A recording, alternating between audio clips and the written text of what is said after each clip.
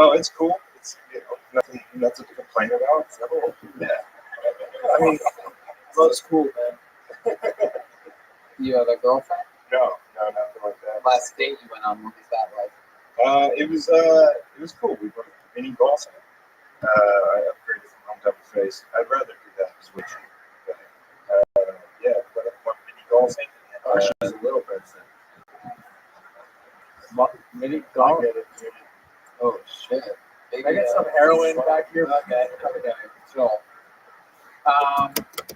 Alright, so you went mini golfing, then what? Played a little fucking putt-putt with her butt, you know what I'm saying? What happened? No, nothing manifested. Nothing, you didn't put your ball through the little window? Alright, that's so stupid. You didn't give her your Tiger Wood? Yeah, you show her your fucking sack necklace. What are you talking about here? Show her your fucking, give that baddie your caddy? Alright. Well, true. Did you get a hole in two? Yeah.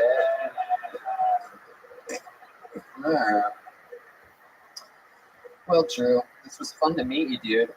Local comic, you've been doing it 4 years. Yeah. You know, so fucking in it, man. I would just say you leave a lot of sort of open-ended things out there. I would just say sort of like give the whole truth. You know what I mean? I'd say I'm 24. People my age have changed. You know what I mean? Addictions. Yeah. Same people my age. You don't really know. You seem like you could be. You know, you have a little Benjamin Button shit going on. Do I fuck? Yeah, you could be like that. You could either 18 and just joined the military, or you're like 37 and have leukemia or something like that. I'm not really sure. Let's check in with Curtis. Can I give him some advice? Yeah. Dude, have sex with your stepmom. What are you doing? Yeah. She's right there. She's right there. I agree completely. One more time for Drew Absher, everybody. Oh, yeah, Drew, thank you. Yeah.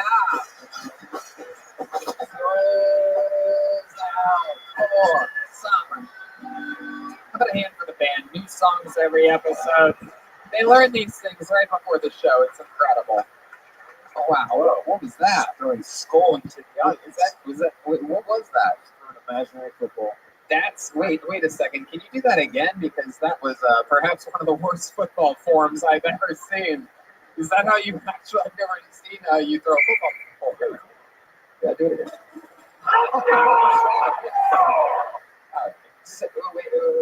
Wait. So you're a quarterback? Dude, I tore my rotator. Oh, okay. That makes sense. Now I get that. Okay. On pro, I filled up my girlfriend with my seed. Whoa. Shit. Pull another name out of the bucket. You guys having fun out there? Okay. People over here next Canadian. He goes by the name of Matt Medina. Matt Medina. All right. Sacramento! All right, weed smokers, where you at? All right, I smoke weed for my anorexia. It's working very well. Weed smoking, I can't do it in cars anymore, man. I used to have this weird, old cop car, like a 97 Grand Marquis, like fucking sweet. I was rolling down the street, right? And so I like to get high and write jokes in my car, but I forget what I look like, and so people think that I'm following them. Like, I had a woman walk up to me and goes, hey, I don't know what you're doing in my neighborhood, but can you please get out of it? Cool. That worked out great. Let's see. Oh, man, I had a whole thing planned. I'm so happy to be here. I'm so nervous. I'm so happy to share this moment with you guys. I'm going to pander for a little bit longer. Things are going great. Oh, man, I really fucked this up, didn't I? I bought my tickets in May. I was so on my birthday. Okay, cool. Yeah, there you go. Matt Medina. Really killing it for the last 20 seconds of his set by just talking through it. I like your style, man. Very good stuff. Appreciate it. Hell yeah, absolutely. I'm guessing that's not the first time you've waited around for pussy. No, absolutely. Oh yeah, there you go. There it is. For some reason, makes no sense, but there it is. So welcome to the show, Matt. You're doing stand-up comedy? Oh, I did about a year and a half. About a year and a half. Hey, soft. It was just me and you that got excited about that. I'm going to be honest with you. That tends to happen. Why does that tend to happen? People don't think I'm funny. Why? Loud, aggressive. You are? Yeah. A lot of people are loud and aggressive and funny, though. Yeah, but that's very true. Have you heard of Sam Kinison? Yeah, very good point. Hilarious. You go on and on. There's a lot of those. So what do you think it is? Do other comedians think you're funny? I mean, they tell me, Do they? Yeah. Do they ever say go? Yeah. So, all right. What made you want to start stand-up comedy? I got a divorce. Oh, yeah. How long ago was that? 2 years? A year? 2 years? What happened? No, she fucked a 40-year-old. Yeah, hell yeah. Well, she was pregnant with my kid. That's great. Whoa. And I hope she watches this. Oh my God. That's what we call the 40-yard dash. How old are you then, Medina? I am also 24. 24 years old. And she's 24 too? Yes. And how long have you guys been together? How long were you guys together for? We were together for 4, married for 3. Together for 4, Yeah. married for 3. So wait, you were together for 7 years or No. 4? Yeah, Okay. 4. Okay. 3 years married. And this 40-year-old probably a boss, a coworker? A parts dealer at a local famous car dealership. Wow. Looks like he gave her heart under her hood she really wanted, huh? My good. You know the worst. How pregnant was she when she did this?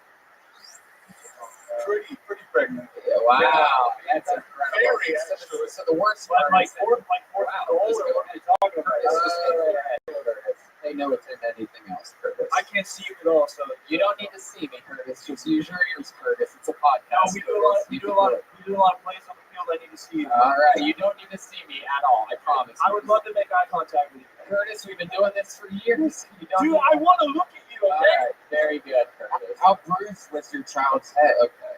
Yeah. There you Yeah, go. I don't know. There you go. Thank you.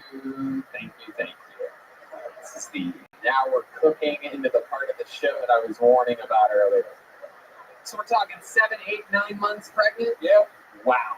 And you know that he came inside of her, right? You don't pull out with a pregnant chick. You know that. No. So his cum was within Yes. millimeters of your baby's. Yeah. Your tiny has salty lips. Yeah, so it's Unless you put it in her butt. Wow. which like him. But That's what got the covert chance. So there's a few guys that are fans of anal in the audience tonight. Not really the funniest thing, but When you come inside somebody else's girlfriend that's pregnant, that's called a 2-point conversion. that's actually true. So, okay, yeah, so get it, Curtis. Really wild one tonight, Curtis. How are you?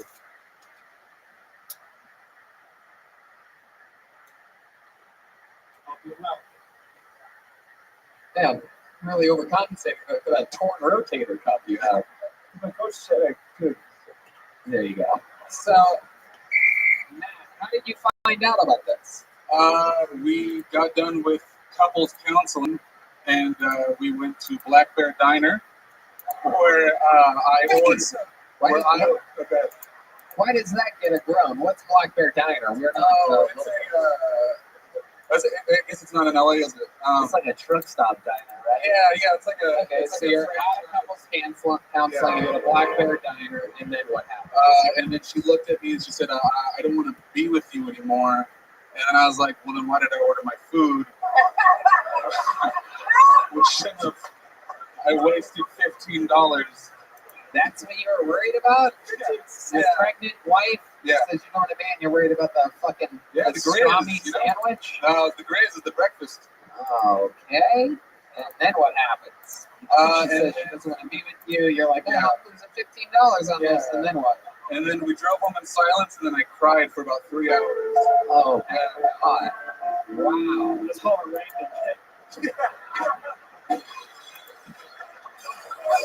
Cause rain?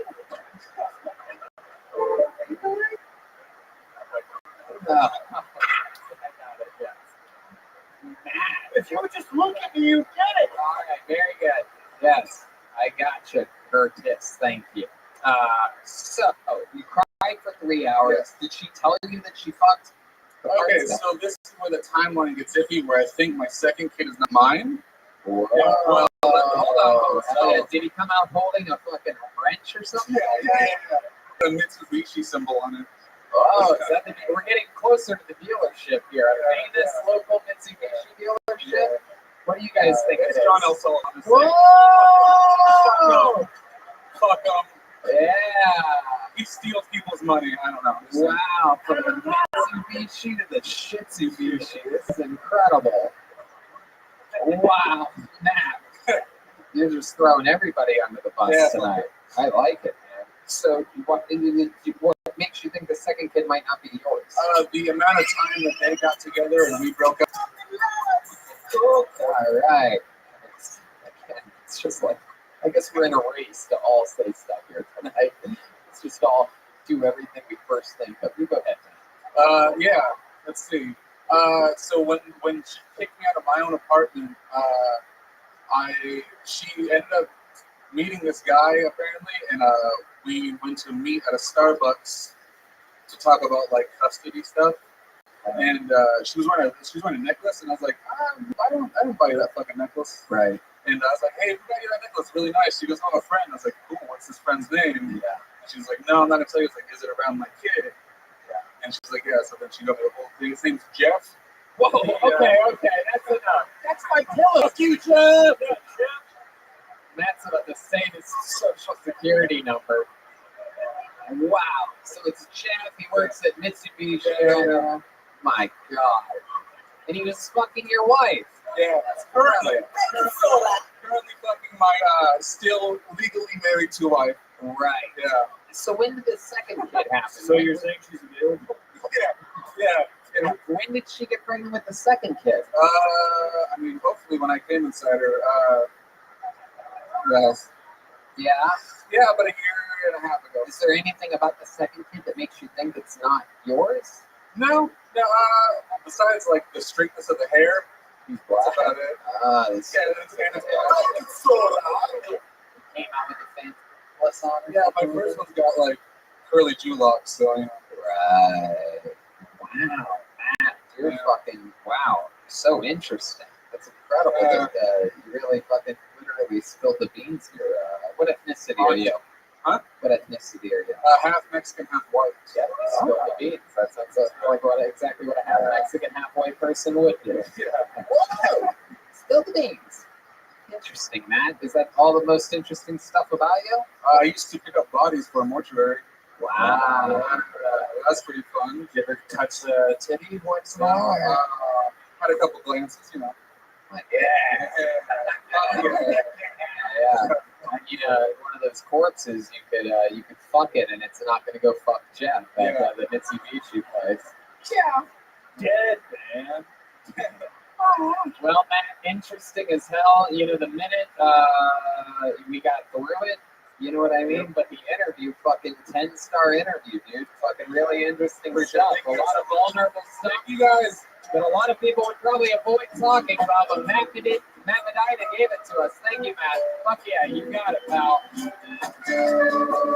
Pro wrestling fan. Matt Medina. What? Bitches. Bitches? Yeah. Why not? Look at you. My goodness, what are you so mad about? Poor guy. What do you mean, poor guy? He's doing Does that? You have a baby in you. Come on. He's doing Fucking trash. Dude, Jeff is out there, suck our dicks. yeah. Dude, fuck you, Jeff. Fuck you, Jeff. Fuck you, Jeff. Fuck you, Jeff. Yeah. Now my pillow. I don't know why, but honestly, I'm sort of on Jeff's side on this one. I don't know. I mean, she's pregnant. She's down to fuck. I mean, why not just Jeff is cool. Jeff is cool. Jeff is cool. Invasion from that guy. Oh, that's a waiter. Okay. Hold on, let me fucking put your hands together for Zach S. Zach S. There he is. Wow, right in the front. Very close. Hey,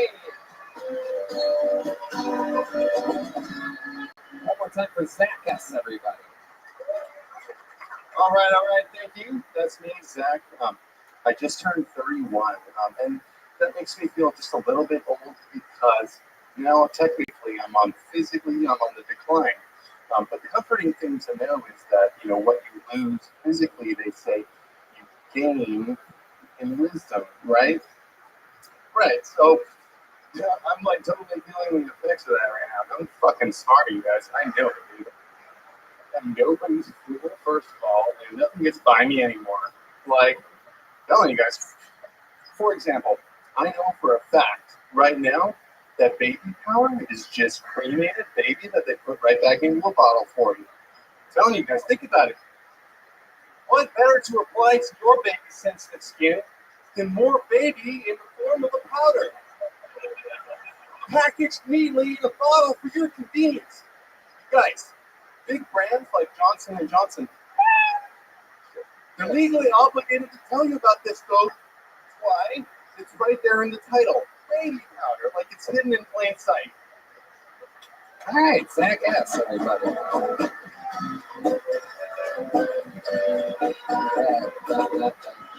Zach S, welcome to the show. How you feeling, man? Very nervous. Why are you nervous? Second time doing stand-up comedy. Second time ever doing stand-up comedy, ladies and gentlemen. Second time ever. Still somehow the second best set of the night tonight. Incredible.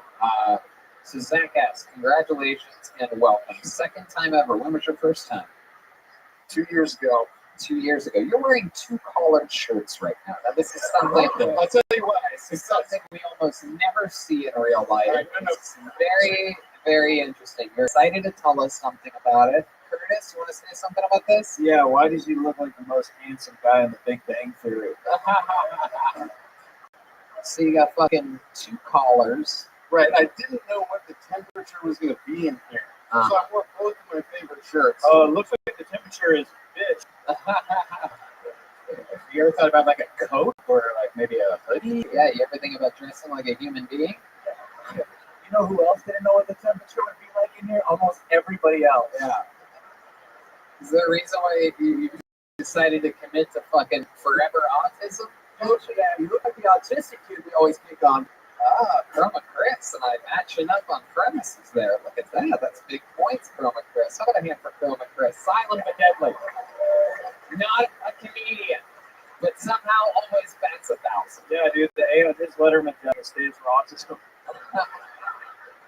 So Zach, you said I must have missed the beginning. You were talking about a technical thing for a second. You said that you had some kind of disability or something, and that or no? No, I was just saying that, like, in your 20s, you feel young and invincible. After you turn 30, basically, you feel your physical decline, but you also feel smarter at the same time. Yeah, I don't know. I think what I heard was right. I think you have a disability of some kind. I'm not a doctor, but I've been right about these things before. I diagnosed people as autistic. They hit me up later. They're like, dude, I went to a doctor, and you're right, bro. And so, am I supposed to write about this? You ever have any head injuries as a kid? You play sports a lot? I probably had a few concussions, but, I mean, it was probably from snowboarding or What the fuck does it matter how you got them? You got them. Once you get it, you got it. So interesting. What do you do for work, Zach? I do furniture upholstery. I own my own upholstery business in Vegas. Awesome. Look at that. What's Davis like? It's chill. It's got a lot of wealthy hippies. Oh, really? Do they wear two shirts with collars on them? Is that a thing there, maybe? If they're above a 5 in douche factor, then I'm sure they do. Let me ask you this. Have you ever seen anyone else do that before? Yes, I have. Who is it? I went to UC Davis, and this shit happened plenty of times between the years of 2009 and 2011. You're autistic, dude. I did it again. I called you autistic because you knew the exact years. Hey! Heck yeah. Old Two Collars Jenkins over here. Zach S. What's your childhood like? What are we talking about? What do we got going on there? fucking couple go-kart accidents or something like that? You ever get ejected from a go-kart in a massive pile-up? Am I close to right about something? So you're asking me how I got my brain damage. No, I'm just really talking about your child overall. Brothers, sisters, cool parents? Yeah, both my parents are pretty cool. My dad's a project manager for an engineering company. My mom's a veterinarian at UC Davis. She does brain surgery on dogs. My Yeah, brother, she should do brain surgery on you. Alright. fair enough. She's probably used to, she does brain surgery on dogs, and she's probably performed brain surgery on somebody with 2 collars before.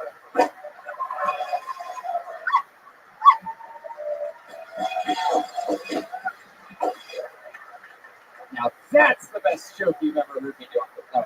So it's smarter than it is funny, ladies and gentlemen. Smarter than it is funny, which brings me back to Zach S. Yeah, is Zach short for Sacramento? Oh my god. Oh my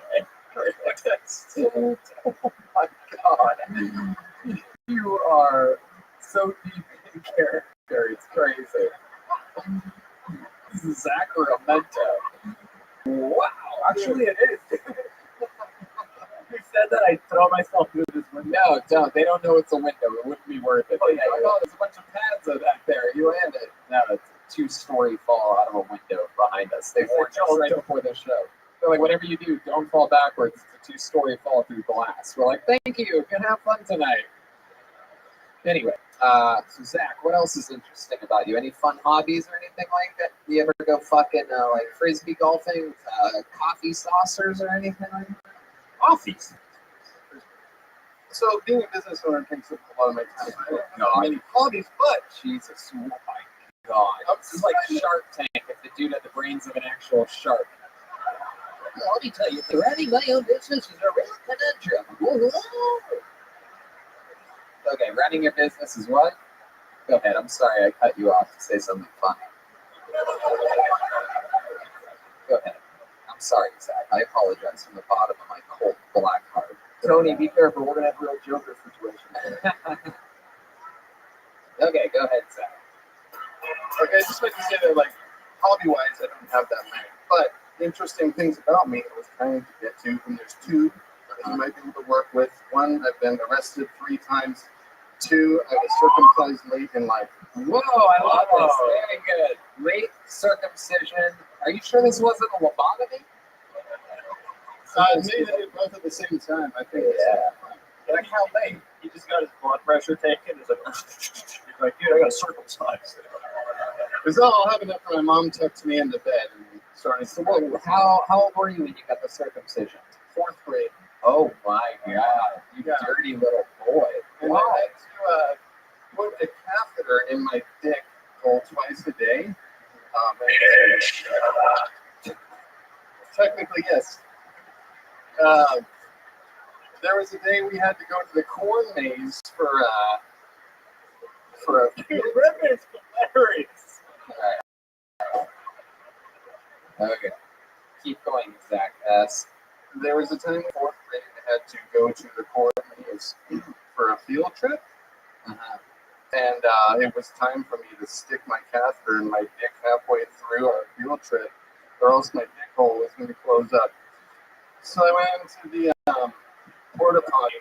I took out the catheter, and There's no way all the details in this story come back for any reason. Like, and then there's a kernel of corn, and I'm like, not with my stock, you didn't. Like, what? I remember it because it was not fun, man. Right. So you went to the porta potty and you shoved a thing in your dick. Is that it? I guess so. Let's Yeah. talk about the 3 arrests. What did you get arrested for? Being drunk all 3 times. 1 was a DUI. Wow. How recent was the most recent one? All between 2009 and 2011. Whoa. What the fuck's up with that? What's up with 9 and 11? I was a junior and a senior in college, and I partied a lot. This is the worst fucking 9/11 thing I've ever heard in my life. You're 2009 to 2011. It's the worst thing I've ever heard associated with those numbers. The worst? That's when you were in college, 2009 and 2011? 2007, 2011. But Yeah, that makes sense. Love life, Zach, seems to be the question of the I'm night. single. Single? Yeah. Heck yeah. You a good listener? I'm a very good listener. I'd like to think so. Long time listener, first time caller. I can't even blame that on being in character. That's just my stupid brain. So,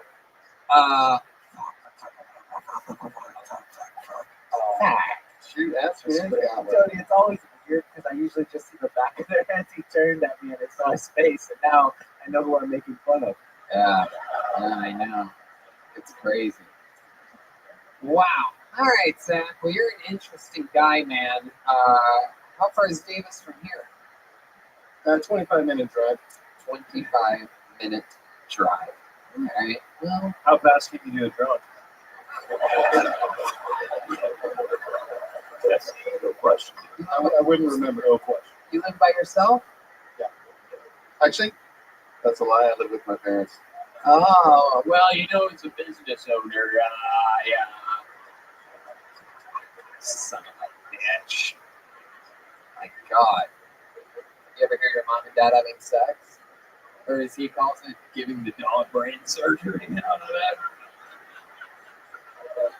Now they're divorced, unfortunately. Oh, they're divorced, but they still live together?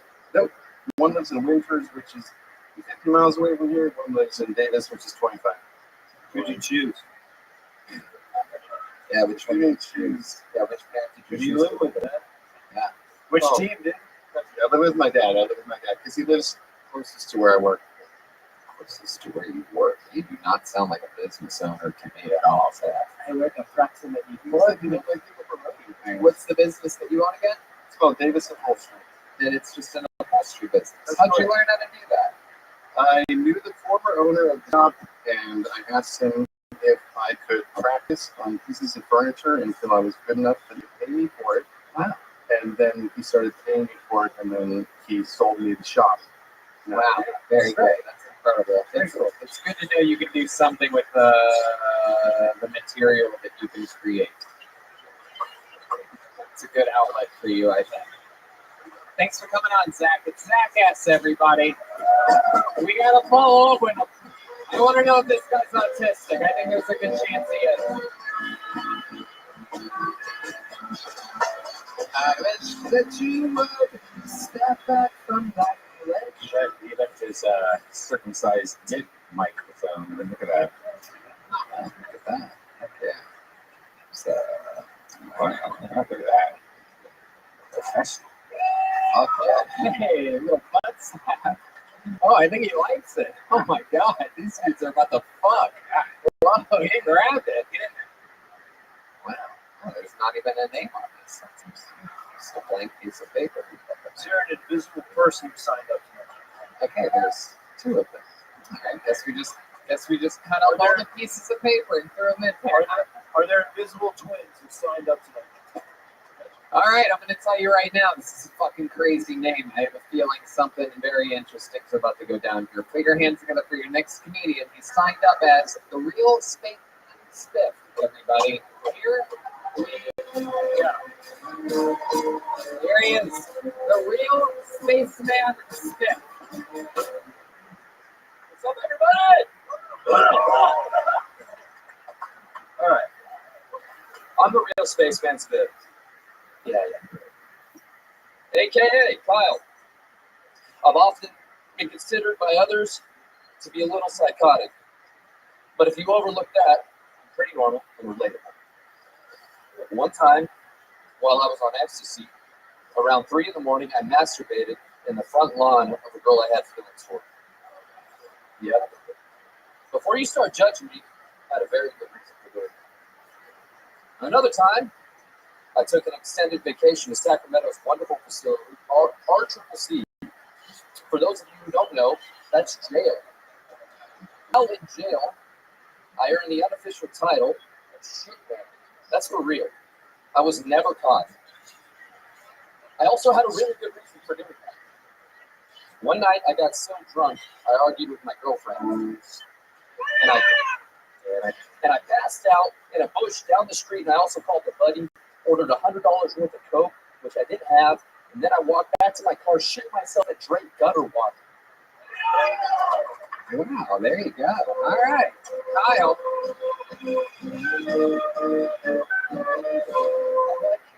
Kyle. You signed up as the real spaceman Spit. Now, why did you do that and just not go by Kyle? Because that's my tag. Is what? Spaceman Spit, Cowboy Hops. That's my thing. Oh, it's your online thing. Oh, okay, cool. Well, welcome, Kyle. You took sunglasses and a fisherman's hat, and you have your material written on a cool piece of art that you made. My mind a little bit blank. I didn't do that. I like your style, man. You're honest with yourself. You seem like you live a full life. Well, how old are you? 30 years old. 30 years old. Hell yeah, talk right into the tip of the microphone. Thank you. Hell yeah. 30 years old. You said that you're pretty normal and relatable. No, God no. Now, No. you ever been in the military or anything like that? I get that a lot, actually. Yeah, no. I actually got denied from the Marines when I graduated high school. I had an incident in 8th grade. What was the incident? Assault with a deadly weapon. Wow, what was the deadly weapon? A knife. Who'd you deadly assault? A fucking bully. Wow, it was just a bully? Yeah. I wouldn't clock that fast without hearing the whole story. Who's the bully? Can I just say, All right, I believe. look back, you have the crazy eyes on me. I believe I'm on your side in this, pal. I was going to say that this guy looks like drums. He yells hoorah, but after hearing the bully thing, love you said, bro. So did you stab him with a knife? No, I just threatened. Put it to his neck. I told him I was going to fucking kill him. Who was this guy bullying? I'm not going to give his name, but it was a tall, aggressive. No, I don't want his name. I'm saying who was he bullying? Oh, me over a course of a couple months. A couple months. What was he saying to you? What was he doing? This was in 8th grade? 8th grade. Yeah, I mean, dude, I was just a shy guy, and motherfucker wanted to fuck with me, hit me, call me shit. And I thought, take it. You ever see this guy anymore? You feel your muscles. Look, dude, I'm weak. I'm weak, but I'm crazy. Hey, you're definitely crazy. Can we reenact? I mean, I don't think it's really much to reenact. All he did was threaten it, but here it is, since you're literally out of control tonight, sure, let's go that direction. No, it's easy, very easy. Yes? Okay, go ahead. This is, boy, the anticipation of the room is killing everybody. Go right ahead. This is how it happened. So, over there. So I'm coming to English class. Jeremiah is this fucking aggressive. Next, Curtis. Yeah, my bad. All right. So we bump into each other, and I'm like, oh, Jesus, fuck. I said, you watch it, dude. He said, no, you watch it. Slap me in the back of the fucking head. I don't know if you know what a reenactment is. Don't, The way you're doing it right now, I don't even need to be here. yeah. Anyways, I grabbed by the shirt, I put the knife to his neck. Okay, so yeah. Okay, oh, So now you have the knife. I put it up against my neck. okay. I'm gonna fucking kill you. There we go. There it was. The reenactment of the assault. I didn't like doing that. Mind-boggling. Dude, this guy is great at reenactments. Has anyone ever told you when you would have had some of the glasses you look like the saxophone player from the Muppets band? No. I'm glad to be the first. Right on. Let's see what we thought was going on. Okay, so Kyle, tell us other crazy stuff about you. It seems like everything you say, you're like just accidentally. If I asked you about Marines, you're like, no, I couldn't because I almost stabbed somebody in the 8th grade. I'm like, what? No, they denied me because of like psychiatry. No, I understand. Right. So what's your life like now? How old are you again? I'm 30 years old. 30 years old. And what's your story now? Go ahead. I'm not gonna give you my professional shit ain't working, but I'm married. I got 2 kids. Oh, cool. I'm super into psychedelics. I'll Yeah. preach all day on sites. Sure, that's a good idea. How old are your kids? Yes, Red Band, it's an incredible idea. How old are your kids? 8 and 5. 8 and 5. Yep. Absolutely. And I work very hard. I support it. So, Yeah. anyway, So you don't want to tell us your profession for some reason? well, it's just boring. Yeah, go ahead. I'm a welder. I work on Oh, metal. Welders are cool. oh yeah. You ever weld a guy that wore 2 shirts together? Hey, that's a bad welding joke. Bad. Thank you. I mean, I agree with you. I didn't get the wording out correctly. I couldn't agree Have you heard a good woman joke before? Oh, fuck yeah. Okay, let's.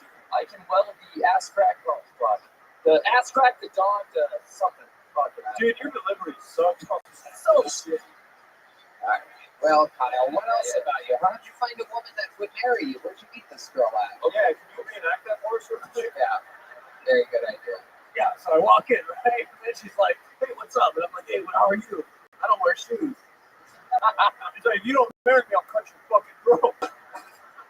I do. Yeah, you get that. I love you. All right. So where did you meet this girl? I met her buying ecstasy from a drug dealer. And You were both buying ecstasy at the same she time? was a friend of the drug dealer. And I bought ecstasy and we just hit it off. Huh. I think the ecstasy did the heavy lifting there. Hey, 12 years later. Wow, 12 years. 12 years. Yeah, great. Yeah. Jeez, that's fucking awesome, man. It's cool. Wow, that's crazy. So you met her when you were 18. Yeah, I was turning 19. Incredible stuff. What does she do? Nothing. Tuesday. Nothing. Right? She's going to watch this and I'm going to get in trouble. Really? Why would you get in trouble? Because she does work hard to keep the house together. But Of course. there's more that can be done. Whoa! Dude, Like what? So, I mean, we're getting it out there. Come on, let it out. Let it out. dude, the knife's coming back out, babe. That's right. There we go. No, Back to you, Kyle. it's pretty simple. So What can she do to make the fucking house better? This is No, what we all no, want to know. it's not about making the house. Okay. It's about like bedroom. I don't know, man. I don't know what I expect, but I just kind of wish that she'd be more involved in life. And the real sad thing, dude. The real Yes. the real sad thing Is is that very compelling part of the show. Go ahead, Kyle. she took drugs way younger than I did. She started in 8th grade, and it's affected her. And I love her to death. But Wait, you mean to tell me she's the crazy one? no. No. What do you mean? What do you mean it's affected her? Processing information, doing stuff. Like when you do drugs at a young age, it really does. This is the most Sacramento shit I could have hoped for tonight, by the way. This is where you guys live. Be careful. If you do drugs at a young age, you might fall in love with a welder. I'm in love, but you got a very like Tom Cruise fucking Oprah vibe about you, dude. It's terrifying. He's got a knife to your throat. You better good, dude. I'm not violent. I'm not violent. Can I just say, when he grabbed me during that reenactment, I shot a squirt of diarrhea right in my pants. All right, Kyle. Well, I got one more thing, Tony. whatever you fucking want to do, you get to do here. So you just go right ahead. First thing, anything you want to say or do, if you want to mess with any of the levers or buttons over here, you just want to pull the names, you can literally do whatever you want. You're allowed. You're special. I came here to challenge the king for his throne. Wait a second. Hold on a second. Are you telling me, wait, Kyle, are you telling me that you know how to play drums? I used to be pretty good about 10 years ago. I haven't touched a drum set since, but I still practice. You haven't touched a drum set in 10 years? No, you were good no, 10 years no, ago? No, I'm not going to be worse than others that you have. I can be better. Are you sure you think you can really put a challenge up on this? I can take the throne. Wow, well, you know what? Whoa! What's he doing when he's asking for something from the audience? Oh my God, he has unbuckled his belt. His friend just threw him something. What is happening? He has a strap on. This is unbelievable. Dude, that's the smallest strap on I've ever seen in my life. He's wearing it on his head. Oh my God, ladies and gentlemen. So, before you play anything, Kyle, let me just remind everyone, and let me just tell the listeners that aren't watching this episode. He just took off his shirt, threw it out into the room, called for something from the audience, took off his pants, caught a strap-on dildo, a very tiny white strap-on dildo.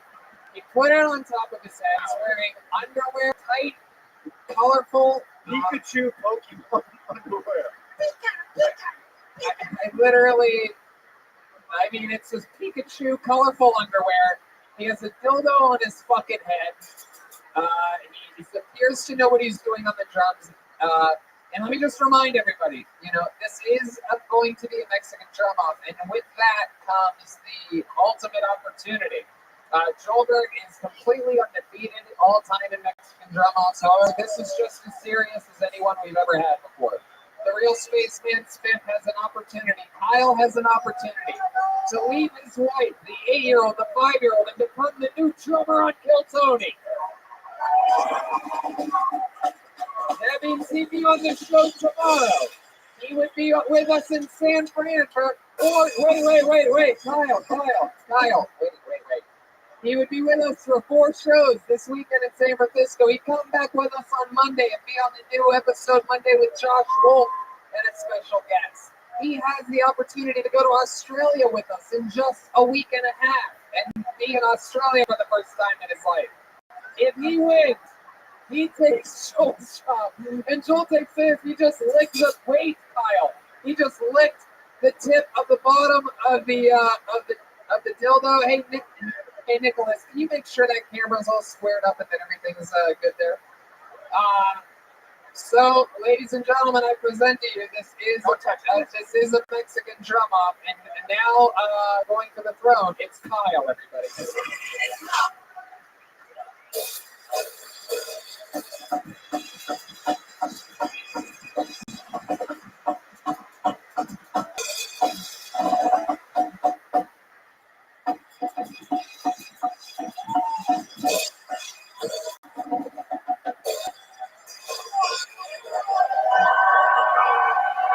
The end of the penis. That was it, Kyle? All right, that was pretty good. That's true. I mean, as far as comedic performance, you may have been one of the greatest contenders of all time. I don't even know where you find a dildo with a little ribbon around it like that. But I got bad news for you, Kyle. Your opponent, undefeated all time. He's the Undertaker of this shit. He's the one and only Joelberg Joel.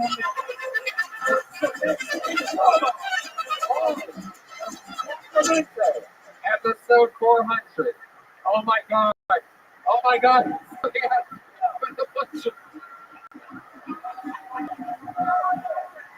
He brought a first aid kit. He brought a goddamn first aid kit. The weirdest ass in the game, giant purple dildo. And fucking a big cock and nice nuts too, you fucking pussy. Alright. Ladies and gentlemen, all-time undefeated, maybe one. You might want to grab this for afterwards. First aid kit. Either way you slice it, we are about to either witness history or a slaughter. I present to you, defending his throne, undefeated all time, the one and only Joelberg Joel Dennis.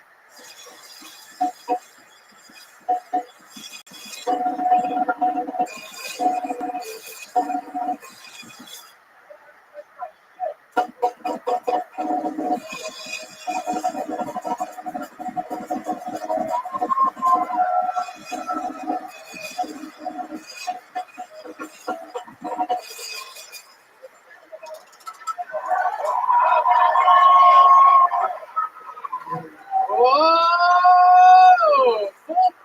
Full back somersault, lost his toupee. He's just warming up his face.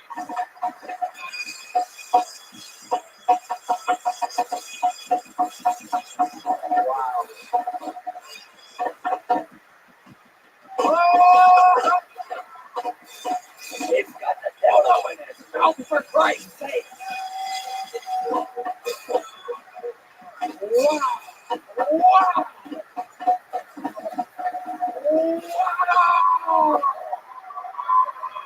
Woo-wee! There was a massacre here by a sleep mattress live in Sacramento. That was incredible. Mind-boggling. He put the dildo in his mouth both backwards and forwards at one point. How many of you have Kyle winning this thing? How many of you have Schulberg Joel Jimenez retaining? Wow. There you go. There you go. One of the great challenges up to the point of playing drums, though, Kyle. Tony, my actual fingers haven't fucked together that bad in a while. Well, Kyle's wearing the underwear, but I think he got more down there than Pikachu. Wow. Guys, come on, you got to give it to him. Obviously, hey, come here real quick. Come here. Take a bow. I mean, a real fan. The guy prepared. He gets it. He got it. Look, everybody's a little crazy. But this fucking guy, he's a good father. He loves his wife. He works his ass off. And he came prepared and actually prepared. Fucking gave a good shot at the Mexican drum off. It's never been used. Yeah, hell yeah. Yeah, there you go. I contribute. Wow. Look at that. What an episode. Can I say how cool that guy is and how scary as hell that guy is? It is very rare where you see somebody that both seems completely unhinged and yet at the same time cool as fuck at the same time. I mean, really impressive. One more time for the real spaceman step.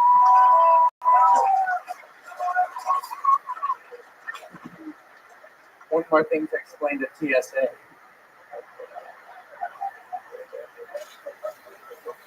What'd you say?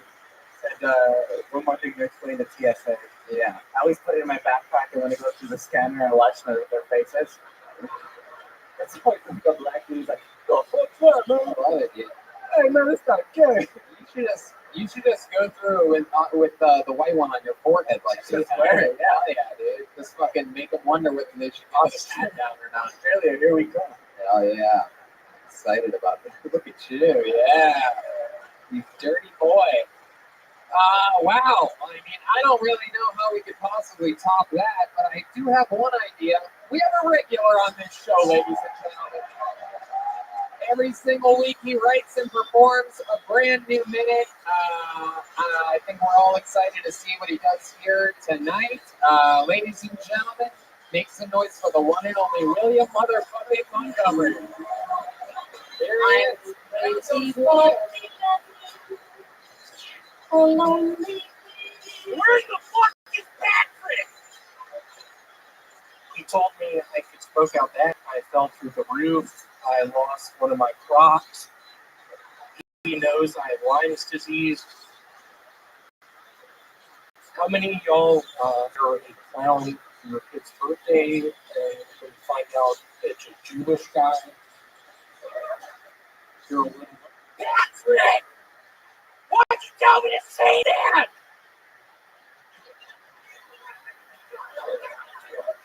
Patrick is Filipino. He's not to be trusted. Hey, Sean, I get it, we're brothers, but this has to stop. That's an impression of me talking to my superior the other day at Foot Locker. This is very exciting, bro. I awoke for you. I'm ready for you. How was your day? Audie said she said she needed some sleep.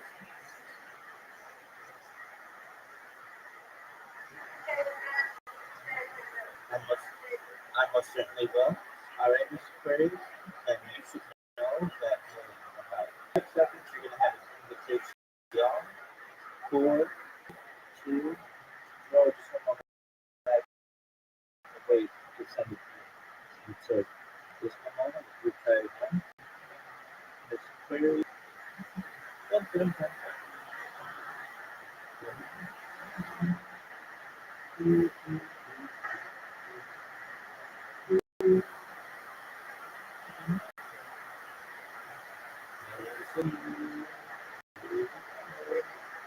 I got it.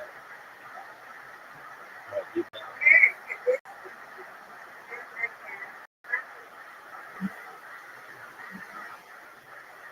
Perfect, right off the bat. They look good. It was right down the middle.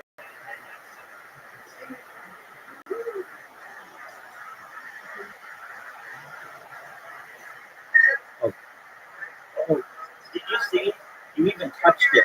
You even touched it at the end.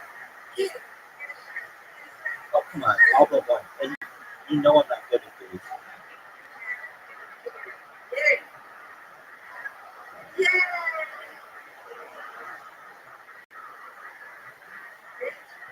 Thank you, Mom.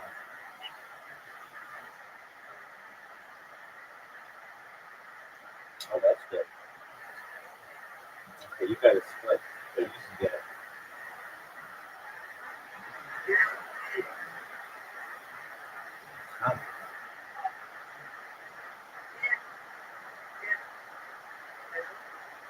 Okay, you got those two? There you go. That's all you can really do in that situation. So ooh, I got to split mine. I'm going to try to get it. Get it. Get it. Oh, total mess. Total mess.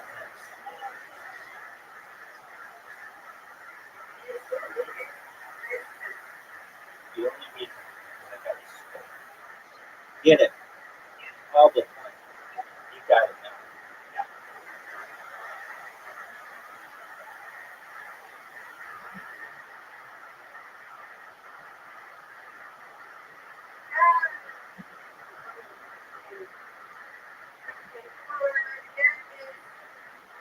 All the time. I think so. Oh, no way. I can't believe I missed that.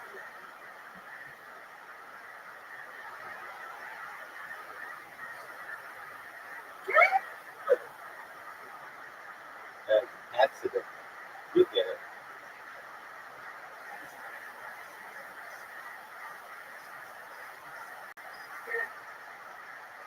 That's good. You got 7. Trying. Not what I wanted. Get it. All the time.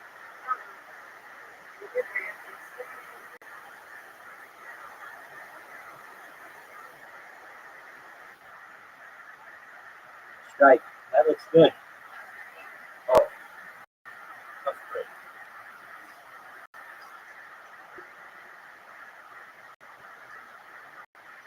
Get it.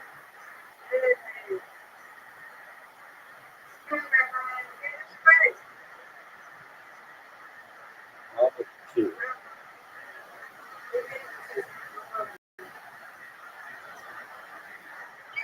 Oh, that's okay. Thank you. We're gonna see if you can get me this stuff. That's right. I think kind of my favorite. He's playing with you. They was both really good. Get it. That's a hard shot. And he did beautifully. Oh, Betsy's about as good as you can get it. That's what I'm talking about. That's what I'm talking about.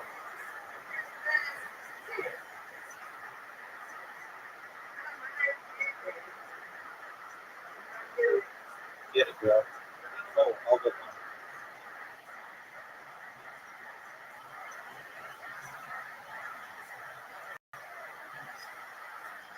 Get it. Oh, are you serious? You pushed it over. How do you push it over?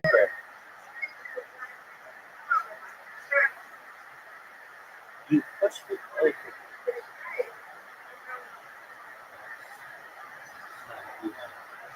That's not you.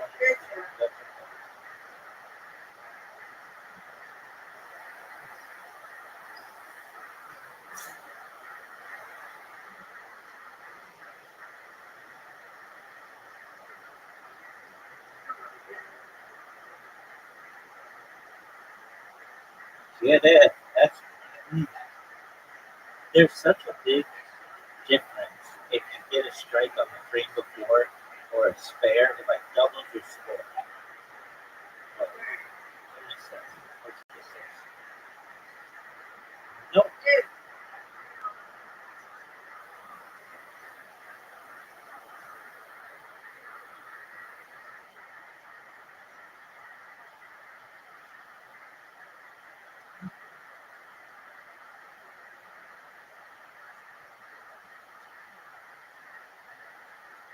Get this. All but one.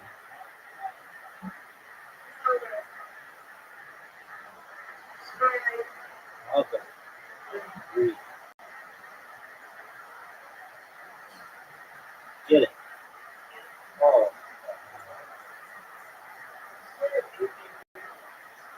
Last frame. Get it. Get it. Get it. One. You tie. Take the lead. Get it.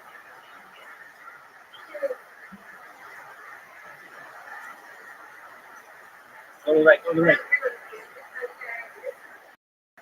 All right, we're tied. All I need is one thing.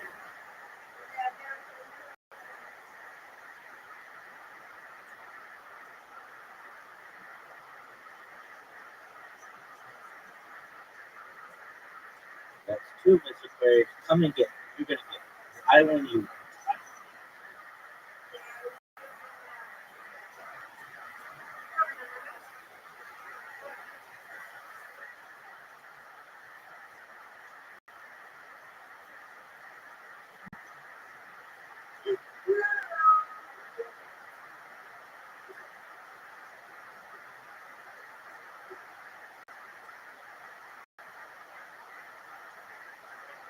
Get it, get it, get it, get it. All right, that was good.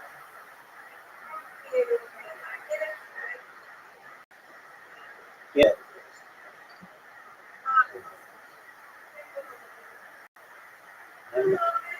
Not necessarily. We're tied. What do you mean?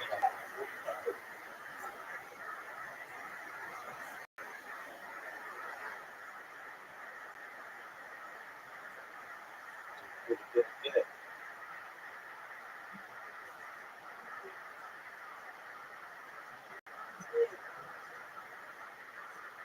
Get it, get it, get it, get it, get it.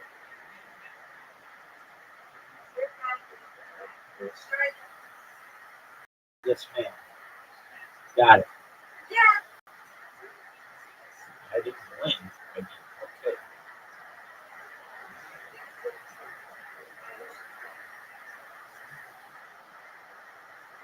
Get it.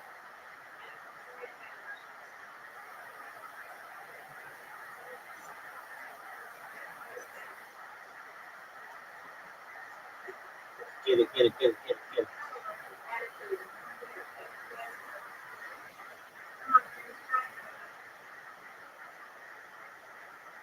There we go.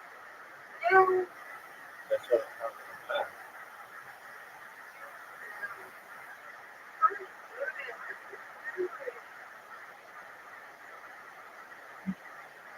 Oh, that's good. I'll go one.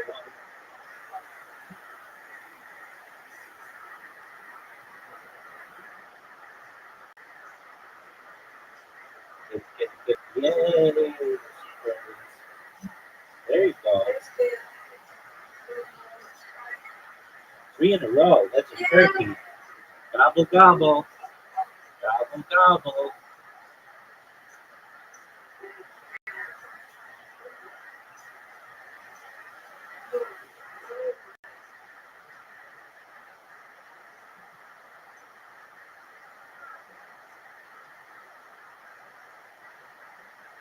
Get it. Nice spear. Nice spear. Go again.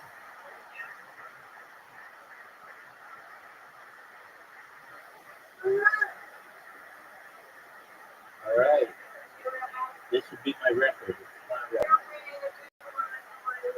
No, didn't get one.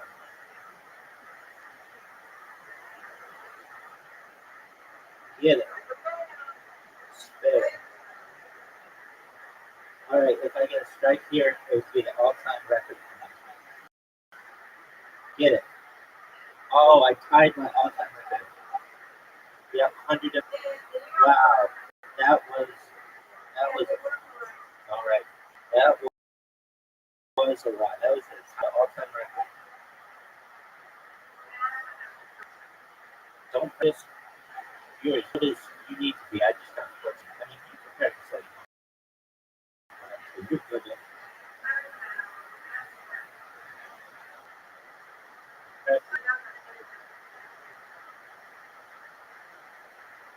Get it. Oh, that was good. That one on the side. I can't believe you didn't get that really. Way up. That's it. Do you use your thumb or your index finger? Oh, okay. That works.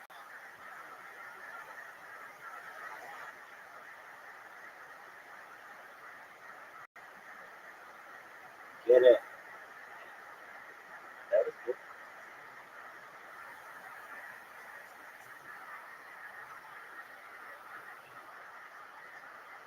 Get it. Get it. So close. You even touched it.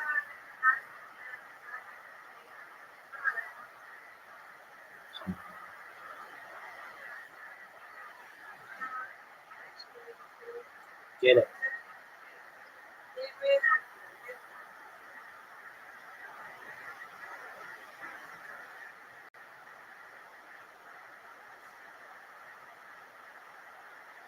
That was good. 7. You can get it.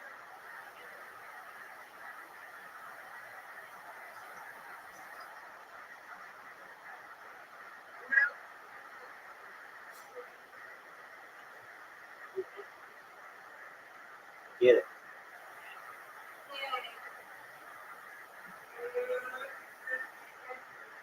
Get it.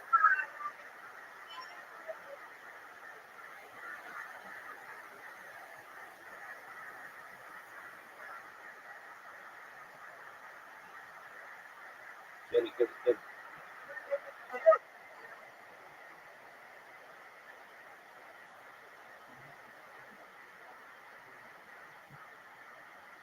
Get it.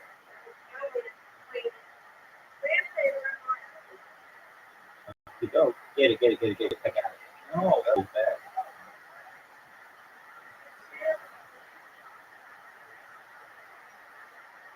Get it.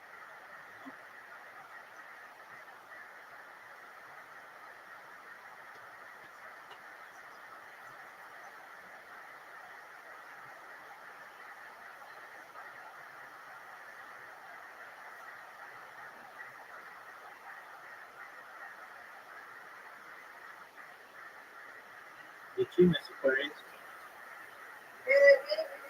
Yep. Go, go, go, go, go, go, go, go, go, go, go. You got it. Just in time.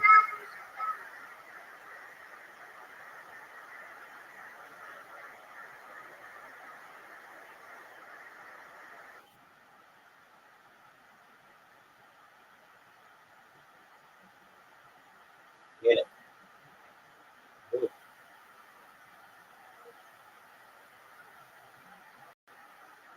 No.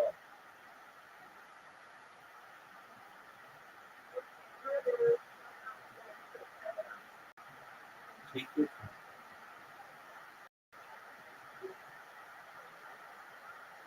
Let me know when you're ready.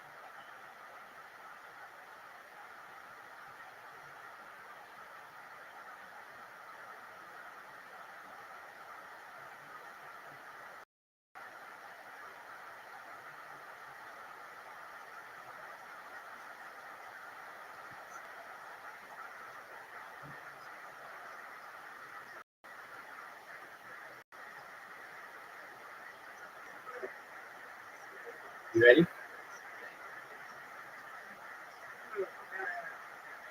You're gonna get me this time.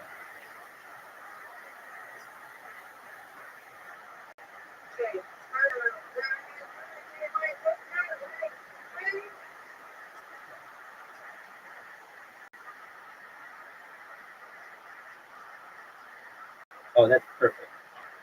How'd you only get 5? That was a perfect shot.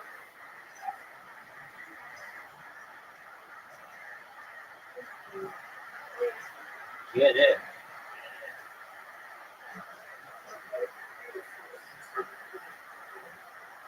Get it. That's what I'm talking about.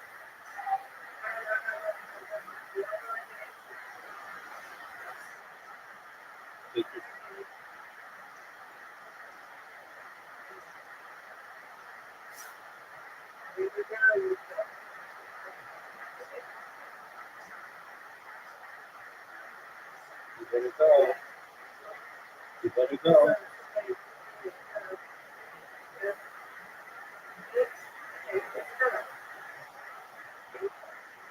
There you go.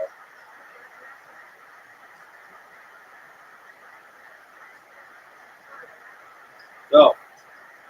Oh, all the time.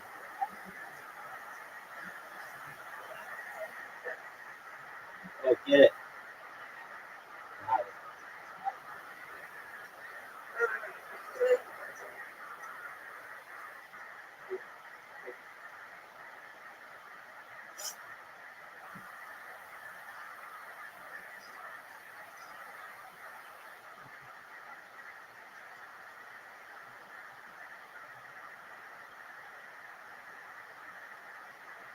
It's pretty. Just don't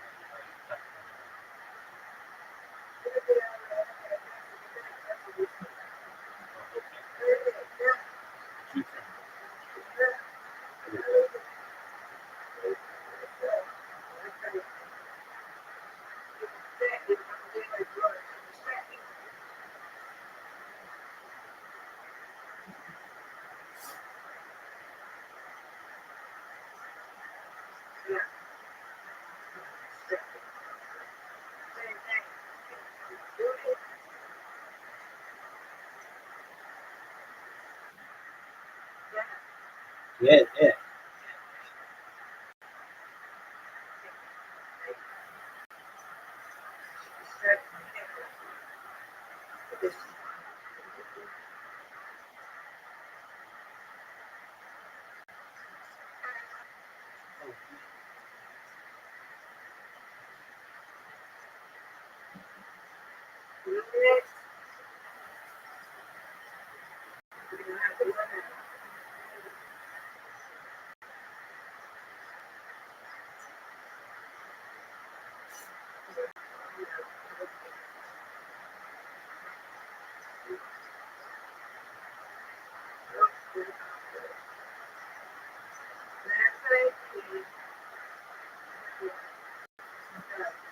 There you go.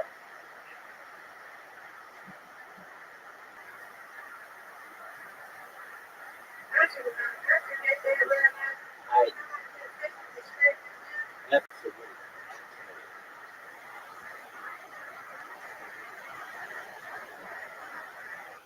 All right. You're gonna get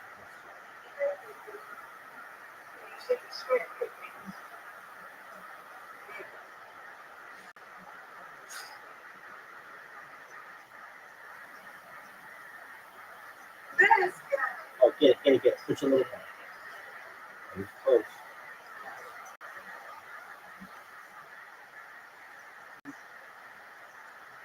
Get it. Oh, just on the inside.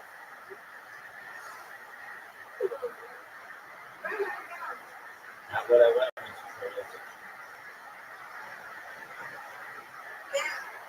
Get it. Just 5 minutes.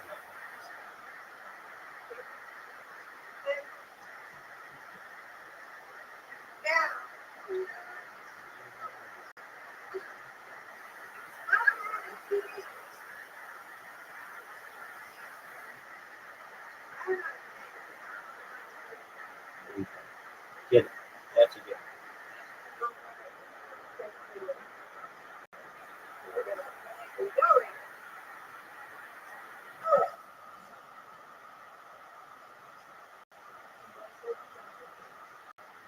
Oh, that was terrible.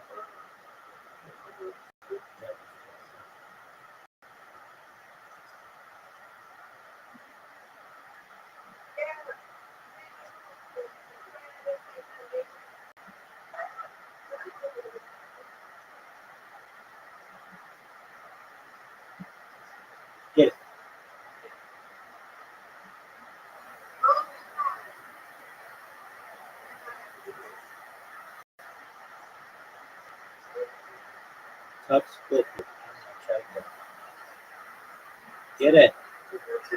No.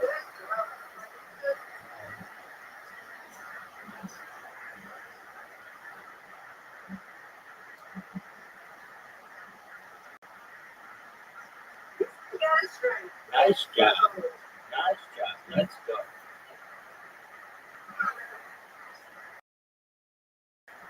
No. You might come in this one. Oh, you're going to come back and win.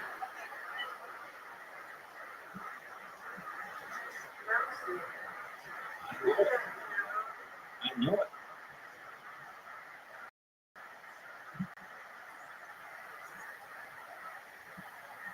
Let's go.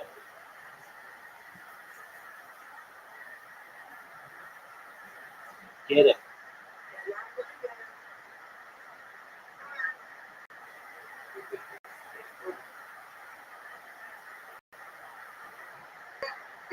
You're up by 10. No way I'm touching you.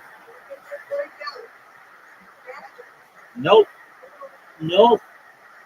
You're going to get me this time, maybe. Oh, you did. You won. Good job, Miss Aquarius. You want to end on that?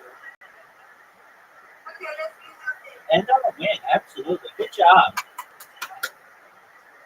You got your friends in the morning on your app. You're going to get a nice, cozy, comfortable sleep, and we'll see you in the morning, okay? Excellent. Sweet dreams, Miss Aquarius. Thank you. Patrick, why'd you tell me to fucking say that? Where is Patrick? Seriously, where is Patrick? Everyone's always older than me. That's what Dracula says a bunch. William Montgomery, ladies and gentlemen. Another minute from William. This one, very Patrick-oriented set you have here, William. Is there even a guy that works here named Patrick? Patrick is actually from the Orient. From the what? From the Orient? From the Orient. Patrick? I'm kidding. That's a nice lady I met earlier. She gave me ecstasy. She gave me Zantac. Why'd she give you Zantac? Well, I don't know. I didn't trust it. It gives people cancer. I've literally been in blood recently. I wonder if it's some sort of cancer. I don't. William, is it true that you have been? Is that true that you've been working at a Foot Locker?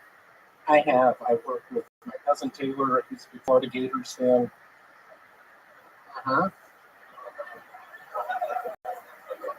William, what have you done since we got here in Sacramento today? I have literally been out on that roof listening to music. I've been smoking cigarettes. I've been drinking IPAs. I'm blacked out right now. I'm trying. Who the fuck said that? Oh, I think it's that guy. Don't throw me off! Who is that guy, William? Do you know him? Tony Chin? Oh, look at what that reference does to the room. That could be him. Oh, it's Joel Jimenez, fresh off of another victory of Mexican drama. Did you ever seen a Mexican drama before, William? I have not. When I was working at the La Quinta in Scottsdale, however, I saw a Latin guitar off. It was very exciting. Didn't know what to do with myself at the time. I was selling TNX bars up from 217. Yeah. Let's give it up for my brother. That's your brother right there, Jeremiah. I'm kidding. Literally, in my state of mind right now, I see that my confidence is thrown off. I don't know what to do. I'm a giant Mike B fan. Let's give it up for Mike Bibby. Is that a Sacramento basketball player? It is. I did a bunch of research on EOS. Who the fuck said that? I've never, in your many performances on the show, I've never once seen you pander like you just did. You're a huge Mike Bibby fan? That is bullshit. I'm calling. I never do that. I'm calling a lie right now. Greater than him is Chris Webber. What the fuck? Hold on, there's one more. Let's also give it up for Bloody that! Love it! Love it! Bloody! Love you, man! Bloody! You're a goddamn genius, dude. You are so fucking funny. Wow, I did not see that coming at all. What a twist. In a world where, I didn't believe anything you said. Patrick, Hey, Tony, can I tell one of my classics for all my fans in here? how many of you want to hear William do a joke that you've heard him do before? You get to see it live. And the listeners get to hear it again. I always like this. You're the only person in the show's history I ever let repeat jokes. I like your one-liners so much. Go ahead, Will. That's why the Whistling album coming up in a couple weeks. No, this is not a one-liner. It sounds like just my brother and me whistling songs like Jingle Bells the night before Christmas. Where'd the cookies go? Smells like Dad's been down here. You put so many logs on the fire. What the fuck, dude? Why does he have to drink so quickly? Stop! No, you stop, man. Why does he have to drink so much? Behind the sofa, he'll see you. And you see yelling at, oh my God, what has happened? Stop saying that and get behind the sofa. He's staring at you. How doesn't he see you? With classics like It Under the Porch, I hear his truck coming up the driveway. Please eat it. He'll just get more mad if you don't. And it's not a ghost in the closet, it's just that. William, is this your first time in Sacramento? Is this your first time up here? You've been here before? William? It is. I've been here before. There was a really nice man I was talking to earlier named Patrick. I didn't understand what he was saying. It appeared he was Filipino. He looked Asian, but had a Hispanic name. Oh. Interesting. It's probably my best joke. I opened up with Cat Stevens, with the guitar player. Are you a big Kings fan? Is he a what? Is he a big Kings fan? Sacramento Kings. Yeah. Yeah. Well, what do you think about that Bogdan $51 million contract extension? Can you talk a little slower, please? You trying to say Bogdan? Yeah, Bogdan. Whatever. We call him Bogdan. Bogdan? Yeah. All right. There you go. Very good, sports fan. It's like a Bogdan. It's from two other podcasts. William, do you know about Bogdan? I do. There's a really nice man, Richard Martinez, who runs it. It's a hell of a website. Okay, that's not the question I asked you at all. Anything about the Kings versus Melbourne? Okay, good stuff. So, William, is there anything else here in Sacramento you're excited to do? We only have. I am excited to go to the public library tomorrow. I really hit me up on Instagram. I need a ride. Tomorrow, I need someone to call me at 5:30. I have to call my parents. 5:30 a.m. or p.m.? I have to call my parents at 5:30 a.m. tomorrow. Please, Good Samaritan, hit me up, call my phone, wake me up. Before you go. Who the fuck said that? All right. William, you are a goddamn anomaly. William traveled all the way up here with us today, everybody. You guys are happy to see him? Let's do a little live poll here. I've never done this before. We're on the road. This is a real fucking Kill Tony audience, right? So let's do a live poll that I've never done before because we see a lot of love and hatred on the internet. I want to see how honest you guys are going to be. How many of you in this room love William Montgomery? Make some noise. All right. Now I'm going to tell you this. all you YouTube commenters and people on Twitter. Get out of here! My mom, where he's at? I'm in Sacramento! I walked here! It took me 2 weeks! Who the fuck said that? So let me finish this poll because I want to see if anybody does anything here. Let's finish the test here. Is there anybody in the house, a real human tonight, who dislikes William Montgomery? Who the fuck said that? This guy right here, is that true, sir? What do you not like about William? Three podcast sisters said I think he's getting old. That's what that dude just said. This piece is delicious. William, I'm not going to perform here tomorrow. anything you want to You screwed up my entire week. You piece of shit. Oh, yeah, I brought it to what? The guy sent you tonight, Yeah. but he's still also, even after that, rooted for disliking you, William. Is there anything you want You're to really say? going to do that to me? What would make it up? What can he do to make it up to you, William? Is there Blow anything- me a kiss. Oh, yeah, look at that. William, I feel like you blew up back. Thank you so much. I'd like to give it up for my cousin Taylor Forstick. He's a big Florida Gator fan. How, guys, we all love him. You love him. Make some noise for William Montgomery. So much fun. He's going to be with us all weekend.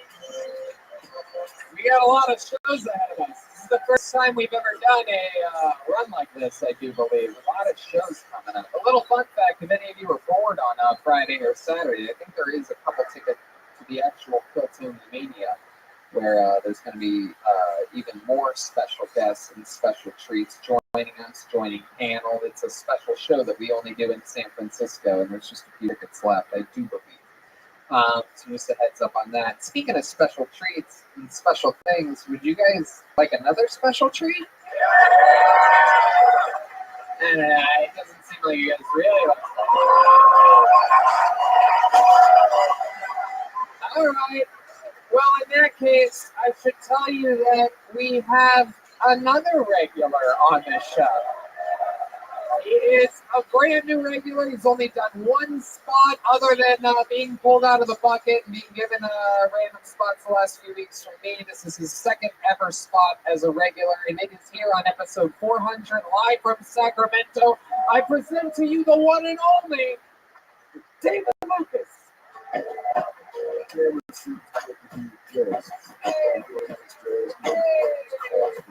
Guys, you better make some fucking noise for David Lucas. Hell yeah. Come on, one more time, good luck for David, everybody. Small ass thing. A lot of white kids go missing through kidnapping, their parents killing them and shit. And I think I realized why a lot of black kids don't go missing. Because them motherfuckers are too valuable come tax season return time. Like for real, you think daddy about to miss out on 2,500? You know, that's the real for Cadillac. You know? Like a black kid might go missing in November or December, but best believe January 1st, they ass gonna be found. Like, bitch, if you don't get the fuck out of the woods. My uncle filed a tax return on his son that was missing. He's like, that nigga ain't dead, he just ain't found. I need that 2,500. Boom. Boom. Another new minute from David Lucas. How fucking exciting is that? So fresh and so clean. So first outcast, what's that guy? How you doing, David? I'm chilling, man. Shit. David Lucas came up here with us tonight, everybody. To be here with you. And you and you and you and you and you. Yeah, I was the only black person on the spread of it. Hey, by the way, another fun fact. He ran across the highway to eat Popeyes. That's true. I did not eat Popeye. You did. I ate that shit buffet. But you went to place first. I just They said didn't sell fish. You don't try to tell us like he's being great. Yes. I know I didn't even Popeye. 4 lanes. They didn't have what I wanted. It was like 5 lanes. Exactly. Then the motherfucker offered to sell me Coke in the burger. Bitch, I'm too big for you, Coke. Yeah, absolutely. No, I like your style. Another hilarious minute. Welcome, David Lucas. Yeah. So funny. I'm so glad you're part of the show. The wild and crazy William Montgomery. I think you two contrast each other very well. And That's I'm my just boy. talking about the fucking, you know, Old Testament and New Testament. something like that. Yeah. So welcome. You talked about great stuff, right down the barrel, a minute of absolutely hilarious material. Yeah. So what did you end up eating today? What did you end up getting? Fish, nigga. That's right, because you're a We pescatarian. just said this. That's right. And clearly, as you can tell by his shape, it's Swedish fish that he eats. Tony ate an acai bowl with a piece of fried chicken. Tony's a fried black person. Give me that. He's in white face right now. A fun fact is that I actually did have an acai bowl and chicken the other day. I can tell. But not today. Hey, you're probably listening to DMX. You're actually right about that. On a 90s rap You terror. had to bite your lip when the N-word came up. Yeah. Like, I mean, I'm going to be honest with you, David. I don't, I say the N-word when I'm at my house listening I know to you shit did. by myself. I mean, I say it hard. why you? I mean, I can see you saying the N-word in the shower naked. Where my niggas at?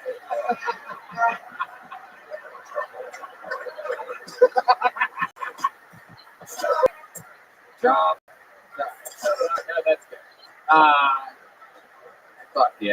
No, I love it, man. You got me spot on. You're absolutely right. I can But tell. you know what's funny about me and you is, let me tell you something What's that that? I think is true. I think I'm blacker than people think I am. But I think that you're whiter than Hell yeah, bro. I listen to Matchbox too. Saying I don't know if I ever been good about it. I'm a little bit rusty. I wanna push you around, and I will, when I will.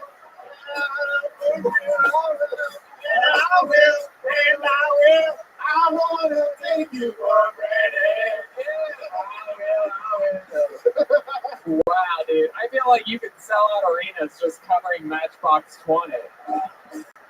I mean, I listen to black shit like Biggie Smalls, you know what I'm saying? Right? I can do Biggie Smalls, You bro. can? Hell What yeah. does that sound like? You do Biggie Smalls? Super Nintendo, Super Genesis. I was here, you couldn't picture this. The end screen, Monkey Green looks so fucked up. 2 rides, the limousine with the chauffeur. Hey, you know. I wanna push you around. Well, I will. Wow. What he got? And then she said, baby, it's 3 a.m. I must be lonely. You singing white people songs is my favorite thing of all time. Of all time. You heard it. What's that song I wake up to every morning? Wake me up from this. Wake me up inside. You like Evanescence? Wow, you listen to the whitest music. This is incredible. Hey, put yours down. Wow, listen. Tonight, how you gonna do that to me, man? Yeah. He puts the crib in kryptonite. Wow. No, but Chris knows this one. I don't know the words. This is the last Yeah, guy you What are want. the words I'm doing? This is the last guy you want living 3 doors down. Yeah. Tony, I wouldn't want you living above Buffalo, me, motherfucker. It might smell like zoo up in there, though.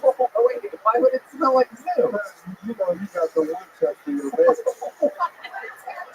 What makes Tony sleep on cedar chips. That motherfucker is an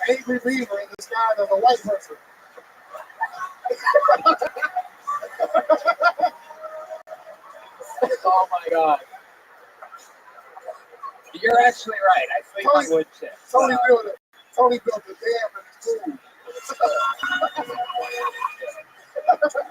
I sleep on wood chips, and David sleeps on Potato chips. chips.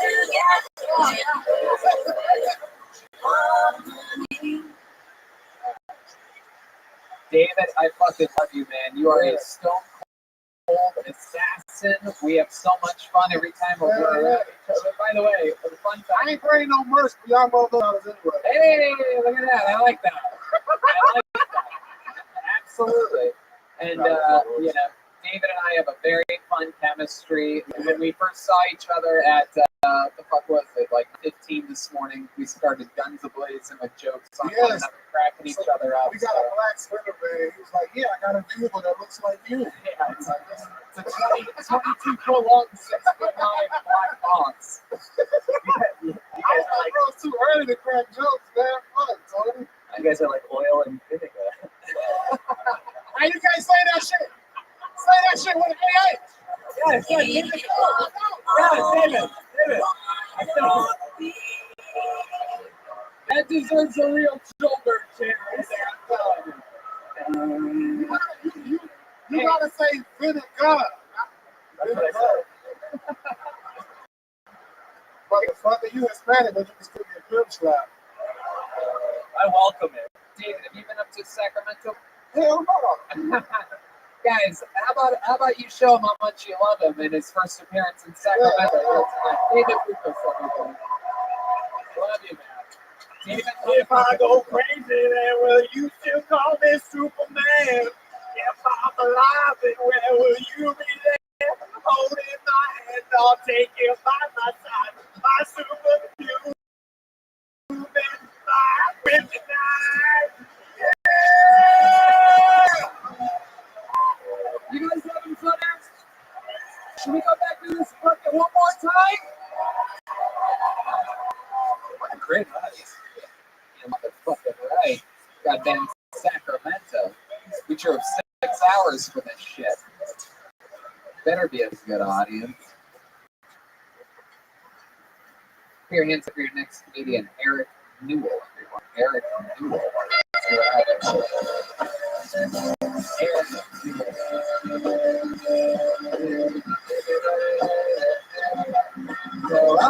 Hey! Step back around, step back around, step back, ledge, that ledge, step back from that. Oh, here's Eric Newell, everybody. How do you follow that shit up? Well, give it up for Till Tony's 4th episode. My dad, big anniversary. My dad also just had a big anniversary. 1-year anniversary of robbing a bank. Dude, it's real time. When I tell people that, it's like, well, his dad robbed a bank. That's fucking awesome. Like, no. He walked in, passed the note, he got the money, he passed it right back. He sat in the fucking lobby. Cops got there, arrested him. It's like, man, that didn't even make the news, didn't make the paper. The only thing it did was disgrace the family name. It's like, what am I supposed to do to, like, get the family name back? Rob the bank's like Rambo? It's like, no. The only reason I wouldn't do that is trying to find that girl, trying to find that special girl. But I like the dirty girls. You can't find them here. You can't find them at the bar. Woo. You gotta find them at it. Go ahead, finish it. Gotta find them, gotta find the nerdy girls. Find them at the comic shop, and the only way to get them is with the booster pack of 20-sided dice. The it ends right there. So. Okay, Eric Newell, everybody. Let's talk about it. Let's get into this. Sit back on that motherfucking leg. I feel, and just say that, I just feel like you disgraced the family name more than your dad. Dude, you're starting on Saturday. You're starting. Wow. So that's true. Your dad robbed a bank a year ago? Yes, sir. Okay, and he got in trouble for it? Yeah, they put him in jail, but it's like, they just let him go. How long did he have the money for it? Like, was it a couple days or they immediately And kept? how much money did he get? $0, got in trouble immediately. Well, so what ended up happening? He gave them a note or something, or Ask the note. what did the note say? Do you know exactly what it said? Give me all your money. Hasn't talked to me since. Well, there you go. Jesus Christ. Is that your friend over there? Do you know that guy at I all? think my dad hates that guy because he could have said something better, motherfucker. Oh, damn. I like a guy that'll call up from 60. Won't take shit from a heckler. I like that. Dude, if your name is Jeff, suck my dick. Ah, Jeff. That's right. Pillows right here. Heckler, what's going on over there? Do you know this guy or something? But then you said nobody loves him. What's your problem with this guy? You said something. It was something else. I can't remember the exact verb. No one loves them or something like that. Dad doesn't love him. Is he just you a little bit drunk or something? Or what's going on there? My dad got more reaction for robbing a bank than your fucking bitch ass mom did. So, Oh, look at that. suck my dick, man. Suck my dick. Wow. Little assist from Curtis there. But yeah, oh, look at that. Oh, he wants some more. Curtis, why don't you shove something in his butthole for Christ's sakes? Wow. God, is that same guy? Is that guy still yelling over there? Did you sign up, sir? You signed up, and you're now the anger is getting at you because you're realizing that you're not getting up tonight because you said one more time. Wow, dude, you should be out. You should just. Are you coming back tomorrow? No, there you go. I guess you're not that. Dude, that dude could suck Moby's dick. Yeah, that's right, Moby. Don't let anybody do that, dude. These people should praise you. They should praise you like they should. So let's talk about it, Eric Newell. You really like nerdy girls? Is that true? I do. Heck yeah. Could you get any girl that wasn't nerdy? Probably not. Hey, what's your success rate with nerdy girls? You don't want to know that? Why is that?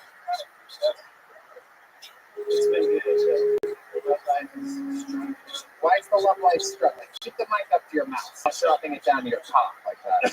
There it is. Keep it up there. What do you mean your love life is struggling? Well, recently went back to the apps about 3 months ago, but I had the girl in my hands. I thought she was the one, but out of nowhere, Sounds like a rape. I had her in my hands. She was dead, but that's how it is. I need to ask her out on one more date, but I'm scared. What do you mean? What are you scared of? You have absolutely nothing to lose. Do you have a number? Yes, Do sir. you want to call her right now?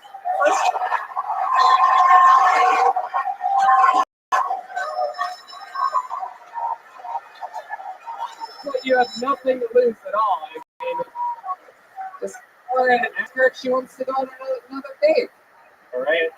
You guys gotta be super quiet. Yeah, everyone has to be really quiet. And if it goes to voicemail, just remove the phone immediately. And as soon as you hit send, hit speaker and put the bottom end to the tip of the microphone. But if it goes to voicemail, leave it right away. And you guys all shut up, especially you, and you. Seriously. It'd be weird if we kicked you out before the end of the show, right? So shut the fuck up. All right, this is exciting. You could say you're on the show. You don't have to say it. No pressure. So, On the correct number. That's she got her phone disconnected. Dude, he just dialed the number 536. 555. That's 835. Dude, this chick's number is 911, bro.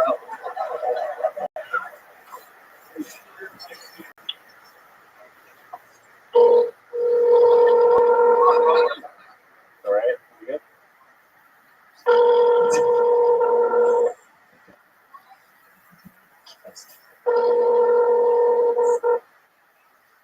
Hello? Hey, Jen. Hello, it's me, Eric. I'm on Kill Tony. Yeah, Nice. that's the response I figured you'd give me. So, question I have for you. Would you like to go on one more date? Because I'm kind of maybe... We should go on one more date because we have unfinished business. Stop laughing. You ready? So, did you hear that shit or not? So will you go on another date with Eric? Yes.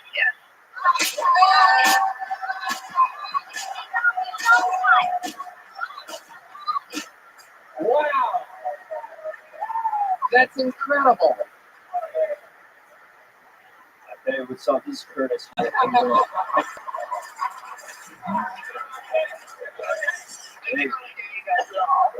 This is Curtis. What's up, bro?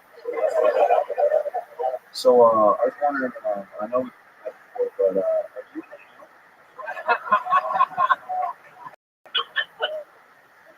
What'd she say? I've seen the show. I'm not gonna answer. Oh! all I'm saying is that's not a no. Hell yeah, that's right. One in the Curtis, two in the Hurtis. You know what I'm saying? How about a big hand for Eric, everybody? He's gonna get that second date.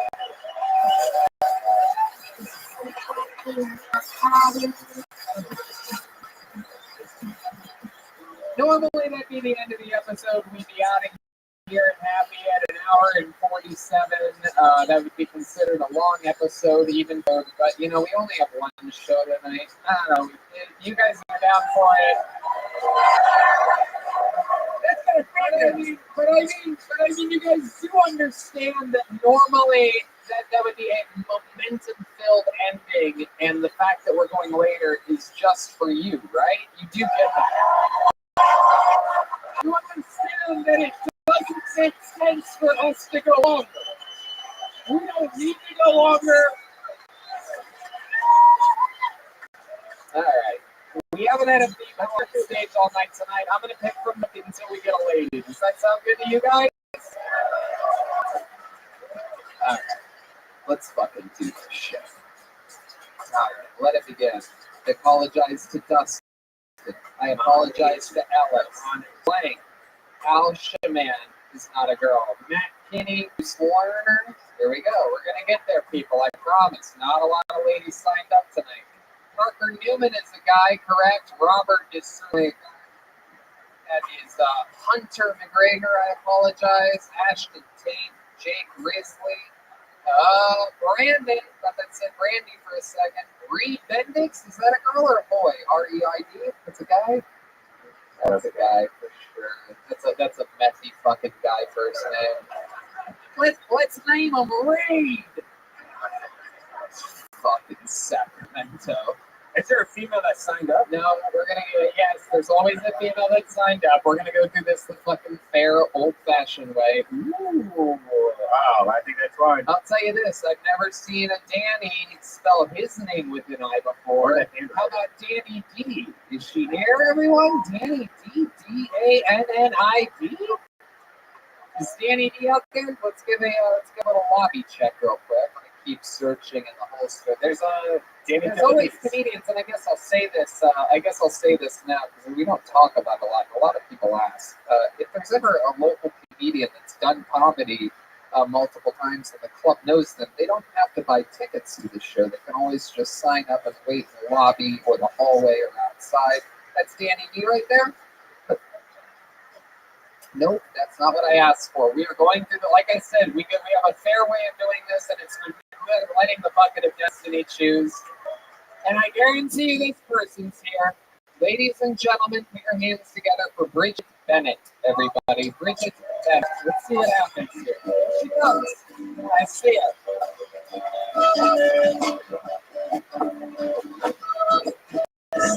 She's coming out of the audience. This very easily could be her first time.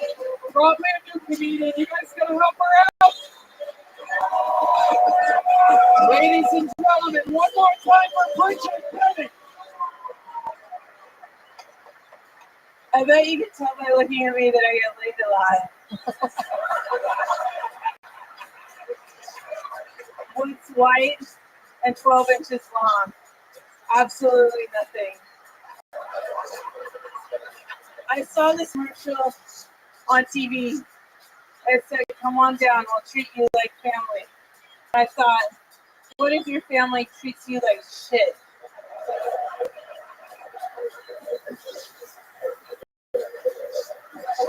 I have a road-working father, and he was stealing from the job, and all the signs were there.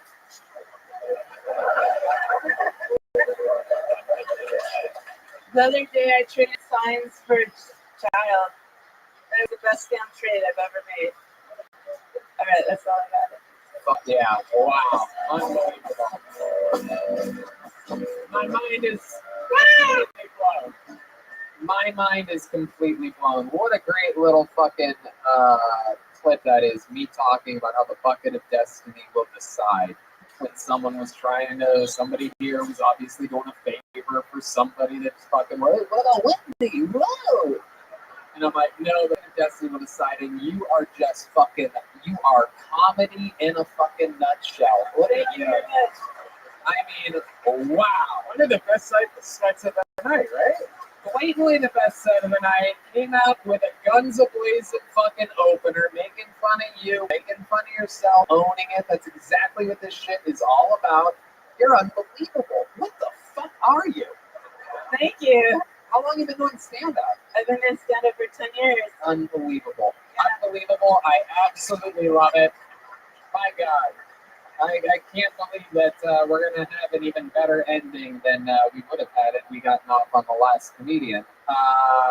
So that's incredible. You're pregnant. No, I'm just fat. Is that true? Get the fuck out of here. Are you fucking me? Why would you do that? There's no way that's possible. It's okay, everybody says that. Is that true? No, I'm just really fat. Get the fuck out of here. It's okay, I got it. Really? Wow, that's incredible. You're a badass motherfucker. You just rock that shit like it's not nothing. the Hollywood skinny. I That's got what it. happened. I mean, you have never done a fucking sit-up in your life, have you? You only get out of bed by like rolling on your stomach and then pushing yourself up. And it's sort of like, My friend suggested that I do sit-ups, but I just felt it's hard. I bet. Yeah, Now you've really painted yourself into a corner. You are unbelievable. You're in Sacramento? No, I live in Oregon. Oh, wow. How long have you been in town for? Tomorrow I'm coming back to Washington. Yeah, and then what? Down but this weekend. Anything else? Just tomorrow, and then you go back to Oregon after that? Then I go back to my life as a sample girl. As a what? Sample girl. What's that? I sell stuff. Wow. That's so cool. I sell like Maybelline, L'Oreal. Avon. No, L'Oreal, Maybelline. You smell Maybelline and L'Oreal. Man, this shit is perfect. Yeah, nothing can make me beautiful. That's not true. No, that's not true at all. No, that's not true at all, Bridget. You are absolutely stunning. I'm so knitted. Don't. Oh, Absolutely. pregnant and all, yeah. And you are absolutely so funny. And since you're going to be here tomorrow, what do you say we just pencil you in for an automatic spot tomorrow?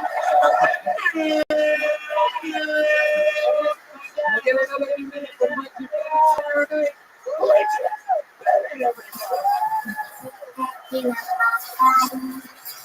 Now that is the way to do 400 episodes of Kill Tony. Am I right, people? Mind-boggling. The great Ryan J. Ebelt is here. He drew this episode. Look at that, everybody. Incredible. While you all sat there doing nothing, he drew that from start to finish. A big 400 with everybody in it. Plus, he drew special posters that'll be for sale after the show. We'll sign them all for you. We'll take a picture with you if you get one or whatever. There's other things as well. There's the official new Kill Tony pin. There is the new Kill Tony t-shirt. That's nice shirt. And I also went through my closet, got all the old school Death Watch shirts that have been out of print and stuff. There's a lot of like little Easter eggs out there if you need them. There you go. Literal Easter eggs he found in his closet. He's going to be selling after the show. There's also the Tony Hinchcliffe pin available for sale. It's a Nick Cave Tony Hinchcliffe? Yeah, it's a big Tony Hinchcliffe candidate. If you want, I will draw my own Jim mustache on with a Sharpie marker for you. It's the gayest pin available. I shoved every single one of them up my butt and in my pee hole. That's how gay they are. But there is nothing gayer than the Chance Islander. How about a hand for the band, everybody? Come on. How loud can this place get? Possibly get for the great Jeremiah Watkins, huh? Jeremiah Wonders, new episodes. He's on YouTube at Jeremiah Watkins. Jeremiah Wonders has new episodes. We just did a roadcast on the way here today, which is going to be an exciting one. What else, Jeremiah? I got a few headlining dates. November 16th in Huntington Beach, November 29th through 30th in St. Louis, and then Kansas City, December 19th through 21st, and Chicago and Zany's January 2nd through 4th, she said.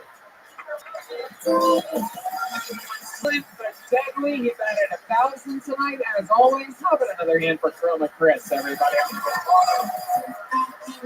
Chroma, what do you think about tonight's episode? Varsity blew my mind, so There you go. I still count it at 1,000. The stats end once the Katamari music hits. And this is it. Well, how about one last big pop? The one and only defense thrown and retained Joelberg Joel. He's on social media, mostly sorry. He's also a big part of the Big Gay calendar that is available for sale. There's literally thousands remaining. It's the gayest calendar you'll ever buy. And it's for the year 2020. So you're thinking, wow, we did these before year 2020 comes. That's how calendars work, you idiot. We're not selling 2019 calendars, dummy. Well, sometimes it's easy to forget something that nobody's bought for the last 10 years. Dude, my uncle's heart gave out. We're doing a fundraiser for this calendar. Big fundraisers. That is not true. Yeah, huh? when he says there's a 2020 calendar, that's how many we have in the life. If you have a lot of calendars left over, you have nothing to do with it. Like, you're going to be using that to wrap presents and shit. Dude, let's drink on Midnight Sacramento. Yeah, they're going to wrap presents for it because everybody they know, they're just going to wrap other calendars with the calendar. All right. Oh my God. I mean, this ended up being absolutely so much fun. There's nowhere I'd rather be spending episode 400 than in a crazy fucking California city like Sacramento. I love you guys. We had a blast. How about a hand for Red Beard, everybody?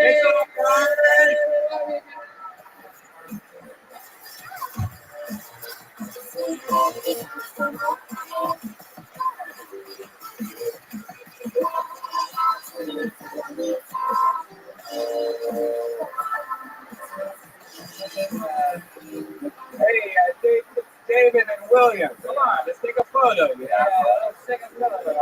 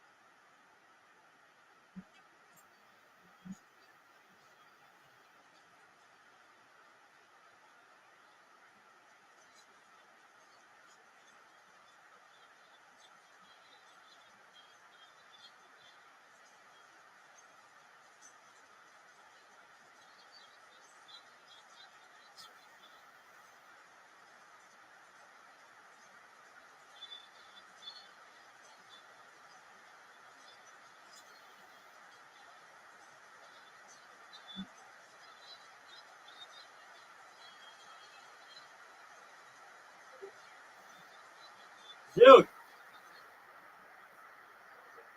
how many interviews did you watch? Oh, no way. You just made my day. Isn't it a joke? Thank you. Now you know what I know. Or, like, I still know more about it because I've just studied it longer. But, I mean, basically, it's like anybody who's innocent does not react that way. If I went to the moon, I'd be sitting there like, dude, come here. Sit right next to me. Let's talk it out. All right. It was like a beautiful day, and this is what happened, and this is how I felt. And, I mean, instead they're just like, it's so funny when they're like, well, it was kind of cold. It was kind of hot. It was kind of cold. I mean, you couldn't really tell if there was sound or not. It's like, dog, it was either loud as shit or dead silent. Like, which was it? It's just absolutely ridiculous. Or when they're like, yeah, my eyes were closed, and you could just see like they're just like, hey, did you guys see any? Did you have any effects from the Van Allen radiation belt? And they're like, oh no, I don't even think we went through them. And it's like, well, you had to. They're like, that's how little these guys knew about it. They're just old men. They're not even like good scientists. It's just fascinating to me. Isn't that an eye-opening documentary?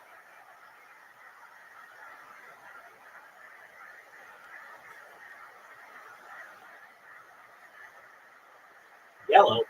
Isn't that an eye-opening documentary when they interview all those astronauts?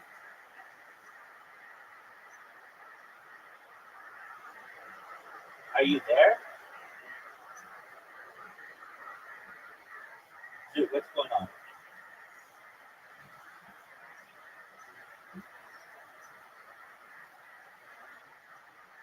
Zero.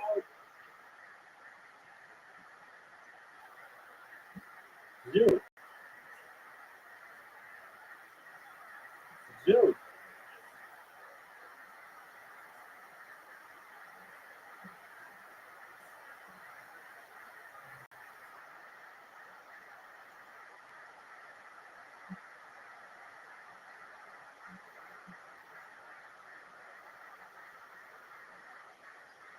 Dude, what's going on? I can't hear you.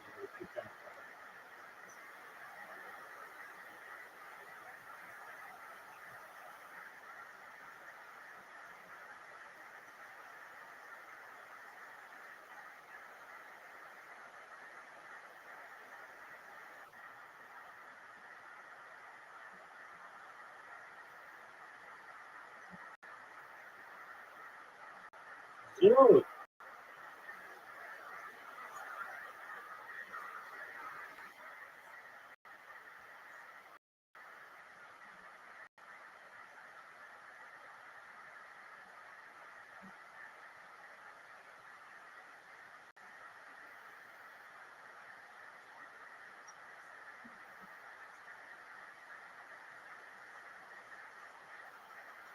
Dude, what are you doing, dude?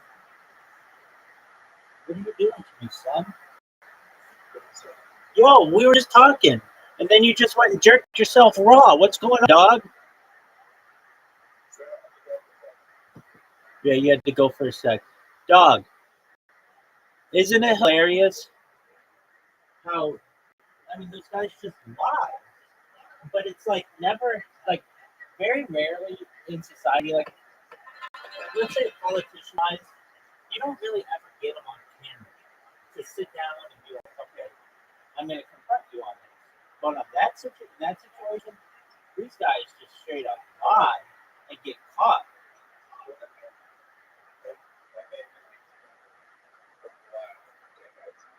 You're right, yeah. And they all lived a very nice life, and they all lived very nice lives, and they weren't ever really pushed up. But don't you realize that? Doesn't it make sense to you now that like those guys would be the biggest rock stars in the absolute universe? Like for someone to have done that, you would be like bigger than Elvis, bigger than the Beatles. You'd be like,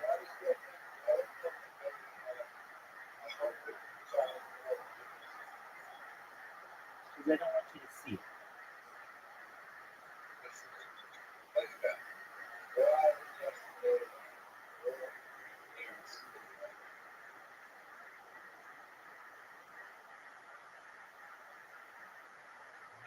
To me, if I summarize like why I think in 1 sentence that way is true, that the moon is 6 times larger than the Earth.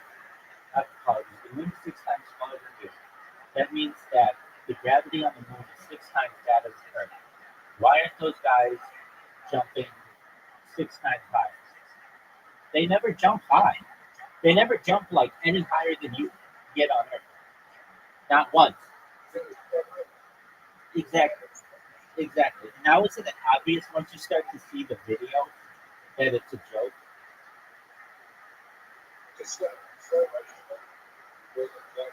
Exactly. They didn't have it in sports television.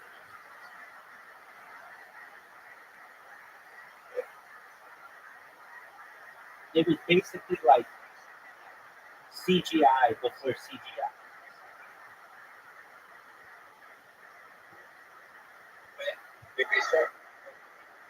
No,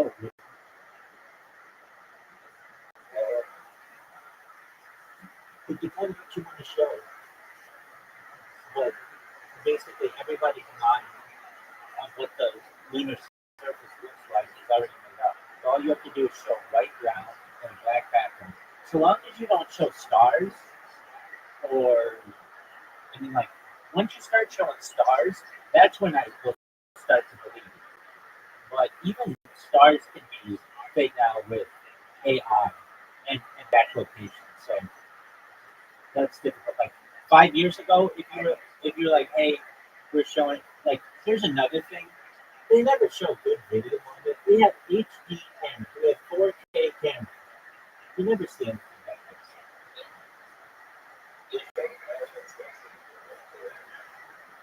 Do I think alien species have gone to their moon?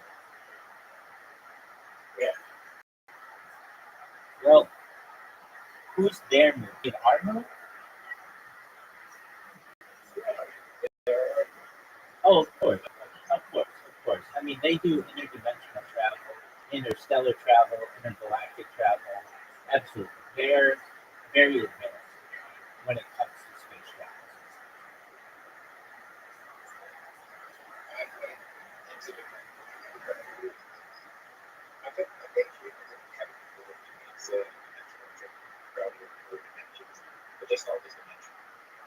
Okay. I mean, interdimensional travel is more difficult. Let's just talk about interspace and intergalactic travel. That's just basically traveling.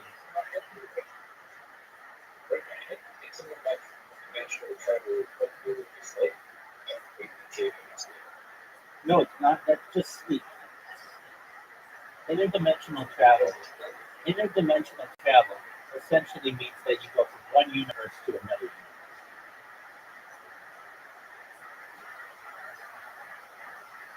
And that's really hard to wrap your mind around.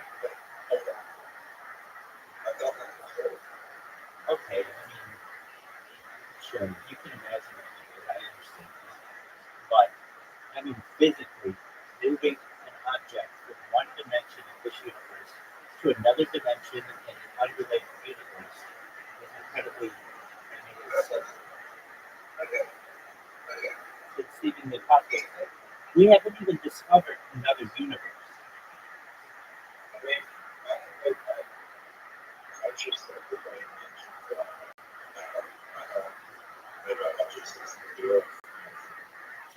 That's not a dimension. A dimension, essentially, okay, fine. If you want to consider it that. It depends how you define interdimensional travel. I generally define it as moving into another universe.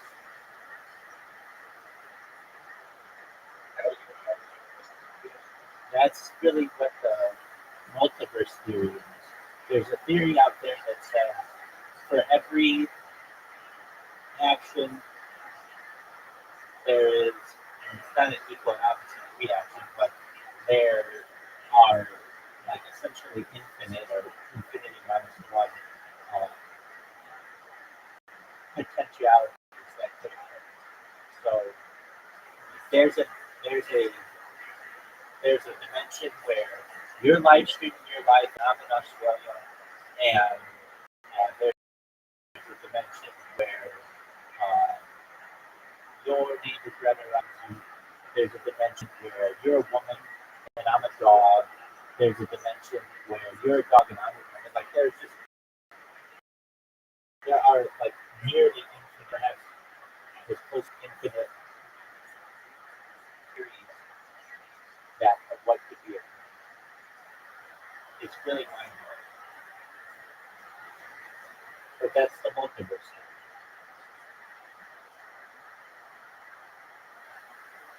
All right, back to the action. How funny is it? I mean, like, I'm not saying what Rothschild did was the best thing by making him swear in a book. Like, but I understand why he wanted to do it so that he could essentially show that they committed perjury. So I get why he did that. It's just he's a little too religious, even for my standard. I don't push people. I don't push religion on anybody, and I just don't think it's a good thing to do. But he does a really good job, I think, of getting to the hard questions. Okay, sit with me. We're going to talk this out. What was it like, going through the Van Allen radiation belts? And they're like, I don't think that we went through the Van Allen radiation belts. And it's like, well, you had to. It shows how little they know about the science behind going to space. If you listen to them talking, they talk like old men. They don't talk like really advanced scientists. They talk like old men. And they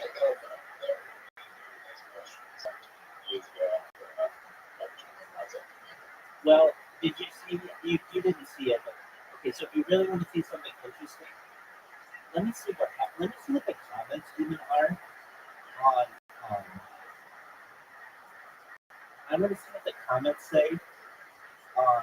If I go to YouTube, it's the Apollo 11 post-flight press conference. It's Apollo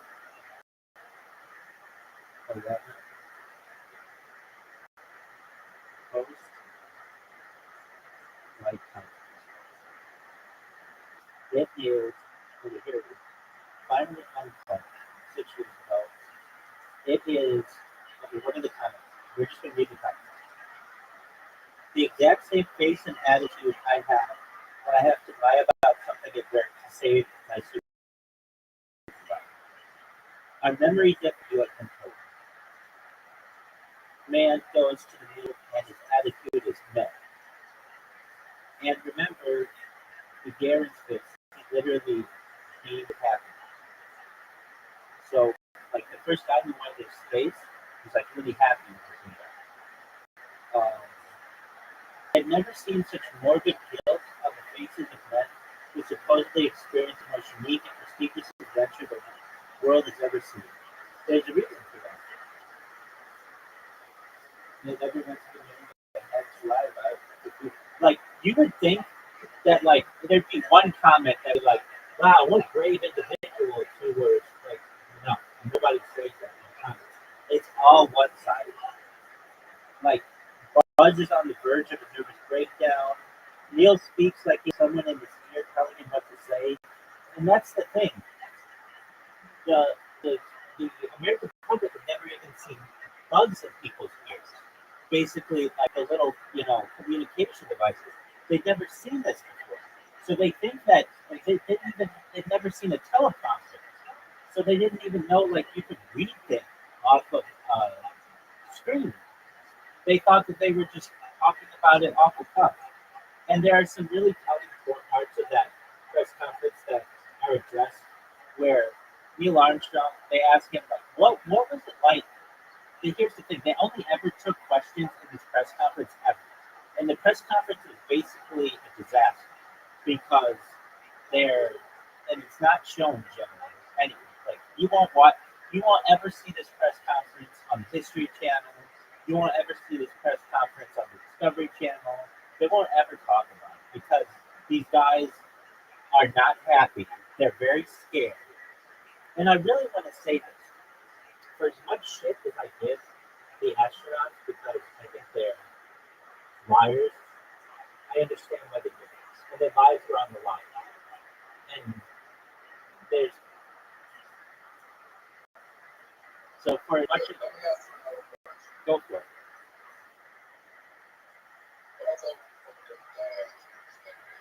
Absolutely. Never.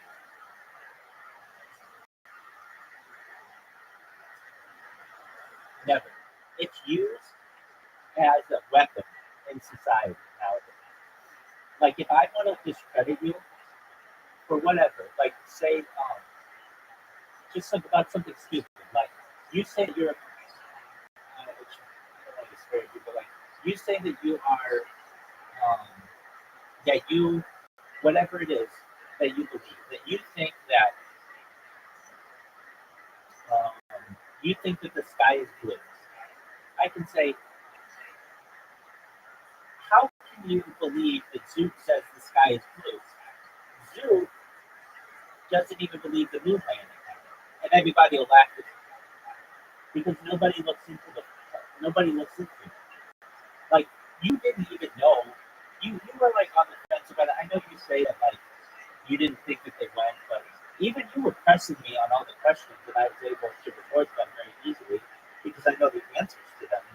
I mean, I know this subject very well. It's not the subject that I know the most about in the world event, but it's one that I know a lot about, and it's kind of the story that goes on in society, and no one looks into it.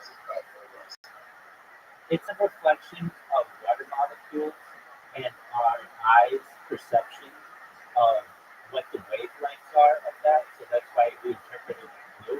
But other animals may interpret it as different colors.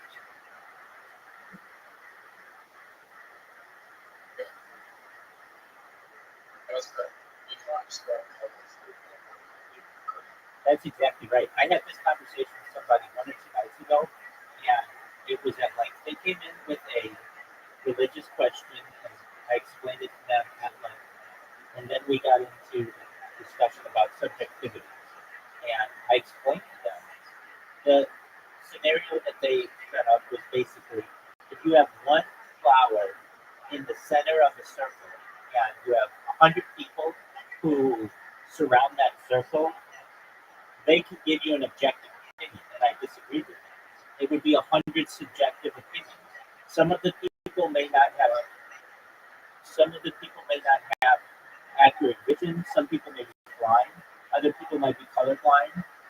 Other people may have different interpretations of what colors are or objects, and because of that, every single person's every single person's opinion is subjective.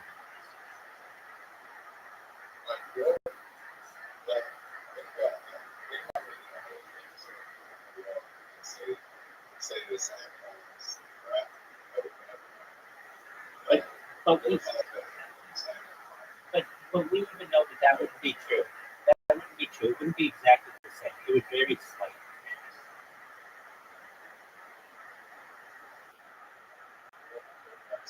It would vary slightly. Like no exact same vision as any other person. There are slight variations just in vision. Absolutely. Even in identical twins.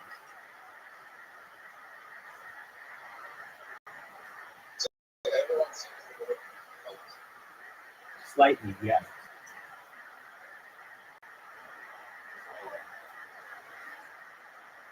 And the reason because of that is because, like, let's say you take two twins, identical twins.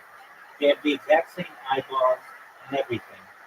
At a very molecular level, like at a microscopic level, their eyes over the course of their life are going to experience different air that affect their eyes.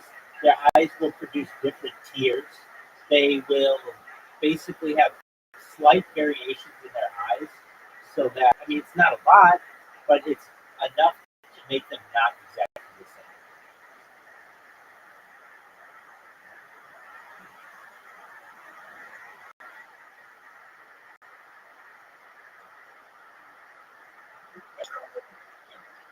But I need to go.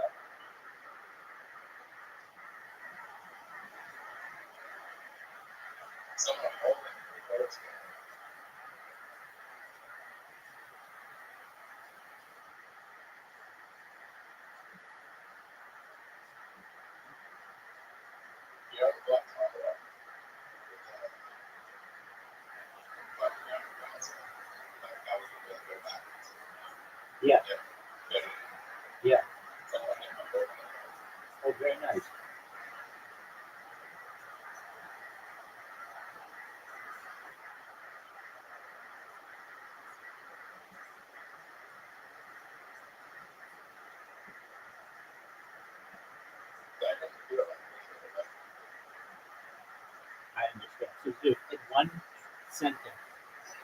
Why is it that humans have never been to the moon? What is preventing us from doing it?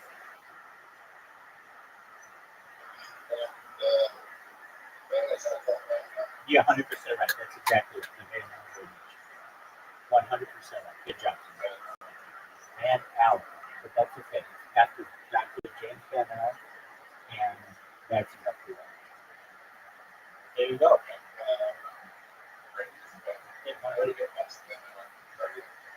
Well, that's a good question, and there are multiple ways.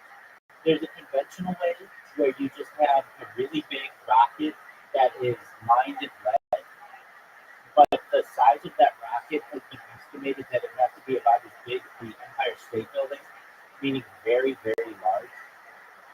But there are other ways to do it that we hypothesize aliens have done it, and especially with alien craft.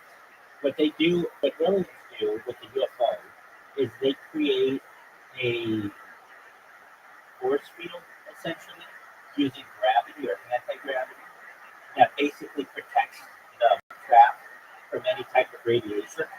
So, like a force field is what they use. And it basically, when a UFO is there, UFO, understand, have two different, there's type A and type B.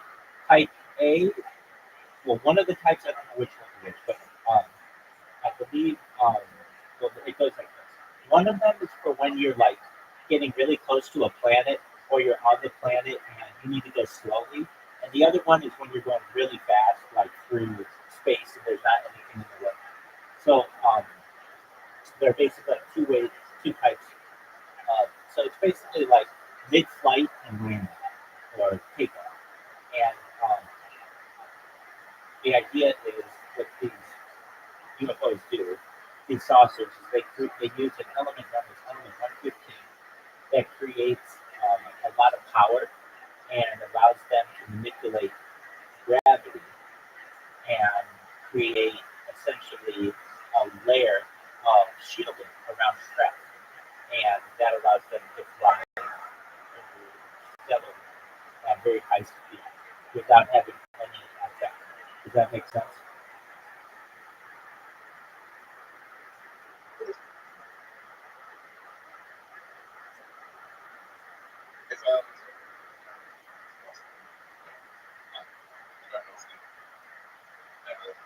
Yes. Yes, we do. Just like in the same way the government hides power. There's overwhelming evidence that aliens do.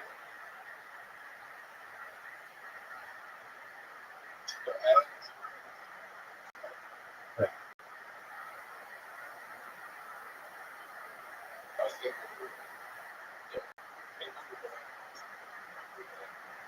That's exactly right. Don't you understand that there was a CIA director? I want to make sure I get his name right.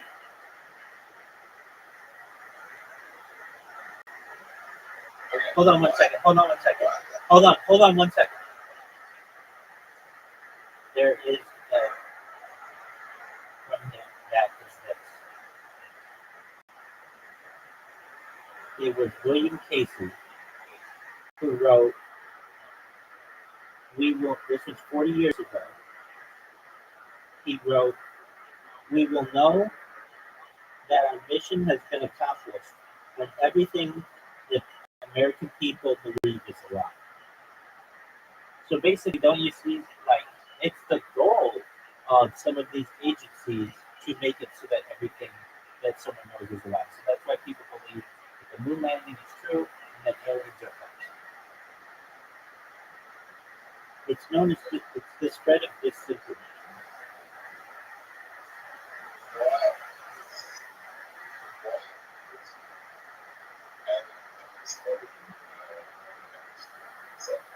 That's incorrect. They're spotted in the southern hemisphere every single day.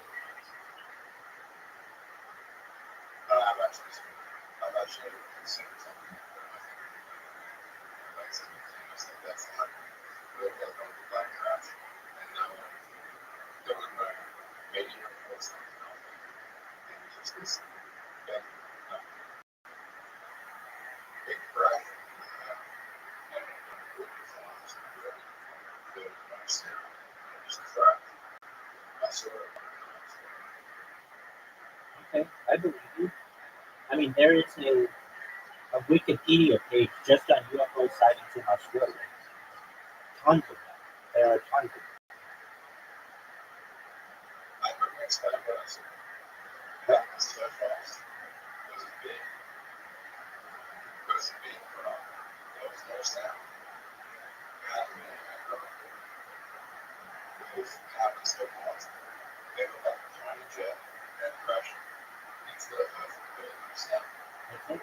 So let's take your question to another level. Why is it that they're not showing, they're not seeing the southern hemisphere? They are. But you have to understand the northern hemisphere is much more advanced than the southern hemisphere. Let's think about what's in the southern hemisphere. Africa, which a lot of Africa is there. A lot of the people that don't have access to video cameras, which is about the only way that you can prove in today's day, aside from eyewitness testimony. However, one of the greatest UFO encounters in global history took place in Zimbabwe, which was an entire school of children who saw a UFO land in a field. And 30 years later, they still all have the same story. They're grown adults now. And they all have the same story. No one has said, oh, yeah, we did that. Okay. It's very difficult to do, to make a group of people have a consistent story over the course of decades. But think about as well, South America doesn't have a lot of access to video cameras or hasn't, but it's not like there's no evidence of it. Every single day there's evidence of it. And especially it's becoming more and more common with the adoption of this. And then you have Australia, which there are many reports going back hundreds of years about encounters with aliens. Even Aboriginal drawings have these very alien-like depictions on the walls of rocks.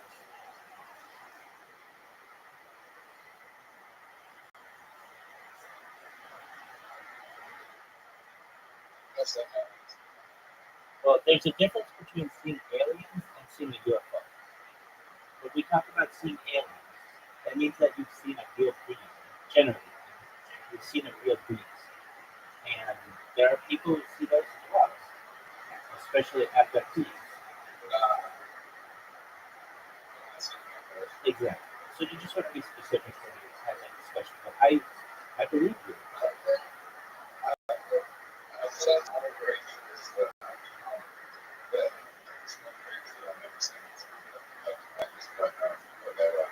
Okay, that's an animal, you know, but that's just something that you don't see. I'm talking, as we would call them, bipeds, basically things standing on two legs that are between like 3 and 5 feet tall, that are small alien grades, generally the ones that are most commonly seen.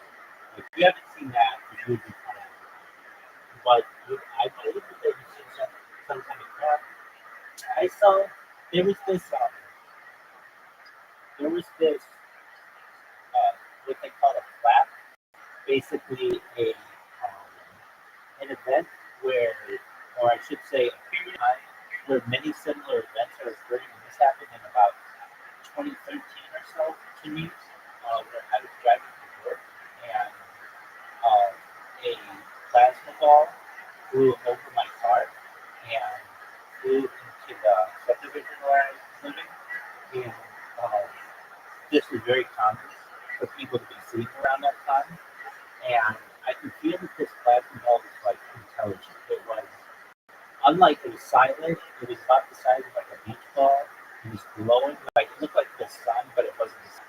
The sun was setting at the time. The sun was in another part of the body, and the rest of it. And I recorded it years later on the street. But I've seen them as well. They're very common. They were very common around that time, and they would be these plasma balls would go over the field in like England and cause cracks.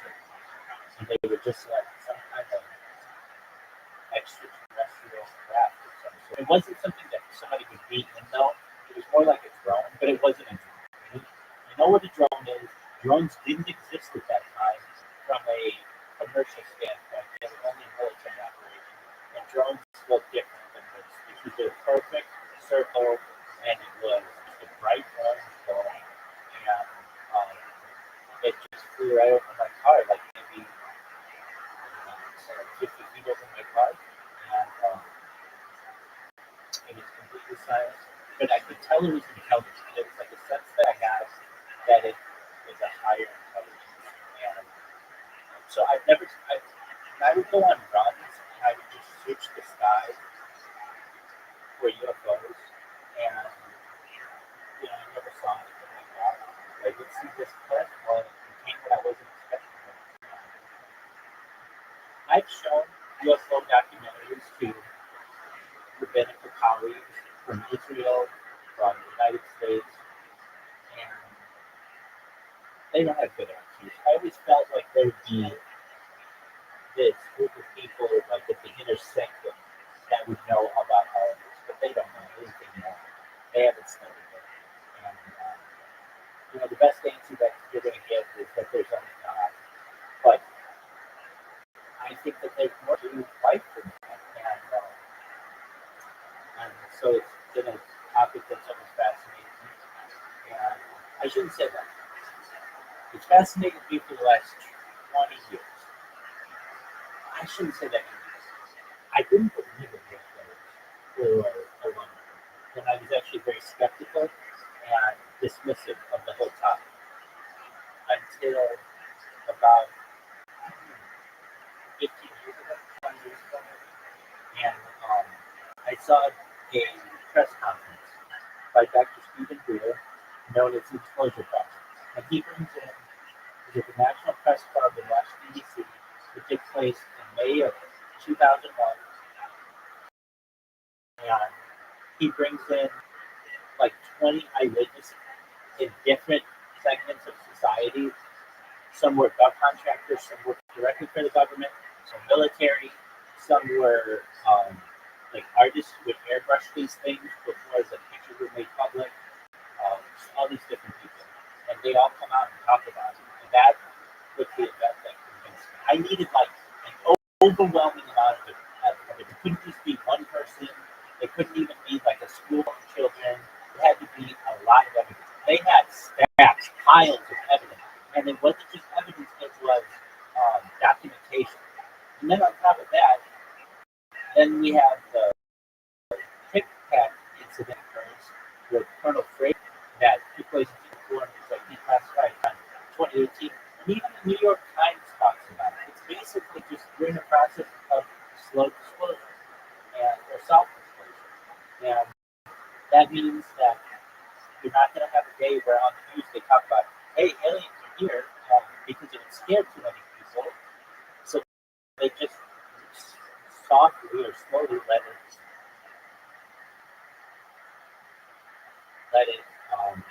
filter out.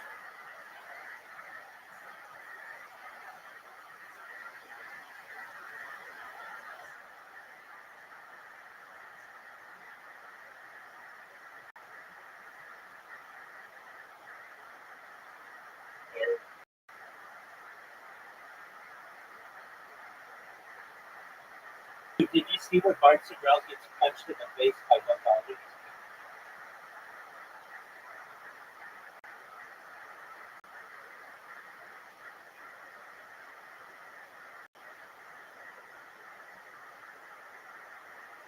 Do you remember that time I asked you a question and you answered? Wasn't that like that? Now, here's the thing. If you ever hear anybody talk about the moon landing, they'll say, oh yeah, Buzz Aldrin, he's that great hero who punched that documentarian. And so Buzz Aldrin will always be seen, or generally be seen in a positive light. When in reality, that person is making a very good point of what happened.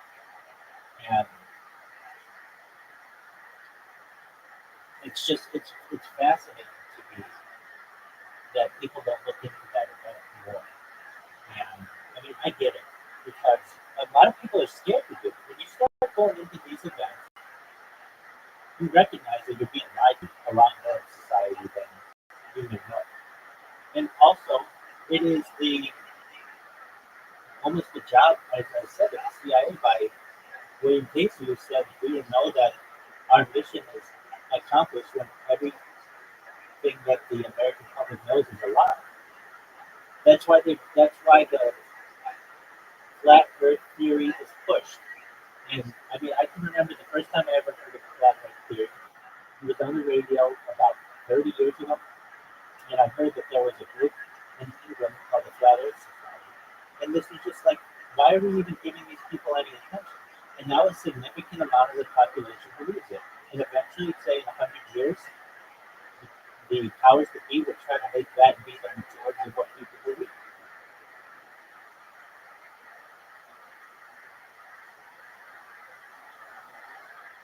All right, so are we going to play golf? Okay, give me 1 minute, 2 minutes. I use the restroom. I'm going to play. And whenever I say that, you always leave. So stay.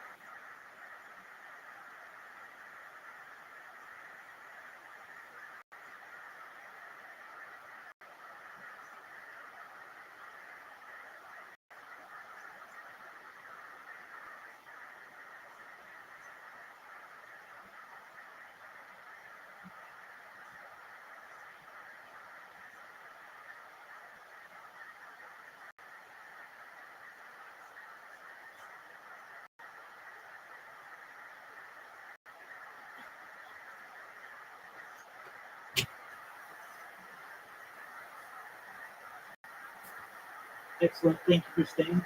Okay. Do you want me to send you an invitation?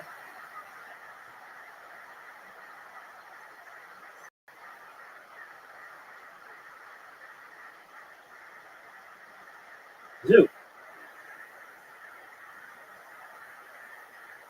Zoo. Rob, are you there?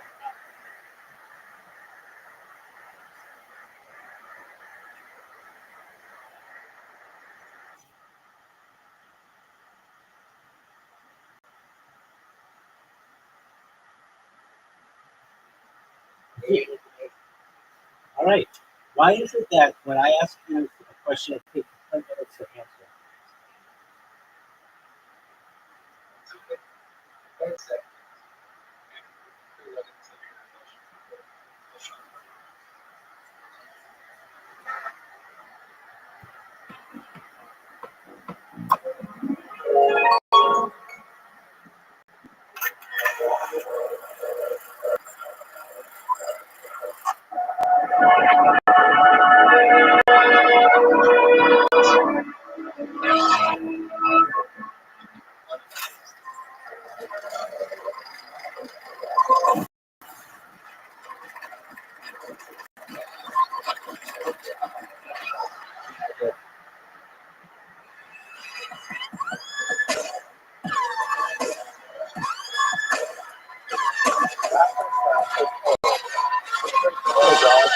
Hey, this is Rabbi coming live from the real famous Punchline Sacramento for a brand new episode of Kill Time Doing That Time.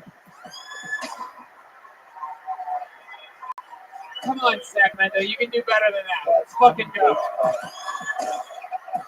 Yeah, episode 401, live from Sacramento. Brian Rapids here, everybody. Stromboli. This is exciting. This is the road to Kill Tony Mania, which means there's special shows. Hey, look over here. It's so special that House all the way from Los Angeles, Ryan Cheebelt is here.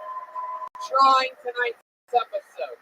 He has special Kill Tony Mania Road to Kill Tony Mania posters available for sale. A bunch of other cool, awesome prints from the history of Kill Tony available. We're going to be signing them, taking pictures with you guys if you want, blah, blah, blah.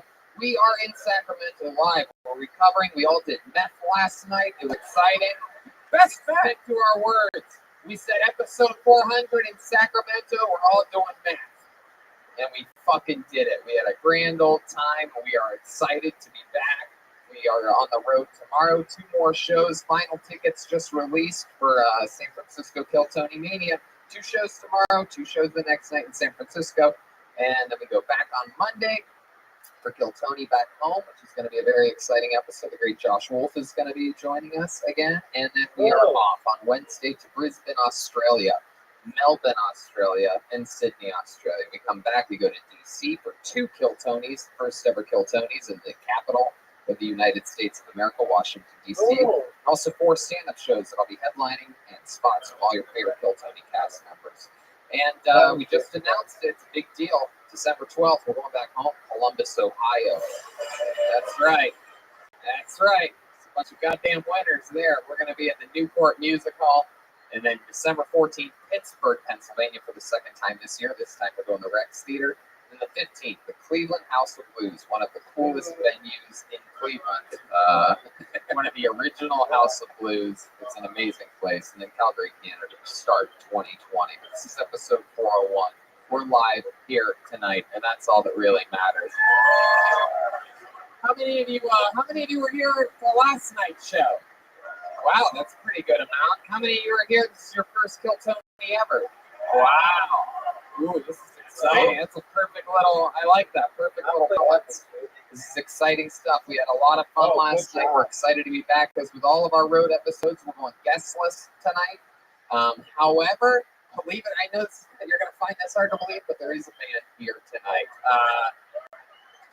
Every single episode of the show, they commit to being and staying in different characters. Sometimes it's a group of characters that we've seen before on a previous episode of the show.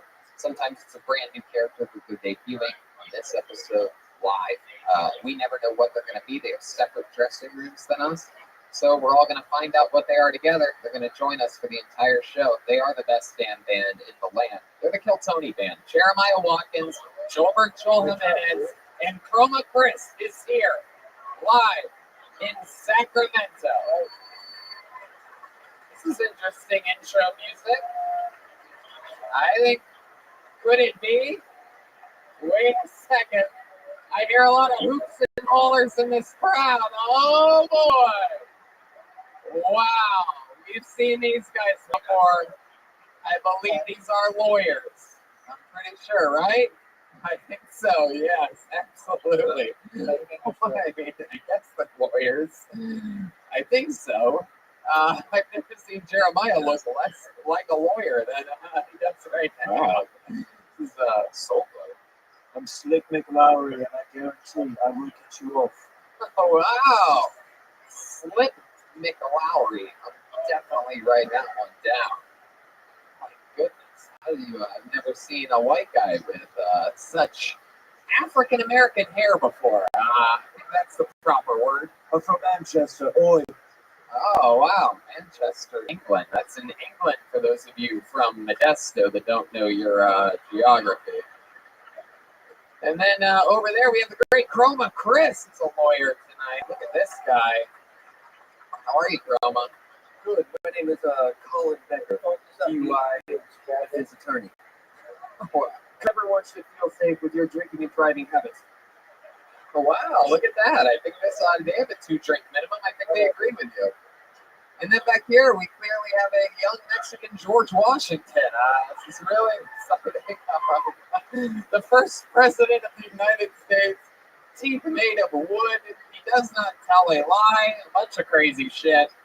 How are you? I've never seen a brown guy with such white hair before. This is incredible. You look like a goddamn, like one of those carrot cake cupcakes or something. Vanilla frosting on that sweet carrot cake. Passing the bar exam is extremely stressful.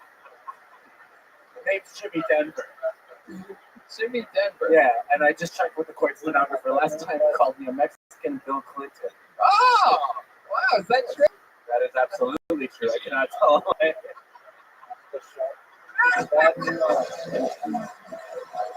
Schoenberg is here. Right? We haven't even started the show.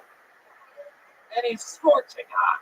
Comedian in the world. Now, believe it or not, even though I could sit up here and talk with these guys forever, that's not even the show. I got this bad motherfucker right here, everybody. This is the actual bucket of destiny. It never goes on. But we figured Sacramento, San Francisco, why the fuck not? We're driving. We're taking a fucking crazy van. Let's bring the actual bucket. We would never take this thing on a fucking airplane with us. What part of your bag would you even keep that in? Nothing. So we have the actual bucket. A bunch of people signed up before the show. It's really exciting stuff. You have the chance to do stand-up comedy. Sometimes it's a goddamn amazing comedy bet. We had somebody on last night's show that came in and fucking destroyed. She's gonna go, which is very exciting. But other than that, it could also be something. We had people's first times. We had people that have been doing it 3 months. We have people that have been doing it 4 years. You never know how they're gonna do, and sometimes it's not how you think it would go. Point is, you get 60 seconds. You know your time is up, and you hear the sound of a kitten. That means wrap it up that much. You're gonna bring out the angry Lavender Heights bear. That's the right reference. We did it. How about a hand for the wait step that helped me figure out what the gayest possible local bear would be?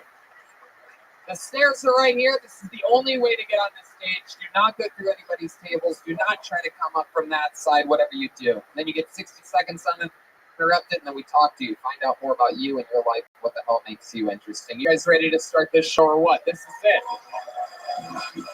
This is the final stop on the road to Kill Tony Mania. And it starts with your first comedian. And your first comedian will go by the name of Jesse Barahona. Jesse Barahona. I'm on the line. Law one. Oh, that's it. We did it perfect. All right. Jesse Barahona. We have a Jesse Barahona coming from maybe out there, Philip. No. She's snapping one off. I don't believe she's snapping one off. She better not be. That's a felony in 13 states. Whoa, that's a real lawyer right there. Pull another name out of the bucket. Make some noise for Eric Jawi. Eric Jawi. I've got the law and the law one.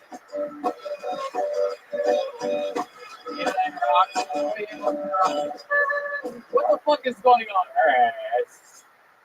Is that Eric? Oh, here he comes. Here he comes. Eric Jawi, everybody. It's quite the system. They're containing all the comedians in the Sleep Train mattress store. Here he is, Eric Jawi. One more time for Eric, everybody, your first comedian of the night. What's up? I'm married. I love my wife. She's awesome. But I'll tell you what, if being gay was a choice, I'd consider it. Not for the dick, but I do it for the bathroom counter space. My wife has the whole thing covered. There's no room for me. Like, I take a few loads to the face just somewhere to put my shaving cream. But you think I want to grow this beard? Like, I just have nowhere to put my razor. My wife's black. Honestly, I didn't know a little white guy like me could get with her. She used to hang around me all the time. I thought she was just trying to steal my wallet. But it's cool being in an interracial relationship because she teaches me about black culture. I teach her about whiteness. Like, we go hiking and camping a lot. Eat a lot of mayonnaise. Whenever we shower, I make sure we use just the bar of soap, no washcloth. Wow, there you go. You fought the law and the law won. Welcome to the show, Eric Jawi. Jowie. Oh yeah, Jowie. Wow. You said you're white? Yeah, I'm having trouble believing this. It looks like you fought Allah and Allah won.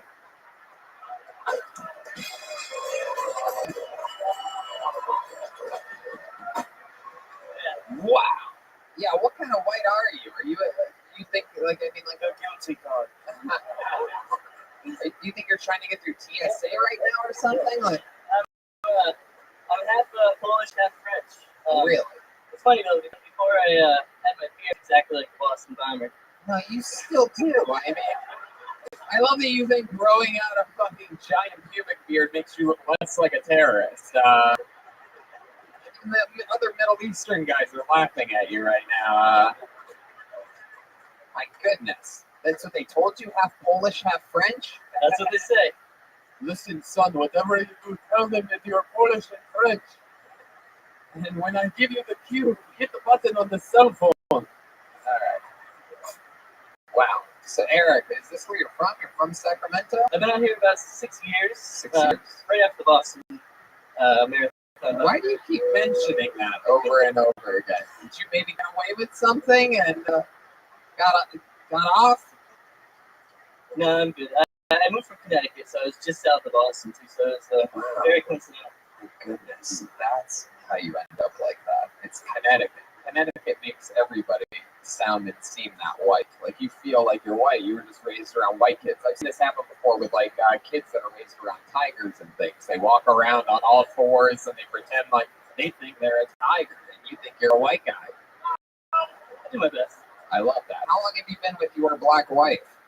We've been together about 7 years. 7 years. There you go. Where'd you guys meet? How'd that happen? You guys were at a conference for non-white people? Yes, where were you the night that you met your wife? We worked together at Verizon. Oh, fuck yeah. Can you hear me now? Look at that. I like that. Heck yeah. She gave you a warm reception, huh? She gave me that for you. Yeah, what you guys, let me guess, after that went to 4 bars? The best service in business. We met at Verizon, started dating joke, 4 bars. All right. Well, clearly a lot of T-Mobile people in this room tonight. That's right.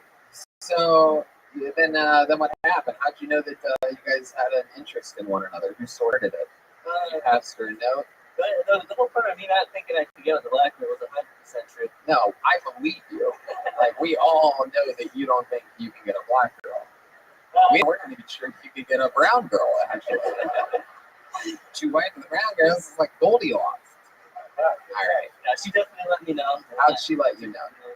It was a work outing. I had a few drinks and that's what it was. Yeah, and then what'd she say? You remember there was a moment where you're like, holy shit, I think I have a chance. Yeah, I wish I could remember the exact moment. We were at the casino. I think I lost money.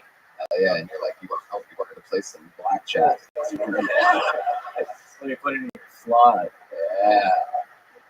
Oh yeah. So what happened? You remember the moment? You're at the casino, you're rolling the dice, Snake Eyes comes up, and you're like, let's fucking make out, you black chick. I want to put it all up. Yeah. Fucking double or nothing, right? Should you go all in or just a tip? I mean, I gotta go all in. Again, we don't believe you. You can say it as many times as you want. So then what happened? You're at the casino. There must be, again, you're giving us like a broad thing, but I want to know the moment. It's cheesy, but it gets the job done. So there's a bar at the casino. It had like a starry night ceiling.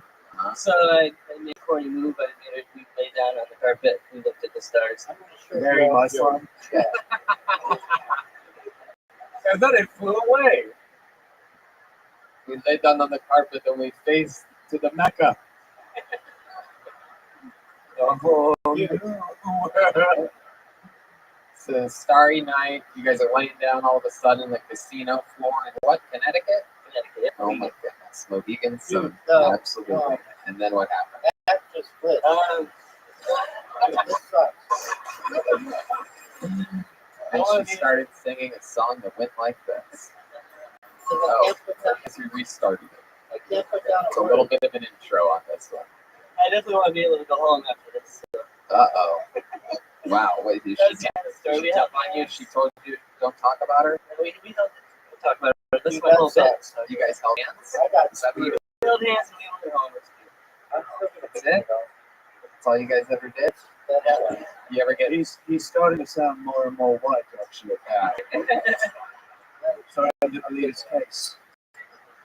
In the bedroom, have you noticed the difference between a black woman and a white woman? Is there anything that sort of stands out to you? Like, oh, I didn't think that would be. Yeah, I know. Do you swear to tell the truth, the whole truth, and nothing but the truth? Oh yeah, no, it's true. I would never go back.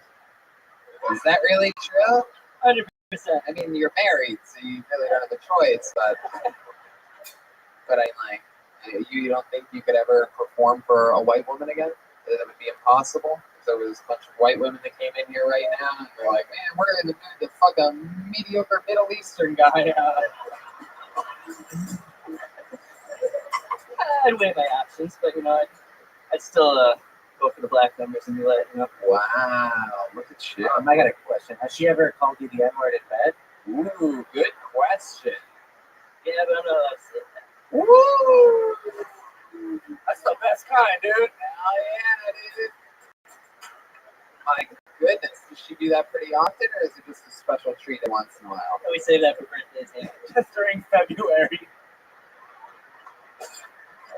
Solberg is on fire. Wow. Eric, how long have you been doing stand-up? Actually, this is July. July. Very good. Heck yeah. Happy September 11th. So that doesn't even make any sense. What made you want to start stand-up? I mean, I've always loved stand-up. I've been a fan of stand-up since I was a little kid. And Sure. You're like, I'm going to do it. You're what? How old? 34. 34 years old. You just started in July. Yeah, I got in my head for like 5 years before I finally had the balls to come up here and do it. Right. What else do you do? What do you do for work? I work for e-commerce companies. What do you do for fun? I do basketball, tennis, Oh, darts. I like to yeah. draw. Absolutely. You ever play sports with your wife? Basketball, perhaps? You know, I'd like to know what some of the final scores of your games have been. I think we would all like to know. Well, you know, Tony, white men can't jump. you know, I was thinking long, but I got the short end of the deal. She's not very athletic with his poor hand. Wow. My goodness, you might not be, and she might not be black. Incredible. Well, Eric, fun way to start this stuff. You're talking about your real life. You're knocking it out. For just starting in July, you're doing a hell of a job. You know what I mean? I'd say dig a little bit deeper just past the on the surface stereotype stuff. You know what I mean? Like, oh, hiking, camping, mayonnaise. Like, those are white people things. Try to think hard. You know, try to go one level harder. You don't have to try to make these people laugh. You're going to have better luck using a reference that we haven't heard before, something that we've heard a bunch. You know what I mean? Yeah, cool. Another hand for Eric. Yowie. Yowie. Wowie. There goes Eric Jowie to start the motherfucking show. He brought his wife up, and it was just like a redheaded girl. He's literally black. Elderly Ellen DeGeneres. It's incredible. I just noticed it. So, older DeGeneres. Is that a blank one? Batting 1,000. We had a blanker and perhaps a snake. We have another comedian coming up on stage. We are together for Dylan Stradler or Strader.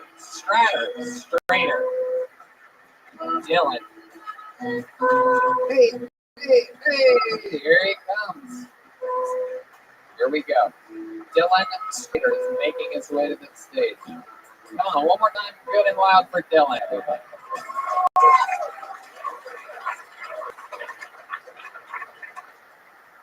Hello. Sacramento, how we doing tonight? Woo! Had a rough weekend, man. Been sore all week, all day. Had to get some weed from the dispensary. I'll pick up this weed. It's called Alaskan Thunderfuck. See, I don't know if it's from Alaska. I don't know, like, does it make sense? Why they said it here? But that shit thunderfucked me all day. 3 naps. I'm well rested.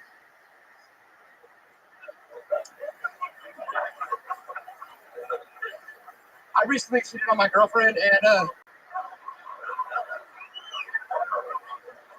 And let me tell you, it's a lot like giving up a lifetime subscription for a 7-day free trial. Yeah, that 7-day free trial might be the shit. Might be the best that you ever had. But after them 7 days, you start seeing them hidden fees. Cleanliness, psychotic behaviors, gonorrhea, chlamydia.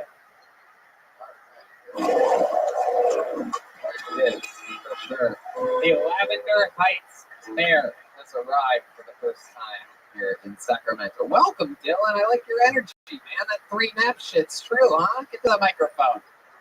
Came up fucking growling like you were going to sing a song or something. Right into the mic. Every time. Pull that, there you go. Pull that mic out of the mic stand there, you motherfucker. Dylan, so many questions after that. All right. Let's go reverse on you. How long have you been doing stand-up? Well, I've been writing for about 8 to 10 months. I've actually been going on stage for about a month now. Oh, wow, that's great, man. For a month, that was amazing, right? When you guys say so? I mean, I liked it.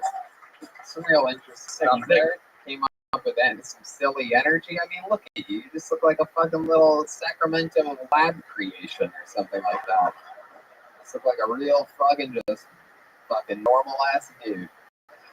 So, this is true. How long were you with your girlfriend for that you cheated on? She actually just broke up with me last week. Last week. So when did you cheat on her? Last week. We were dating for about 6 months. I would say 3 weeks into the 6 months. 3 weeks Wow. into 6 months. Wow. Charming. She let it slide for a while, huh? When did she find out? 3 weeks in? Still haven't found out.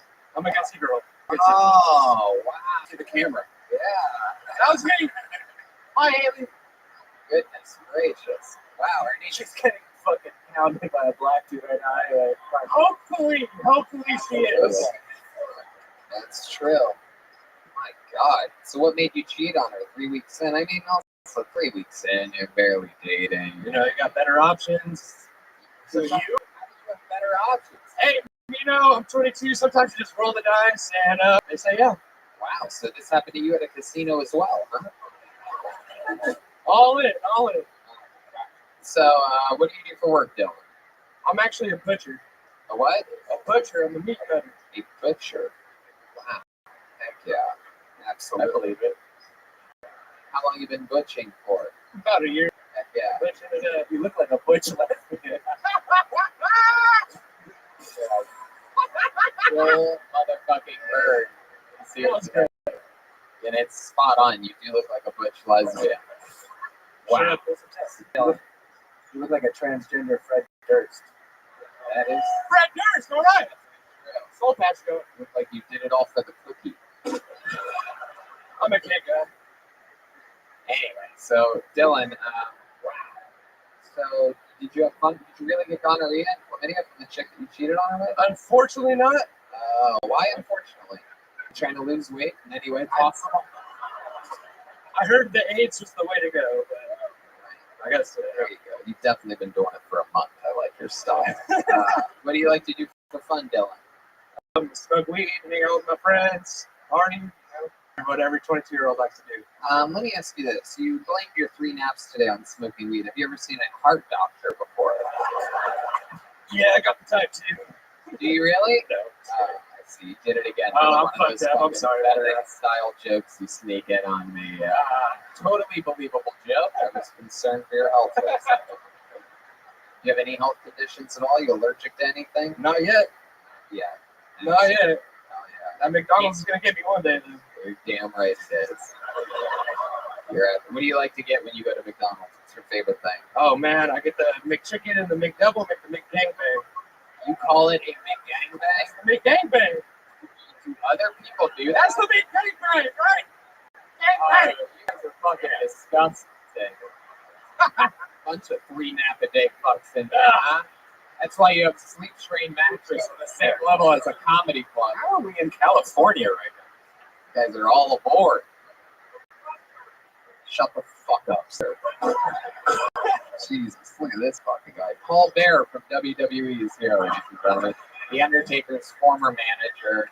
Very exciting stuff. Wow. Dylan, anything else crazy we should know about you? You seem like such an interesting guy. Whoa, once some guy in the room, I love that. Some guy that obviously knows you was like, tell him. What the fuck is that? You know, Dylan Strader, comedy. I'm Chief Strader on Twitter. And What the that's fuck what's is happening right now. I talk about, you know, cheating on my girl. Dylan, did you just have a fucking right now? I'm asking you what else, like, in your life is interesting about you, and you started dropping credits or something like that. Yo, I'm Dylan Strader. I grew up with drug dealer parents. You know, Ladies are so lucky. two-time felons. You know, I got some stories. You know, I know a lot of tweakers. Really? Is that true? I grew up with I don't believe it. All right. Both parents are drug dealers? At one point, yes. What kind of drugs? Meth, coke, weed. Did they ever get high on the Anything drug supply, you think? You know, I got a candy flip. Got to try it all out. You know, sure that the products are good. Did you ever try any serious drugs? No. I learned from my parents. I learned not the way to go. Right. I turned my craziness onto the stage. Yeah. What do you think is the most intelligent thing about you? Like, what's like an accomplishment you've done where you're like, wow, I can't believe I finished this coloring book, or like something like that? Like what's something that you've done with your brain? I'm good at fantasy football, and I can write about a fucking hour worth of comedy. That's about it. Put it all in. Heck yeah. Can't wait to see that hour. Well, I mean, anything else for Dylan, guys? Are you a singer? The way you connect to the crowd is very often. I just love Bono. South Park one time, so hello. Bono. You too? You too. I wouldn't dig too deep into this. Wow. I'd go with Elton John. Fucking man! Oh my wow. Yeah, there you go. No. Yep, should have gotten ready when I wanted to 40 seconds ago. Gave everybody a chance to get extra in. And there he goes. He's Dylan Strader. Yeah, there he is. What a fucking soft head. Yeah. Soft head and also a very soft body as well. The only thing hard on that guy is his cock. All right. Oh, wow. This is interesting. I do believe I know this young lady all the way from Boise. Put your hands together for Tamron Lloyd, everybody. Tamron Lloyd. I believe so. Maybe I'm wrong. Tamron Lloyd? Okay. Are you okay? Are you okay, honey? Here she comes, everybody. It's about to fucking go down from the other side of the room. Tamron Lloyd, ladies and gentlemen. Here we go.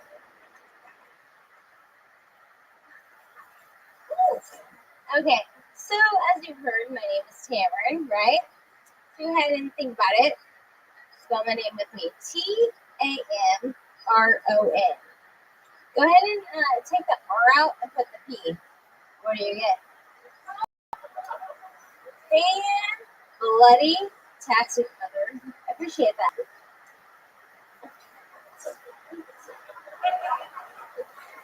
Anyways, going back, we're going to rewind this to my 7th grade year. What you got? To my 7th grade year. And I had a substitute teacher in science, and he goes, Tampon Lloyd, and it was really quiet. So I was like, oh God, I hope I never heard that. 2 seconds later, Tampon Lloyd, as everybody's laughing at me, I stood up and I said, listen, my name is Tamron. No, I mean, if that's not the end, if there's more you want to do, then please, if there's an end to that. That bear scared me. I warned my friends about it. Okay, I guess that was the end of the joke. Wow. No. Tamron. No. Hold on.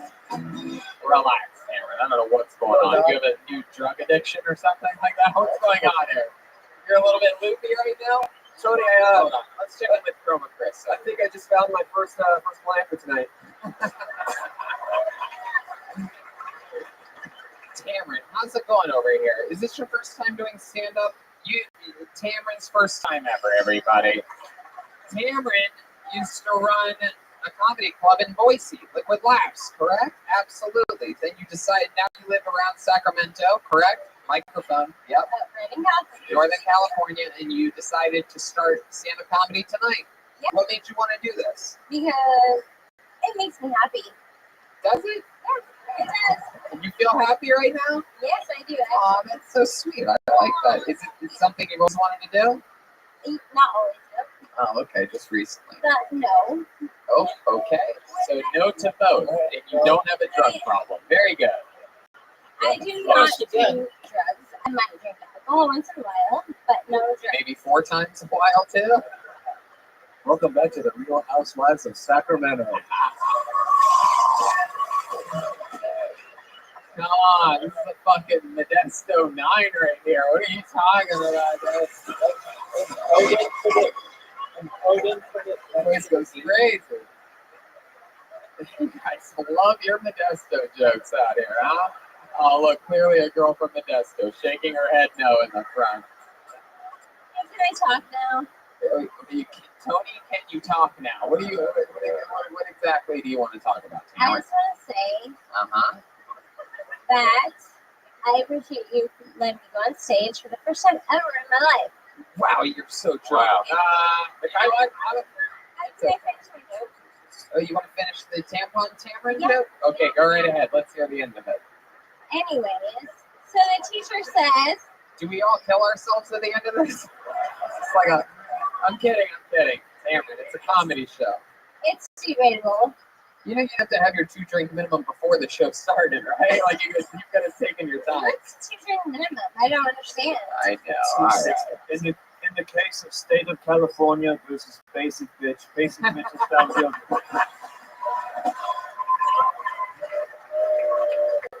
Tamron, you're okay. Finish the joke. So the tampon, the Tamron, you switch the art of the fucking P. Go ahead. So Go ahead. I stand up and I say, my name is Tamron, but if you're gonna call me tampon, you better either call me super tampon or slender tampon.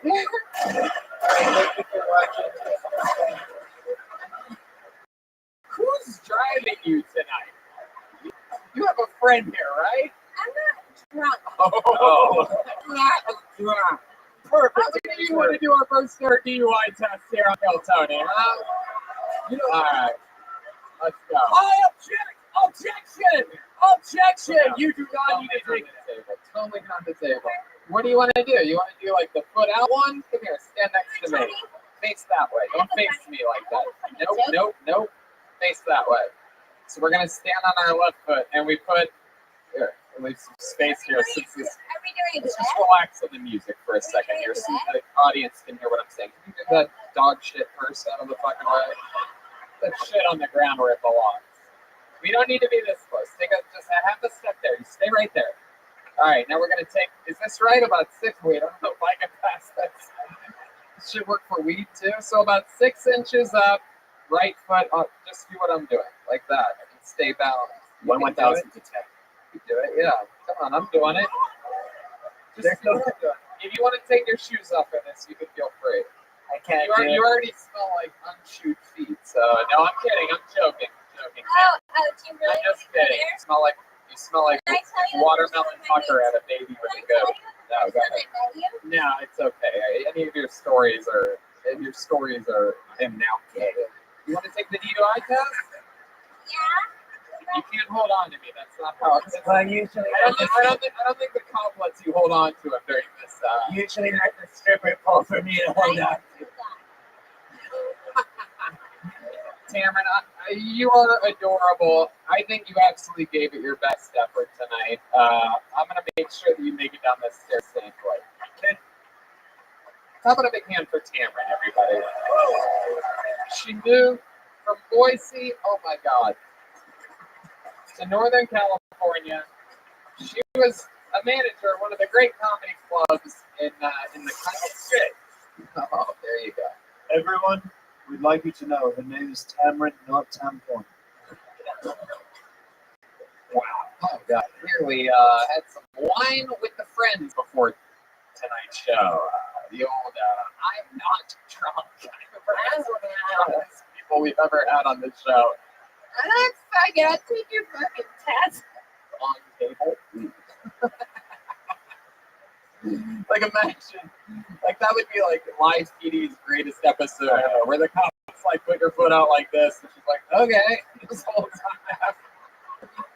It's literally like straight out of World's Dumbest Criminals. Or in some call it Modesto's Smartest Humans. She literally broke stride in the set to ask me, what do you got?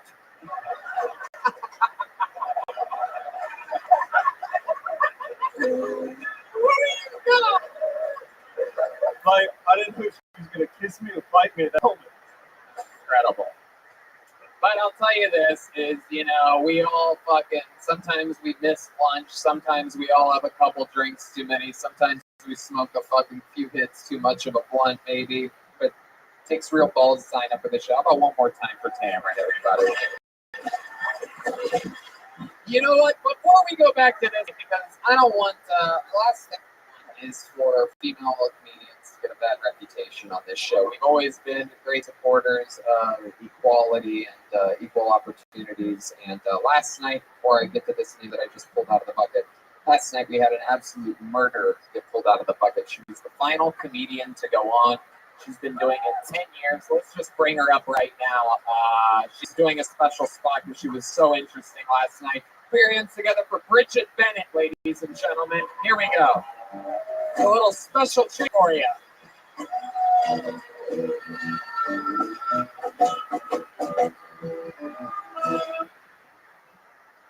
One more time for Bridget Bennett.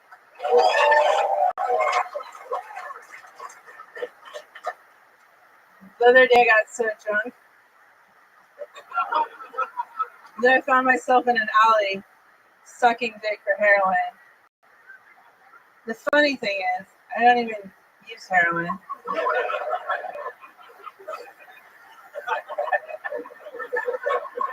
My friend asked me, how do you know when a guy likes you? And I was like, when his dick is in your face.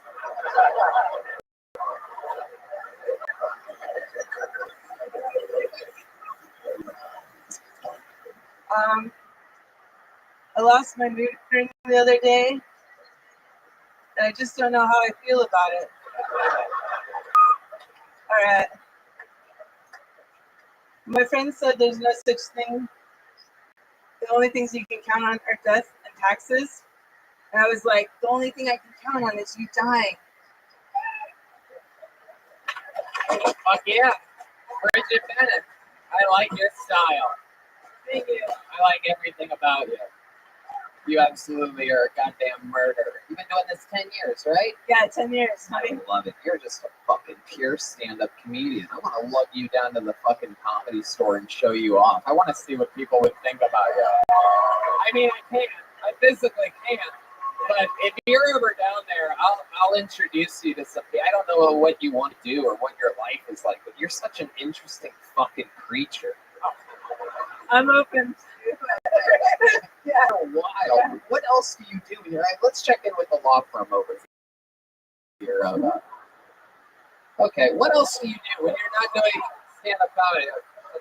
I do improv. I like to shoot guns. You shoot guns? Yeah. What kind of guns do you shoot? I like small caliber. Wow. Yeah. Hell yeah. I'm a pretty good shot. I bet. Yeah. Fuck yeah. God, I can't even picture that. Yeah. My goodness. Last time you shot a gun was when they made a documentary about you called Evil Genius, right? Yeah, maybe. I love that. I watched it again last night for like the 5th time. So What do you shoot guns at? Gun ranges and stuff? Yeah, I like to shoot guns at the gun range and stuff. I just think you're stoned and say, no, I can't give you this. what? She just seems high. Anyway, back to you, Tony. Yeah, I just get high when I'm not really high. What do you do for fun? I mean, when you're not shooting guns, like, is there any substances or anything like that you're into? No, I'm not really into super Right. substances. expensive. Okay. You drink? A little bit, but not much. Right. Yeah. Cool stuff. You've been doing stand-up. Yeah, go ahead. You want to do a sobriety field test? No. Oh, I had to take one of those the other day when I was coming out of the comedy. We like doing comedy in Oregon. Uh-huh. The cops in Ashland like pulled me over, maybe because I'm a pretty girl or something. I always try to pull over in a safe place like the gas station because it's always late at night. But I don't drink when I'm doing comedy and driving, you know. So, Yeah. And what kind of car do you drive? Is it a hearse or like what exactly are we talking? I need an upgrade in vehicles. But right now I drive a Ford Mercury, grandfather car. Yeah, Mercury, the type of poisoning that you look like you have. Perfect. Yeah. Oh. Bridget can handle these jokes, you fucking pussies. Let me just tell you, if you're one of the people that just odd right then, you're part of the fucking problem. Or like the planet you look like you're from. Mercury, it's a planet, right? Oh, you're going back to the Mercury, Oh! Oh, Jesus Christ, Joel. Wow, and this guy, he's either on fire or he's burning down. My goodness. You have a boyfriend, Bridget? No, I'm single. Wow, totally single. So, question. You hook up with a lot of guys? You on any of the apps or anything like that? You on I don't believe plenty in of any catfish or something like that? dating apps. No, you don't believe in them? You talk about it like it's like a religion or something like that. I've had a lot of friends that use the apps, and I think it's the way that men use women, and I'm just not really for You it. ever slide into some of these DMs or slide out from under their bed? No. You ever come to their door or come through their TV?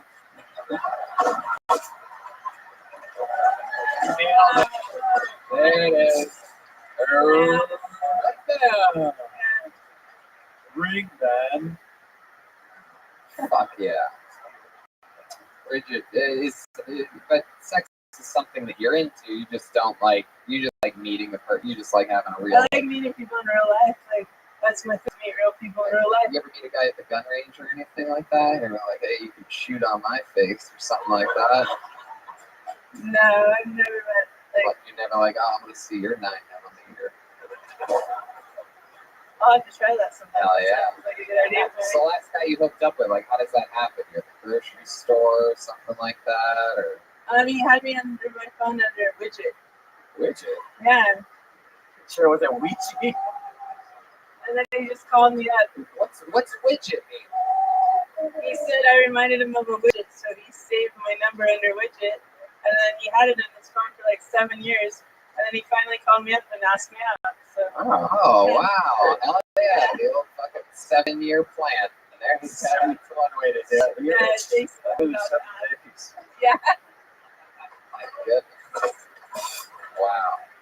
That's so fucking cool. Well, you absolutely killed. I love everything about you. You are just a real fucking pure comedian. I don't know what kind of damage you took as a child, but it all worked out. You're so goddamn entertaining. We go through so many people in this bucket, and you feel so good.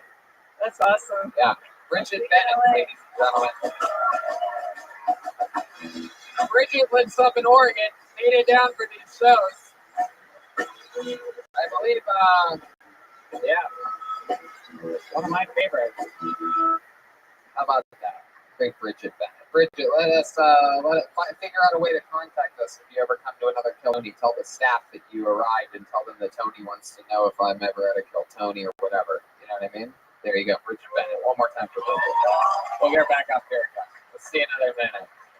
Or you let a staff member know, or just float through the walls until you find us.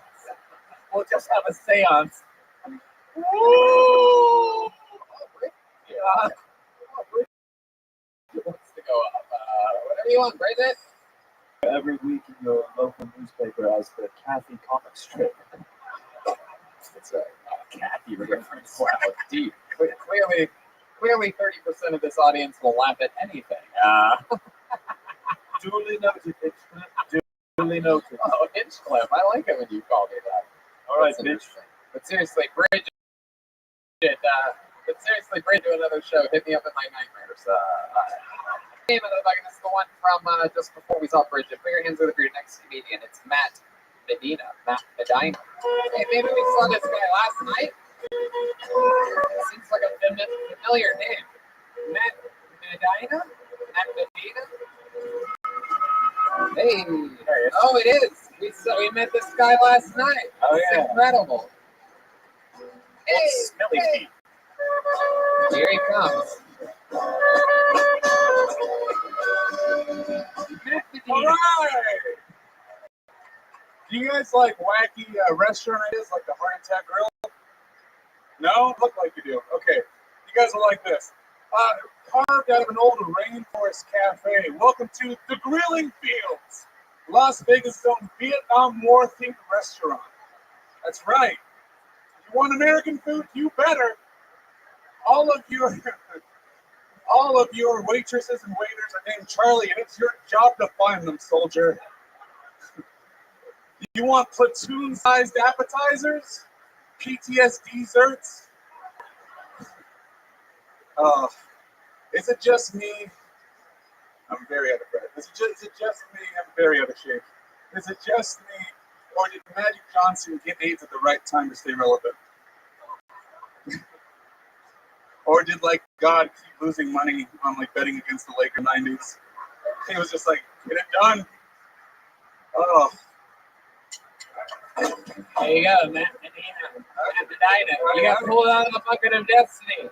2 nights in a row. 2 continuous nights of awkward bombing. This is, you're like Syria. It just keeps happening day after day, it seems.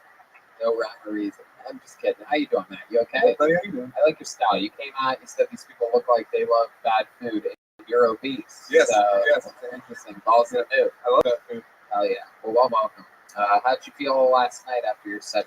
Oh, very sad. Yeah, very Very sad. sad, yes. Yeah, you let everybody know, for those of you that weren't here last night, everybody aware that your wife, the mother of your children, cheated on you. She was 8 months pregnant, and she let a guy named inside of her. That's right. He works Yours at is Bill Sullivan.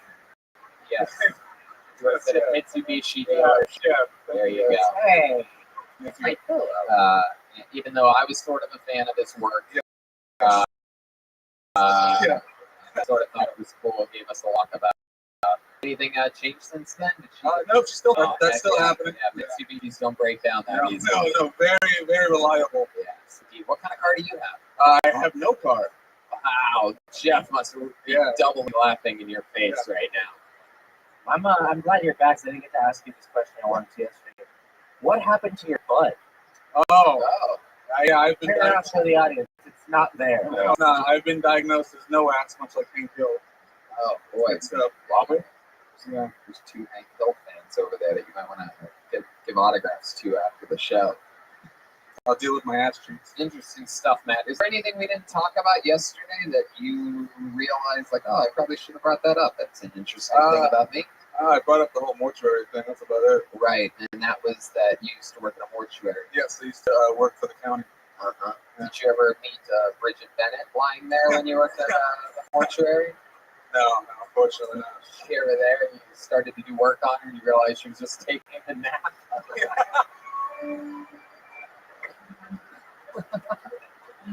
Yeah. What'd you do at the mortuary? I was a removal technician. So you remove body parts from a dead body. Yeah, no. I moved, say this gentleman dies here. Someone like me would show up and pick him up, put him in a bag, and take him out here. I think you'd be more fit after that. Yeah. So you're like the Postmates of dead people. Yeah. I've seen you remove yourself after dying on stage 2 nights in a row. So that's exciting. That's interesting. You have any health conditions, Matt? No. Any allergies? No. Objection, Your Honor. Wow, that's so cool. When's the last time you talked to your kids a lot? How old are they again? 3 and 1 and no. 3 and wow, you almost forgot their age. Yeah, I don't see them. I bet Jeff knows their age. He does, yeah. Do you want to see them? Or? Oh yeah, 100%. I pay for everything. I do my best. She just doesn't let me see them. She's kind of a bitch. Wow. So, well, I mean, legally, aren't you allowed? yeah, to? I'm working on it. It's a long process. How come Very expensive. How come you don't have a car? broke down after I won a roast battle, funny enough, and just working, taking the bus around, doing comedy. Good show. Yeah. Is this roast battle at the mortuary? Or Me and 3 bodies. I burned them up. Well, Matt, you got really lucky. We're going to keep flying through it. You're a very lucky guy. You got 2 nights in a row. Matt Medina, everybody. Matt Medina. One cool brown dude. Cool brown dude. CBD. That reminds me. Let's take a moment to plug our favorite sponsor, Infinite CBD. Here's why we love working with Infinite CBD. It's because they offer the cleanest, healthiest, and purest forms of CBD available. Hemp grown organically in Colorado. Pure CBD isolate, testing over 99% CBD. If you still haven't tried it, research has shown CBD to help with a variety of different ailments, including insomnia, anxiety, depression, and more. This month, they are highlighting the gummies. They got some new flavors, and they are amazing. They are great, or what we found out, black people call it purple. It's true. That's true. Just learned that recently. Sour peach, sour watermelon, sour blue raspberry, sour strawberry. I mean, this sounds awesome. And they also have seasonal gummies. Like right now, it's apple pie made with real apple cider. That is so cool. They're great for calming down when things are stressful or before bed to help with insomnia. Go to infinitecbd.com, and if you use the promo code TONY15, you get 15% off. That's infinitecbd.com, and use the code TONY15 for 15% off. That's infinitecbd.com, code TONY15 for 15% off. Guys ready to get back to the show or what?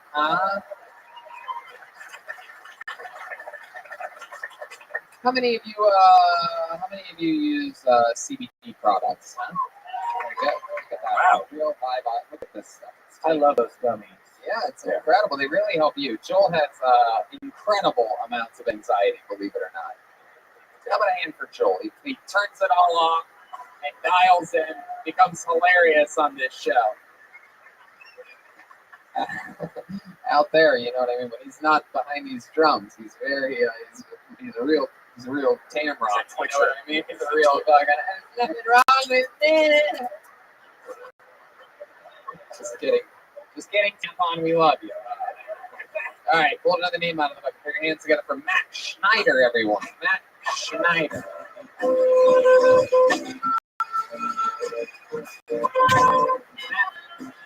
Schneider. Very good.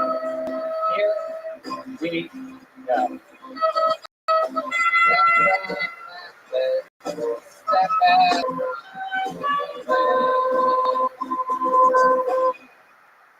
One more time for Matt Schneider, everybody. Woo! What's up? Fuck. All right. So let's see. Where do I start? Been single for the last year. That's been taking some time to adjust to. It's taken me a while. There are some perks to it. I can't tell you how happy I am not to have to hike anymore. Some of you get it. Some of you get it. The first couple hikes, they're fine. They're nice. On your Vans, basketball shorts, you walk a nice path, easy peasy. But then eventually they figure out about the 52 hike challenge. You guys hear about this? It's a challenge to do hikes within a year. I don't know about you guys, but I can't do 52 of anything. I mean, I had season passes for baseball. I got halfway through the season. I was like, fuck this. It's not worth it. Let's see. I'm dying up here. There it is. Matt Schneider. Yeah. You're right. You can't do 52 of anything, including seconds of comedy. Incredible. And it was legit 52 seconds. I'm glad to have our second fully white guy up here. Your opening line was so mind-boggling, I had to write it down. These are all separate sentences. Sup, fuck, all right, let's see, where do I start? You had no idea where you were going, huh? Or did you just pretend it was all an act to make us think you had no, this was all coming off the top of your head or something like that? It was all up here, and then I saw the stairs, and that was it. I saw the stairs, and it opened up your face. I saw that. I saw that ledge. I saw that ledge. Can't- Oh, that's a classic Ace of Base song. I saw the stairs. So you're single. I can't believe you were ever not single. So when did that happen? How long have you been single for? It's been about a year. Around this time last year. I like how you go on me for my Kathy reference, and then you make a reference to Ace of Base. Hey, well, you have to understand. We both did a few times. People laughed at the first one because they knew what I was doing. Brian also got in it. It was a separate. It was more of a scattered joke than your sloppy Kathy reference. But that also reminds me. You Google image Kathy, and then you look up the one that was just on stage. That's right. Stop the podcast, Nick. Stop the podcast. Go to Google Images. Google Kathy, and I'm sure, by the way, the first thing that's gonna pop up is the fucking cartoon. Jeremiah's such a ziggy right now. Yeah. You're making that Hula Marmaduke. I guess whoever's loudest wins on this show. So I also wrote down this other hit line from about 20 in your set that reminds me of what Jared's doing right now. And your line was, some of you hit. Do you remember saying that? Vaguely. All right. Speaking of things that will never let die, let's check back in with Jeremiah over here. Now, I don't care what thing at this. Now, here's the thing. You got Google images. It's just a bunch of ugly women. There's no cartoon. So either way, my reference stands. Oh my god. Dude, seriously, do it. It is hilarious. All right, don't do it, everybody. Keep listening to the fucking podcast. If you're gonna leave the podcast, just stop. Okay, everybody. There you go. Go to Infinite Secret. Use the promo code Tony15 for 15%. We're making fun of her like she didn't say she likes to shoot guns. Wait, fuck. Jesus, that's a whole different comedian. Oh my god. All right, Matt Schneider. That's Richard. All right, forget it.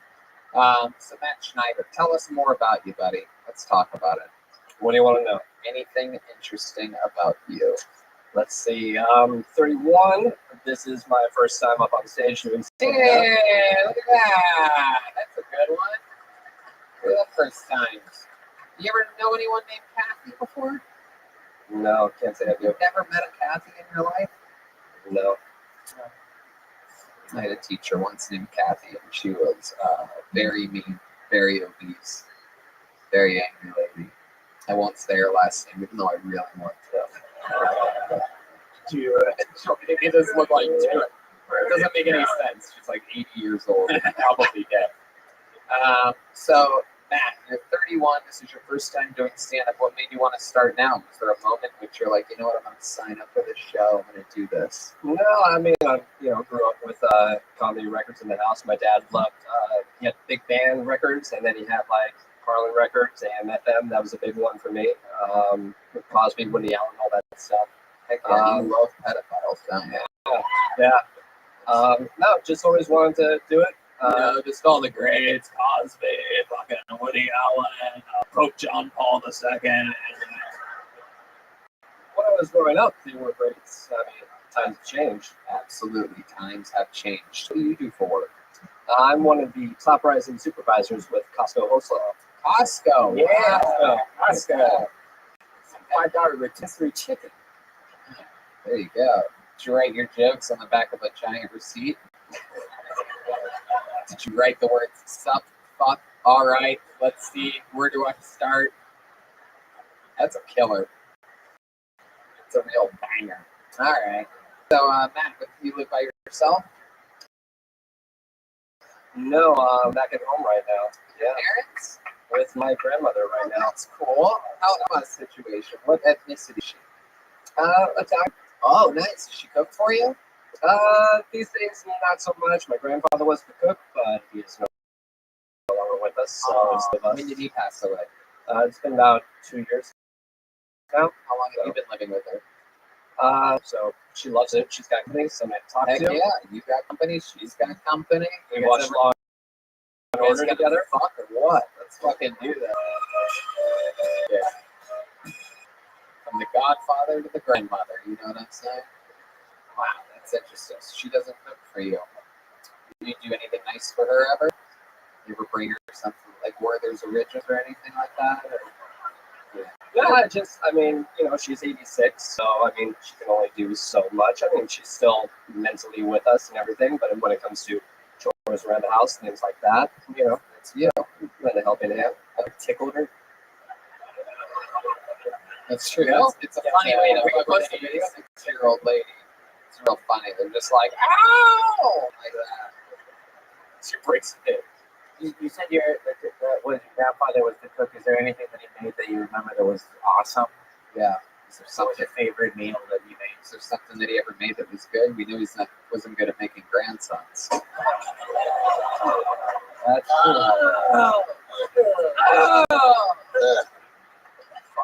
Doofballs.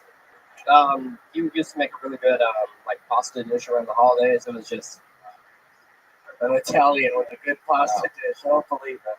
Wow. There you go. The old. All right, man. Well, you're a fun guy. Did your grandpa used to read you anything?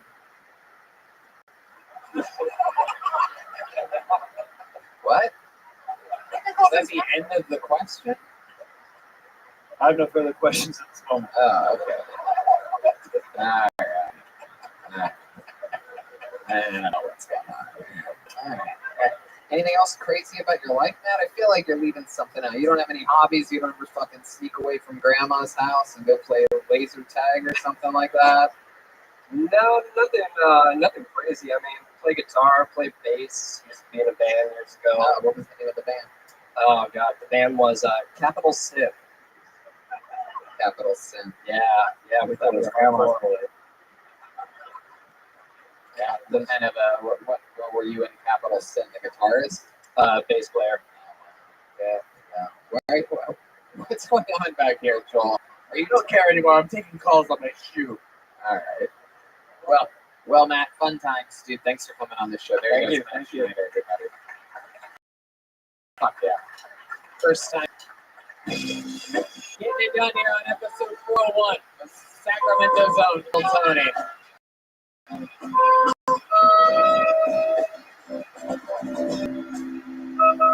Should we do another? No.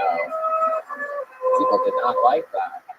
People literally demanded that guest never come on again. And, Poor Tom. pretty exciting stuff. Put your hands together for your next comedian, Grom Jeremy. Grom Jeremy. This is an interesting name. I don't think I've ever met a Grom before.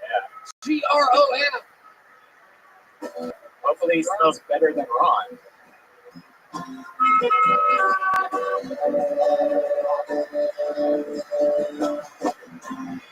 Oh, yes. Grom Jeremy. Here he comes.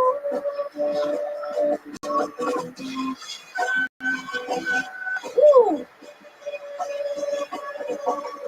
Grom Jeremy, ladies and gentlemen. Sacramento! All right. This is insane right now. Shit just got real. There's a good looking crowd out here.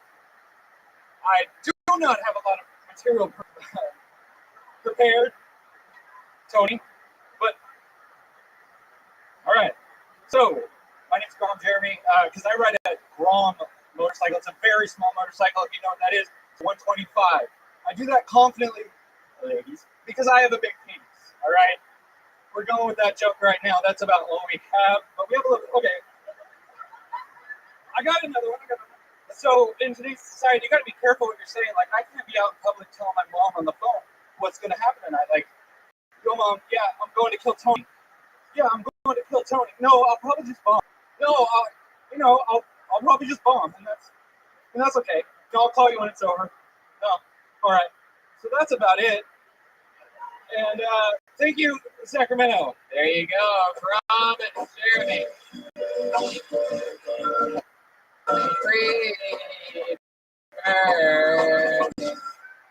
Freebird. So, Grom, fuck yeah.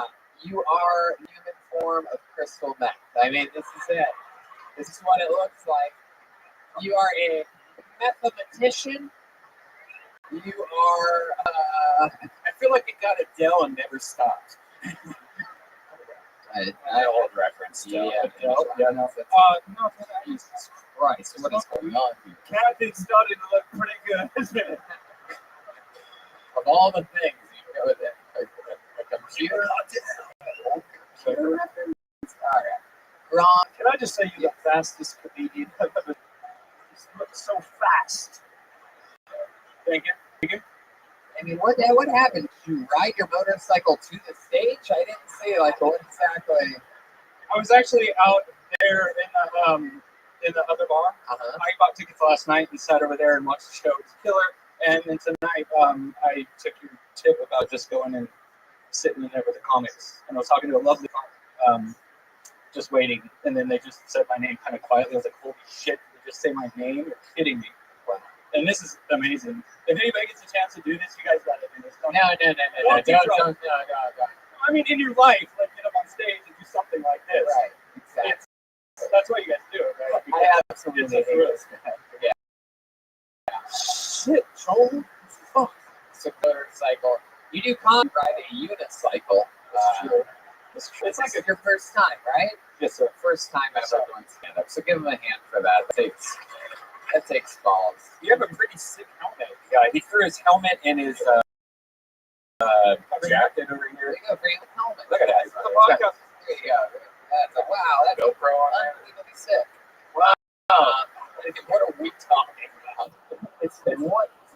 It's I like have no idea. it's like if Ed Hardy was an actual person. Yeah. There you go. Fuck yeah. There you go. I'm thinking about doing the set with the helmet on. That may have been more interesting. I'm not sure. Yeah, then the tomatoes will hit you. Careful, don't fall. There's glass Just behind stay you. I know you say don't ever do meth. It's totally fine. at all. Thank you, Sacramento. All right. So we'll talk about something other than motorcycles. Right. Tell us about your life. What part of Sacramento do you live in? Carmichael. Carmichael. Do you have any Carmichael fans out there? Some lady just audibly said, "Oh no." Have you always lived in Carmichael? No, not always. Looks like it's a motorcycle, Michael. Am I right? Oh wow. Chroma Chris. Good one. Batting 1,001 tonight. I mean, just unstoppable. All the best jokes. He doesn't even do comedy, everybody. He's never even done a minute of stand-up before in his life. And he just sits back there and just cranking grand slams over and over again. So you live in Carmichael. What do you do? I work at a hospital and I sterilize surgical instruments. What? I'm pretty good at what I do. You are? Yes. Oh my god, that seems like When a such... surgeon drops an instrument and they need it reprocessed, they call me on a portable phone and I go up to that room. We show up on a bird scooter. We run about 9 rooms of surgery every day, about 33 patients a day. So you're like a dishwasher. For surgical instruments and surgeons, yeah, totally. So, but I'm a lead tech, so I don't really watch them like right now. But The sterilizer. Come on Mondays to TNT. So you have other people that do it for you. You just basically go gather it. yeah, I've worked there for like 25 years, so I coordinate the surgical That is so instruments. fucking cool. That's what I do. I also I play the drums. No, that's not true. Is that true? How long have you played the drums for?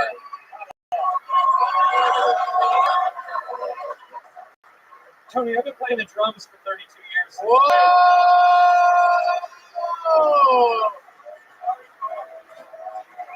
I mean, what can I say? It's episode 401 in Sacramento. 32 years. All right, yeah, do whatever you want, buddy. He's grabbing the helmet, ladies and gentlemen.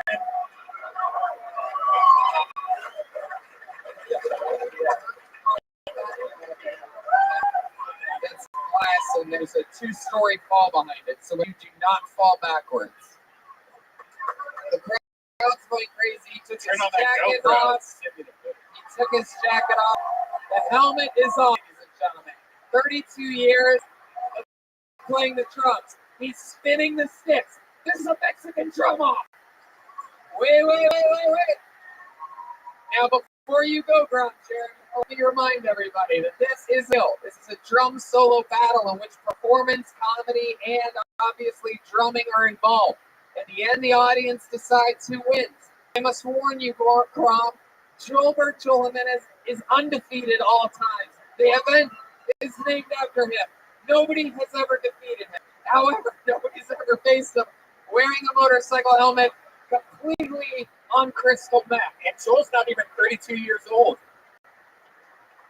Can I just say I've never been terrified for Joel before? This is very exciting. Now, let me also remind everybody, if Grom wins, he becomes the new drummer on Kill Tony.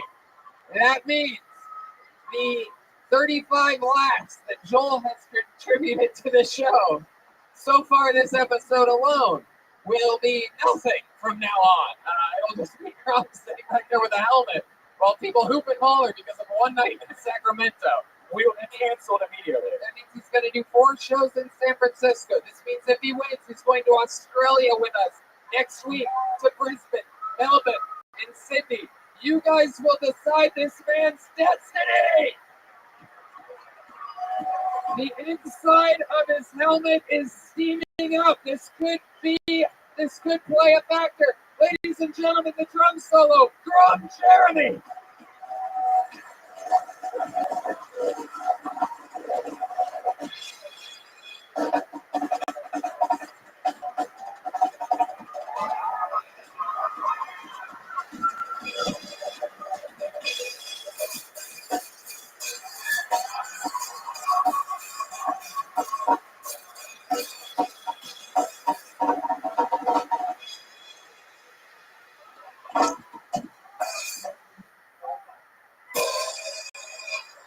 Wow, powerful performance. Wow. That's sort of dwindled out there at the end. Let's have Grom safely clear the stage. Help him out. Make sure he doesn't fall through the glass. There's nothing but glass behind you there, Grom. All right. Okay, so now you stand over here next to Red Band, sort of. Let's get him right over here. No, it's okay. Stay right next to Red Band, right fucking there. Right there. Just like that. Just right there. Don't move anywhere else. Face that way. Stop fucking moving. Face that way, Grom. Live show. And now, defending his throne, undefeated all time in the history of Mexican drum-offs, Kill Tony's own, with his life on the line. If he loses this, he has to move to fucking Carmichael. Ladies and gentlemen, I present to you one of my funniest friends on the planet, the one and only Joel Jimenez. Here we go. He has a goddamn water cooler. He's got the dick from yesterday on his mouth. He just spiked a dildo. He's got a water cooler. He still has his tie on. He has a giant purple dildo. This is unbelievable.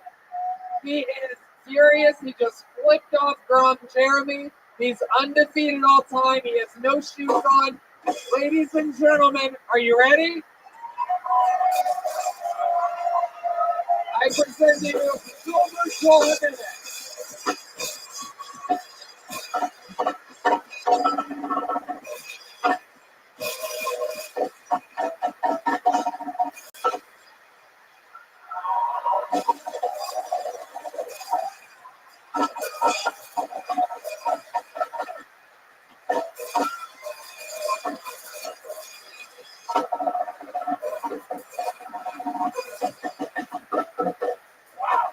Sticking his mouth, he's calling for something. Oh, he's chugging a beer. He's chugging a fucking beer. He knows it. He's playing with one different hand.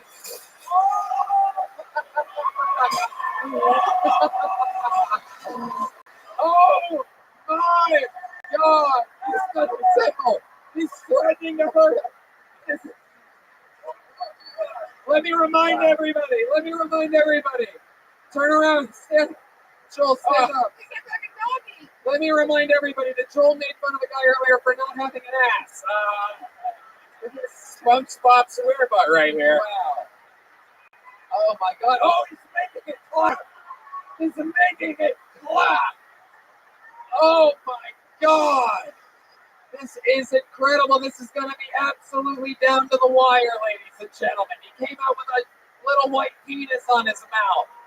He's wearing, I don't even know, did you break? That was his final hit of the drum. He threw the little dildo at the drum.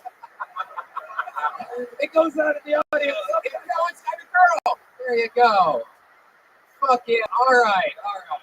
Ladies and gentlemen, let's get a verdict here.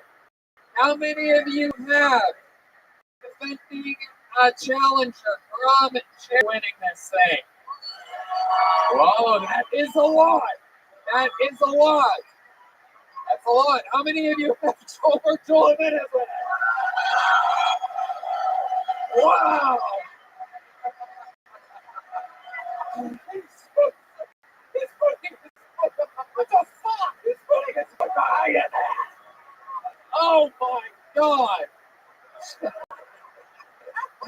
Wow. Stand still. The retaining Mexican drum off champion. I will say this. If you guys are wondering, we've been to all of them, and I'm pretty sure everyone up here will agree. That is the closest anyone's ever come to winning. Give it up for Elon Musk! Yes, the helmet went a long way. The helmet got a lot of points for originality, and you stayed true to character. Schulberg is celebrating and hitting cymbals with his feet, being ultra Mexican. Anything you want to say right now, Joel? You're out of breath. Your tie is on your head. You threw a dildo. Sounds like you fucking autistic psychopath, fucking motorcycle idiots. No. I'm not new to this. I'm true to this. Suck my dick. Go fuck yourself. Joel Jimenez takes this job very seriously, and while obviously this is a comedy show, he takes all these challenges very seriously too. How about one more time for Grom Jeremy? Thank you, Grom. Grom Jeremy. He surprised me there. I did not see a Mexican drum off coming with that guy. That was very, very talented. He really fooled us. He pretended like he barely knew anything about the show, and then boom, plays drums. 32 years. It doesn't get closer than that. That was a great challenge. Wow, that was incredible. My goodness gracious, great balls of fire. All right, let's just keep the momentum going. You guys want to do something fun right now? Obviously, that's not good enough. So we'll just do it some other time. We'll save it. Oh, okay. Well, in that case, I will tell you that obviously we have a band on this show. Obviously, we have the Bucket, the Red Band, and me, and all these fun things. But I should tell you that we also have a regular on this show. He came with us. He's here all the way from Los Angeles, California. Ladies and gentlemen, I present to you the one and the only William Montgomery. Here he is, in the flesh, live in Sacramento, California. Here he is, the real deal. You just called me a pussy.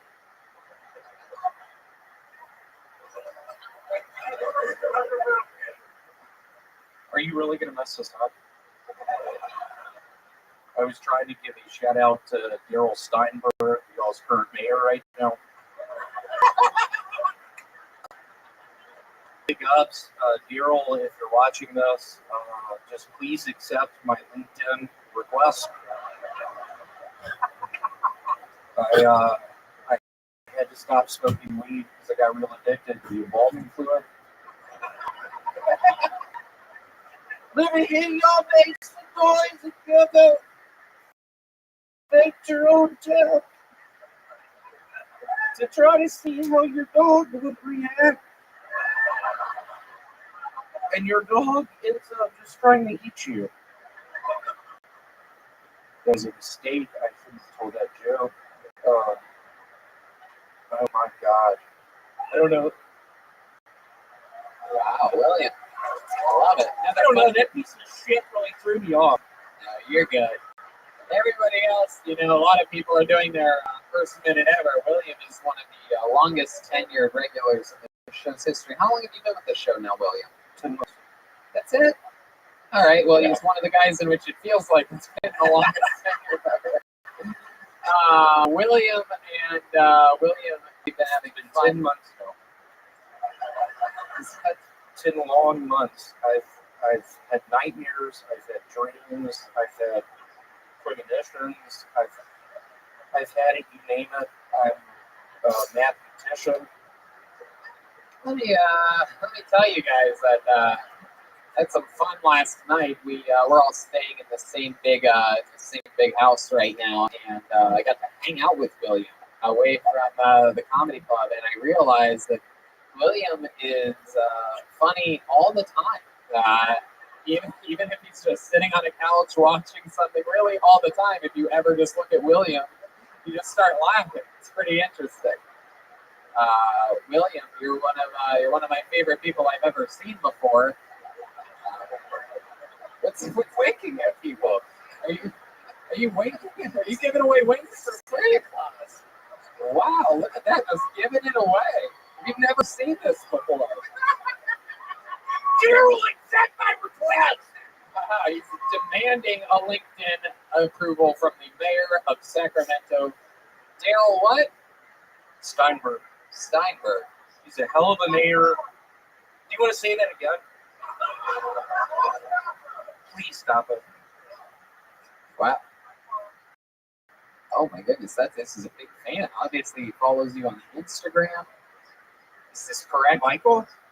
Oh, we've seen this before. This is where William recognizes somebody in the audience. Michael Richard? Yes, that's him. So nice to see you. Had long talks about dreams, about nightmares, about. You had dreams about nightmares? I have dreams about nightmares. That's incredible. My goodness. Have you been having fun? This is your first time to Sacramento, correct? It's been fun. Daryl helped me come up with a t-shirt.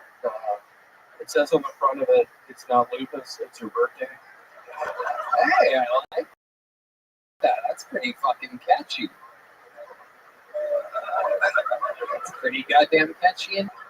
Now, the guy in the audience just referenced something about a bathtub. I did see something earlier on Instagram. In the bathtub, was that at the bathtub in the house? It was in Las Vegas. Oh, it's a different time. Okay, just checking. I don't know, William, are you listening to me? Okie dokie. Sometimes he fades in and out. It's a normal thing with him. It's all good. So today, anything that happened today in Sacramento that you enjoyed in real life? I just someone out there has some Vaseline. I have some horrible jock itch. I have some bad chafing in between my legs. This is something that you've been mentioning in real life. It's bad. It hurts to walk right now. So how do you end up getting jock itch? I don't know. You sweat profusely down there? It's from having no thigh gap whatsoever. Yeah, I could let you know. It's when your thighs rub together. A lot of waiters have that. What did you just say, Rabbi? I'm talking about your gap. A lot of what? Waiters, like servers. And if you put some flour in there, it helps at a restaurant. There you go. All right, man. Getting it all out there. This Today's show brought to you by Double Tito's and Soda. Yeah. So Advil, I took 2 Advil before I walked up on the stage. I'm feeling real loopy. The Advil got you a little buzz? It has. Wow. What else do you do to get buzz sometimes? What else have you been taking recently?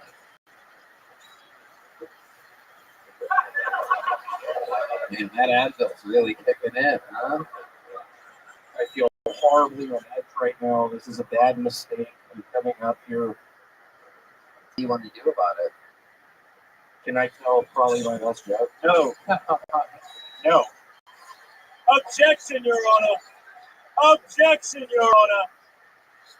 I have a friend who's paralyzed from the waist up, which is a blessing because he's a dancer. There you go.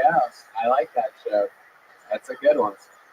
I like it when my mom goes out of town because I get to sleep on her side of the bed. There you go. Classic. That's one of my favorite jokes of all time. Yeah, why don't you tell us another joke? What you just fucking person one, you know? Please stop. Leading the witness.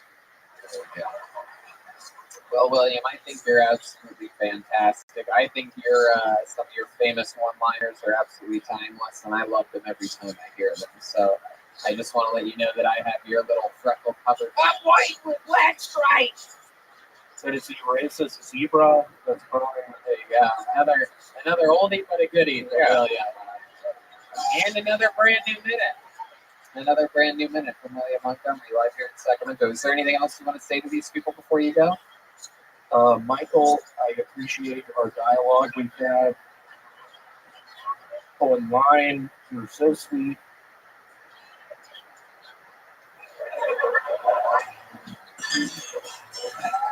There you go.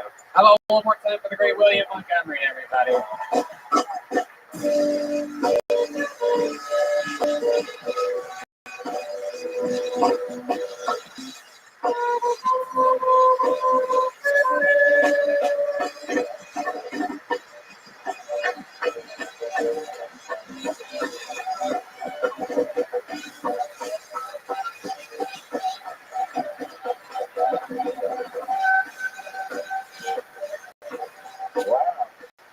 We're going deep.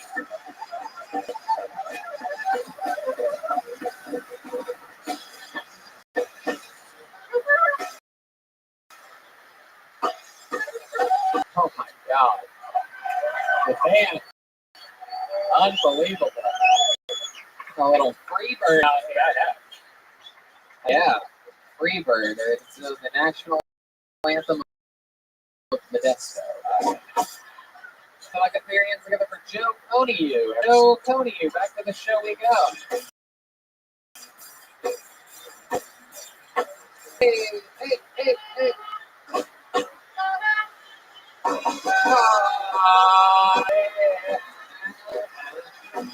Yeah, come on, it's Joe Coney, everybody.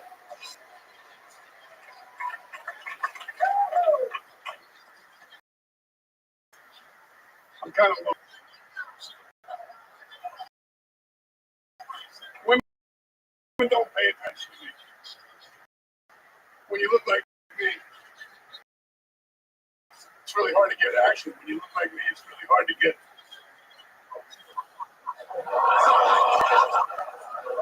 It's very popular now. Everybody wants to get sex. Sometimes I get bar something soon. Like I picked up a chick in the bar.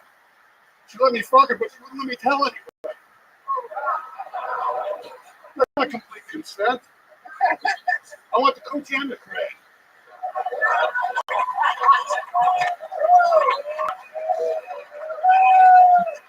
I don't want to get half lucky.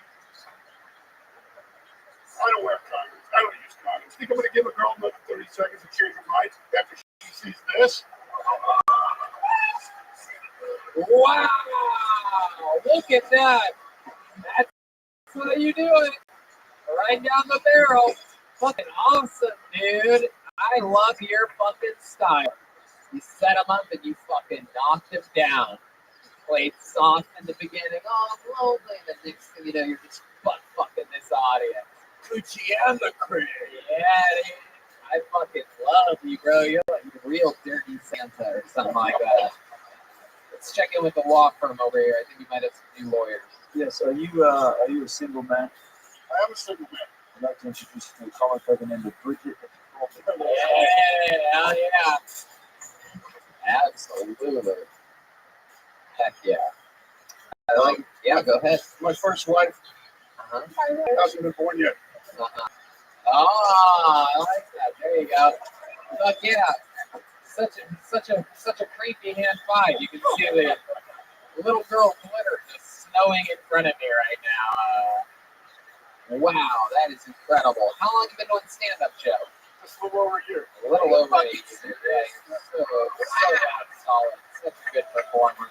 You take your time. You actually give a performance. You're not just up here rambling a bunch of words that you memorized. You use timing. You're listening to the crowd. You're waiting for moments. Just mind-boggling. You do this a lot, huh? You do a lot of mics. Yeah, exactly. And that's exactly it. It's a great place to work on that type of stuff because, you can't just practice in front of a mirror. You clearly are listening. And I bet you make those comedians laugh. You get a room and, yeah, it's a little shaky sometimes. You probably get some groans here and there. Is all your stuff mostly sort of like dirty? Yeah. Yeah, of course. Hell yeah. Stick with what you know. Absolutely. So the last time you hooked up with a chick, like when was that? Like, You mean for free? yeah. Oh, yeah. Yeah, I want to know about the free ones. Either one. I want to know. You paid, it was free. When there's a massage place right down the street on the left side, it's like a Yes, there he is. Again, very good. Hell yes, there's always a massage place down the street. How about it always is the closest one? Yes, indeed. Okay. How about this? Girl hiked up a skirt and winking at me. Asshole? Yeah, she's giving me She giving you the old William Montgomery wink? Hell yeah. She winked at you with her snake eye? Okay, there you go. There you go. You're in it. Great, Dan. Yeah, it's all, there we go. Lots of attention over here right now on the rest there. So let's keep following through. So you saw a girl's butt. She hiked up her skirt. Is this true? I'm just asking for an honest answer here. It's like, what happened? Well, that's not the first thing I did. Oh, hello. What was the first thing? Well, I was on a cruise and drinking martinis with this chick, and she leans over and says, "I'll give you $100 if you eat my pussy." Is that true? I'll do it for free. Yeah. I mean, you probably would have done it for free, right? What were we talking? How big is this girl? 400? Good looking, dirt bike rider, belly dancer. Hell yeah. Wow. You said she was a waist? No, she's a belly dancer and she rides dirt bikes. So she went from dirt bikes and belly dancing to just being on a dirty belly. My goodness. So I said 200. Ooh, power negotiator. I like that. Fuck yeah. Someone read The Art of the Deal. But I'm not gonna fuck you. Oh, damn right. You made her want it. So you ate her pussy for $200, and then what? Well, first I bit all the buttons off the salad pants. Wow, salad pants? Sailor pants. Or salad? Sailor pants. Sailor pants. Oh, okay. By the way, before he ate the pussy, his voice would be in his face like, Hi guys. Like, yeah, I'll eat it for 200. I love it. You still work? No, retired. Retired. What did you used to do? Retired. You were an attorney? Wow. You see, this guy's just what a real fucking attorney looks like. What kind of an attorney were you? Intellectual property, trademarks and Get copyrights. the fuck out of here. Wait, for some reason, the whole thing is closed off. Sorry, I got cut off. Sorry. I have Wow. some intellectual property I'd like you to look at. Yeah. Most of it's right here. My goodness. What's the weirdest thing you've ever had in your butt, Joe? Well, I fell down on a Barbie doll once. Really? Yeah, it was a mistake. I mean, they're not giving me religions. Wow. But, you know, it was a couple years ago, so it's all your Feet first or head first? Actually, a good question. Are you sure it was a Barbie or was it one of those kids? You know what I'm talking about. I don't do that unless I accidentally go down the lavender hats. You know what I mean? One time I went to Faces and there was a Ken doll on my ass. And I'm not talking about the ring. All right, forget it. All right, Joe. You're fine. Anything else crazy that we know about you? You seem like I feel like I talk with you fucking forever, man. If it was up to me, I would just keep you up here until tomorrow morning. He looks like Colonel Sanders now on Sons of Anarchy. That's true. That's true. Absolutely. You do have quite the look to you. You look like Kenny Rogers got high on his own supply. Chicken. Chicken reference. My goodness. Well, Joe, that's so much fucking fun. Do you have any other hobbies or anything like that? What do you do to pass the time now that you're retired? You know, I walk around a lot and eat stuff. Fuck yeah. Especially when people are offering you $200 that you're eating a lot of stuff. He looks like Jeff lives on the bridges. Hey, look at that. Yeah. Fuck yeah. All right, Joe. Well, I mean, so much fucking fun. I absolutely love comedians like you. This is proof that, it's not about when you start. It's not about how you fucking, approach things. It's not about trying to blend in. You're a guy that came up with a look. It's the same thing Bridget Bennett did with all of her 10 years of experience. You're talking about what you appear like. You're giving us misdirects. You're setting it up. You're sneaking in punches and getting big laughs. And that's what this shit is all about. You have a great knack for it. I can't wait to see you again. Fuck yeah. Let us know if you're ever in LA, man. Yeah, let us know for sure. And how about this, Joe? Next time we do a show here in Sacramento, I want to see you again next year, so you'll get a minute automatically. How about that? There you go. Joe Coney. He's on Facebook at Joe Coney. That's Konyu. Ron Jeremy, by the way, is on Instagram at GRONJEROMEY. It's a very hard spelling that. My goodness, such a fucking fun episode. You guys having fun out there, huh? How many of you guys listen to this show every week? Well, then maybe you guys actually know. I don't know if you guys know this or not, but we have a brand new regular on this show. Did you guys know that? Would you guys like it if we brought him all the way up here with us tonight? Great. Well, then I present to you the brand newest regular on Kill Tony. I believe this is only his second or third regular spot. He's goddamn anomaly. Put your hands together for the great David Lucas, everybody.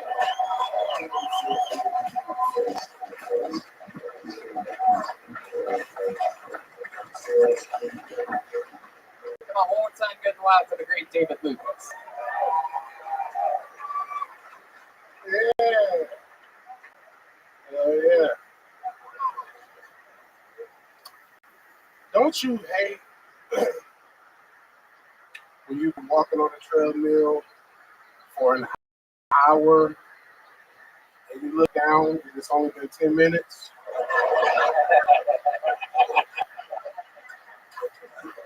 Like, who the fuck put me in the Twilight Zone? Cardio time is in the Matrix, you know? They measure that shit like dog eating. Cardio time is like 1,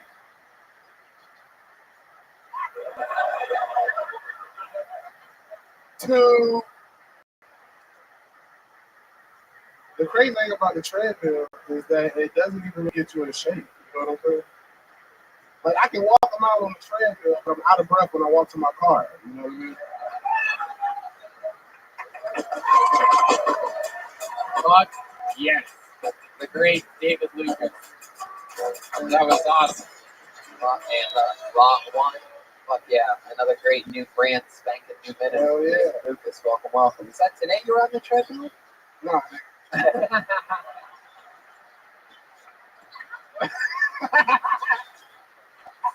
I ain't do shit today, but eat Chinese food and lay my ass on the sofa and watch YouTube. Yeah, absolutely. Like a real fucking comedian. That's right, absolutely. David Lucas is also staying with all of us in the same crazy big house. I'm kind of like an outbreak. I'm the only blackhead in the house. That's true. Well, I mean, everybody's a little bit different. I mean, William looks like William all the time. So yeah, I saw a photo today of all of us together, and I was like, in no other world would these fucking people be hanging out. Right. I would have slightly be hanging out with a fucking Confederate soldier. Yeah, it's true. You think William would make soldier? Hell yeah, he wouldn't be a soldier, he'd be a fucking drummer or some shit. He'd be the water boy. He'd be back in there. I don't know. That's enough for you right now. We did it. I want to hear it. How dare you? What are y'all? Y'all got some presidential ass wigs today.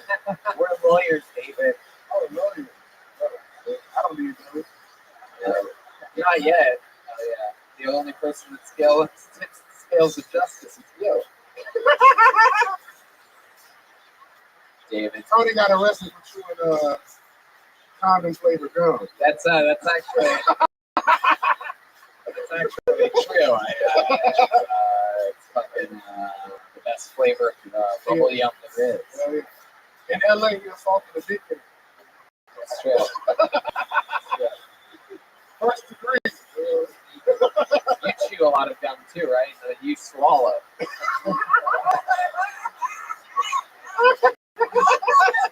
because you can't digest it. You got a bunch of stuff in there. Yeah, I love this. I love the shirt you're wearing. I've never seen you look literally like a black hole before. What's that? Damn, Scuba Steve. How do you know Scuba Steve? How do you know anything about being underwater? I'm white as shit. I was playing my favorite song. Fucking, yeah, we found that out white boy name yesterday- that killed himself as well. We found out yesterday that that he actually knows a bunch of. We realized that he loves white people music. So Yeah. It's been a while since I could hang my head up high. It's been a while since I first saw you. Hey, look at this! You got it right there? It's all happening here. It's a long intro on this one. I actually like country music better. Really? What kind of country do you like? I mean, other than I like you like country rock or country crop? no. Garth Brooks. Hey, how many people know this song? Blame it all on my roots. I showed up in boots. Whoa! And with a black tie affair. The whole crowd is singing. Last one to know. The last one to show. I was the last one you thought you'd see there. Incredible. And I saw the surprise and the fear in his eyes when I took his glass of champagne. Sing it, Sacramento. We will both be. You'll never ask, cause I got friends that know the place where the whiskey is out and the beer chases my blues away. I'll be okay. Yeah. I'm not big on social credit. Think I slip on down to the oasis, so I got friends in low places. Fuck yeah! Woo-wee! Fucking amazing. How about one more time for the great David Lucas, everybody? Unbelievable. Unfucking believable. One of my favorite Kill Tony moments ever. I don't think we've ever had the entire crowd sing a song quite like that before. God, I love that motherfucker. I can't believe he knows. Can you believe he knows the words to songs that people in Sacramento know? Right? Mind-boggling. That was incredible. Didn't mix the Santac once. Wow. There you go. All right. Even if the Chroma Chris was playing that immediately. That was incredible. I mean, the band is absolutely the best damn band in the world. What do you guys think? Go to the bucket one more time? All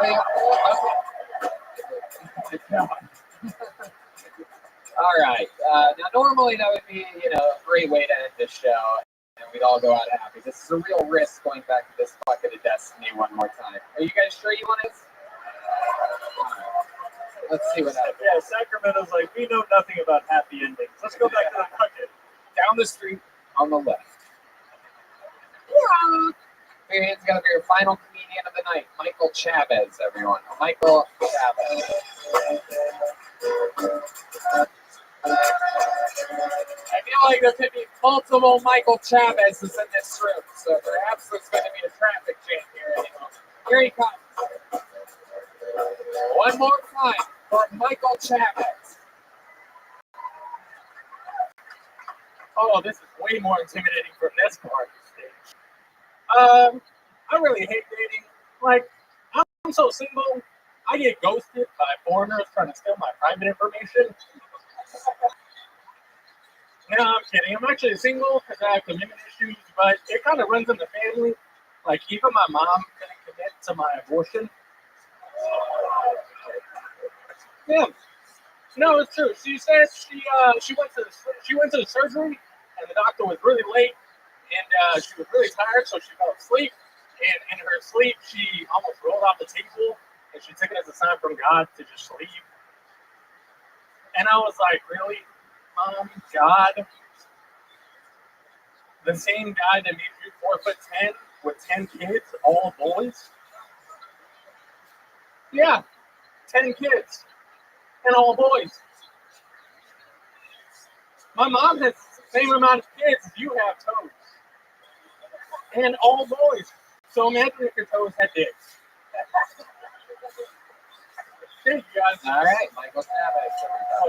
There you go. I guess so. Michael Chavez. There you go. There you go. I'll hold on to this thing. I'm scared as shit right now. What do you mean? Why are you so afraid? What's going on? I have really bad anxiety. Hey, Joel, how you doing? Yeah, but that was a heavy high five. Ouch. Oh, sorry. I think some CBD after that. Yeah. Michael, what was that? First time going stand up? No, actually, I've done it about 10 times 10 since times. May. 10 times since May. Okay. Yes, sir. And what do you do for work? I'm a merchandise and inventory manager for some random fucking retail chain. Random retail. And how'd you plead to bombing in the first degree? I liked it. I thought he was silly. I thought that was fun. I actually liked him. Thank you. I appreciate it. I liked it too. Despite the abortion material, I liked it. I appreciate it. That was my favorite part. So is that true? Your mom told you that she was going to have an abortion? Yeah, when I was 13, my mom told me that. And, wait, why did a mom tell you that? What were you doing? I mean, I don't understand what happens to where she has 10 kids, but she almost aborted you. Mm-hmm. Yeah. I don't know why. I mean, I think it was just a really hard time for her at the time. Are you like the somewhere? Oh yeah, number 5. Wow, number 5. What would make her abort? I just don't understand. Like, I mean, maybe it was the way that you kicked or something like that. Oh, I don't know. No, it was just a really tough time between her and my dad at the time. Yeah, that was my next question. Yeah. Is it all the same guy for the 10 kids? Oh, no. Yeah, how many different dads in those 10 kids? There are 5 different dads. Whoa, damn. 5 dads, 2 kids each? Oh, shit. 2 kids each? No. No, the first dad shared 2. Right, it's okay, we get it, that's enough. So I was just going to make a joke about how you guys can all have competitions like 2-on-2 basketball. Can your mom tie Cherry Stimmin in a knot with her mouth? I've never asked her to. I don't want to. No. Don't put that thought in my brain, Brian Redman. God damn it. Hell yeah, absolutely. So Michael, what else do you do for fun? Tell us more about your life. I just adopted 2 kittens recently. 2 kittens? Yeah. Uh-huh. I don't know. Same dad or 2 different dads? Oh, no. You know what the funny thing is? I found out it actually has 2 different dads. Wow. Yeah, they have 2 different coats, same eyes, so they're from the same mom, but 2 different dads. Kind of like your family. Yeah. So you've got 2 cats. You live by yourself? Yeah, I do live by myself. Yeah. Yeah. How long have you lived by yourself? Actually, let's see, since December, so 11 months. 11 months. Yeah. Absolutely. You ever get any girls back there? I have one that I'm talking to right now. Yeah. She's nice. Where'd you meet her at? Where was she last seen? Over here. Where'd you meet her at? I met her. She works at a casino in Reno. That's where I live, and that's where I met her. Oh wow, you live in Reno? Yes, sir. I'm from Fresno, California, but I moved to Reno maybe about 11 months ago. What brings you to Sacramento tonight? To see you. You drove here from Reno? Sir. Wow. How long of a drive is that? 2.5 hours, maybe 2 hours. Jesus, I didn't realize we're that close to Reno. Yeah. Right, we drove further to be here tonight. My goodness. Yeah, no, I came yesterday too. Did the same thing. Oh, that's so cool. So you stayed around here? Did you drive back to Reno? No, I had a doctor's appointment this morning, so I had to go back home. Wow, how'd the doctor's appointment go? I found out I have gallstones, so if there's anything Gallstone? here. Wow. Okay. So you have a gallstone? You have any allergies? I mean, I might be allergic to Oxycontin.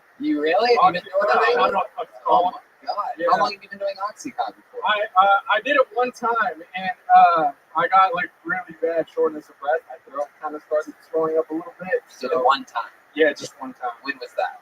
About a week ago. And you just loved it, huh? No, I didn't. No, I was in a lot of pain because of my gallstones, and one of my friends gave me it. So, yeah. Gallstones? Yeah. So is that a Mexican thing? No, I have gallstones. You have Gallstones. Yeah. Wow. Yeah. No, really, I have gallstones. It's really fucking painful. It sucks. Yeah. Gallstones. How do you Gallstones. You're Oh, you look like you have gallstones. You're creamery. Gall. Oh, look at me. Michael over here. Gall. Say it. Gall. Gall. Gallstone. It's pronounced tamarind. There you go. Tamarind. Yeah. Booyah. So, where, how do you, are they going to end up doing surgery on you, or are you going to pass them? What happens? No, you can't pass them, and you basically have to get your gallbladder taken out. Lucky. Yeah. Yeah. Cold bladder. Yeah. You suck at saying words. I fucking suck. Yeah, no, this is one thing that's really bad to me. I really fucking suck at saying words. All right, say instead of Disneyland, say Disneyland? No, what's the other one? Disney, the bigger one. What's the bigger one? Everybody else can say Oh, this Disney fucking World. word. Yeah, even he can say that word that you can't say any day of your life. Disney World. Yes, very World. good. So, interesting stuff. Your love life. Have we talked about this yet? I mentioned Yeah, you've been about talking about girl. What's the farthest yet? Have you put it in her vagina yet? No, I haven't put it in her for China. Even you took that bad version of the word purposefully that I made, and you made it even worse. You called it a vagina. I said a vagina. Even you're like, no, we can do worse. No, I have not put it in her vagina. Well, I mean, Put it in my vagina. Just for you. Yeah. No, we have a lot of great stuff. Yeah, I don't know if you guys know this or not, but you're not allowed to do Asian accents anymore if you're a white guy. I don't know if you know this. You're not allowed to do that. However, Asian guys are allowed to try to sound like a white guy. They are. They've been trying for hundreds of years. It's a new stand-up joke that I've been doing. I don't know why. I just threw it out for no reason on this show. Free one. Oh, wow. You guys like that. Oh, okay. You guys are an appreciative, smart comedy audience, and I love you for that. Can Mexicans do it? Can you do what? An Asian accent? I don't know. Why don't you try? What is the audience think? It's like what do you think? Are you getting in trouble? The Asian lady in the front row signed off on it. Whoa, she did. Look at that. Give me something to say. What do you want me to say? What should he say? You're Asian. You're the resident Asian. You should give him something to say. You don't have to do it in the accent. I'll do it for you. Yeah. I don't care about SNL. Anything works. You can literally say anything that you want. You could make it your name. You could make it. You could have him look at you dead in the eye and tell you that you want him to eat it. Yeah. Whatever. Oh, okay. Oh, another ground.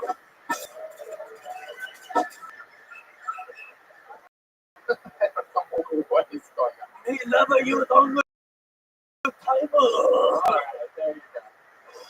All right, Michael Chavez, fun times. Thanks for coming, Michael Chavez, everybody. And we did it. That's another episode of Kill Time 401 live from Sacramento. After the show, there's gonna be a little line out there. You guys, oh look, Ryan G. Truth episode. It's gonna be a little line, and Ryan J. is gonna be slinging posts, signing them, and taking this with you, and having a bunch of other fun things. There's the new Kill Tony pin, the new Tony Hinchcliffe pin, available with or without facial hair. I draw it on with a Sharpie myself if you want it. Those are only $10. And there's also the brand new Kill Tony t-shirts. Yes. It's the first place that they've ever gone to. They literally just went for sale. You're the first people that have a chance of getting the new Kill Tony. That's not it. The new Kill Tony t-shirts, and there's a lot of Death Squad shirts out there, posters. the gayest calendar you'll ever see. That's right. How about another hand for the great, the one in Jeremiah Watkins, huh? Jeremiah is the leader of the band. He's also the host of Jeremiah Wonders, the podcast. He's on YouTube at Jeremiah Watkins and social media at Jeremiah Stand Up. At the gayest calendar in the history of all time. The Kill Tony the band calendar is for sale. They sold a record amount last night and took for sale here tonight. Jeremiah? Yes, I got some headlining dates I'd like to plug real quick. November 16th, Huntington Beach. Also in St. Louis, the 29th and 30th. And I'll be in Kansas City, December 19th through 21st, and Chicago, January 2nd through 4th. Tickets to JeremiahWatkins.com. Thank you. There you go. And how about one more time for the one and only silent but deadly Chroma Chris, ladies and gentlemen. He batted 1,000 tonight. Chroma, what'd you think about tonight's episode? The show will never lose its appeal. That's and then here we are. A lot of work for this guy tonight. How about one more time for the one and only Joel Jimenez? Busy episode. This guy throw a white cock at a snare drum 4 times tonight. You know that's a busy day in the office. Right. He's on social media mostly. Sorry, he's sponsored by Ludwig. He's one of the official artists, right between Dave Grohl and fucking John Bonham, Ringo Starr. Yep. Anything else? I want to give a shout out to Brian Redband for taking the fucking flight home to have equipment and come back. You're the real hero tonight, Brian. Absolutely, yeah. What a superhero. He forgot the equipment in Los Angeles. Yeah, let's give him more shout outs. We get what it took to get it all back together, and I love you, Brian. Sure, yes. Absolutely. What a great. Let's give him Joel. Extra credit. Joel, if you loved him, you would have never brought it up on this podcast. Yes, indeed. Redman flew all the way to LA today and back because he forgot his equipment in Los Angeles yesterday. Or there was 5 comics all outside my house with 20 suitcases and like one suitcase. Never mind, I take it back. Yes, there you go. Thank you, Joel. I love you. Shout out to all the people that don't forget their most massive responsibilities of work and life. But how about one more hand for Red Band? Sure. Thank you, Tony. Thank you so much. I'm 3 hours of sleep. I love you. And make sure you Google image Kathy before you go to bed. And go to infinitecbd.com, use the code Tony15 and save 15% on all the amazing. We're not selling anything crazy. We literally believe in this product. Use it. Use code so that they know we sent you. Sento, these last 2 nights, I swear to God, you guys that have been here know they're 2 of my favorite episodes ever. Thank you guys. Love you. Good night.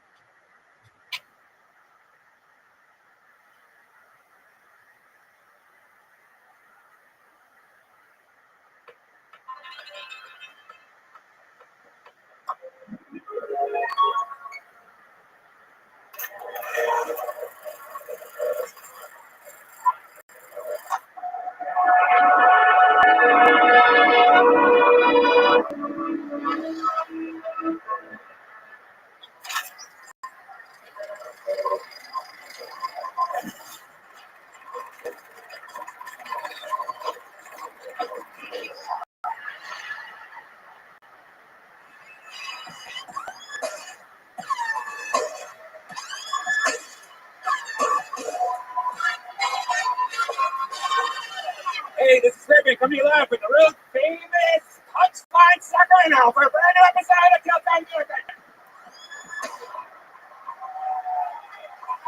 Come on, Sacramento, you can do better than that. Let's fucking go. Yeah! Episode 401, live from Sacramento. Brian Redman's here, everybody! Hey! Holy Stromboli, this is exciting. This is the road to Kill Tony Mania, which means there's special shows. Hey, look over here. It's so special that house artist all the way from Los Angeles, Ryan J. Ebelt is here.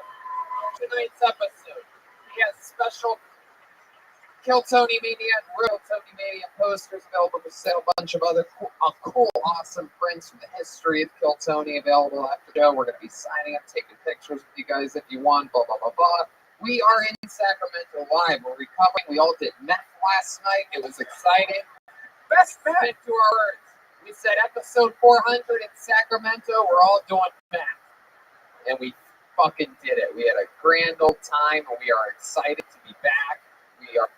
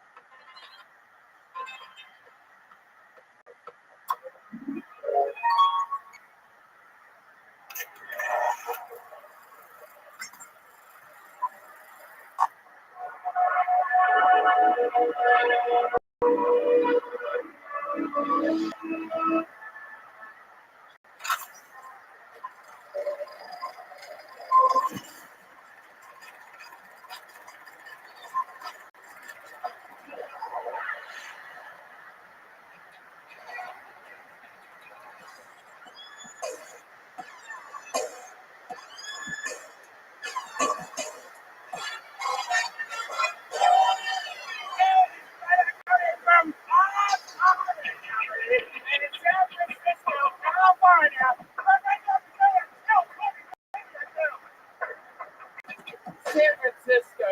This is it. It's the late show. Let's fucking go. Make some noise.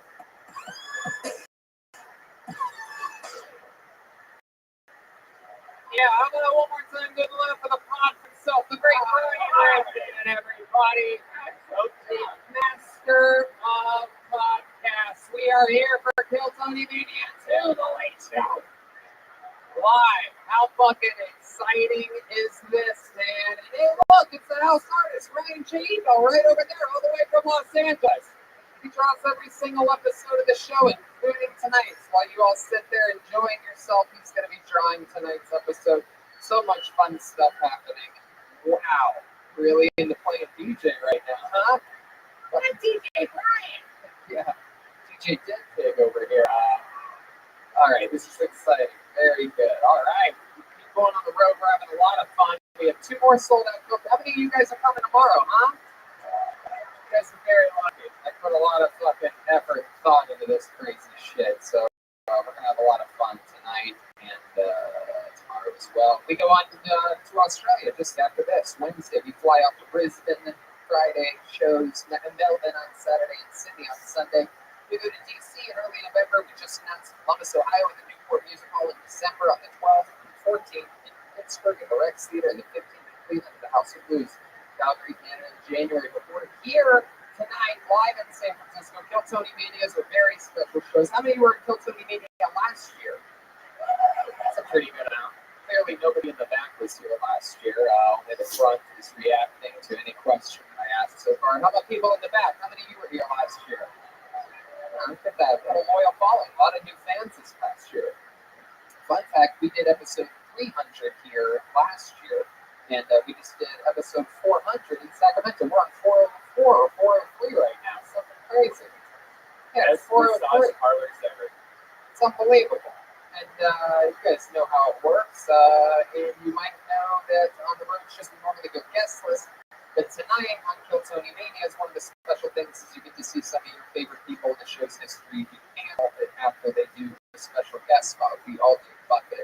pods and things like that.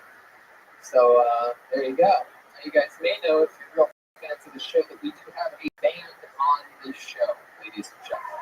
It's a real thing.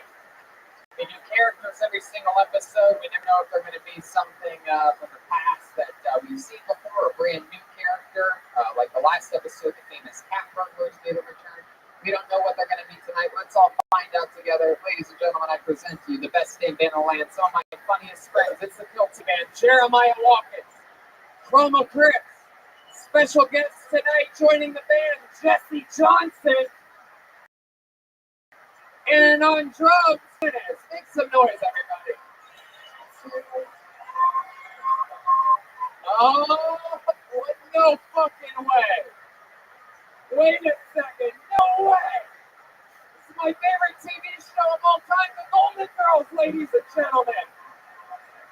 We've never seen them on this show before. This is the first time that the Golden Girls have ever been on. If it happened, oh my God. Jeremiah Watkins, clearly the Arthur tonight, the leader of the pack.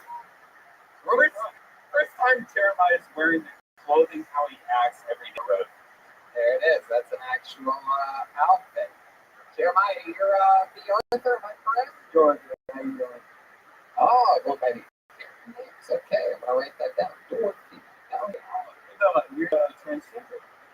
all right. It's just floating out the first thing that comes to his head so far tonight. Here we are. Oh, true. And you're clearly the intoxicated one, honey. You need some help. Oh, he didn't get his look out because you hit the Golden Girls. Next thing, we have Jesse Johnson joining the band, everybody. How exciting. And you are saying Rose, right? I'm Rose. Tony. I just got the name of the show. Oh my God. Rose, you're so oblivious. Fuck yeah. And clearly next to her, we have what is so blatantly Blanche, unless you look at her at all. Hello, Tony. Hi, Blanche. You can be my own San Francisco tree. Oh, I'll eat you up. yeah, there you go. Fuck yeah. And clearly over here, the one and the only, Joel's grandmother. Named Sophia. Boy, I got Italian and I roll. Hi, Sophia. Oh, yeah, you seem like you've never seen Golden Girls. Picture this. San Francisco, 2019. Kill Tony Mania 2. Don't worry about it, pussycat. Yeah, I'm excited about this. You guys excited? The Golden Girls are here, everybody.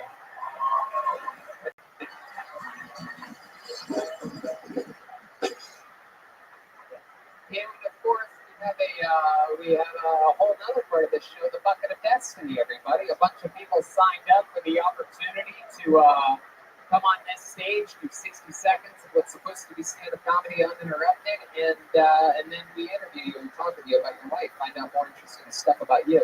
You know, your 60 seconds is up and you hear the sound of a kitten. That means wrap it up then. Oh, she's going to bring out the angry Castro District Bear. Oh, God. Wow. This is real tonight. This is really happening. I'm excited about this. You guys ready to start this fucking show or what? Here we go. Bob, since this is Kill Tony Mania, what do you say before we go to the bucket? Let's just start with a special treat. You guys like special treats? Let's fucking do it. Ladies and gentlemen, we have regulars on this show. You guys like regulars?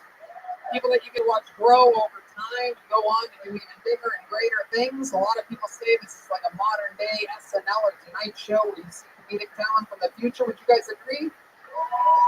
I present to you the newest regular on Kill Tony. Ladies and gentlemen, he's taken the whole show by a storm. I present to you one of my favorite top young rising comedians in the world. It's David Lucas, everybody. With a brand new minute. Never seen before a minute from David Lucas. There's a lot of racism in the world, in case you guys didn't know. But you know what the most racist things are? Nursery rhymes. Did you guys know that nursery rhymes are racist? The most racist nursery rhyme is Baba Bless You. lyrics. Bye bye black sheep. Have you any war? Y'all some three bags full.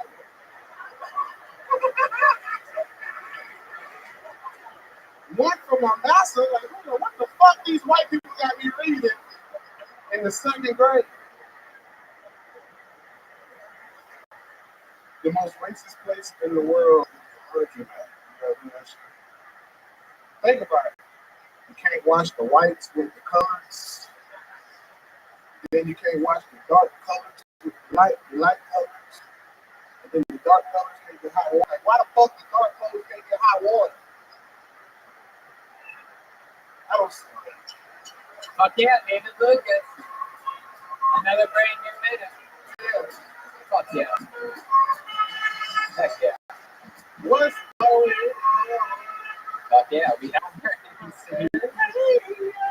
Hey, fuck yeah, we learned in Sacramento a couple nights ago that David Lucas has an affinity for white people music. Yeah. My favorite band growing up was Hero Fish and Matchbox 20. Hell yeah.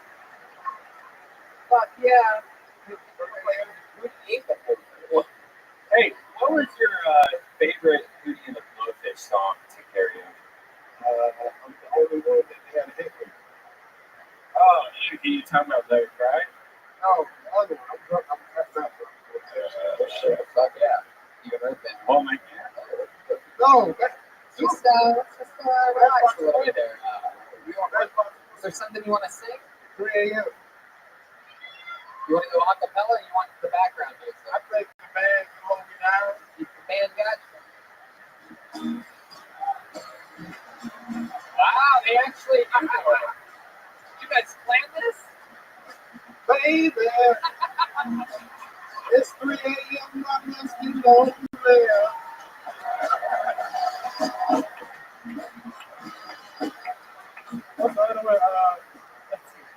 Said I don't know if I've ever been good enough.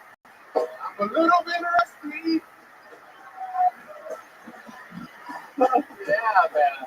I wanna push you out. Well, I will. Well, I will.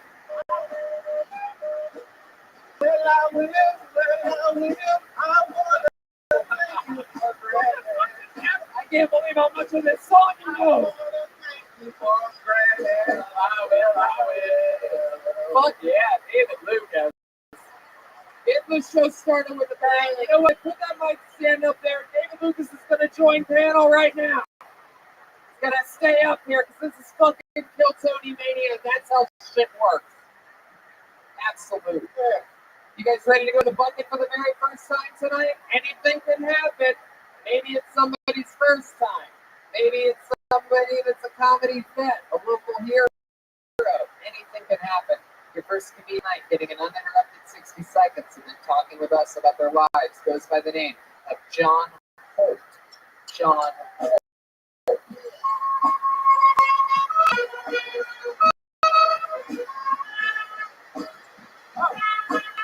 By the way, you go up right here.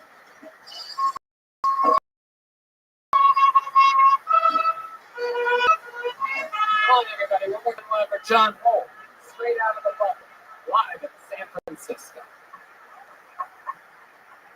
What's up, everybody? How you doing tonight? All right, so let's start off playing. Who here's the butt next?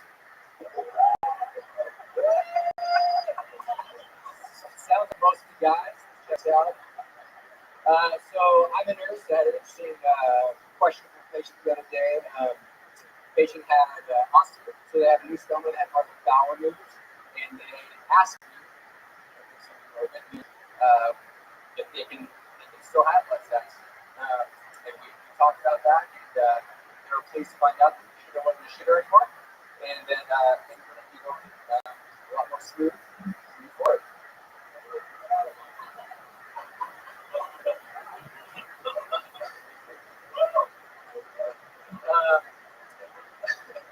I got invited to a gender reveal party a couple weeks back. It's kind of strange because I didn't have to be pregnant. Oh yeah, one more time for John Holt, everybody. John, keep the mic out of the mic stand. You're gonna need that. Put it right up to your mouth. Right up there. Yeah, just like that. talking with it down. It was like you were going to puppet act with your penis. The microphone was so low, it was incredible. How the fuck do I hear him right now? His lips are moving, but welcome to the show. Did you read Rick and Morty? No, definitely. I used a different version. It was more like Sick and 40. Sick and 40? That's fun. That's fun. 40 years old. Alright, fuck it. We'll warm up. How are you, buddy? How's it going? I've never seen Steven Spielberg with leukemia before. This is exciting. What middle school are you in nurse at? Trauma Center. That's so cool. How long have you been a nurse for? About 5 years. Oh, that's awesome. Oh. Heck yeah. And then you know about these ladies. You see anything wrong with them? Looks like a stealth Yeti's drinking a bottle of Coors Light over here tonight. I've had a long enough life, Tony. Sophia, you're a rock.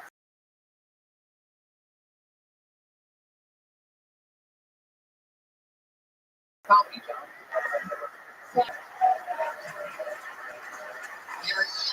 The goat of the first time. You ever been on stage doing anything before, any kind? No, I just went to teaching conferences. What do you teach? Part of Oh, nursing. Heck yeah. What's the craziest thing you ever had to take care of or seen as a nurse? my brother. Dorothy.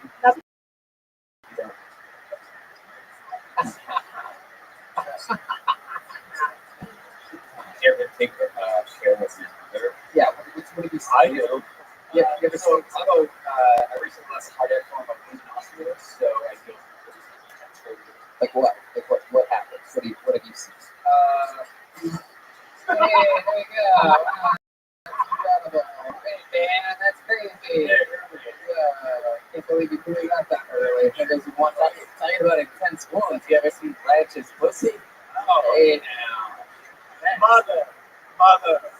David Lucas, what do you think about this guy? You ever seen a guy like this? He has the haircut of a guy that fucks his black women unless they choose homework. Is he right? Is he close to this? You ever had sex with a black woman before? Yeah, but that's Whoa, no homework. You can take a breakfast. Pre-nursing. Wow. It's just a one-time thing. You went black and then you went back.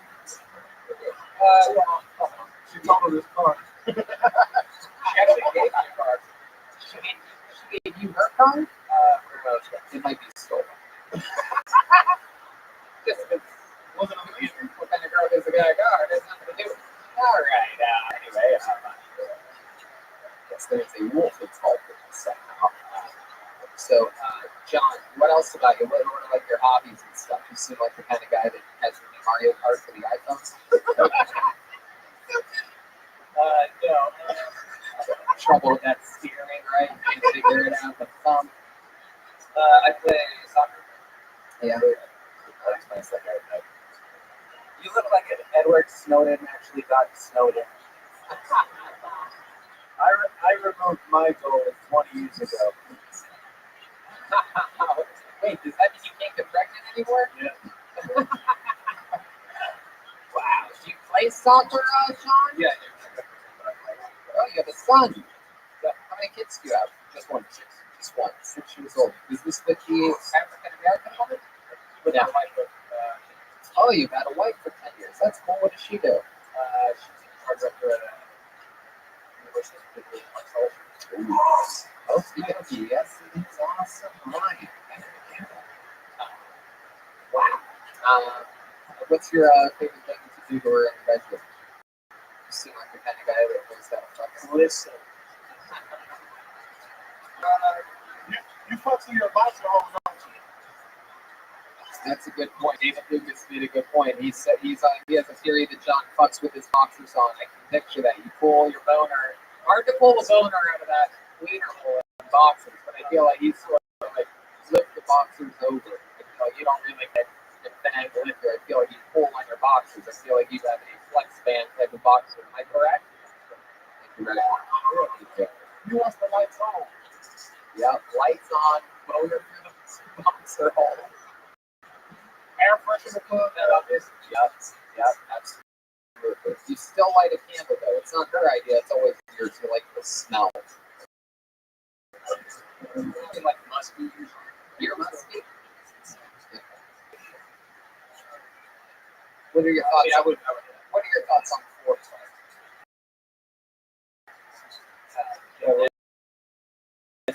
Well, yeah, what would you do with the four of us? The opportunity with the both girls. Say the both girls had a fucking one fella couldn't get. Well, I'd probably get a fucking nasty mix of Those horrible Jesus. I mean, and then what? We do a better minute of stand up than you could. sure, yeah, for sure. I don't even know what you meant by that. I don't even know what you were even trying. He's gonna fuck whoever he pulls from the bucket. I'm glad you got a good job. I thought it meant shorts. Well, John, I'll tell you this. It's a hard job to follow David Lucas on this show, especially if it's your first time ever done stand-up. Work on your technique. Go do it again if it's something you want to do. Hold the microphone up to your mouth next to it, though. There he goes. John Holt, everybody. Fuck yeah, John. There you go. Oh, he left me hanging. Oh, thank you. Thank you. I don't know what I would have done if you not come back.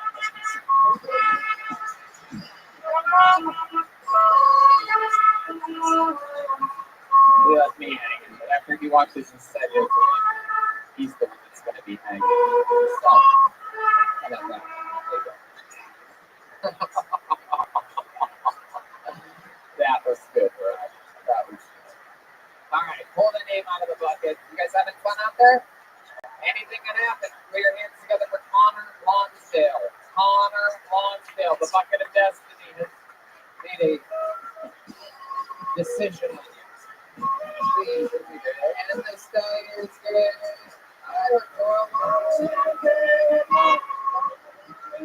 One more time for Connor Lonsdale, everybody. Bukkake is a genre of pornography. It's from Japan. What it is there will be one lady, and they have like 100 guys on come on her face. Yeah. I have watched some of these films. I've formulated an opinion. Too much cum. Who needs that much cum? Nobody. Cum in her mouth, cum in her hair, cum in her eyes. This fucking greedy bitch is hogging up all cum. Hey lady, save some for the rest of us. A lot of people say they feel sorry for the lady. You know who I feel sorry for? That 100th guy. He finally gets up there and he's like, oh, is she even gonna notice? Fuck yeah. Connor, I've heard that. Really? Yeah. Where? There you go. You really take it over there. It's an obvious take. Yes, exactly. I was going to take a more comedy approach to this. I'm going to be. Okay. Okay. So Connor Lonsdale, everybody. One more time for Connor. Sure, you get it. Connor, my first question. Did you just get the internet? This hockey things, I mean, it's been a thing for a while. You explained it to everybody. I guarantee you, if these people are here, they kill Tony Mania, they know what the fuck a bukkake is. Am I right, people? This is the bukkake ballroom of stand-up comedy. I mean, these people are here for blood, guts, and cum. Am I right, people? You spend 30 seconds explaining what a fucking bukkake is. So with that said, I mean, how long have you been on stand-up? A year. Yeah, man, a year. I am with Ryan. I wouldn't have hit it right away, right from the gut like he did. I was going to build up. Sorry. But, you know what I mean? If there's people, since bukkake's have been a thing for so long, I mean, obviously brand new to you. I didn't know. Like in the last year. There must be some sites that you were so into that you've been ignoring everything else. Like, you must be the king of big tits. You must just, like, any letter you type in on your first search bar, you find out there's a big tit website that must pop up immediately. There must be something. Okay, I'm going to check in with the great P. Arthur Jordan. First of all, never heard of the bukkake before. I found it very educational, very informational, and I think you guys can. Oh, look at that. Thank you for being a friend. She wants to travel down the road with that again. Step away from the zone. So, you've been doing it a year all here in San Francisco? Yeah. What part of town do you live in? Oh, Oakland. That's considered the tough side of San Francisco. A nice city to the rest of America, but the tough part of San Francisco. It's the Florida of California.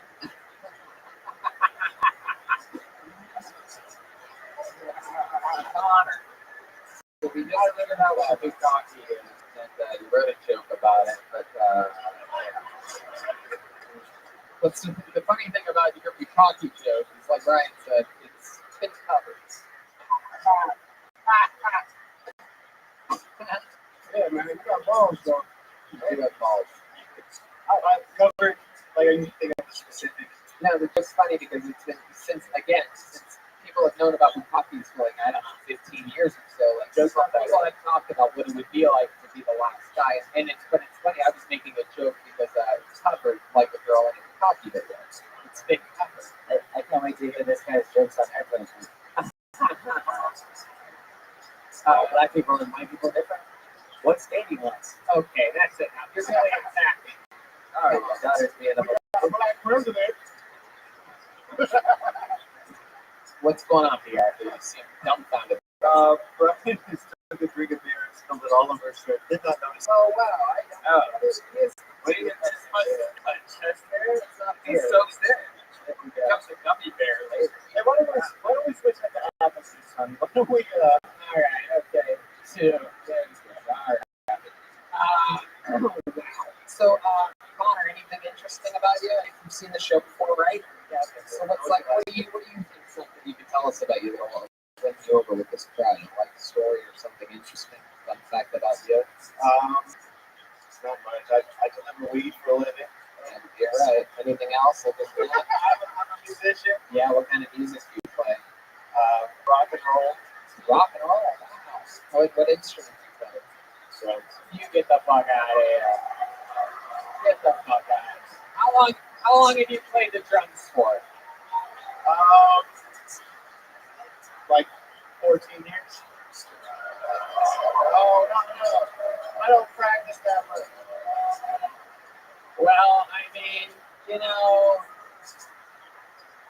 how long?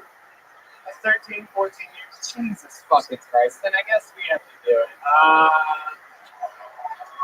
Every once in a while, something magical happens where we find someone that knows how to play the drums, and it's always exciting. And you know the situation. You know about what a Mexican drum off is. I do. For those of you that don't know in the audience, there is an opportunity here for Connor to become the new drummer of Kill Tony. He would replace Joel minutes. This would be, as with all Mexican drum offs, an immediate effect. He would be the drummer for the band for the 2 shows sold out here tomorrow night, for the remainder of the show, and he'd be going to Australia with us this Wednesday. This is a really big deal. Now, you guys get to decide in the end who wins. This is based on drumming, technique, ability, comedic performance, overall showmanship, everything. You guys are the deciders. It's Kill Tony Mania. I will warn you all, Joelberg has never been defeated before in Mexican drum offs. He's undefeated all time. Defended his throne just last night in Sacramento. But here we go. Ladies and gentlemen, I present to you for the first time ever, Connor Lonsdale. He's taking off his fanny pack. He just took off his fanny pack. He's sitting behind the drums. Connor, you want to talk into that microphone? Help Connor with that mic. Connor, are you ready to attempt to become the new drummer of Kill Tony? I'm ready. Ladies and gentlemen, Connor Lonsdale. Here we go.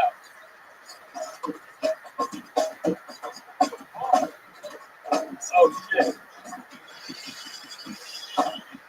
Very good.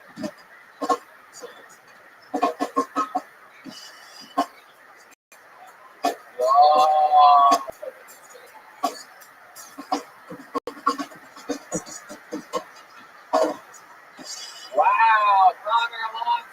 There he is, doing that thing you do.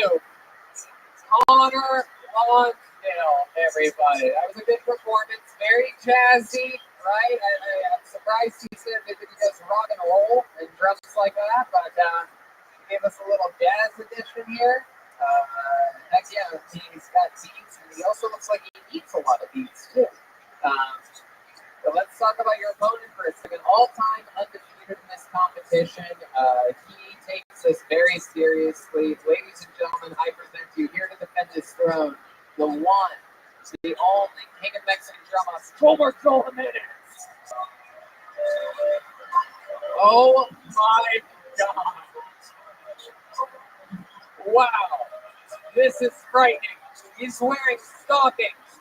He has a purple giant dildo, the classic purple dildo in his hand that we've seen before. He has a brand new medium-sized white penis coming out of his forehead. This is incredible. We've never seen anything like this before. The guy that just found out about Bukkake definitely has never seen anything like this before. This is very exciting. Joel's giant cock is basically visible through the stockings. It still has a sock over it. It's still very visible. Are you guys ready to see Joelberg? Defending his throne, undefeated all time, I present to you the Kill Tony drummer, Joel Jimenez.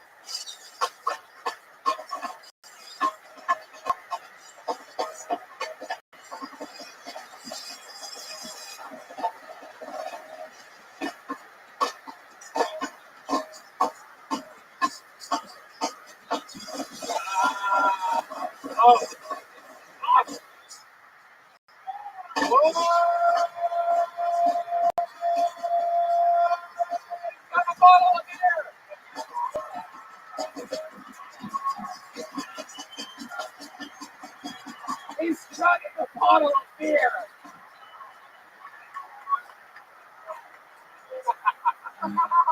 He's dying on the stage. He's dying.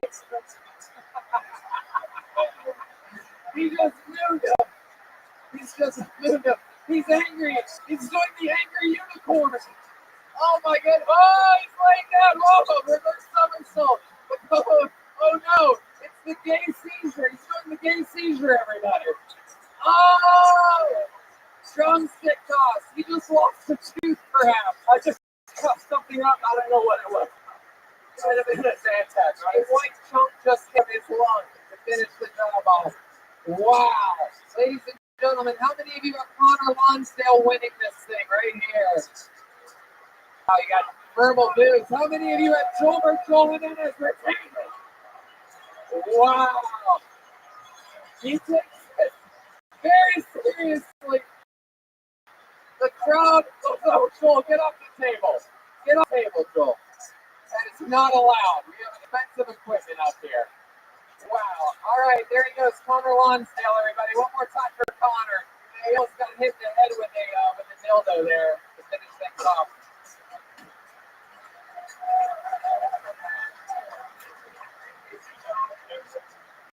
I knew Joel wasn't going to do a Tony Hawk character. That was unbelievable. Joel, I mean, he's fucking chumps. He's taking this very seriously. He's the best friend of that fucking idiot's life. How about one more time for Joel there? Putting it all out there. He's got all the energy in the world. He just grabbed his dildos. He's so happy right now. Can I just say I've never seen the side of my mother before? I just Bukkake that dude. What do you guys think we do a special treat to keep this fucking momentum going, huh? Ladies and gentlemen, we have another regular on this show. He is a very controversial figure in the history of Kill Tony. This is considered a regular that either you love him or you hate him. There's nobody down the middle on this guy. I absolutely love him. I think he's one of the silliest, funniest fucking goofballs in the world. Put your hands together for one of my favorite comedians. It's the great William Montgomery, everybody. Here he is. Live in the flesh. Come on, San Francisco. It's William Montgomery. Give it up for Gary Vaughn. Let's give it up for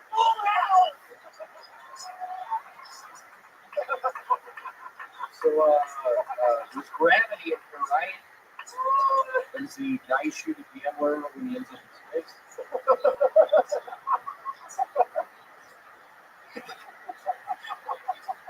I've been going to the grocery store with my mom a lot recently, and every time she's like, William, just say hi to me on this stuff. Let's give it up for Alcatraz! Let's give a moment of silence for my Uncle Richard Alcatraz! He directed movies such as Draws the Revenge and Speed 2. He was a trailblazer. He actually got killed on Alcatraz. It was game related. Mom couldn't deal with the loss. She started taking Xanax. I started taking Xanax. Hell yeah, William Montgomery, ladies and gentlemen.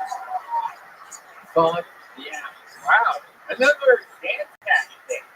Yeah, this covers Xanax day. So, are you really going to say that right now? You guys have been getting quite argumentatively. It almost seems sort of tried to put Xanax hot topic. What's going on with you two? Is there a little rivalry going on? What are you guys doing? The weight gain challenge or something? Weight. I've actually lost weight. Yeah, how'd you lose it, William? What's your 90X? Really? You've been doing P90X? I know it's probably P90X. It's a lot of push-ups, a lot of body weight stuff. Yeah? Okay, you mind doing some push-ups for us? How many of you want to see William do push-ups right now? Oh, that's what you're going to do. I don't know what's going to happen here. Before you do these push-ups. What? Wait. Don't do it. What are you, Ryan? What are you? Ryan. Hit you in the head. No, I just hit you in the head. Brian clearly reviewed himself tonight, everybody. He threw the buckets with names with William. Now the crowd wanted to see the buckets.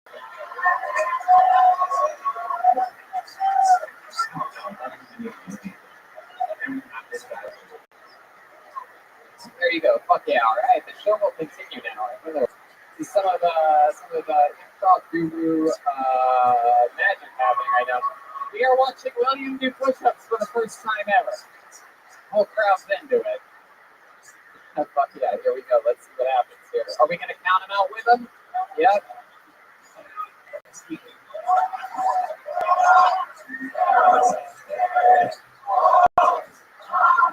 Wow.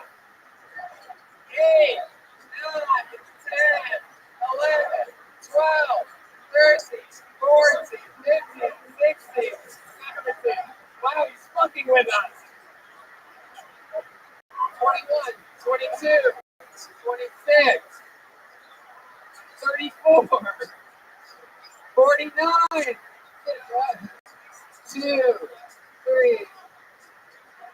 Fuck yeah, William Montgomery, everybody. Oh my God, is there a male nurse anywhere? How about we have William join the panel? Let's have him be a guest for the next part of the show.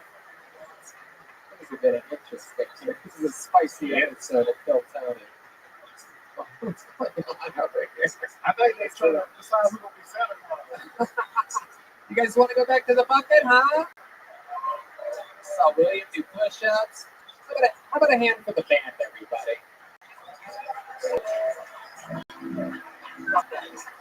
Where's Joelberg? Joelberg getting turning back into Sophia.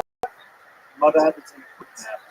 All right. I pulled another name out of the bucket. Let's keep this fun train along. Put your hands together for Anthony C. Anthony C. Here we go. Here we go. Step back from that fucking land. Please step back. Step back from that land. One more time for Anthony C. Let's go. Just moved here from New York. It's pretty awesome here. Just take these double standards. For instance, when women sit on pianos, it's sexy. But when pianos sit on women, they're dead. I bought a CD to fuck with the police. Figured I'd screw with their radio. It was pretty awesome. The trick is that you have to pretend you're a kid.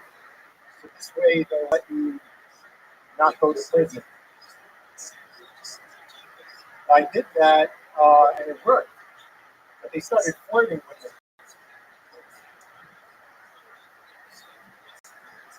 I'm a little old person. My girlfriend, when she gives me head, I sing the Cranberries. It's in your head.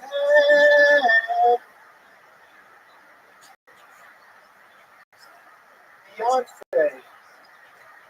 Remember when she sang lyrics? I don't think you're ready for this jelly. This is why I know racism exists. Because out of all the celebrity chefs, why doesn't she have a foot? Thank you. Fuck yeah, Anthony C, everybody. There you go. There you go. Wow, that was something. I've always wondered what Ray Romano would be like with a brain injury. That's great. He looks like Red Man. Oh boy. Be careful, I might be bucketing names at you. It's a wild one. Anthony, welcome to the show. How long have you been doing stand-up for?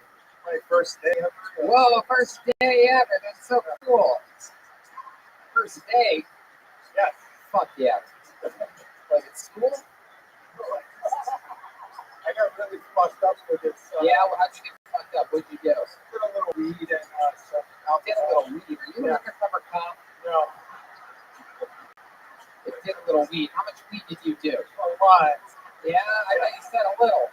No, I did a lot. Sorry. Yeah. All right. How much is a lot to you? I have a pretty high tolerance. I had a really fucking smoke with this. Yeah. So, like, how much did you smoke? So I have, like, obviously the oils, the concentrates, and the joints, and the edibles. So, what did you smoke? What did you do tonight? Everything. I did it all. Wow. You talk like a narc. I have the big and the highs, the lows, and if you like the uppers or the uppers, I have some of the, I have all the, all the grade 2 felonies. I smoked all the misdemeanors, and I ate some of the. What's your ringtone?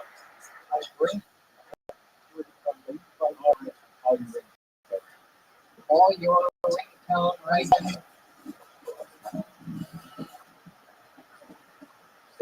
Okay, yeah. What do you do for work? I make space technology. Oh, wow. Fuck yeah. How long have you been doing? Are you sure you do that, or is that just what you think you do after you do all the drugs you just said you did? No, I do that. Smart people smoke some too. Yeah, no, I get it. What the fuck's that supposed to be, you piece of shit? On for 60 seconds and saying, I'm stupid? No. Style, dude. So when you're not doing space show, what do you do for fun? The kind of guy that put excitement. I'm trying to get back into playing music. Yeah, what type of music do you play? Guitar. Oh, thank God. Have you ever been? You ever sing or? Yeah, I sing. Yeah, what type of music do you sing? Damn, it's been fucking 10 years, man. Oh, it's been 10 years. Yeah. Wow, real singer you are.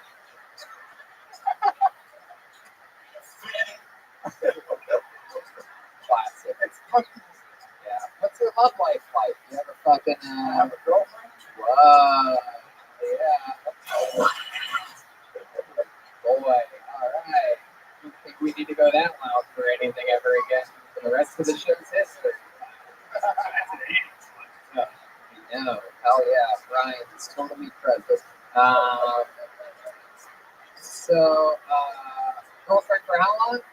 12 years. 12 years. How do you keep it romantic in the bedroom? What's your trick? You ever fucking go down a Milky Way or something like that? Just like you start off with like a shitty gift, you start off with one pump, and then over the years you add more pumps, and then Fuck yeah. Are you talking about do you have an inflatable dildo that you use on her or something? Is that an actual like thrusts in and out? You gotta like. So you gotta like. I got him as a I have room to like improve them and it works. So you started horrible on purpose. Yes, and then later on I was really good, and she's still happy after 12 years. Wow, that's incredible. Boy, you guys are fucking fantastic. What's the craziest thing you've ever done in the bedroom with her? You guys ever like eat each other's asses out or anything like that? Yes, like yes. We fucked at her dad's job. You fucked at her dad's job? Yeah. Her dad looks at her something Bukaki says. What's her dad's job? He's a dentist. Oh, fuck yeah, you drilled her, huh? Yeah. I like that. Was it really in the dentist chair? No.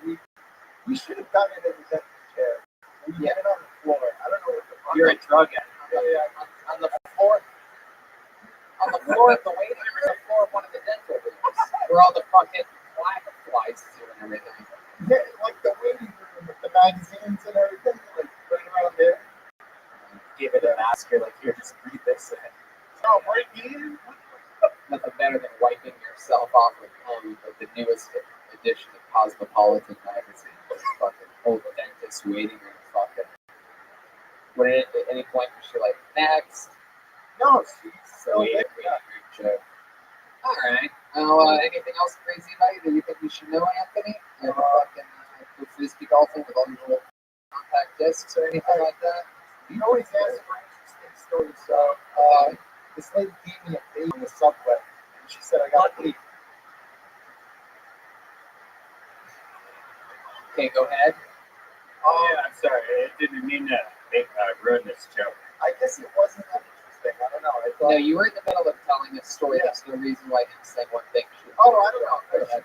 Baby, you got a fucking baby on the subway, and then She said, "I got to leave," and it was on the subway, and there's no fucking bathroom. So I don't know if she was abandoning the baby or something. I have no idea what was going on. wow, there really wasn't an ending to that story. So what did you do after she gave you the baby? And did you raise the child? What's going on? Yeah, I mean, I thought I was going to be a father for a second, but I assumed she was going to pop a squat. Or, I don't know what was going to happen.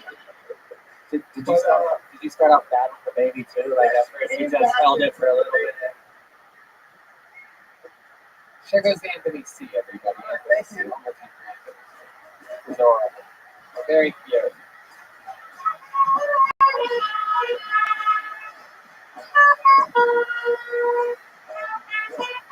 How many of you are having fun out there on this late edition of Don't Tony Mania Friday night? Okay, your next comedian goes by the name of Nikos Crowley. Here we go. Nikos Crowley is making his way to the stage. Nikos Crowley, here he comes.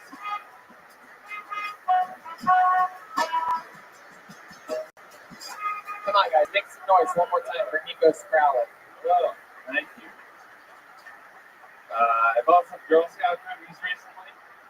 One of my coworkers doesn't understand boundaries.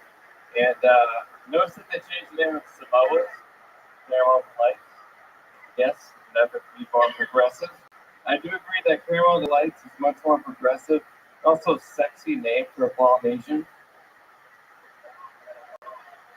Caramel Delight is actually my aunt's nickname for the rocks, so she was considered well ahead of her time. Columbus Day just happened. We're part Italian, so every year on Columbus Day, my dad will go on this big rant about how Columbus was Spanish was really Italian. It's like, don't believe what you read growing up. Columbus was Spanish was really Italian. That's how behind the times my dad is. I think people are trying to take credit for shit that Columbus did when he got here.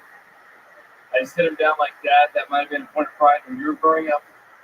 Now he's kind of considered a genocidal maniac, so maybe let the Spanish take credit. Want to do something for the Italians? Still remember that Joe Paterno was Puerto Rican. There's more of these. Nikos Crowley, wow. Smart, funny, well-paced, timing, execution. How long have you been doing stand-up? I would say 4 years. Why did you say 4 years? Because you've been doing it for 7 years with the 1 year break. Yeah, hiatus. Yeah. What do you do for work? I work for an insurance company. Oh, yeah, very good. Sure. It's hot stuff. One of the big ones? Yeah. Yeah, that's good. successful. You're getting your pretty set off. Got a nice little house out in Afford to survive in the Bay Area. Astro District, just fucking kicking it. What part of town do you live in? I live in the East Bay. East Bay. Oakland. Hell yeah. Yeah. Shit. I love it.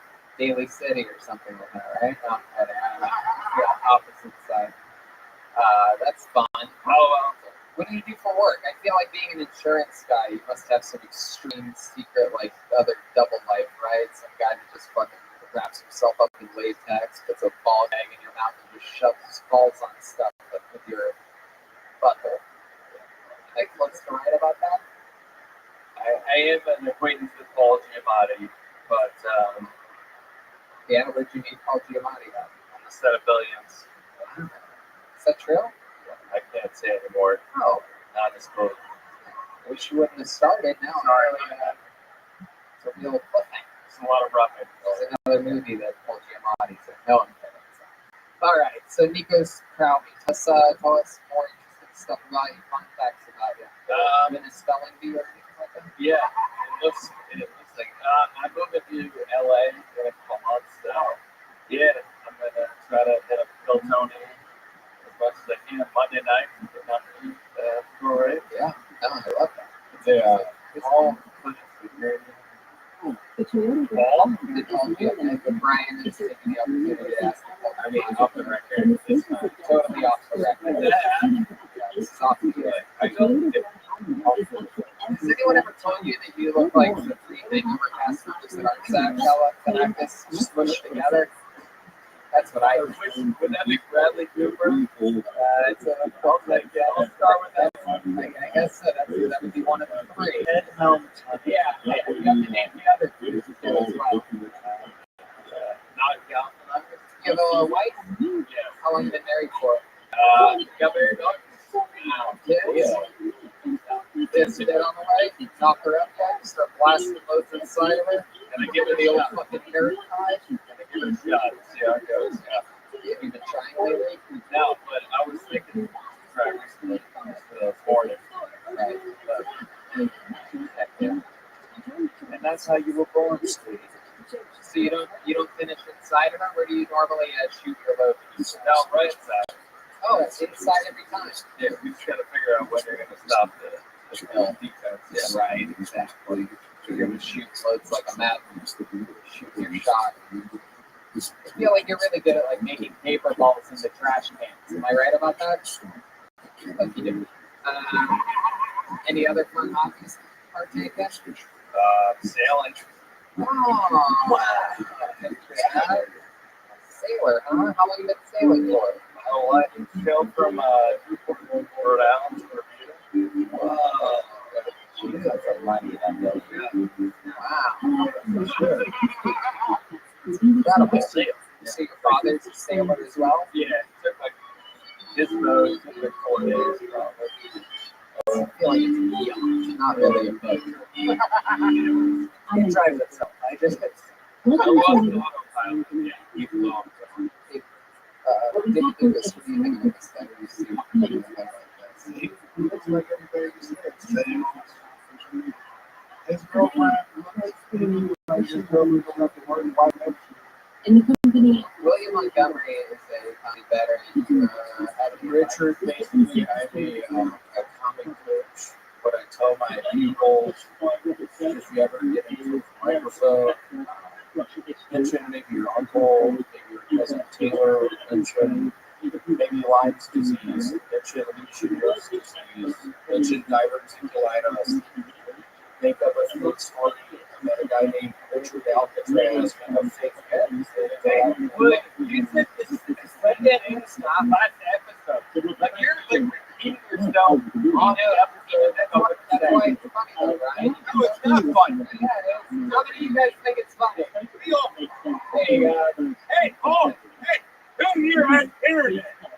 Everybody Oh, wow, get internet. Great. There you go. Brian, Randy, and that was a pretty good one. You're all Yeah, wow. Slam the mic as hard as you can. It's always great for everyone. I have to fix it later. Oh my God. Anyway, I think we know it's coming. anything else you need to know about you, Nico, before we move on? No, I saw you guys in Boston. Happy to be here. Just going to see you in LA. Hell yeah. Well, good to see you, dude. Thanks for signing up. Nico's Crowley. Great set, dude. Fucking great set. Hell yeah. Absolutely. There you go.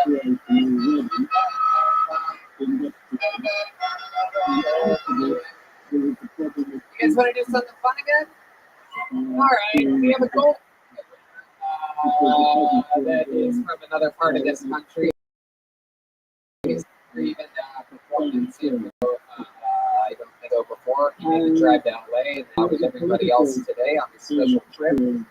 Put your hands together for a golden ticket win from Phoenix, Arizona.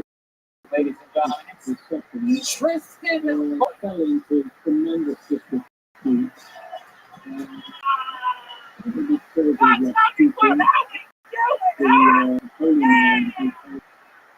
Oh man, let's keep it going for me. I got off the sideboard recently. Goddamn right, bro. Turns out suicide is a pass-fail class. You know? You have to do that shit or you don't, player. Like, attention sucks like dick, dude. It sucks. And I was there for 5 minutes. My roommate, Rakesh, turns out he was hearing voices in his head. And all the voices wanted to fuck me. Which, technically, I'm a vocal. You know, like, he's doing it for the good of the group. Like, he's got homies in the dome. Like, that's democracy right there. Dude, I don't think anyone should kill themselves if you're gonna know good when you're out. Right before you do it, right before you really go to the next existence, right before you go, just scream, this is for everyone to say it.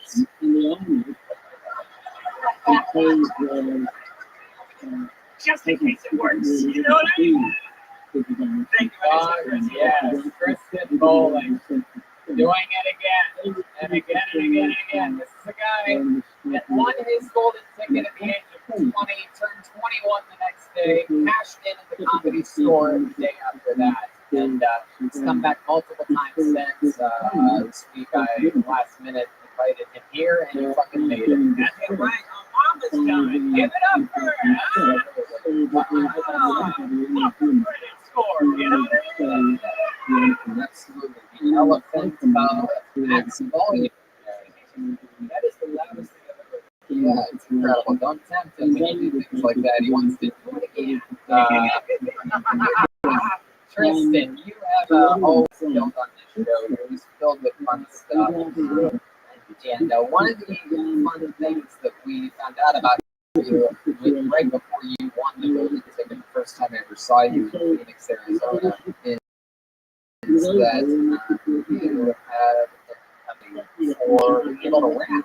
You guys like rap music at all?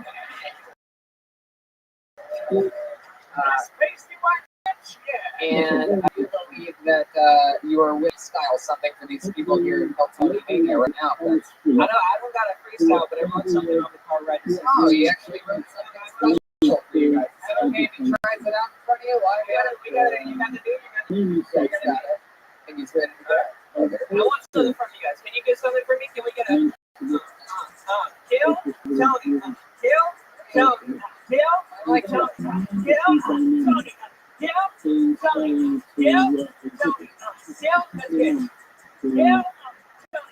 Kill Tony, maybe wonder where we be. Gonna fuck up this city like the homeless on the street. Red man on the board, holding down the board. Tony with the torch, spreading down the boards, coming so your knees. Going ready to beat up, running over the heat. Jeremiah, the Saxon back to the neck of speed. Oh man, push up the street. No, the day, kick the lead. Set man, face to the street. One up, kill Tony, one up, kill Tony, one up. Fuck yeah, man. Tristan Bowling. I love your fucking style. David, you ever seen anything like Tristan before? Look at this. It's like he's ready to paint the library or something. Some Super Mario Brothers shit right now. I feel like I'm about to paint a Supreme store. The shoes are like they have an electric reaction.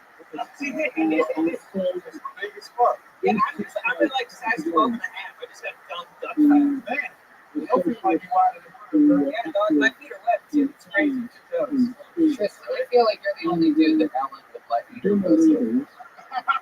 That's a credit. That's a credit. How many people don't stand up on the show and how many times I saw me in that house? You know what I Do mean? you really have left feet? Yeah, I have 2 left toes. Is that true? Yeah. I've never seen it. You see it? Oh, wow. Web feet. Web feet. Web feet. Do you see it? Where's the web? Right there. Whoa, what the fuck, man? Yeah. You see it? It's fucking weird, isn't it? Jeremiah, put it in your mouth. Put it in your mouth, Jeremiah. Jeremiah. Do it. Jeremiah. I'm kidding, I was kidding, guys. I was joking. Tristan, get up. We can make so many people come on here. How many guys, how about one more time for Tristan, everybody? How about one more time for David Lucas? Tristan's going to step in and join panel for the first time ever in his career, guys. Golden ticket winner Tristan is in. David Lucas. He's going to sip on Hennessy. William, come on, sit here. Sure, sit right there. Fuck yeah, the great William Montgomery. I was still on the rest for my 50 push-ups and then Hell yeah. How about one more time and go out for David Lucas? There you go. So much fun. We're having fun here. Back to the bucket we go. To get a new person. Kind of crazy shit to go on. Put your hands together for Ernest Evangelista, ladies and gentlemen. Here it goes.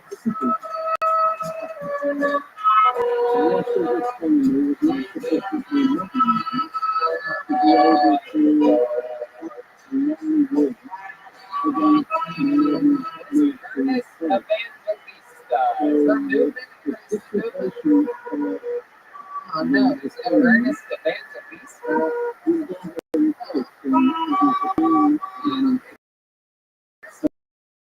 We're gonna keep moving.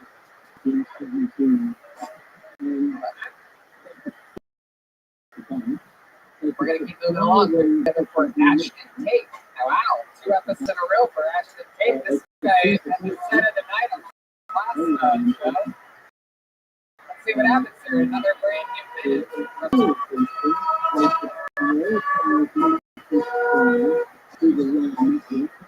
Hey, one time for Ashton Tate, everybody. I think it's weird how a lot of girls they enjoy long walks on the beach and they never ask out those guys with metal detectors.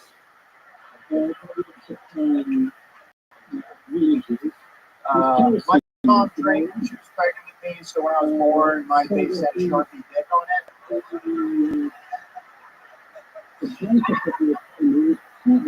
I was a kid, I liked playing Grand Theft Auto and tried playing it recently as an adult. I was like, these cops are kind of just doing their job. You know?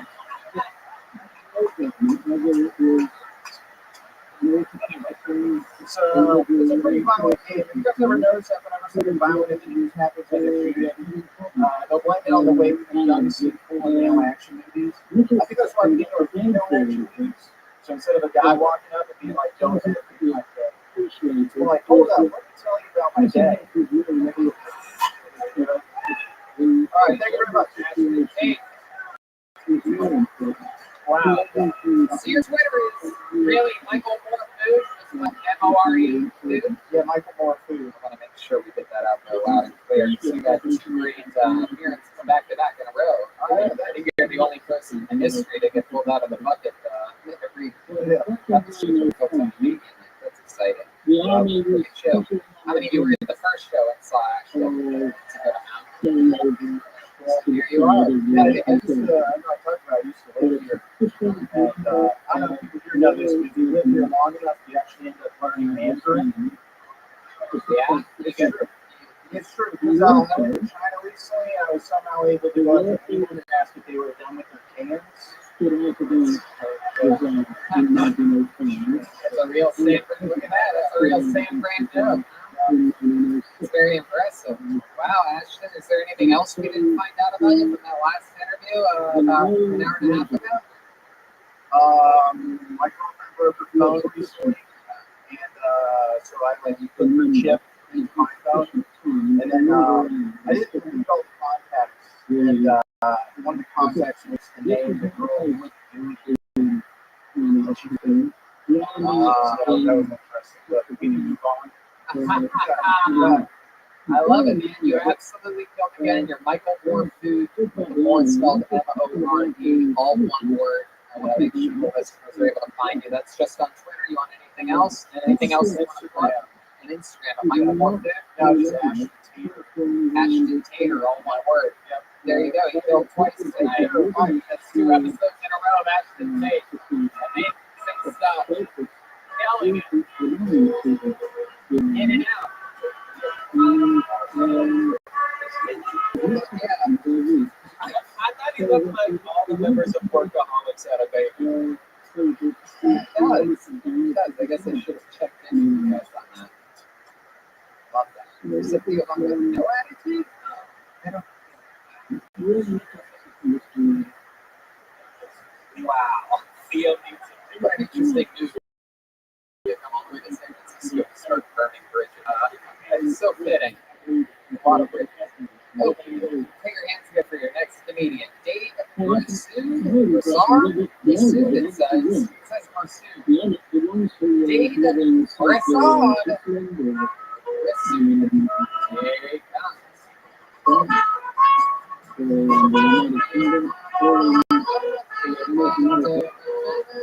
Come on, guys. One more time. Another Dave Marsoon. Here we go. Yeah, Marsoon. Actually, pronounce my name right. That's pretty cool. Thank you very much. I know you guys look at that over cool. I get that. I'm an old guy. I used to be cool when I was young. And it slips out around my kids sometimes. The first time he slipped down, I was helping my youngest go down for work. The older one's helping me cook. The younger one's pretty fresh. She goes, Dad, don't get this. I said, what's the question? She goes, what's an 8 refer to? Without even thinking about my 3.5 grams.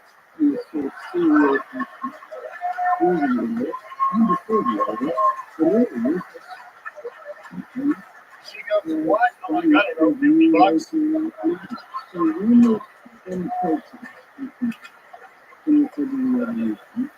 if it's white. That's when I hear this light. I look up and I see the look on her face. I'm like, oh, I messed up. So I start navigating. I got to get out of this because I don't want to get in trouble for their mother, right? So I'm like, oh, honey, is this a word problem? She goes, no, it's 6th grade math. I'm like, well, there's a problem. I'm teaching you math you're not going to use till high school and college. Wow. I'm just mesmerized. Lucky. This is one of those magical moments where something that I did not expect to happen. I mean, complete dominance up here. Have you been doing stand-up comedy a long time? About 9 years. 9 years. I mean, even for 9 years, that's still very impressive, man. I mean, mind-boggling. You really have the room beating out of the palm of your hand. You have this such, like, healthy, regular, normal, everyday guy, the guy you run into, coming into a Home Depot or something like that. And then you just come in guns a-blazing with fucking real jokes. You really know what you're doing. 9 years, huh? Yeah, the last 3 real years. Yeah. You work in construction?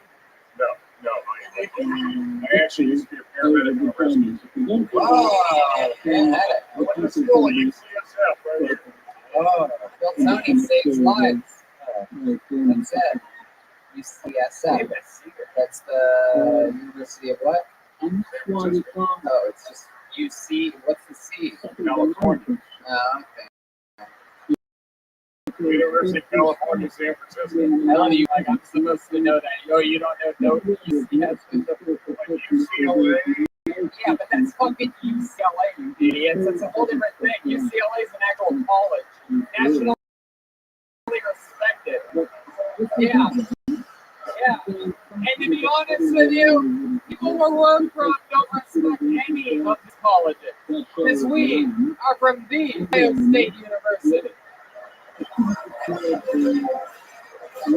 You're goddamn right, you fucking bozos. See if I buy tickets to your show, you morons. Anyway, yeah. So, what's your story, man? You single, married? Yeah. What's going on? Oh, yeah. Fucking, you got Dorothy's in you over there. You do seem like the type Dorothy would take home, but you end up fucking Blanche, right? Well, let's just say you've got 3.5 grams right here. Oh!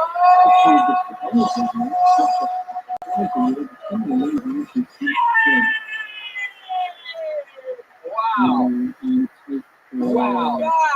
And with that stroke, Jesse Johnson does more for females in comedy than any female comedian ever with one single joke. Unbelievable. 3.5 grams after that fucking opening joke. That played on. Voting for makes complete sense. My goodness. So what's your sort of if you were going to do a fast track of fucking 15-second super breakdown of your life? I feel like you've seen a lot, you've been through a lot. What are some of the highlights? A couple of years ago, I got a really bad accident. I was partially deaf and had a shoulder replacement. And my daughter and I, as part of recovery, swam from Alcatraz to shore. You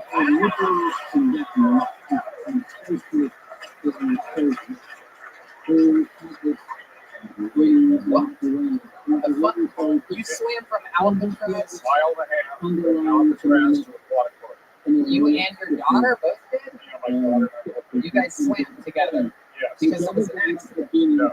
No. I was in the accident. Part of the recovery, the doctor said swimming would be good for recovery. My daughter was a high school swimmer. Oh, okay. Oh my god, I thought something happened to you on the island of Alcatraz and you were swimming to fucking shore. My brain almost poured out of the side of my skull. Yeah, me and Nick took off when we left. That is so fucking cool. And so, how long did it take you to recover before you did the swim? 14 months after the shoulder, 8 months after the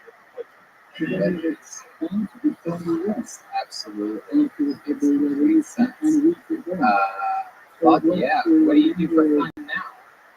stand-up comedy. Yeah, other than stand-up, right? It must be seem like the kind of guy that goes bowling with your own bowling ball. Yeah. That means he's going for Trump, people. No, fuck no. I like Johnson, but Johnson didn't know his elbow from Aleppo, so that kind of fucked everything up. Oh shit, this guy knows his politics over here. What do you guys have for a day for pursuit? I was gonna see. What? What's going on? I think they thought you were out. Yeah, I guess so. You seem pretty fit for an old guy. You do a ton of exercise. Yeah, he switched from Alcatraz to fucking. It was one time, dude. You continued it since, right? You have to train for something. I did that. I'm done with that. I worked out the gym now. Just trying to not get really old too fast. I love it. I love it. Absolutely. Tristan, what do you think of this guy? It looks like he could be your father. Dude, I'm just glad we're wearing the same fucking clothes right now. In different colorways. He's got the Air Monarchs on, and so do you know how many times I've seen old white men like you wearing the same shoes as me? It's insane. I'm setting a new example. That's because Nike's has been on sale since Kaepernick, so it's okay. Oh, yeah. I was born in '98. I got my GED. I didn't even know the college reference. Okay. Well, I mean, Dave, you had an unbelievable setup here. Very fucking impressive. I mean, so fucking rock solid, man. I mean, you should be really, really proud of yourself. And It's fucking awesome, man. you ever go down to Los Angeles? Yeah, I just came back from doing shows in Las Vegas and the ski. How about LA? You ever go to LA? I was in LA on the way back. Yeah, what'd you do when you were in LA? I did a show with Sebastian. Where'd you do that at? You don't even know the name of the place? Oh, the other Sebastian. Next time you come down to LA, if you're ever there on a Monday, we'll give you a minute at the Comedy Store in Los Angeles. How about that? Come on down. How about one more time as loud as it gets for Dave Pursuit? Let's fucking do it. That's the real deal right there. And speaking of cold-blooded assassins,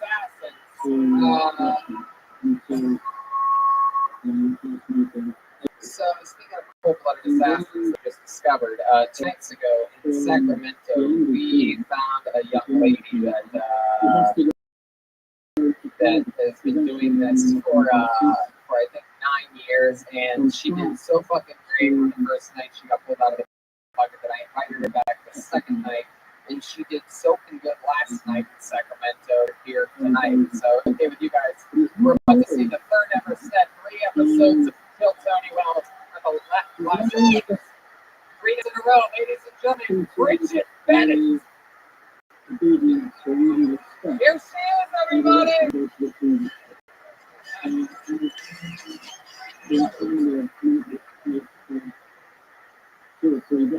I got stuck at a casino up in Oregon in the snow.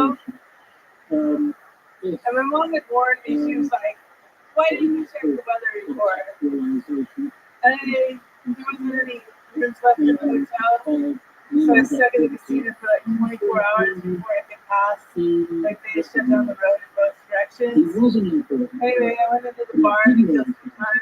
And I was sitting with a bunch of truckers. So you find yourself at a casino in the middle of the night and it's all men. And this lady came up to me and she's like, I'm gonna kick your ass. And she was one of those California moms. And she's like, I'm gonna beat the shit out of you. She reaches her hand up like to punch me. And I'm like, why are you gonna punch me? And she's like, because you're drinking and you're pregnant.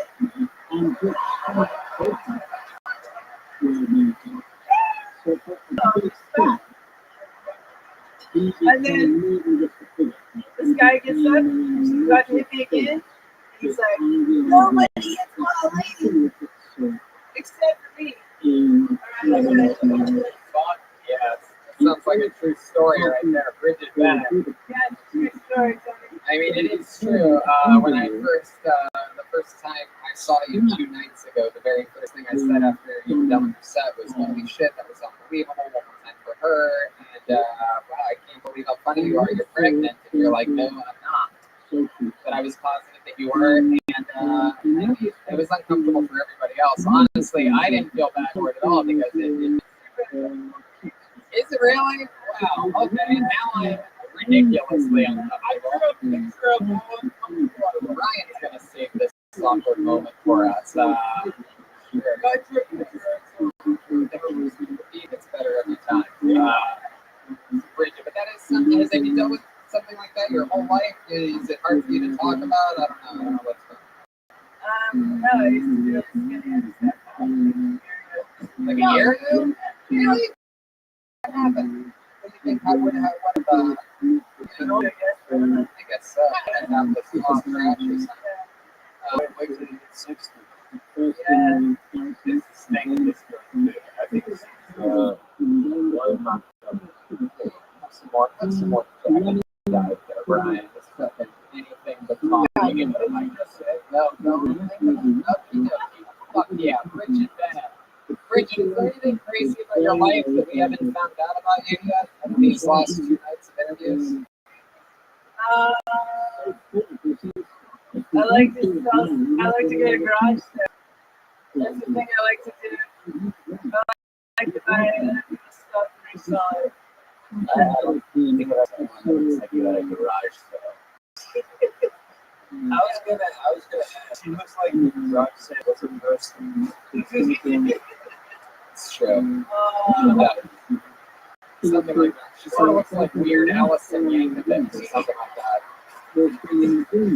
She can handle it. She's a fucking professional. Doesn't she look like William and I's mom? She looks like that's a weird girl. What do you mean? A Quentin's mom? No, I said William. Oh, okay. Yeah, it was a Quentin. I don't know the Outcast. It's an Outcast, right?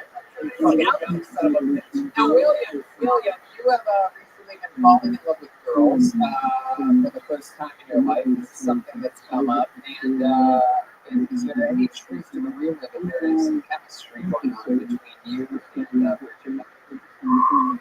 Yeah, tonight I feel you're being the voice of right now. Oh, your message show up tonight. Well, I Freaking don't know. up, It's going to be involved in political plot. That was good. Yeah. Can you say that again? I don't want to be involved in it. Really good. Reggie, what do you do for fun when you're not doing stand-up comedy? I do improv, I do guns, I do garage selling. Wait, what? I drive people around that are intoxicated. Really? Oh, we're gonna need you later. We're gonna need you later tonight with with Brian Redband. Alright. Whatever. Oh my God, Brian! Oh the man! I love that. Dog. Wow. So, how long have you been Jesse Jones? Like a couple of years. All right. Sorry. Spin for the good.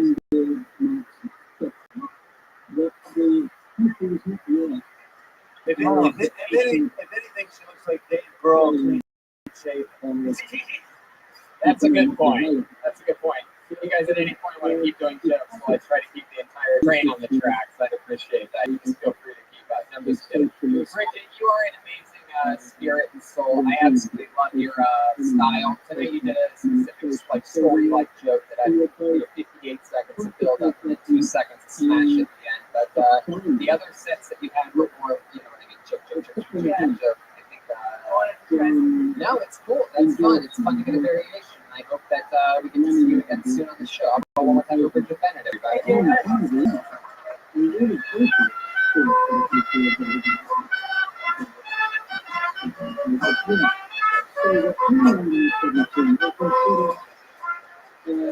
All right, you guys having fun out there, huh? Feels like it. Your next will be Matt Watt.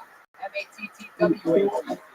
Matt Watt. People seem to be very excited. People are jumping in the back. Matt Watt is walking on the stage. Great job. Matt Watt, everybody. Anything can happen. It's still Tony Mania. He's got a backpack. Matt Watt.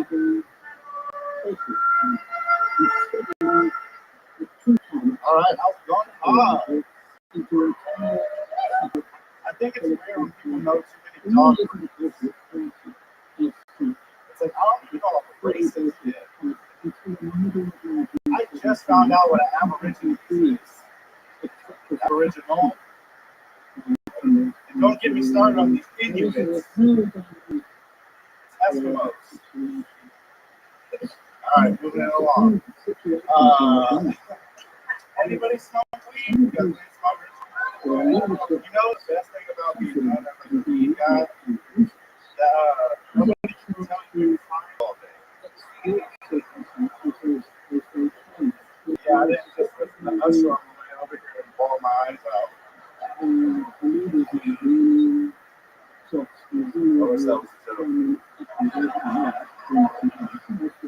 I was at a friend's house the other day, and Sure, finish it.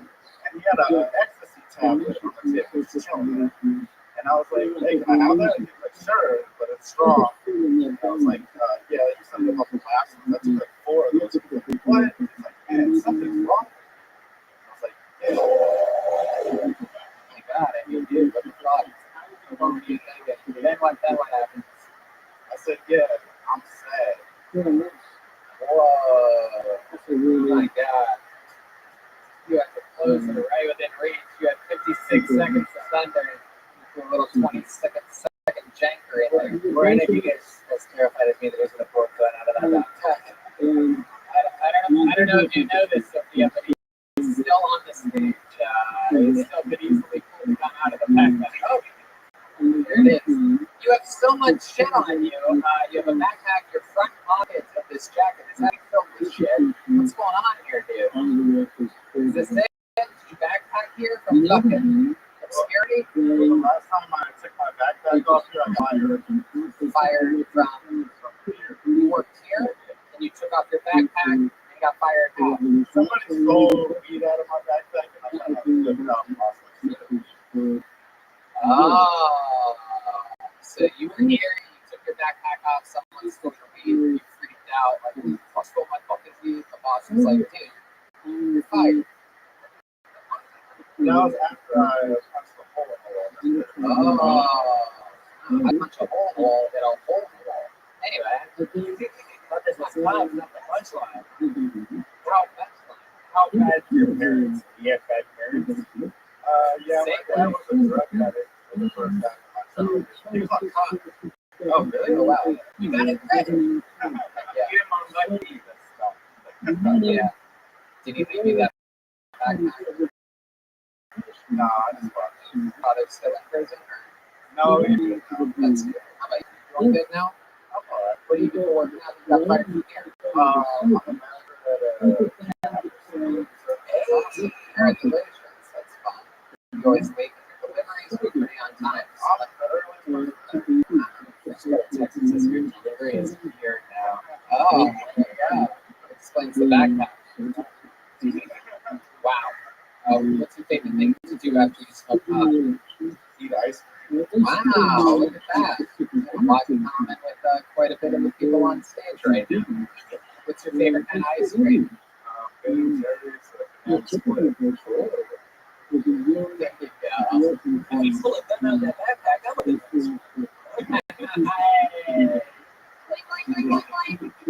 I love it, dude. What's your love life like?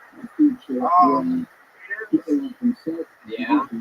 Tell us more about it. What do you mean by weird? Shit. Come on, dude. Look at this crowd, dude. They don't want you pussy footing around. Give us the good shit, dude. What do you mean by weird? Kind of like in between girlfriends right now. Yeah. So what do you mean? What's so weird about that? Sounds like you need a real They're still kind of Oh, okay. Do they know about each other? No. Wow. Great. Is one of them here tonight? Yep. Oh boy. Wow. Is this true? Is that what's happening? are both of them here tonight? Oh, that's gonna make a fight.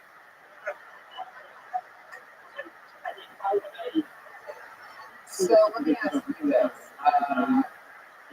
Why would you say that if, I mean, I put you under the pressure. I said all these people don't want me pussy foot, and you heard me say the word. Like pussy foot. I guess I have to say it. She's out there right now. She just found out that they're with someone else as well. I don't think she's here. I think she left. I think she's in comedy too. The girl you're with. My goodness, she's actually chopped up that back. I love it. I love it. Well, how long have you been with this girl that you're with here tonight?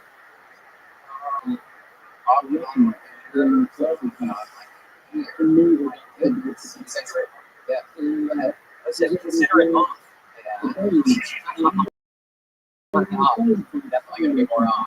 So, wow. You think that maybe she'd be open to like a threesome or something? No, okay. How about the other girl? The other girl. Oh my God. Should we find out if the other girl wants to come and see and slap you in the face? You guys think that's fair? You didn't take off your glasses and take a slap? You can slap him, feel free right now. Come on and see that. Come on, let's go. Here she comes, let's see her. Yeah. Hell, Tony, baby. She's taking her hair out of her. Take off those glasses, bro. Oh, you fucking get him good, too.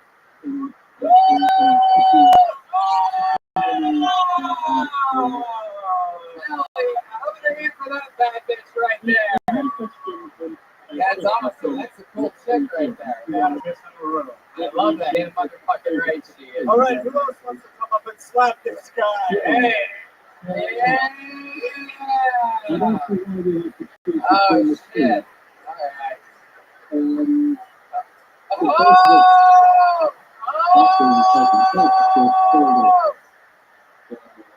Oh! wow. Shoulder to the face. There you go. I think you got what you deserve.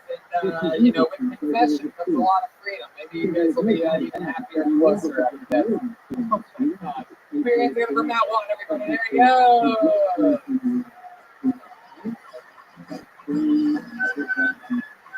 Fuck yeah.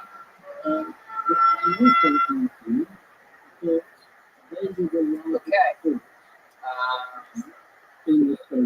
Okay, this is chaos. You guys would agree. So, again, I'm going to ask one more time. How many of you were here at last year's Sony meeting? Well, if you were, you might remember that there was a guy that absolutely stole the show that night. There was a guy that won an immediate golden ticket. He was the first man and the only man to ever win a golden ticket here in San Francisco at Media. It happened last year.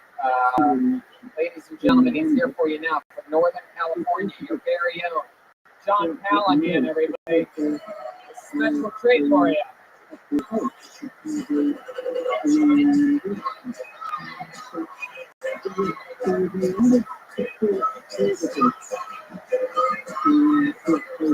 Come on, everybody, good and loud for John Callahan. He's back.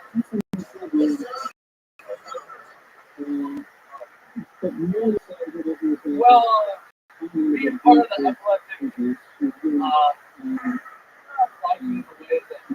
epileptics, having some training, movies and stuff. Recently, I was sitting at my friend's house watching the house, and it seems pretty simple.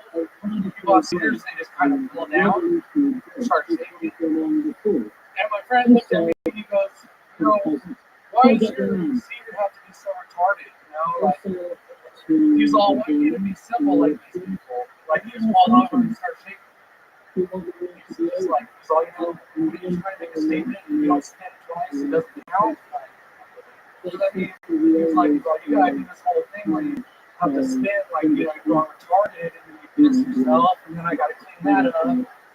And I was just like, I mean, you're the one who's trying to catch me, and I do not need my eyes, I didn't mean to. So, and then, like, he referred, he always wants to help him, like, lift stuff, and he's like, you're not that strong, the only reason I thought that retard's trying to because you're seizures. So, that's where I get it from, I guess. I don't know, it's the most whatever. There you go, John Callahan, everybody. Fuck yeah. John, am I crazy? It looks like you, like, have, like, cleaned up your act in the past year. Last year, you were like this grizzly mountain man, missing teeth, all disheveled. I still have. You do? Oh, I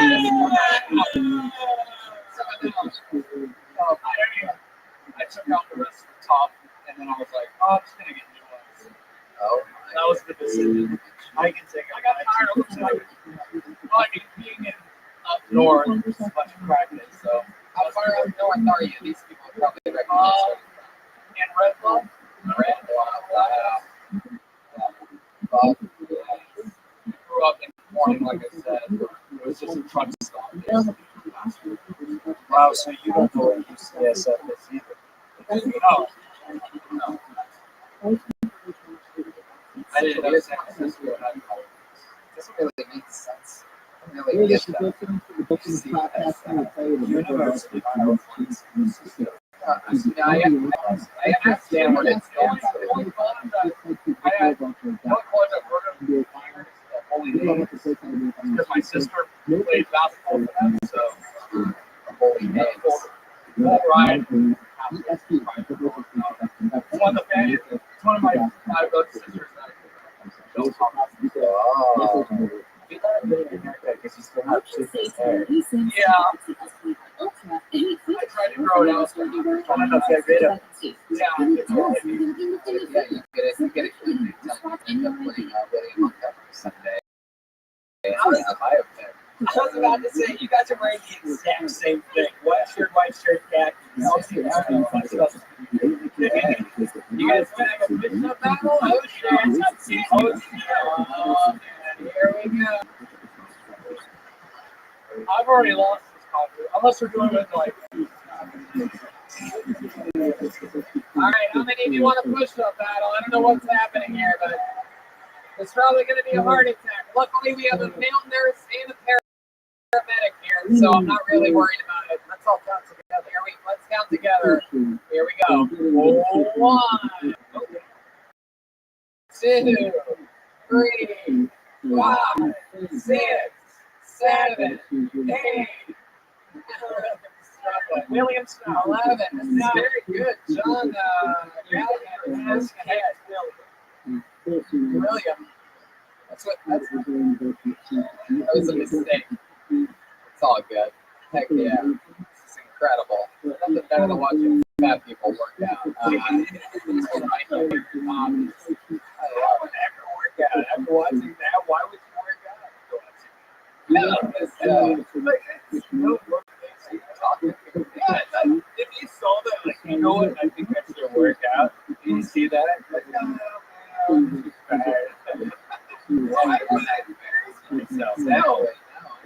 absolutely. Chroma Chris. No, I was just going to say it looks like the only way consultants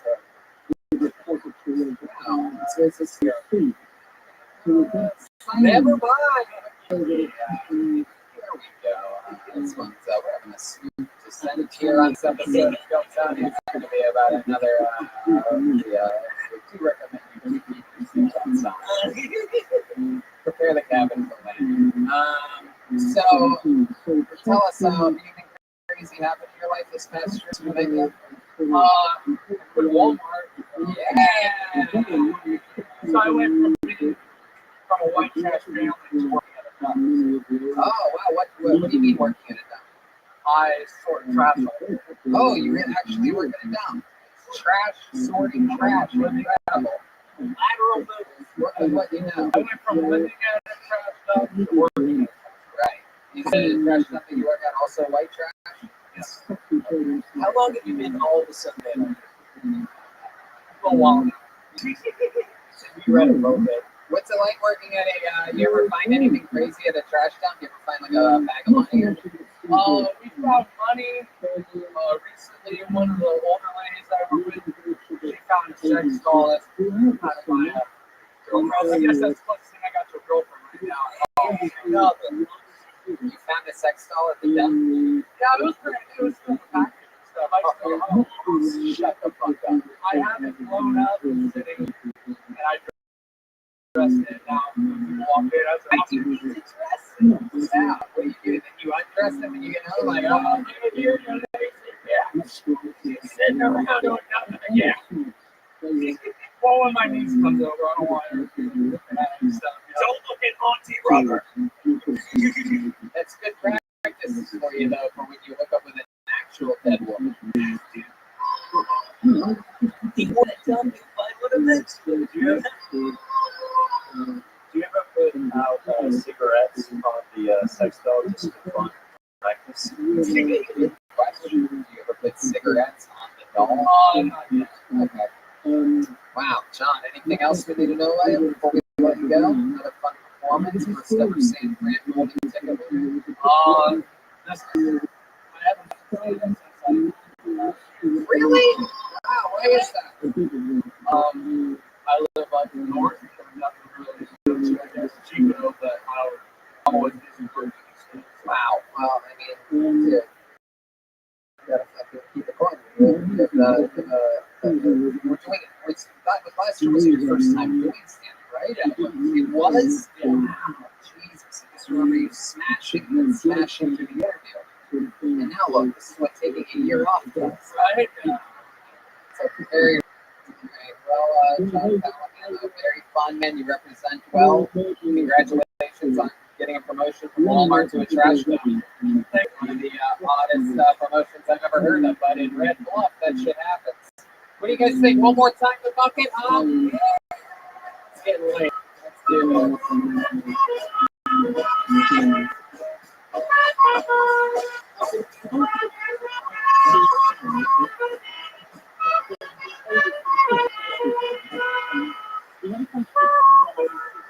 Here it is, the final comedian of the night. And he goes by the name of Andrew De Leon. Andrew De Leon. Here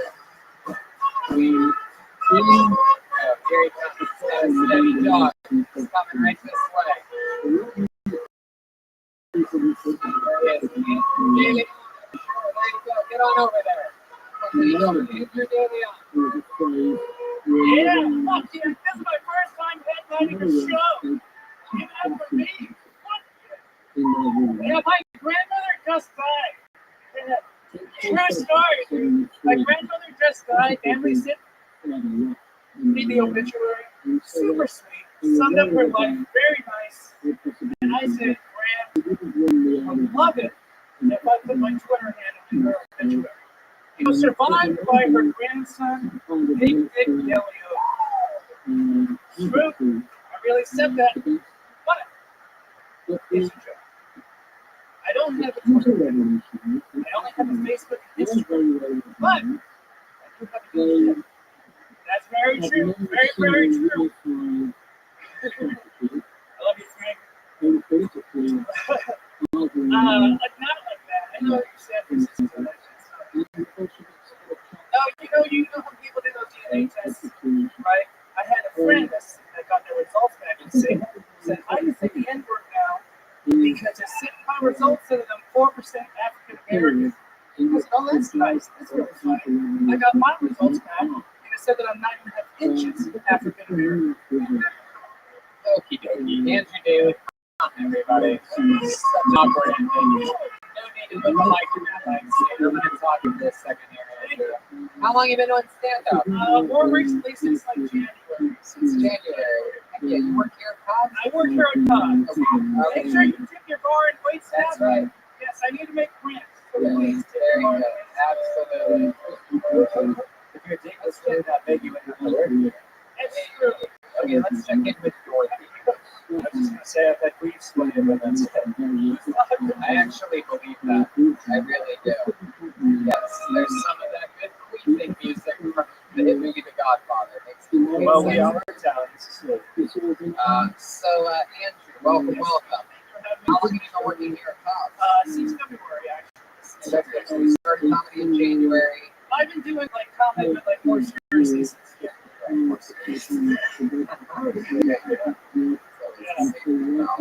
This is so cool.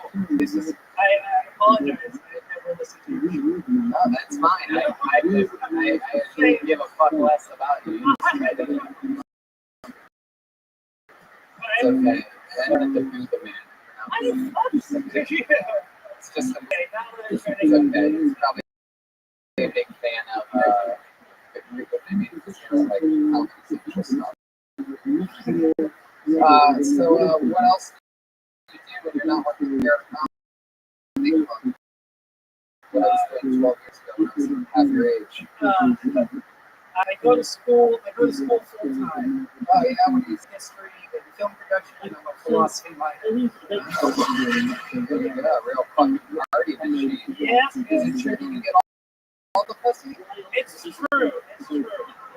Let me ask you this. You bragged about having is that true? Yes. How many of you guys want to see this guy get an erect penis right now? No, I'm kidding. I'm joking. I'm just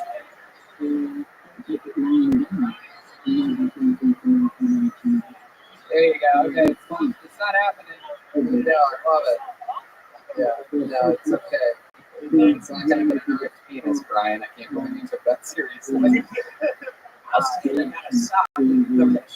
Fuck yeah. So let me ask you this, Andrew. If you do have a penis that big, why brag about it? Like, is it something that you think like, girls like in the room will take you up on? Like, really? Well, I hope so. Has that ever worked before? These are kind of new jokes. Is that true? Is that really a new joke? Like, The first time we did it was last Tuesday, or like 2 weeks ago. did it work then? It didn't get me laid, but it made the crowd laugh. It did? Yes. Where was that at? It was here at Cobb's Open Mic. What a difference a week makes, huh? Yeah. I like your style, dude. So you measure this. What did you say, 9.5 or 9.5? 9.5 inches African American. Right. So but that's true. It's really 9.5. That's what you're saying. Yes, I have to wear very tight underwear with tight legs. So let me ask you this: when you measure that, are you going? Do you go straight from the base to the very tip? I try and get as much out of it as I can. I'm pushing in. It's still an asshole to belly. The roller inside. This is really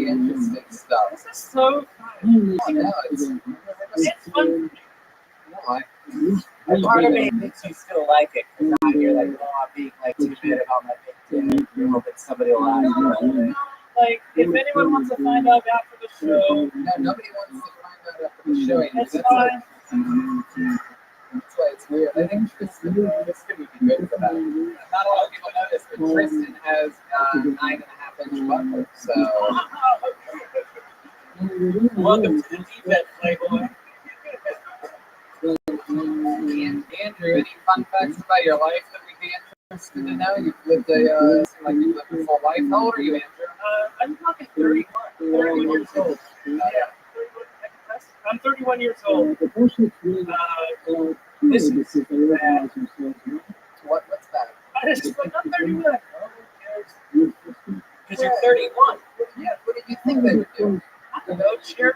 I'm 31 too. No, nobody's I'm 31 actually. I'm 22. Hobbies, if you're not working here doing stand-up comedy. I actually really enjoy watching comedy. I used to work. I've seen you. This is going to get too sad for me. You from Sunnyvale? I'm from San Jose. Okay. That's the reason. Yeah, there we go. Pretty big kid. Wow. Jesus. You're the worst type of comedian. I felt that my grandmother would be very proud. It would benefit you to start listening to this show now. We'll find listenable and unlistenable. This is fun. Did you signed up for it, pal? Did your grandma actually die? She did die. What did she die? She had cancer. She had a very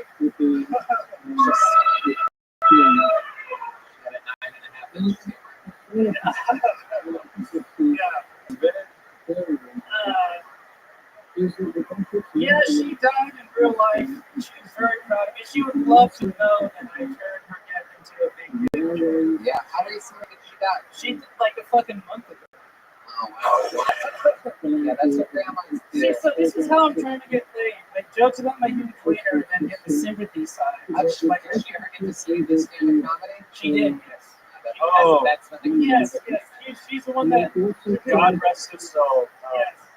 This is He killed one person that night. So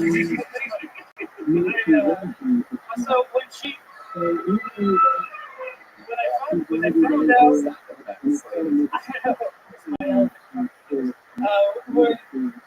when I found out At this point, let's just see it. I mean, good God.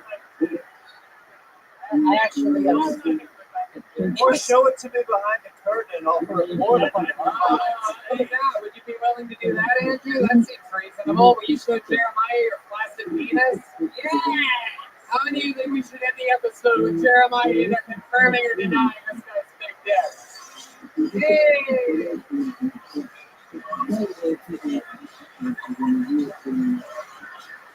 Come in. Fuck yeah, well, here we go. We've never done this before. This is a very momentous occasion. I'm going to do a little play-by-play. Do a flashlight. You won't know what's happening here. This is great, dude. I need a flashlight. Half the man went over there. Perfect. He's about to show him. Okay. Is it really happening? This is happening. No, he's going to do it, okay? it looks like his dick's telling a ghost story. Everyone has their flashlights out.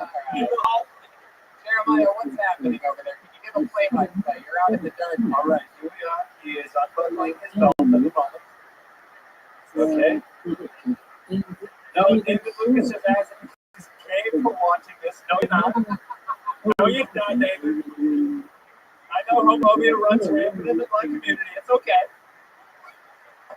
It is the cave for watching this. So funny and asking. So true. I'll do it. I'll show Jeremiah my dick. There's no cameras. Yeah, what's going on over there? He's unbuckling. He's unbuckling. What the fuck? Does he have a safe around his mouth? He's unzipping. He's unzipping right now. Oh my god, this is frightening. Okay, he's starting to pull. Just right here, he comes through. No, there's nothing. There's no sign. I'm waiting to hear like an audible. He's claiming to be a grower now. That's okay. That's okay. We thought that would happen. This guy's giving me a equalizer for some reason.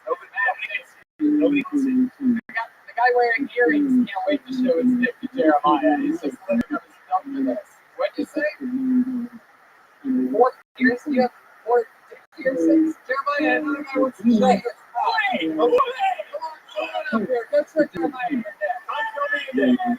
Let's go to me. Let's say a brand new segment of Phil Tony called Show Jeremiah Your Neck. Okay, let's go with it. All right. Wow, this guy is wasting no time whatsoever. This guy's taking off jewelry. Are we about to make love right now? What's happening? Okay, here we are. Okay. I'm looking at his penis. Oh my God, I see it. He literally has 5 piercings on it right now. He's got a very hairy taint, and it's also a pierced taint as well. And it's a sizable fat penis, okay? And somebody just said it looks like Mad Max with Harry Rowe. Give it up, my friend. Give it up for this guy. This is the first ever weenie roast here on Phil Tony. Wait, oh my God. Hey, what is this guy? Wait, is this a midget? Come on, give it up for him. Let's go. Show me a penis. All right, let's see your penis. All right. Just crawled on stage. He cannot wait to show Jeremiah his neck. All right, they're on the doorway. The show has never even San Francisco to give us our biggest episode ever, ladies and gentlemen. There is a midget showing Jeremiah's neck. Jeremiah, what's going on over there? All right. The first guy is starting to show me his penis. He's poking it through his box. And I just want to. Andrew's finally like, oh, there's a midget. I'll show my dick. I just want to say the little person has a bigger penis than the 9.5 inch. Yeah. It is confirmed.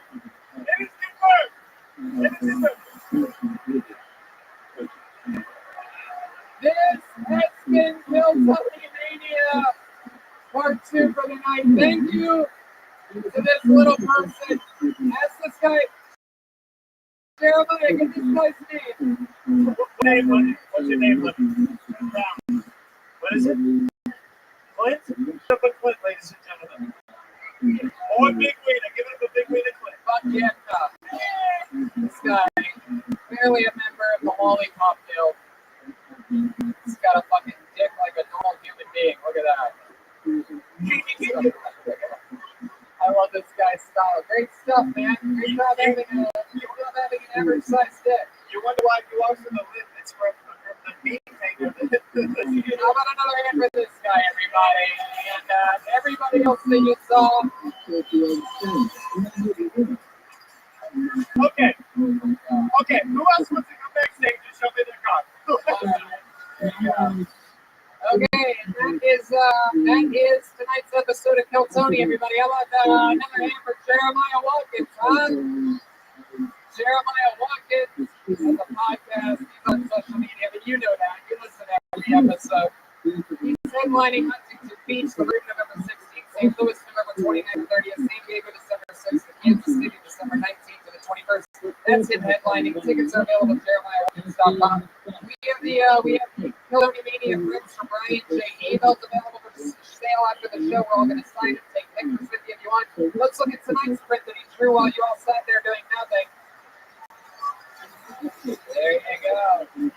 Come say hi to all of us after the show. How about one more time for Jesse Johnson, everybody joining the band tonight? How about one more time for the great Chroma Chris, everybody? Silent and Deadly. What do you think about tonight's episode? Golden Zone. Well, yeah. How about one more time for Joel Jimenez, ladies and gentlemen? Oh, yeah. One more time for Tristan Bowling, fresh on the cycleboard. Absolutely having a blast, killing it. One more time for the great William Montgomery, everybody. And look at that over there. Steve Lucas, everyone. 2 more shows tomorrow night. We love you guys. Thank you so much. Good night, everybody. We love you guys. Go Tony Banner, go Calendar. We got calendars in the lobby. Big gay calendar.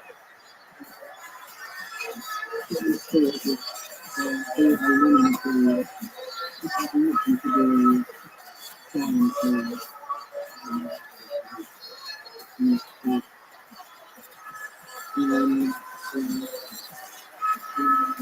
trying to be good and working revolution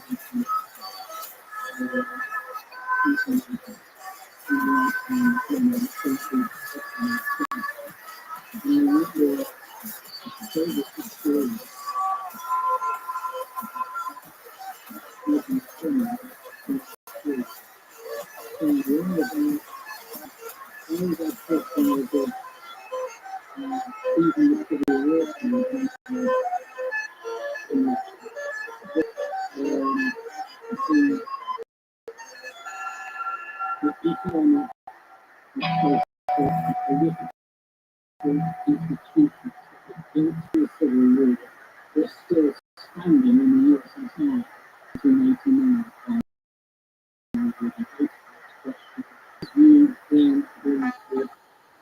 The revolution resulting that the Civil War had made the USSR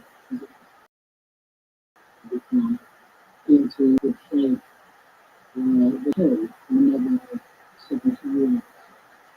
This is I said I was so appreciative of it was a Soviet history that became famous.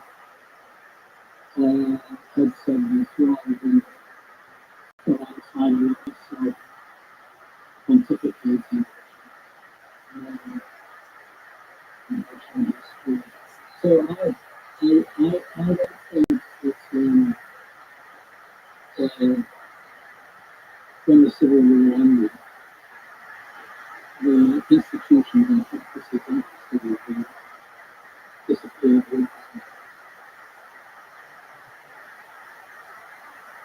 I'm looking at post-revolutionary Russia.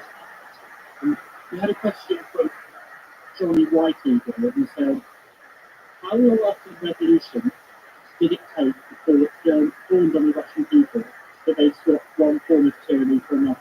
That is a great question.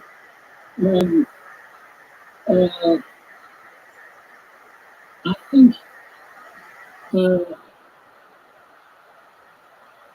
we tend to assume that we can tend to assume that we don't look at evidence carefully. We tend to assume there was a revolution and then a civil war and then there were uprisings against the Bolsheviks. And that the Bolsheviks were turned against as the civil war came to an end. And that's not really true. There were lots of Russians who hated the Bolsheviks right from the start, who didn't change their minds about them. There were strikes in 1918 and 1919 in big industrial centres which supported the Bolsheviks in 1917. So that it wasn't the case that a large number of workers and peasants and soldiers suddenly came to the conclusion that the Bolsheviks were just as bad as the wars, and which was the second for all the such people. But they tended to get people out of the history books until comparatively recent. And they wrote history books that were only about the peasants, only about the soldiers. And, the whole big picture has tended to play this down. There were peasant revolts all through the Russian Civil War. It came to a climax in 1920 and 1925. But they were tough. At the moment, most people were religious believers. The Bolsheviks campaign against religion, Christianity, Islam, and Judaism, involved not just an attack on the clergy, but an attack on the way of life for most people. Religious processions, religious festivals, religious holidays, We're very important people within the group. So many people it's impossible to quantify this because they didn't have a common surveys and those days. And anyway, he would have answered an open question frankly if it had been that they were arrested on one side or the other in the civil wars. So lots of people thought that the Bolsheviks were a bad lot, including some of their own supporters within the first year of having had to live under Bolshevik authority. And that number steadily grew. And when the Bolsheviks consolidated that power, one of those people got it, but didn't revolt on it because it's too dangerous to revolt.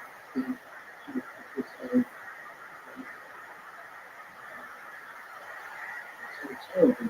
So people felt that they had to get used to just helping the Bolsheviks, making the best of it, dealing with Bolsheviks, saying one thing and thinking another, and through to the end of Soviet years, through to the end of the everything that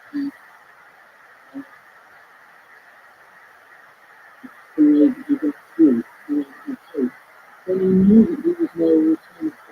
You see, the Hungarians in the 56 and the Czechoslovakians and the 1968, they had memories of the different things. But when the Soviet period went on, the last memory they had of what had gone before.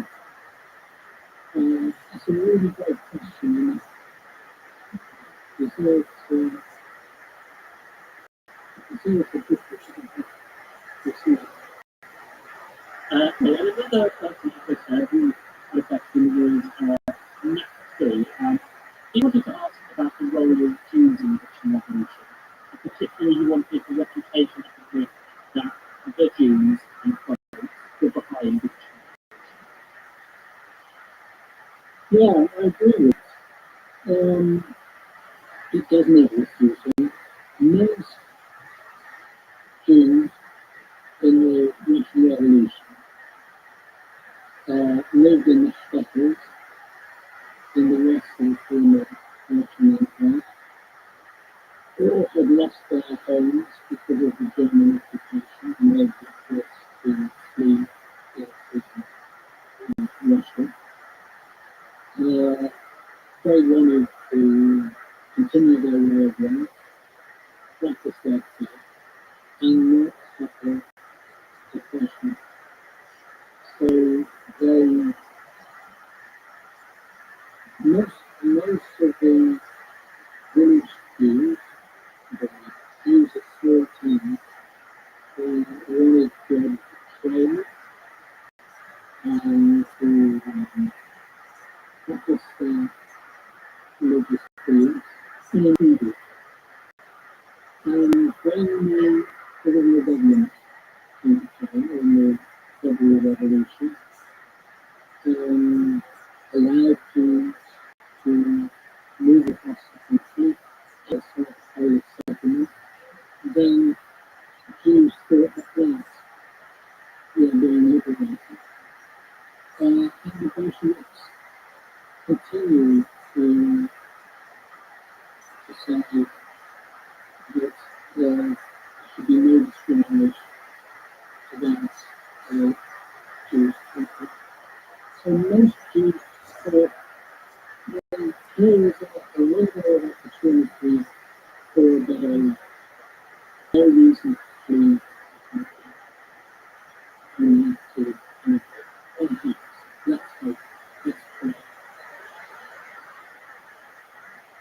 Jews were an ethnic and religious group that played a lot of importance on education. So disproportionate number of the leading members of the political parties in 1917 in the newly liberated country had been mentioned. A disproportionate number of them were of Jewish origin. Compared to the total number of Jews in the film election, they were a tiny number. But because there was a residual amount of anti-Semitism, they tended to be thought of as the typical revolutionists, earlier nations, such as revolutionists or Bolsheviks. And there was a disproportionate number of Jews in all of those socialist parties. And this became a theme of the parliament after the at the time and in subsequent years. So that all Jews were tarred with the same brush as Trotsky and Lieber and other Jews who gained prominence in 1917. But the history of Jews in the Russian Revolution is a very sad one, because most Jews were victims of pogroms carried out particularly by the White Army, but there were also red pogroms that were carried out against the policies of and instructions of the Lenin government. But most of the countries so about that question, of course,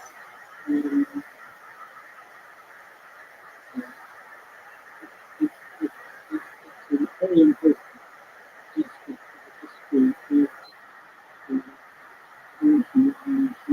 and it's not always very well understood, especially the thinking that the Russian Revolution was some sort of world where Jews were. So just a couple of questions. One sent in by the historian Ian Iraq.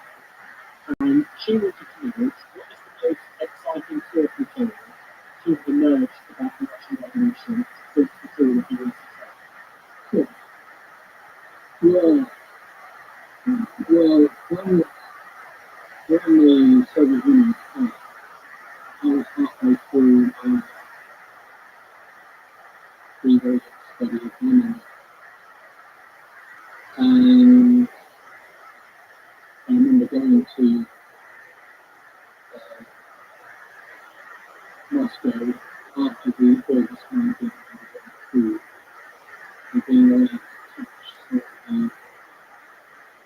some of the documents, to examine some of the documents related to Lenin's life. And I thought that was something that would never happen to me. This is months before the fall of the USSR. I mean, lots of historians have gone there and had similar sensations. I suppose reading books that Stalin had in his library and had annotated in paragraphs. That seems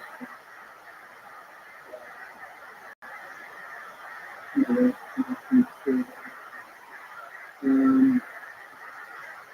and at the other end of the political spectrum, reading diaries of ordinary people who were living through this bewildering impact of time, where the whole of world history has been reconsidered.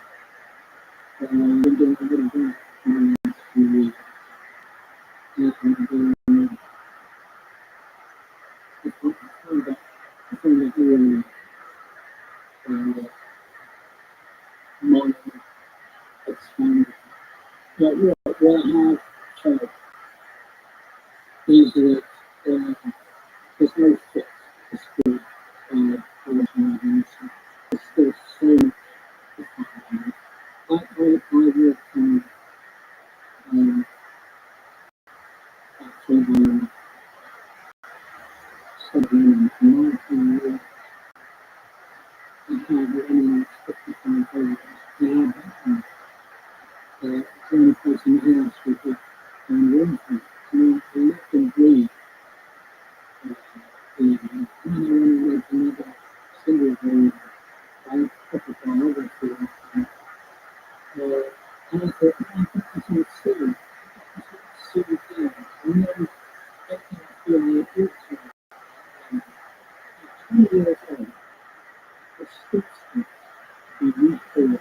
Actually, rethinking national evolution is more important than excavating the documents, because unless you think new thoughts, you don't know what you want when you're looking at the document. And so it's still a very, very important and exciting subject. Just one last question. On the legacy of the revolution, would you say this is the most important event of the 20th century? Yeah, I think the Revolution didn't just configure what's happening in Russia, didn't just transform Russia.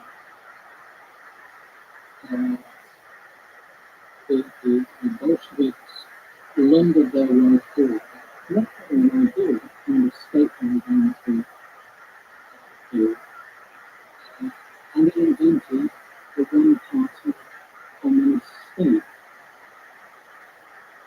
Towards the end of the 20th century, this figure, the revolution of socialism, it was a phenomenal transformation of world politics. And moreover, horror what communism was, provoked an antidote in the form of fascism, that eventually gave Germany out of the Nazis. So it's hard to think how this would have happened in quite a way that is free had it not been for the Russian Revolution. So I don't think whatever that the Russian Revolution is event number 2 or 3, it's got to be in the shaping the history of the country. That was what as mentioned earlier, he's written numerous books on History's Revolution. Most recently, Kremlin Winter, Russia and the Second Rebellion of Vladimir Putin, which was published by Propaganda in 2010. Thanks for listening. This podcast was produced by Henry and Jack. Tune in tomorrow to hear Victoria Canton Bakers speaking about Second World War.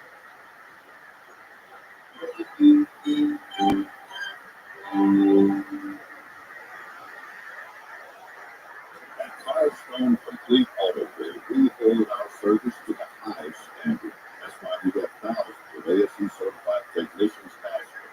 So don't wait any longer. Give us a call and book your next appointment today. This episode is brought to you with your running errands for the kids, going on weekends. The new 2023 Hyundai Tucson is packed with class-leading advanced safety features like blind spot viewing, or collision avoidance assistance, wireless phone chargers. You can stay focused on what really matters. Learn more about the new Tucson Hyundai at HyundaiUSA.com. It's time for basketball, and Uber Eats is dropping deals on game day favorites to keep you locked in on the action.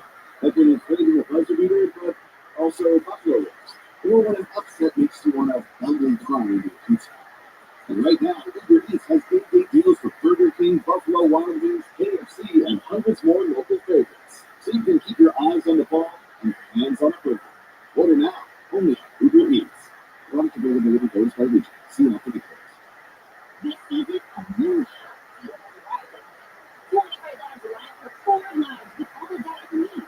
The A50 Getting Metro's best deals is easy. No ID required, no activation fees. Get a new number or keep your own. It's up to you. That's 4 lines for $25 a line. Plus 4 vehicles. Visit the store or go online today. Only at Metro.com. Which during Metro Plus Max. Your limit time is subject to change. That's whatever.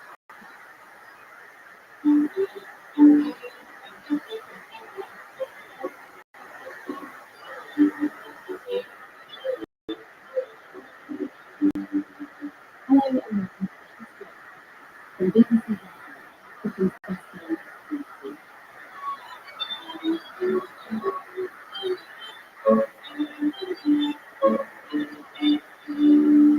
I'm Heather. Henry Fellow and Fitz Great School in November 4. What created in the university would like us to try because he's been researching and improving mobility and progress. I pointed out the bakeries for all kinds of things. Dr. Jim Leary is lecturer in the field of geology at the University of York, and Jim is written an article that he joined forces to with Professor Martin Bell, which is called Pathways to the Past, a positive approach to trails and mobility. And I saw that material and I had a look at it, and then we were chatting on social media, and he shared with me an unpublished manuscript that he'd written, and which incidentally is looking for a publisher, originally entitled Road, which talks about the archaeology, travel, and movement more generally. So that's the conversation that I guess I was chat about today. So Jim, thank you very much for joining us, everyone. Thank you very much for inviting me. It's very nice to be talking about Road. Okay, good. So let's start off with just the basic premise. So we tend to focus when we're thinking about archaeology, inspection archaeological sites, where you sort of static places. But that means we overlook one of the basic aspects of life, which is mobility. In a recent article that I mentioned in the introduction, I'm just going to do a little quote. You said, concentrating on sites removes the physical evidence of W movement from discourse and imposes a stillness of sites. So what do you like? Well, what I mean is that when we enter archaeology, when we talk about archaeology, in fact, when we talk about the past more generally, we see it as a series of static images.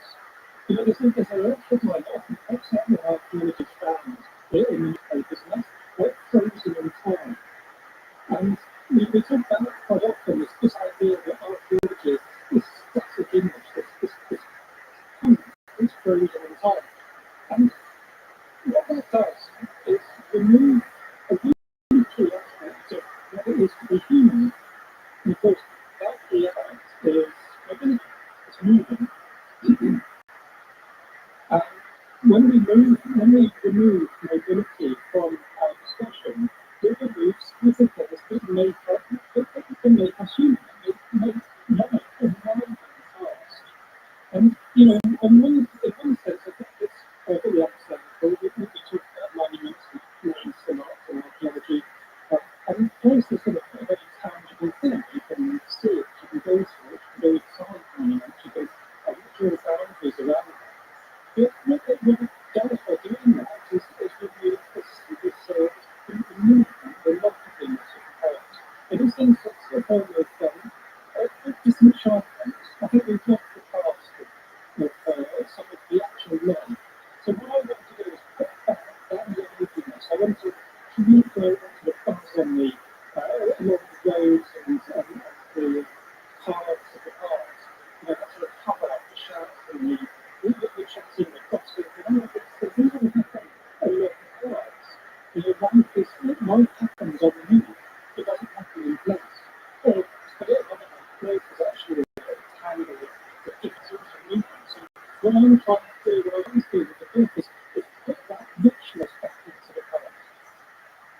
And you definitely do. The manuscript is something that you sort of bring that to life. You bring some sort of mechanical exposure to the information so that life is moving around into it. So if there is a culture out there looking for a deep topic like that, then it's worth it. But is this a new field of study? Because you know, I tend to think that we do focus on monuments, we read our textbooks and stuff. They do got as you say, focus on the big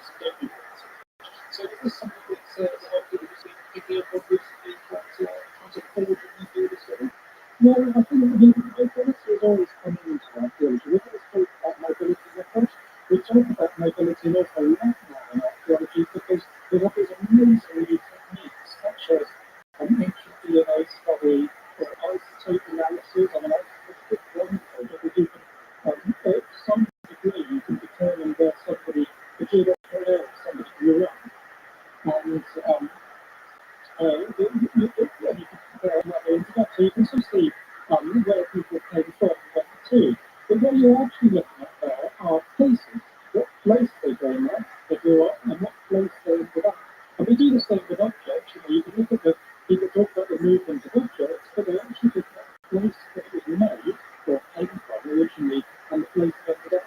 The journey in between is the bit that we don't really talk about in our theology. So we are talking about mobility, but we're going to different ways to the way that time would like it to be conceived. Okay, so it's the human experience of moving that you're trying to get to, which seems like a very valuable place to try and understand. So just thinking about this conversation towards the looking at the talk here. So I'd like to try and structure the conversation to move from prehistory through to the Middle Ages, and probably far beyond that in terms of technology. So let's try and start at the beginning with your sort of beginnings. When we look at so all forms of talking about boundary between these between and then the traditional views removed the hunter-gatherer society to a more sickly agricultural society. So one might imagine that leads these followers to get time for that and to go just. But that's not quite right. According to some of those stuff in this. That's right. I'm actually fascinated by this because this is an idea that we got up with.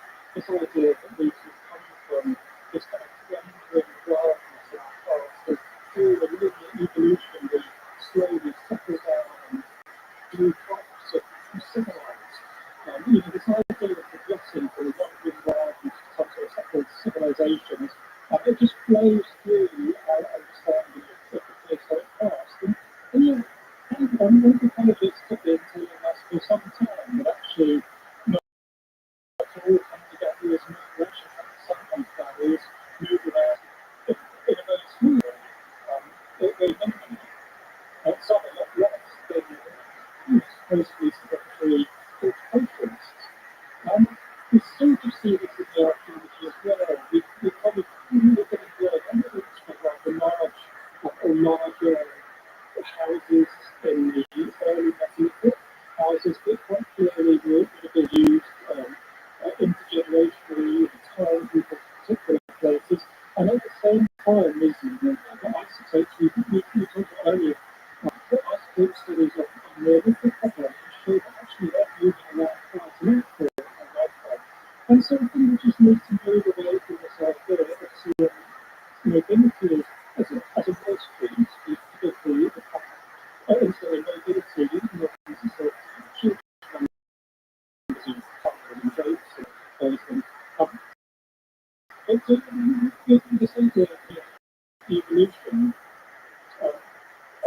it's a policy that sort of exists. And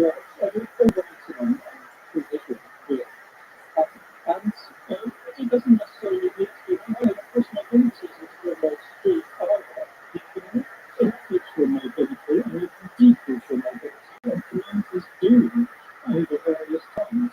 And within your community, if you have some people who are born there, and others who actually always do in our society. And so it was the same in the past. So I want to kind of away from this idea that we're sort of over the millennia, over the generations, slowly becoming more settled, less mobile. And it is, supposedly a sedentary civilization now. We're moving on more and more. We've ever had that in the past, and we're truly gaining individuals. So I'm just going to move away from this idea. Yes, hunter-gatherers are mobile, but they're not fully mobile, and they're not always more mobile than farmers. Farmers move around an awful lot, especially historical cultures. So how easy then is it to actually see evidence of travel mobility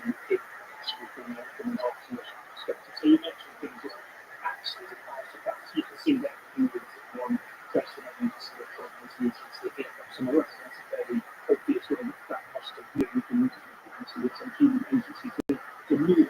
But can you actually see physical evidence of university question? Well, this is something that's incredibly difficult to spot. Mobility is a little bit like trying to see wind. You can't see it, you can see the impact of it on the sort of environment around it. And the hemispheres make a good mobility. So we can see, for example, things like root waves in the landscape, parallel linear ditches or sometimes ditching back into the particularly in upland areas, quite often fossilised within later prehistoric mill systems. We can see rows of barrows, round barrows, which are very old sounds, but they could clearly once marked root waves and small equal barrows. And see in this country, they've been studied quite a lot more than Europe. But of course, we also have wooden platforms that survive in waterlogged areas. We get them plentiful in Ireland, we get them in Somerset, through the Neolithic and Bronze Age, and we get them elsewhere in country towards the lovely one in East London, actually, which is Bronze Age in date. And these pathways are sometimes really well made, sometimes they're more than just possibly laid out over a waterlogged area. And literally just to allow people to cross dodgy areas. Of course, then the waterlogged area deeply different reserves for timber. So you can date them incredibly accurately. The most famous example is the sweet trap in Somerset, which is, we can date through dendrochronology the selling of the wood to 3,806 or 7 BC, which, you're also amazingly precise, even though the time of year with this whole. And these pathways were designed for people to cross the waterlogged area, or sometimes to get people access out into the waterlogged area for hunting, or perhaps for ritual purposes, and that seems to be the case that we will be able to ritual landscapes, not quite land, not quite water, but sort of mineral zones between, and so you often get deposits of axes or later history metalwork, or sometimes actual human bodies, sacrifice bodies. So these pathways are actual ways of sort of telling, understanding movements in the past. So I might be able to see this and my supervisors with which are the next switch up. It's one of the ways of you can actually kind of see if someone had dropped a bag of hazelnuts or something like that, or a torch of wood, and that be preserved in situ. So it's kind of that's a standout there. It's a bit of a rare example of doing those practices, but I think footprints as well might be examples of. Yes, absolutely. Some wonderful examples of footprints in, for example, Seven Estuary. Again, mentioned my colleague Professor Martin Bell has been excavating in over years, and generally the ones he's been looking at are Mesolithic and Dens, and they're just stunning. I mean, those literally are a moment in time captured in a series of footprints, and he has examples of people walking side by side. Out into the estuarine now.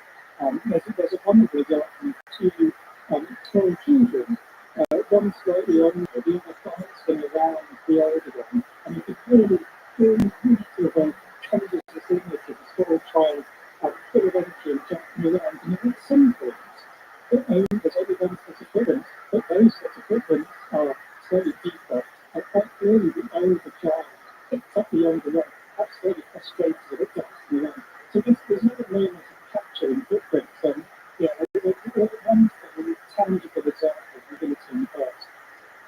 Yeah, they're amazing to just think of those surprises. So it's a bit like the fact that we can actually see evidence of the things that are disrupting how people were moving around, what the areas, and it's a bit more esoteric than this is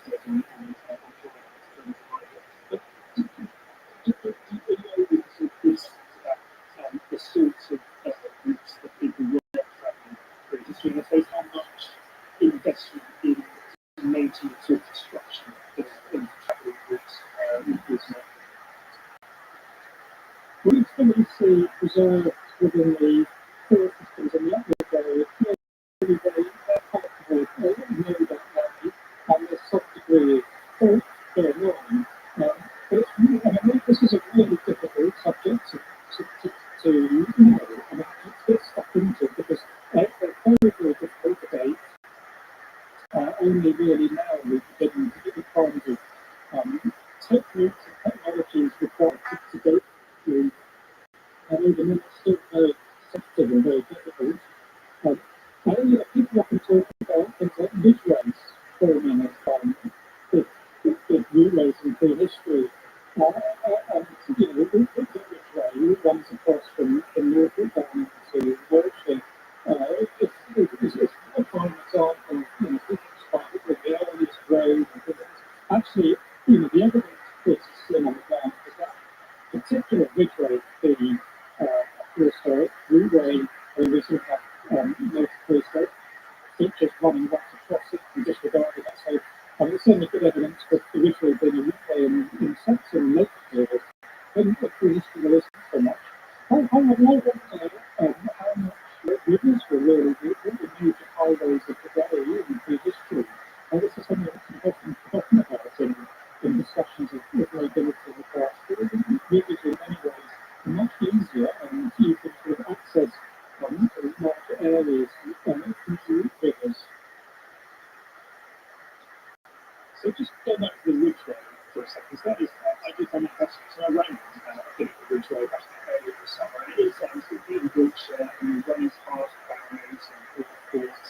What you need is to be this first of sort of Saxon roundhouse. And you do feel like you're sort of running over past it because you're running past some interesting history. But I suppose the margins come from there because it was advertised out this really ancient road. But is that helpful to us in our understanding of ancient prehistoric movement to have things marked like that? Perhaps they're not actually reflected as a reality. Well, I don't take away the market's prehistoric movement from everybody, but I think we don't correlate prehistoric movement. We need to do some serious work on it and actually determine whether it is or not, and not just allow it to become sort of handed down knowledge. But it is, and I think the ground is the earliest road, don't they? And if we're going to say that, we actually need some scientific evidence to back it up, which means we need to do some work, some proper archaeological work. In the case of the ridge-ray, whether archaeological work has been done, it's been recently shown not to be, maybe it was used at times as a route, but it certainly was no road, as described, certainly wasn't something that was used at the time.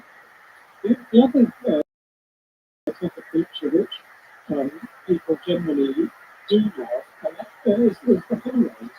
And I adore the holloways. They are often deeply moving, romantic places to go, very effective different parts.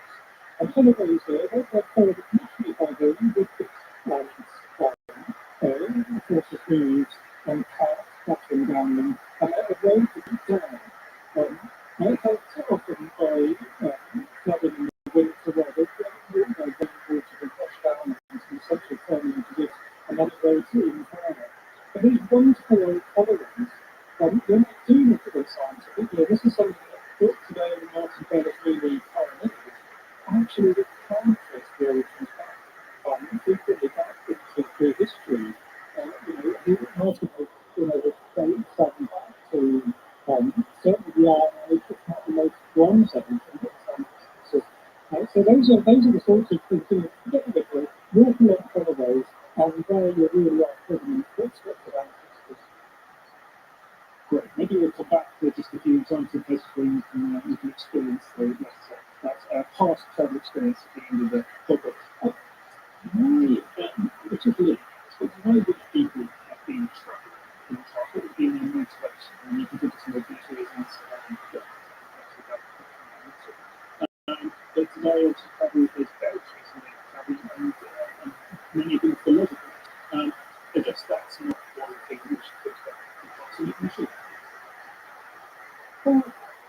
don't see why it works. I think that's this idea, it's a little bit like that division between the Mesolithic and the Neolithic. It's very pervasive. And that's something we didn't use around very much in the past. But what we're showing through things like acetate analysis is that people do move around, and they move around a lot. Not just in through history, but throughout historic periods. And so, throughout the historic periods, people are very levels of life, groups of life, life, and for a variety of reasons. It could be just a sense of freedom, but it could be going from one place to another to visit relatives. It could be merchants on the move, it could be pilgrims on the move, it could be messengers, the military use these, and then of course you get big royal cavalcades going down, capturing down roads, with a sort of huge circus and carry of knights and courtiers and jesters and people like that. And so hundreds of people used roads for a whole variety of reasons. You can imagine a live of activity, and not least of course drovers and people moving with their animals. So you kind of get a bit of a split there between the look through movement sort of day-to-day activity, I suppose, and the movement there, which might be some of those other places that you talked about. I mean, you look at that in your book a bit and try and tease out those differences. But I mean, is there, I suppose that is the question of whether you can identify actual long-distance routes that go between certain places for given reasons. Is there evidence for that? A long-distance movement? Yeah. Well, there certainly is. And mobility is such a wonderful subject. It's very, very diverse throughout time. So there are no universals, and it goes up and down. But we certainly get long-distance movement of people through history and roams through Rothschild, an early Bronze Age burial not far from Stonehenge, where we know that he was built up. Perhaps in the Swiss parts of the Alps, but certainly from at a distance. And that's a long distance that this man has travelled, physically travelled himself. So rather than just looking at the artifacts where it may cost he actually walked himself that journey.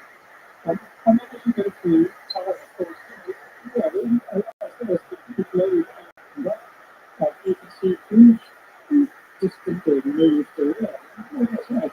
Merchants, pilgrims, in the medieval period, people going to various pilgrimage centres in Europe and to the Holy Land was huge. There were people in the street around.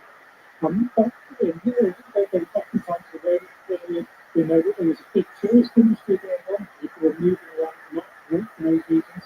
So, I think we can pretty much do from life in the past, but all of its different mobilities and different movements, people were moving around. Still to come on this next podcast. And it goes back to this point that mobility is so fundamental to human life that if you control somebody's movements, you control them. And this has been the case for a long time, certainly since the medieval period.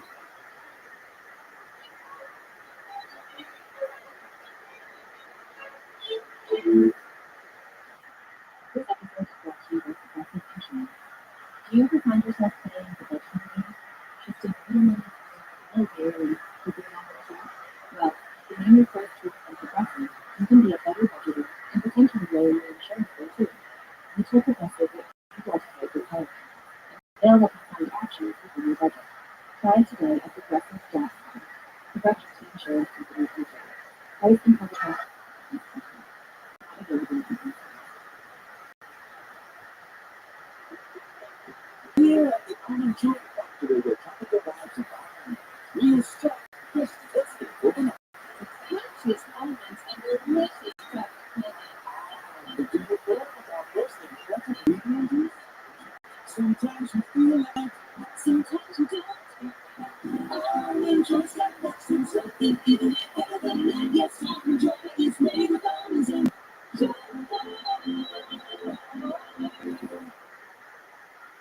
This episode is brought to you by 20th Century Studios The Action. There's one Christine Charlie Hepper, the secret ways with further computer interface, with carpet constantly, it uses remembered his intelligence to intimidate humans and enact revenge. Storm, Academy Award, Ronnie Miller, and Academy Award nominee Lawrence Fishburne. The Amateur, with PG-13, theaters April 11th. Okay, so then the next question I find is how do people know what they do? So in years pre-Max, pre-GPS, how did you actually know where you're trying to end up at?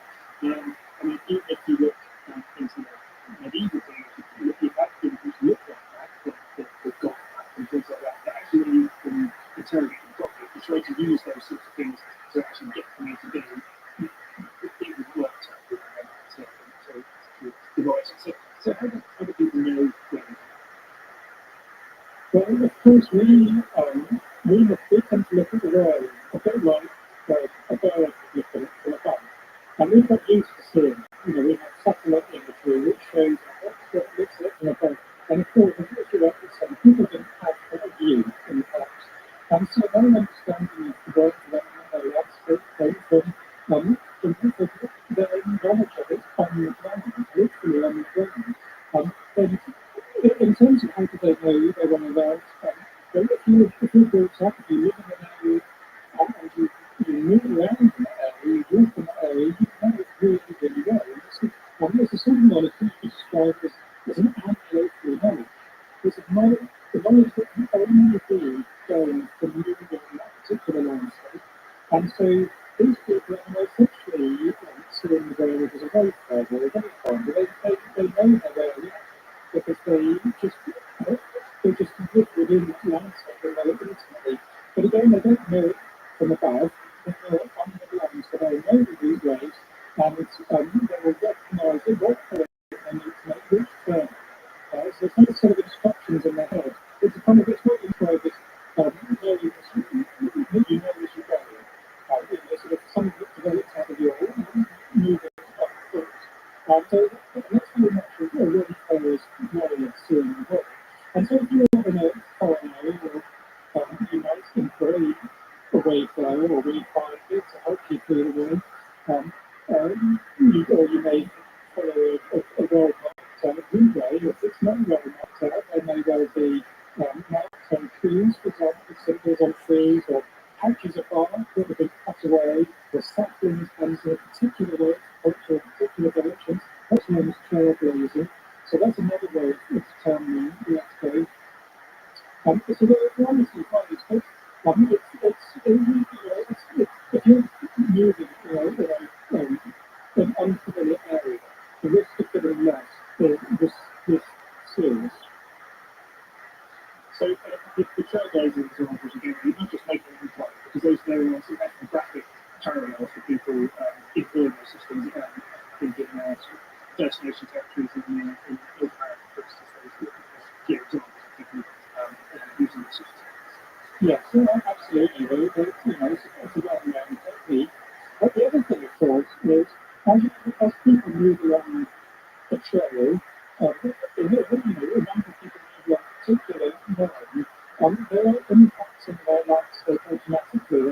They're cutting vegetation off first, pushing it back, and of course, as you're walking along and you eat some fruit and feel to one side, you start to get particular few trees growing on the side. So you start developing very particular ecosystems along these roads. And so all these things provide cues in the landscape. For example, on particular pilgrimage routes, it may be mapped out with I think it's a Sussex, the yew trees at a particular distance, so it helps you find a way. So there are a variety of ways of knowing where you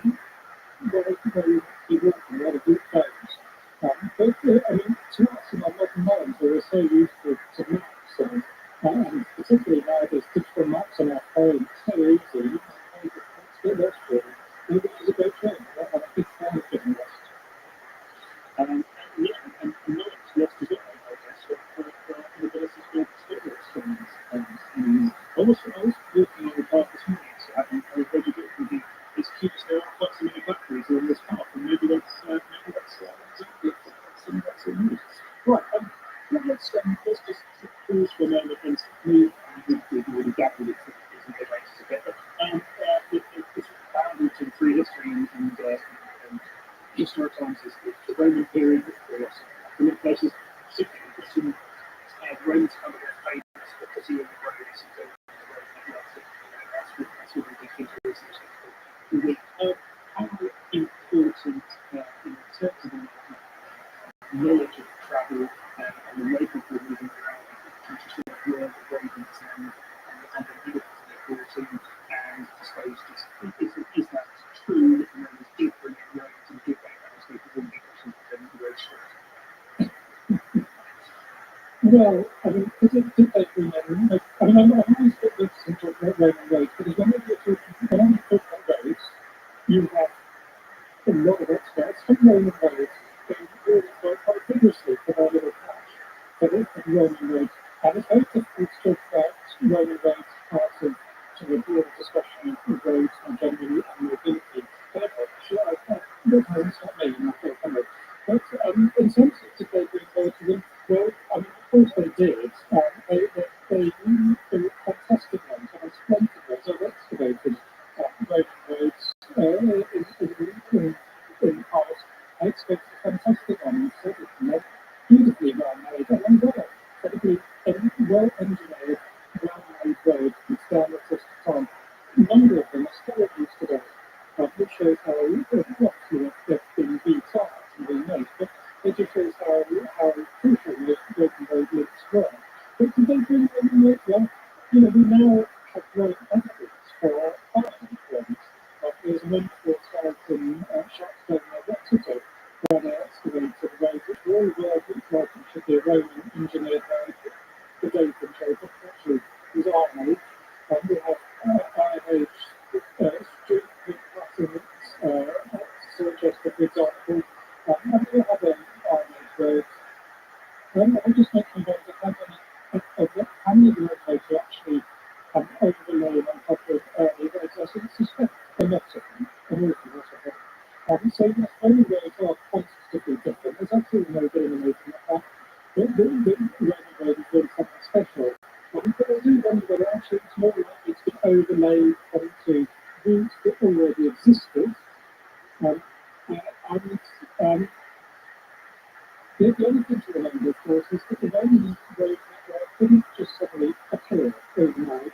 They didn't invade and suddenly overnight create this Roman road system. What we're looking at when we look at the Roman road network is a few hundred years worth of development and change. So it didn't appear. When the Romans first of all turned out they used existing roadways and then started developing them from there. And whether it's straight, well, some of the best known examples really are very, very straight, and I'm waiting to fantastic surveyors and fantastic engineers. But there are loads of Roman roads on the streets, and that's because they weren't looking at the world with the bird's eye view. They weren't using Google Maps on their phones, they were building it on the ground, so to speak. So it develops on the ground, and it goes round corners, and they're very sensible when it comes to river crossing. They do it, so it crosses the river the minimum number of times it's there. But they're not very dead straight. Another thing, of course, is roadways and roads and pathways after a length of time. Once they're there, they tend to remain, and after a length of time, they start to straighten out. I mean, if it's been there a while, you tend to cut off the corners of straightening things out. So any roads that are using a pre-existing series of roadways actually probably are using quite straight roads anyway. So I love Roman roads. I'm not so, I love figures like Roman roads, but I think we overplay this idea that they the whole bunch of parties speculate what they will do from the roads or well, actually the Roman road system is something that develops over time, and it's very special and is used for centuries, millennia later, but I do question whether actually they were dead straight and just sort of impose themselves on the landscape. No road ever imposes itself on the landscape. Roads develop from the landscape. And you can't see this on the Roman road where they use the geology around and the engineering style of the roads changes depending on the landscape around them. So they develop actually evolve from the other. So you've started learning the next question after that. So I'm asking I was going to say, what is the imposition of a network in just the world? A network that put down to the psychology of people moving around because somebody when these better, more constructive, more sort of better constructed roads lead themselves to a sort of constructed, which presumably would make the experience of travelling as quite different. But maybe it's not because they were moving on those interstates too. Well, I still, having said what I just said, I still think that they are quantitatively different, and the experience of moving would have been different.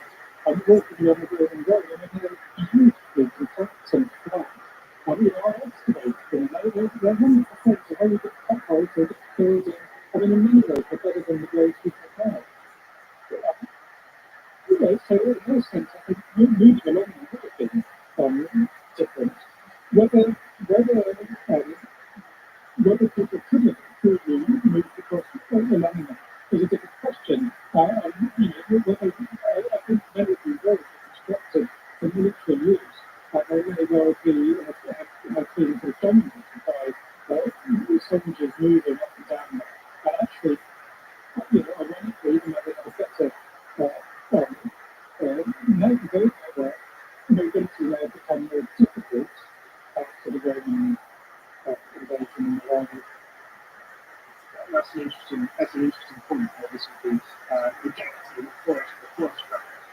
Maybe we'll talk about these just a minute. I just want to pick up on a couple of sections in your book. Medieval travel, which is very interesting. So you could do it again a few centuries from the Romans, but pilgrims. You mentioned pilgrimages, and you talked a lot about that in the book about how important the concept of pilgrimage was, and how it kind of not only made people try and put the road back, lots of people were travelling, kind of shaped the landscape of mobility itself. So if you give sort of a question to what we need.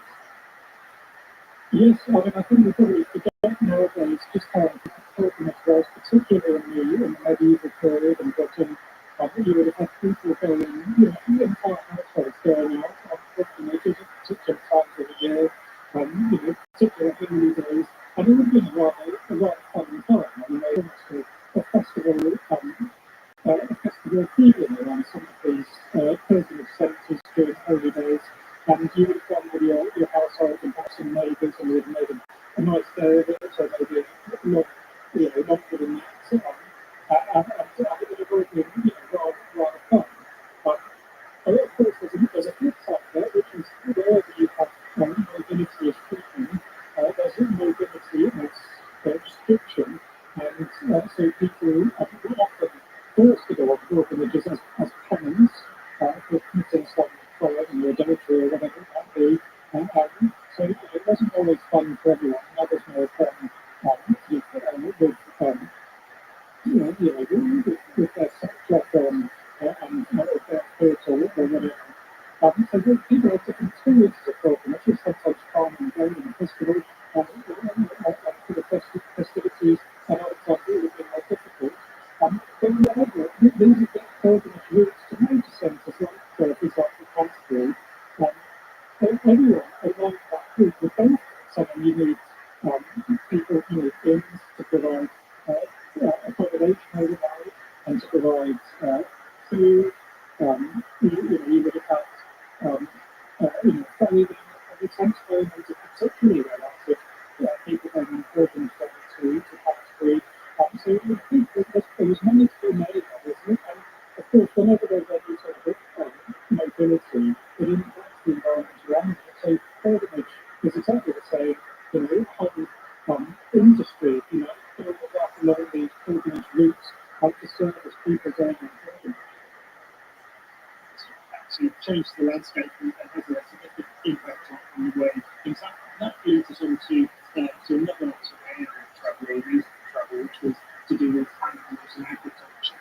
And you have some very interesting content in the manuscript about the importance of droving and drovers and also transhumans. So you probably need to explain transhumans, even you need to explain droving as well. Just give us a sense about how important animals were and the transporting animals in the library. Absolutely. I'm absolutely fascinated by this subject. I love the idea that people were moving with their animals to such an extent, already because really it's the post-medieval period explodes, and you get people driving and so transhumans. The difference between the two, driving is when you take an animal to market, and so people would drove their animals across sometimes huge distances, like from Wales into London, for example, or from the Scottish Highlands all the way down to England, to sell them in market. So for the animal drove to the street, they go one way, they don't come back again. Transhumans is very different. That's taking your into upland areas for the summer and back down into the valleys for the winter, or if you're in a wetland area, you're taken to the wetland over the summer and the downland area in the winter. And so the movement animals around was a huge part of mobility through the whole of the historic period, probably through much of military history as well. It really explodes in the post-medieval period. And you see very much like pilgrimage, these roofs really fundamentally change the landscape and they impact on the entire environment. Once again, drovers need accommodation. There's inns that you do inns that are for along roads, droveways or driftways or greenways, sometimes called. The droves arms or whatever they might be, a place for you to put your animals overnight. Whether they're cows or sheep or geese or sometimes pigs. So fields for them to graze and so that you sleep. And people like blacksmiths would have done really well to drovers whenever there was a big markdown and smithies would set themselves up to service people as they're moving on these droveways.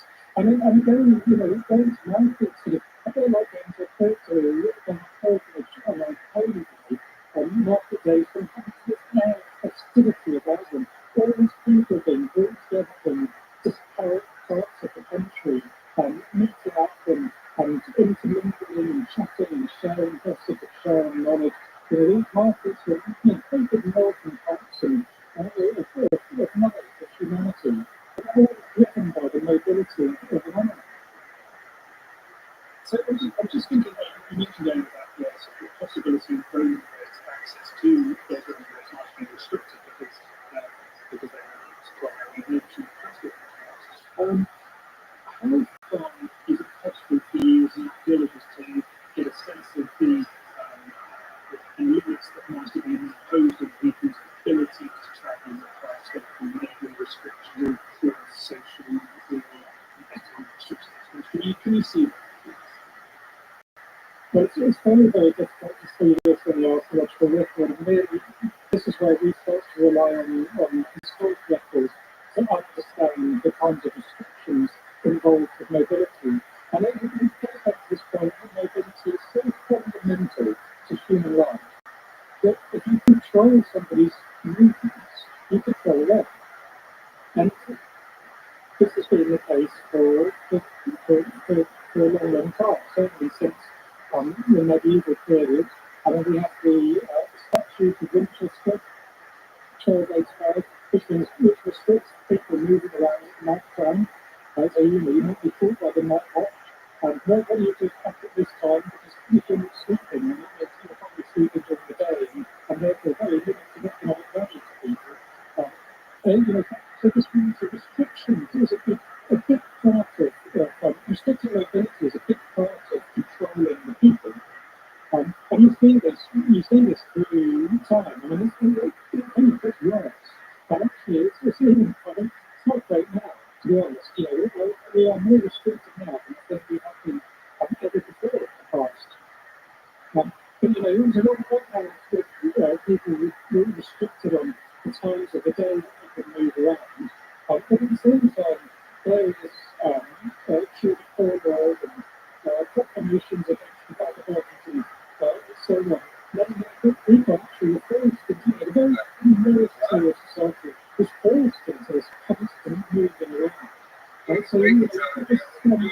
But if you've got money, you're okay. You're a lot more freedom. So if you don't, you have a lot less freedom to move around. And actually, there's an economic and social division, but I think there's also a gender division as well. And if you're a young man, you're forced to move from town to town, then you can probably think, oh, Hershey, there's probably a little bit of a nicotine feeling about that. So, going from their house to our house and enjoying the pleasures. As a woman, as a young woman, it's a lot more difficult to do. Often women, unmarried women who moved around a lot in medieval period were considered rude or associated with illegitimate children, sort of thing. So mobility is this wonderfully variable thing. There's freedom for some people, restriction for other people. I think that's not really clear as due to the first approaches where architects of the landscape enclosed and all of a sudden through this new ways of completely influenced different areas, or the later enclosures, parliamentary enclosures of the 18th century, so restriction is something that's restricting people's movements has gone on and on and on. And we still have problems today. But where you get restriction, you always get resistance. And so, this the flip side of the mobility coin, so restriction is resistance to these restrictions. So, in the during the parliamentary process, you had, particularly in the earlier enclosures, you had people, there was levels that would go out and literally level the hedges and the various boundaries that have been set up across Googles. Incidentally, these people were known as the Met, mobile robots, for the Latvians. It's literally a group of people identified by their type of mobility. Their movements define what they are, and they existed against it. And you can see this, for example, the mass trespassing in the South in the 1920s. We can resist, or even Gandhi, his wonderful Silk Route, to resist the colonial power, the British Silk Facts. So, movement can be freedom, but it can be oppression, but it can also be a form of resistance. And if you're ever having a protest, that is wandering forms of movement, and particular type of movement, in protest march. And of course, immigrating is a form of protest. Think about the Occupy movement, just sitting down, refusing to budge.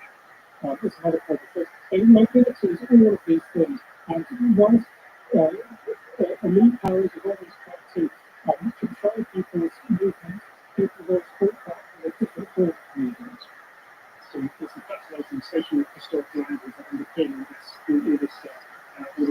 topic, isn't it? And I'm reminded actually that trespassing is a live topic.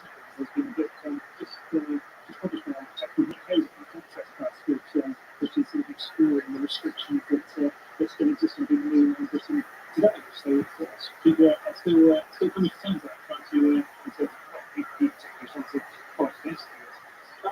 Well, just alluded to an end some practical tips for people.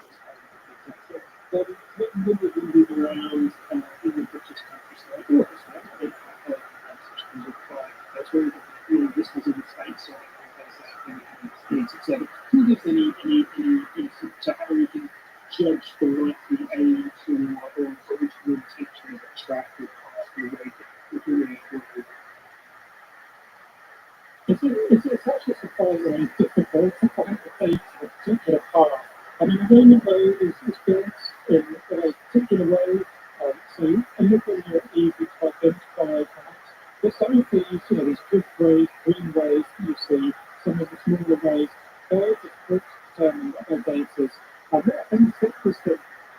So to understand, to try to identify Roman roads, I think the easiest thing is to look at maps, because they're pretty well mapped, they're very well studied, and I think even the AS maps for Britain have Roman roads marked on them.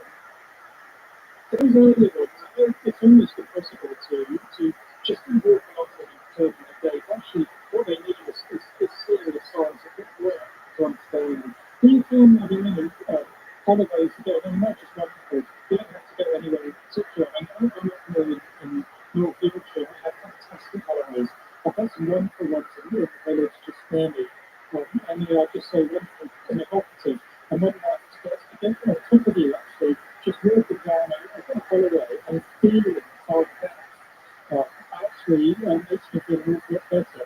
So you guys say, as I said before, when they take it, and this work really further work of Mark and Bell, and we found that they have some serious heritage. You know, in some places, what that's prehistory. But it's really difficult to determine the date of the path just by walking it. Looking at where they come from, 32 is another way. Quite a bit up here in North Yorkshire, we have a lot of big abbeys, and if they're coming from an abbey or going to an abbey, then it seems sensible to assume that they're probably medieval in date. And the first name as well, they give you an influence as to what they are, and therefore you could sort of partly date them from that. But actually going to the origin, the original data from that's going to be difficult then, because once it's there, it tends to remain there for a long time. And it gets sort of absorbed into different networks and used for different things and renamed and slightly altered and slightly engineered through the land. So, it's, there's just wonderful things to do. So you mentioned some of the places that time get to go down those holidays. Are there any really concrete examples where you would go where you can go and sense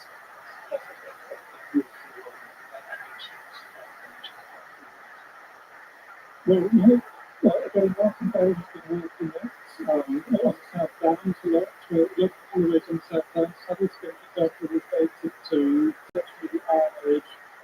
It's another event, which is quite conclusively showing this certainly is historic and dates in origin. But this is very pioneering work. So, we don't put dates on a lot of these holidays. Some of them, because of the nature of them, essentially negative features, it's very, very, very difficult to date.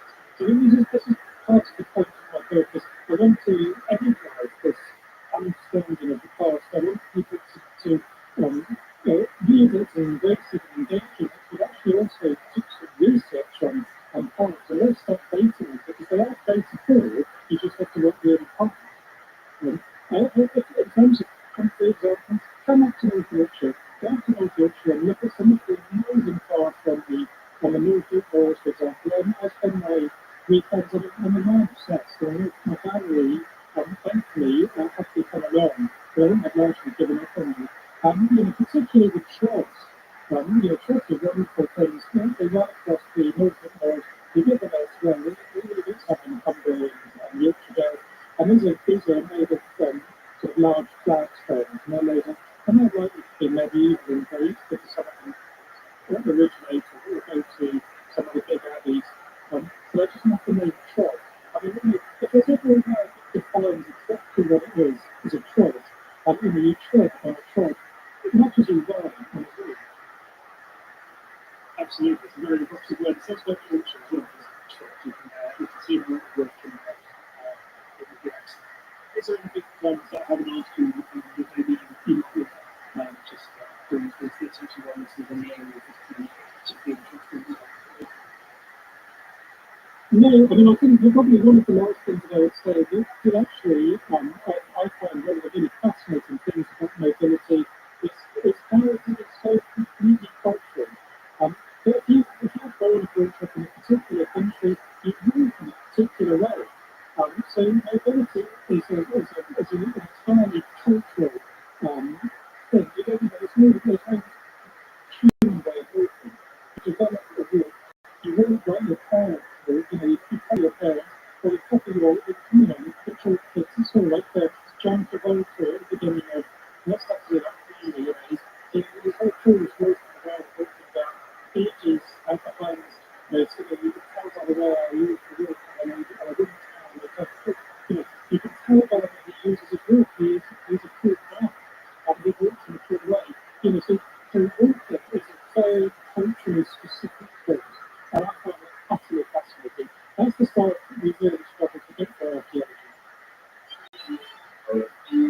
That was Dr. Jim.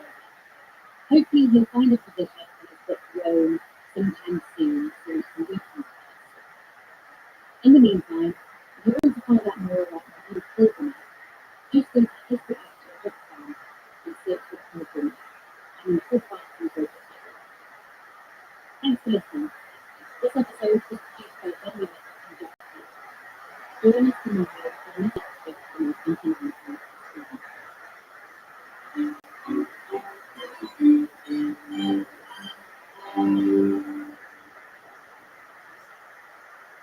At Firestone Complete Auto Care, we hold our service to the highest standard.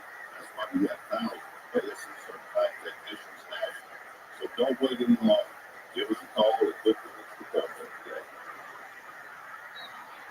It's time for basketball, and Cooper Eats is dropping deals on game-day favorites to keep you locked in on the action.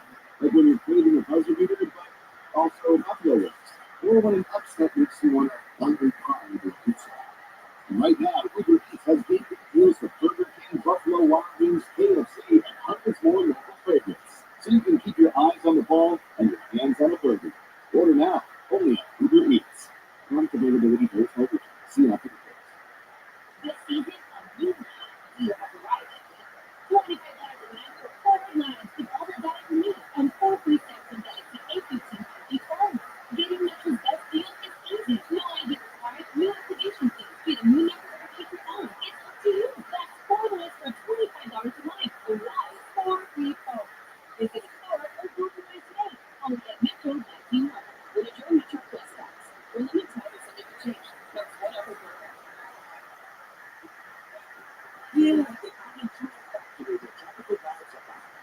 We set this for that. It's delicious moments and delicious chocolate. Do you know about most of the and real magic? Sometimes you feel like a magic. Sometimes you don't. All in trees and nuts and something even better than love. That's all the joy is maybe comes in.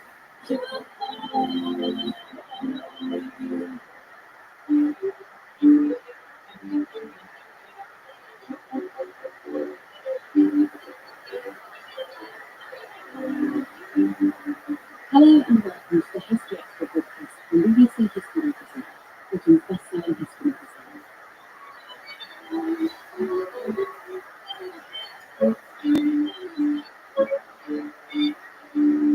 I'm April Green. For today's episode, we've got another lecture from our 2019 History Weekend event in Winchester.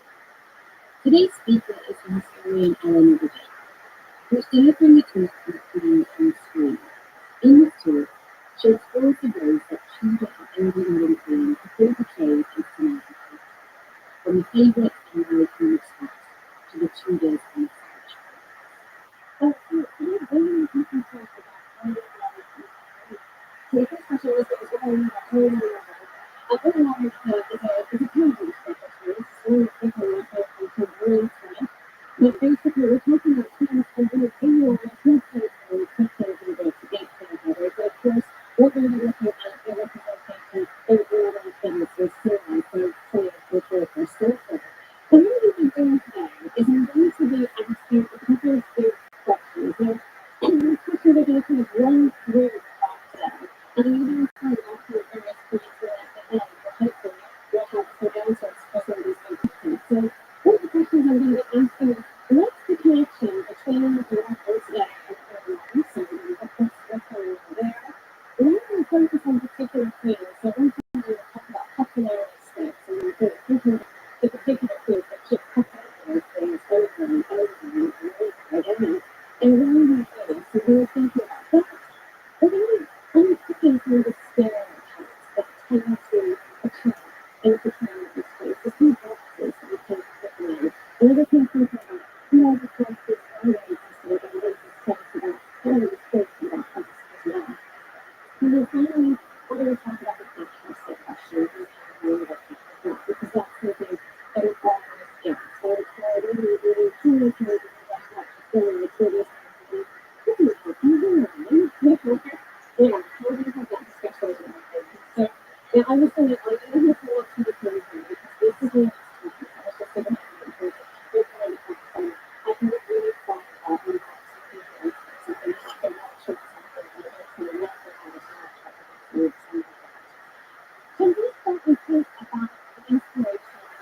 So where are these things going forward? So there's a few examples of Rothschild for that picture down further. Obviously, there's a long term fascination with places and figures. They were really fascinated with state data, key countries, ancient pharaohs, especially the Rothschild, long before present day, and even today, with the state data, it's everywhere. And in those things, it's not like Rothschilds, Kings, and everything like that. It was just very interesting, fascinating.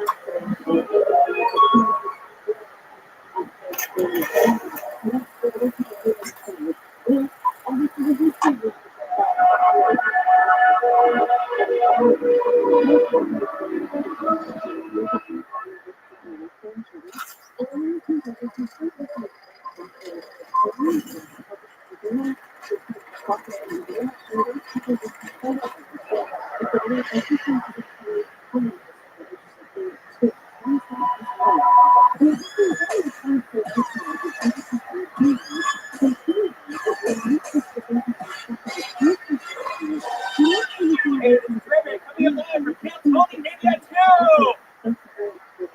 At College Coffee Club in San Francisco, give it up for Tony Hickman! Yes, San Francisco is still Tony Media Night 2 show up!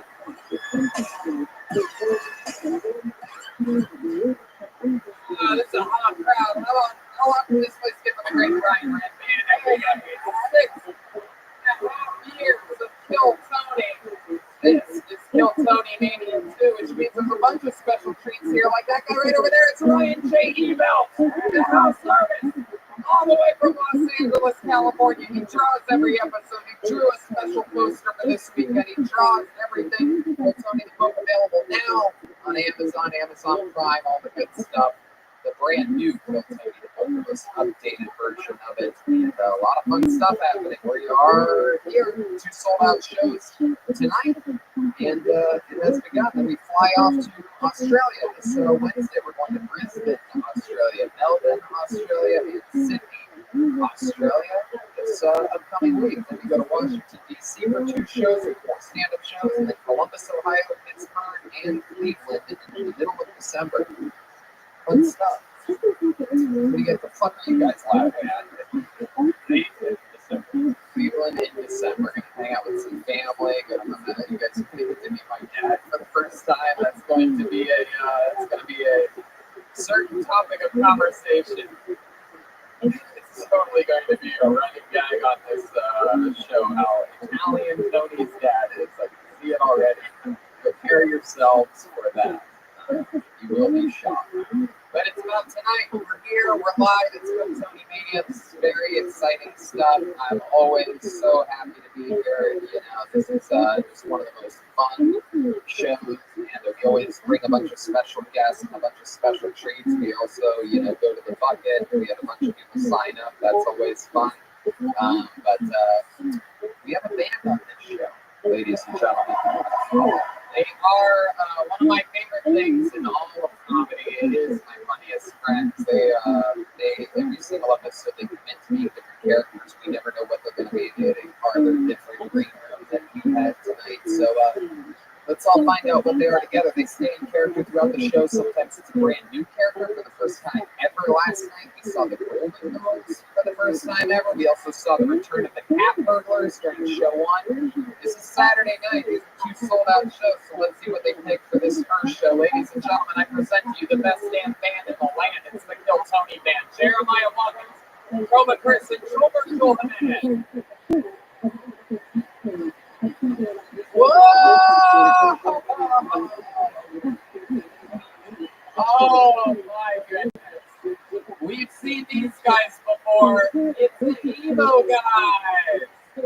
They are so emotional. These are some of the most famous characters in the history of the band. The crowd goes wild. You guys know the show. This is very exciting. It's been a long time since we've seen these guys. Can you remind me of your name? You hate emotional guy? My name's Darwin. All right, Darwin. Welcome back to the show. And clearly over there. I'm not surprised you forgot my name. Is this your first time in San Francisco? Yeah. Okay. And clearly directly next to you, that's the great Chroma Chris, who tonight looks a lot like some really rare lesbian with AIDS. It's an elusive type. What's your name? Name's Connor. My parents call me Disappointment, though. Wow. And then clearly back here we have the doll from the newest version of Child's Play, Mexican. How are you, pal? I'm good. Oh, what? You seem really sad. Yeah. Okay, you're real emotional. What's your name? Doesn't matter. You're just going to call me gay anyway. I'm writing it down. Gay. Well, that'll work. Fuck yeah. That's the band. We have some special treats. But before we get to special treats for you, why don't we talk about this bucket of destiny? The actual bucket of destiny made it all the way from Los Angeles for this Tony Mania. Everybody signed up pretty much. I feel like you know what you signed up for if you came to this show. If I put your name out of the bucket, you get 60 seconds uninterrupted to try to do stand-up. Maybe it's somebody's first time. Maybe it's their last time. Maybe they're in the middle of an amazing comedy career and they're an undiscovered talent that's here to get a big break. You know, your 60 seconds uninterrupted is up here, the sound of a kitten. That means wrap it up then, or she's going to bring out the angry Astro District Fair. And then we interview you, talk with you about your life, find out more interesting stuff about you. You guys ready to start this show or what? What do you guys say? Should we start with the bucket? All right, let's do it. At the beginning of this one, like a normal film study, and then maybe we'll do a special treat right after this. All right, your first comedian getting an uninterrupted. Yes, the only way to this stage is this staircase right here. So no matter where you are, you have to make your way all the way over here and through there. Here is going to be your first comedian, Franco Tabini, everybody, and the show has begun. Live. Everything is in position. Franco Tabini.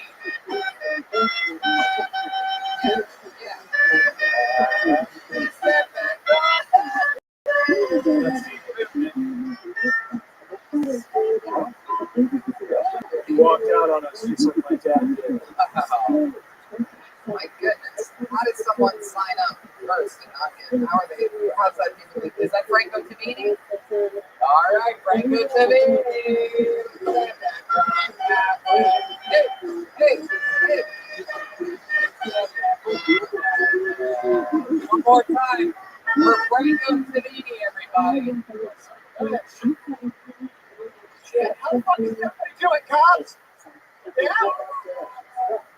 So good, I guess. That's fucking good. That's awesome. Oh man, I've been having a really fucking good week, which is kind of a characteristic of me.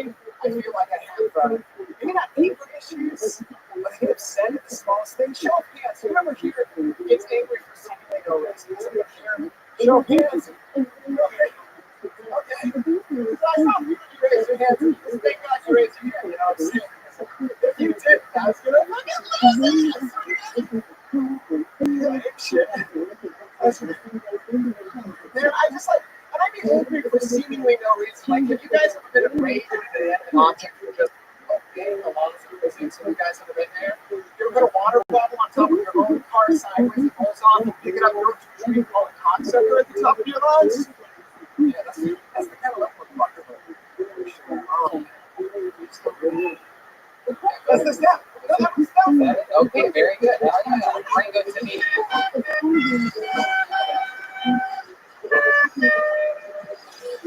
Franco, welcome to the show. Hell yeah. You almost walked away there. Have you ever seen this show before? I have. It was a weird incident. Okay. Hell yeah. How long have you been doing stand-up comedy? 3 or 4 years. 3 or 4 years. Hell yeah. All here in San Francisco?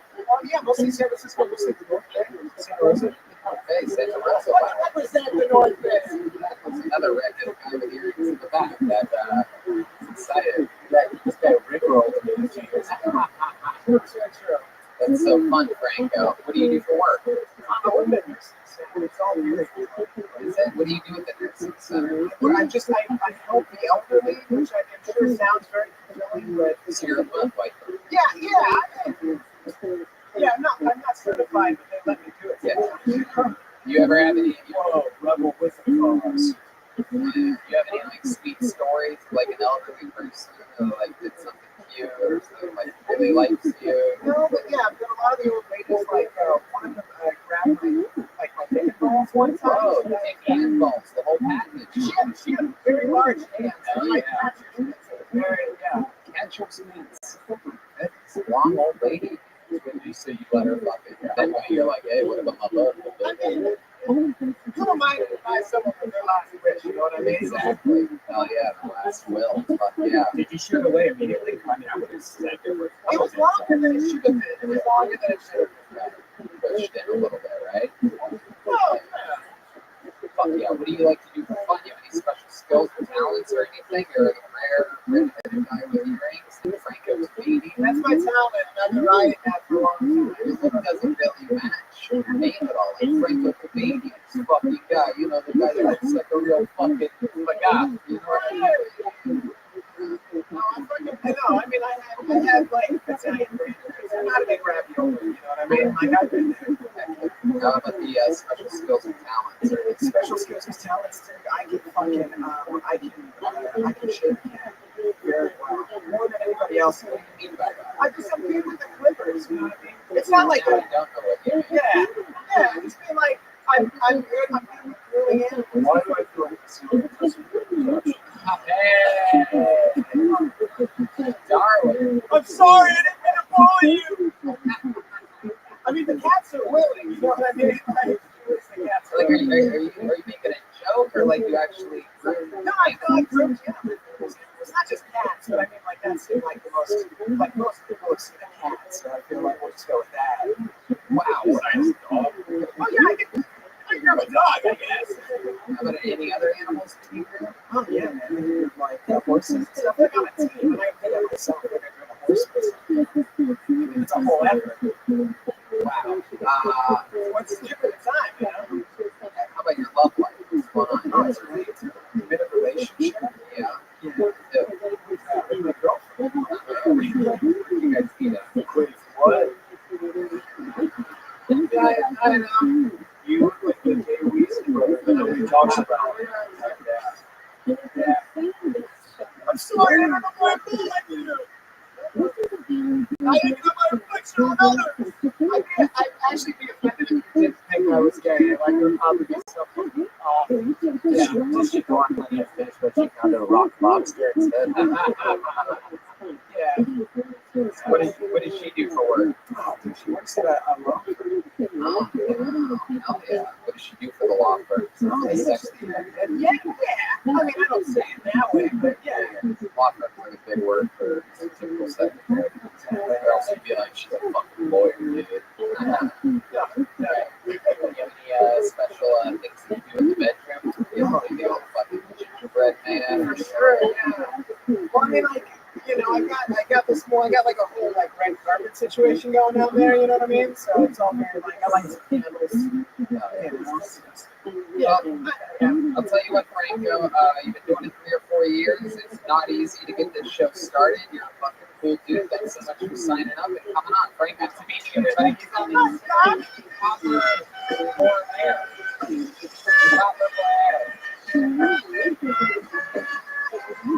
A redheaded comedian. How fun is that?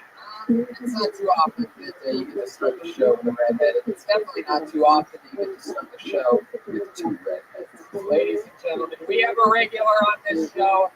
On Kill Tony Media, we do things crazy, out of order, and then people join the panel after they do a brand new minute. I present to you a brand new minute. Very controversial figure. Either you love him or you hate him.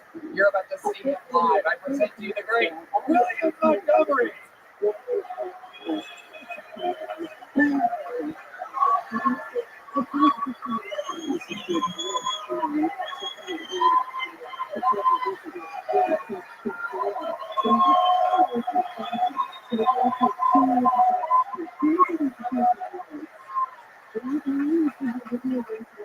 Living in your bed like 10 months ago. In 2010, my daughter was born, and that was the Giants winning the World Series.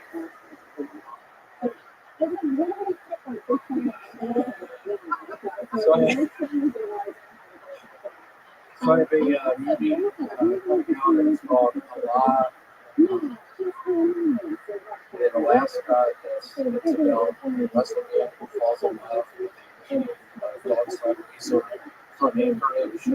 The relationship is put to the test with Ramadan falls through. You do right. San Francisco, if I end up jumping over the bridge, it's gonna be from the Golden Gate Bridge.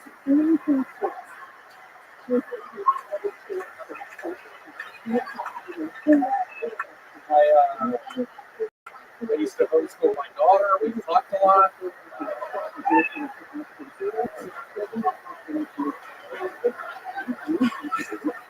Is that true? Her name was Sarah. She was handicapped. I'm kidding. My dad's gonna be watching this. That's all for my new Ghost Rider. Sort of 27. When it was shit up, sort of 27. How did I hit for William Montgomery, ladies and gentlemen? Wow. Live in the flesh, came out smashing. Using a new technique we've seen a lot of lately. Drops one more emphasis and gets the audience deeply on its side. Let's give it up for Paige Stone. It did well in Sacramento. Let's give it up for my baby. William, unbelievably fun set. Well, I love the love that you have here in San Francisco from these people. You had to wait seconds to start. Boy, the trolls on the internet are gonna hate seeing that shit. You just soaking in applause before saying a single word. Like God, Kristen's piece of shit out front last night. He said, punch me. I've been eyeing him the whole time. I'll be honest, I was on the same type 75. I have something called Lyme's disease. Lyme's disease? Oh, exactly.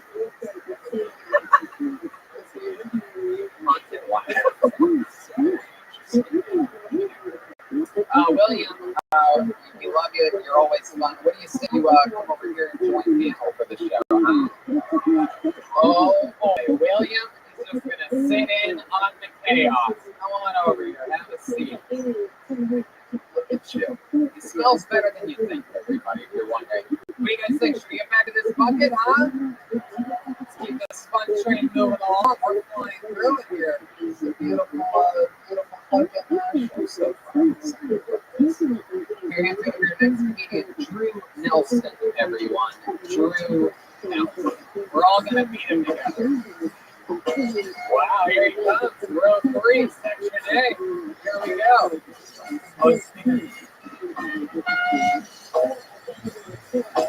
Here he is, Drew Nelson, everybody. Hello. So I just drove here from Reno, Nevada, with my brother. It's a shithole, and everyone who lives there is kind of in denial that it's a shithole. They'll defend it with a passion, but they always say things like, it's not so bad. We're an hour from Tahoe, one of the most beautiful places in America, 4 hours from San Francisco. And I think that's kind of like, inviting someone over to my shithole apartment, being like, yeah, this is a shithole. And I'm like, well, yeah, but Greg's house is, right down the hall. And this house is pretty nice. So, yeah, my wife is from China, straight from China to Reno. I was like, why'd you go to Reno? It's a shithole. They're like, oh, well, you can see the sky. That's pretty nice.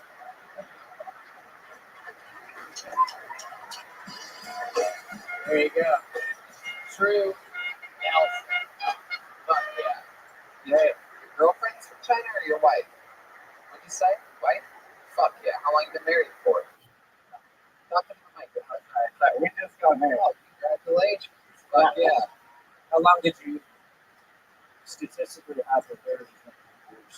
Whoa, that's a very dark outlook, darling. The other half didn't Oh, that's very dark. Chroma Chris. Chroma Chris is the only person on this page that doesn't do stand-up comedy, and he hits grand slams out of nowhere sometimes. I love it. Heck yeah. So when you invited your wife over from China, were you like, I gotta warn you, I don't live in the best city? And she's like, Rio. Is that what happened? Yeah, so she came here on a student visa. We have a university, so I met her there. I know they post the big love with the school. Yeah. Can't get enough of it. She's still in school? Yeah, never. So your entire life. Asians love bastards. Anyway. Wait, what the fuck was that? Ryan. Quit, man. What the fuck? Is that a new sound effect? What? This is what you're working on? Okay, alright. This is your wife calling in live. It's a long distance call from Reno. Is your wife with you here today? No, she is not. I came with my brother. Oh, wow, very cool. Does he have an Asian wife as well? No. Okay. She's his wife. I guess. Oh, wow. What do you mean by that? Jesus. Is she whiter than William Montgomery? Look at this fucking guy. What are you talking about? Drew, how long have you been on stand-up? This is my first time. Whoa! That's very good. Very good. Very fucking good. I would have guessed a little bit more than that. That's very impressive. Very fucking cool, man. You really get it. You're a fan of the art form? Oh, definitely, yeah. Oh, yeah. Tough time, so yeah. Absolutely. Us too. How about your life in Reno? What are you doing for work? I'm a scientist at the State Health Lab. Wow. Hell yeah. That's how you get that fucking Chinese pussy. Absolutely. Hell yeah. Get all up in her fucking little petri dish, you know what I'm saying? Fucking pull out your little microscope and have some scientist sex. You have any special moves in the bedroom that you do? You're gonna do the old fucking.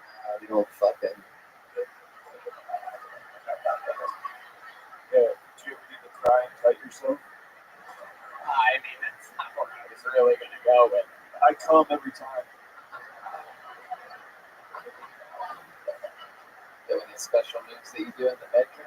Well, they don't have porn in China, so she likes porn a lot. So I think that's what she can. That's fucking awesome. I like that. So, like, she sort of like watches porn on a laptop while you just hit it from behind, sort of like that. Like, what's the setup on that? Or she watches it and then you guys do it? Yeah, a little bit of A&B. A little A&B. Fuck yeah. Let me ask you something. When you hit it doggy style, does she ever try to eat herself? It's a weird one. But the fuck was that noise you guys just made? Jesus. Oh boy. Okay.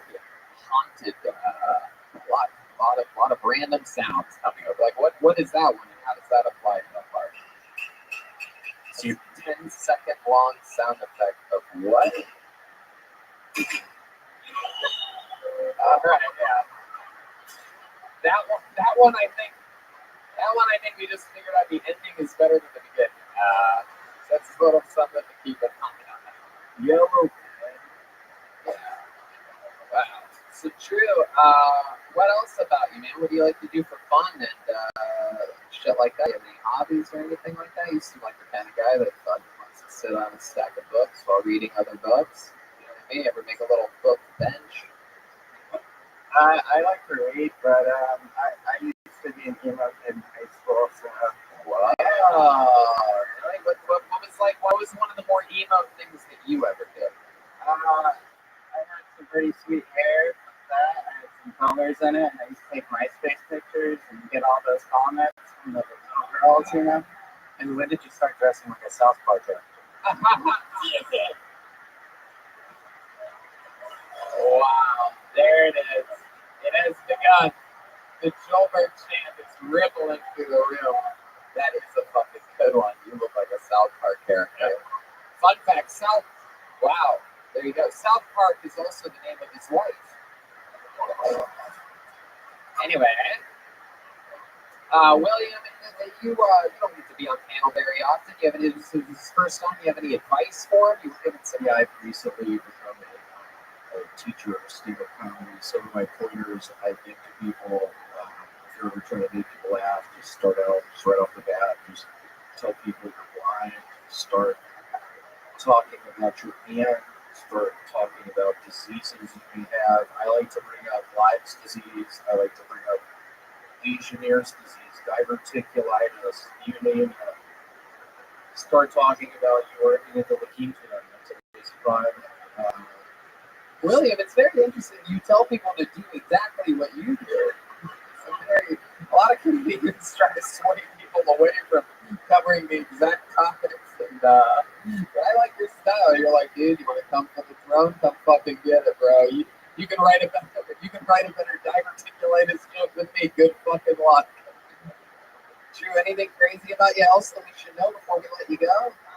Let's see. I'm a recovering addict. I used to be one of the worst ones you've ever met. And yeah, but how far did we get? What was rock bottom? Ooh, rock bottom. Let's see. I lived in a motel and puked all over the motel. It gets gross. Red Band did that last night. Yeah, that's normal. Rock bottom. You just put down the pet deposit. You can do whatever you want. Hey, look at that. I shit all over the place.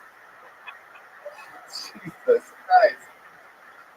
All right. Well, Drew, very, very, very impressive. Oh, Darwin, yes. Yeah, what kind of music did you like in high school? Good question. You were in your emo phase. What was your Kyoto? How does that go? Can you remind me? What does that sound? Yeah, sure. Fucking just remind me of it. I'm not expecting there's not going to be like a lighting change or anything like that. It's going to be a single spotlight that comes down. But like, what was the famous song? There's no penguins in Alaska. Yeah, I never got into any of that shit.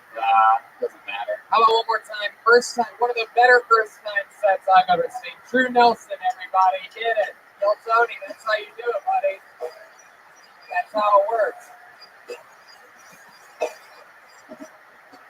Bucket or special treat? What do you guys think? Treat? All right, let's do a treat. We have another regular on this show, ladies and gentlemen. Just got added to the show a couple weeks ago. This is his first Kill Tony Mania. We had so much fun with him. He's an unbelievable writer and performer. We're so happy he's a regular on the show. Here it's going to be one of my favorite top young rising comedians in the world, the great David Lucas, everybody. Here he is.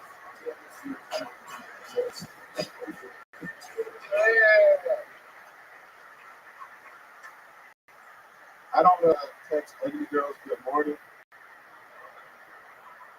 I text them good luck. She's like, on what? I'm like, yo, that you gonna leave it.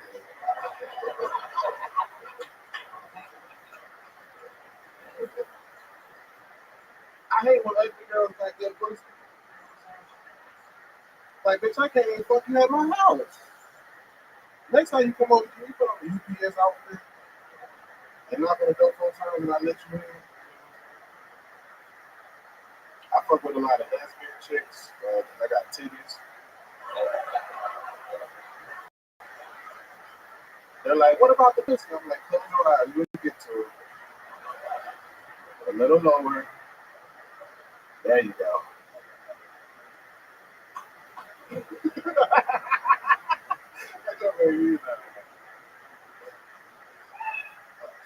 David Lucas, everybody. Fuck yeah. David, always a killer. Always straight material. I fucking love it, man. I love your style. How you doing? You've been having fun? I've been here in San Francisco this weekend? Yeah, I'm ready to get on the brain, though. She's fucking up my hair. That's what's fucking it up? I think your barber fucked it up, man. You act like that shit started growing out because of the rain up here. If I had that haircut, I'd be banging for a little fog. No, I like your style, though. I love it. I don't think white people get this. Well, white people would translate to Bob Marley. That's true. They do listen to Bob Marley. They don't shower properly. But you rock that shit, huh? Like, does it keep you like warm at night? Or I don't know how that works. Like, it's like I just literally got bored. I said, let me try something new. oh, yeah. Has it been working for you? Picking up more lesbians? I get more black girls who are like into the African shit. The natural shit. They don't shave. Oh shit! Where are they? What are they like in the bedroom? I've been lucky enough in my time as. You ever rub something on the rug?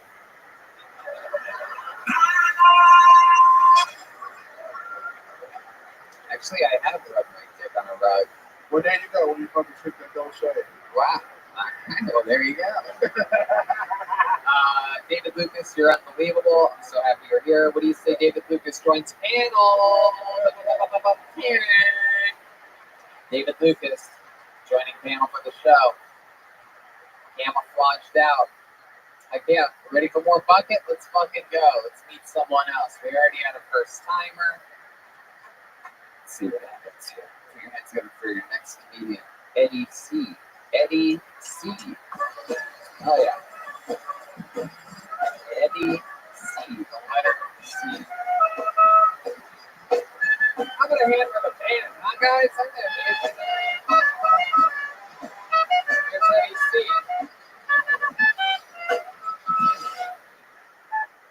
Yo. So I was talking to my boy's mom about black.com yesterday. And I was explaining to him what it's, if you don't know what it is, he's launching posting job for the first time with somebody important in football, basketball, and big black dude comes in, says, there's nothing, okay, go. She asked, well, do they have those for like, she's Mexican, do they have those for us? It's like, yeah, no, I don't think so. First of all, we have to get rid of the high heels, because we're not tall enough to be, we're 5'8", we don't hit 6 foot. So, there's only so much you can do. And our jobs, our stereotypical, black jobs, and stereotypical Mexican jobs, like cleaning lawns, and cleaning houses, and stuff like that, before it stopped getting sexy. You know what I mean? So many times, like, oh, I didn't do good in junior college, so it's my first job, cut the lawn here. Papa, what do you need me to do? And, yeah, that's it, thank you. Oh yeah, Eddie C, everybody. Welcome to the show, Eddie. Thank you. Hell yeah. What ethnicity are you? Mexican? I bet we're deporting you right now. Yeah. That was the first time in Kiltony history, instant deportation. What? It doesn't matter. We're deporting you anyway. I don't know if you heard who our president is. There's new rules. Hey, thanks, man. You kept looking at me like I was gonna help you with your shit. This motherfucker looked back like, David, tag, that's what I need. Somebody help me. I want to make sure. Nah, you was on some bullshit, but Oh. Wow. it looks like Joe Pesci in a taco truck on had a king. You look like one of the pet boys. Hey, you got a weed eater or what? You got a weed eater? Yeah. What's a weed eater? I need a new lawn man. Oh, Jesus. I'll bring you to LA. Like a weed whacker? Weed eater. Yeah, we call it weed eater in the South. Really? You call everything a weed eater. Okay, my bad. White people weed whacker.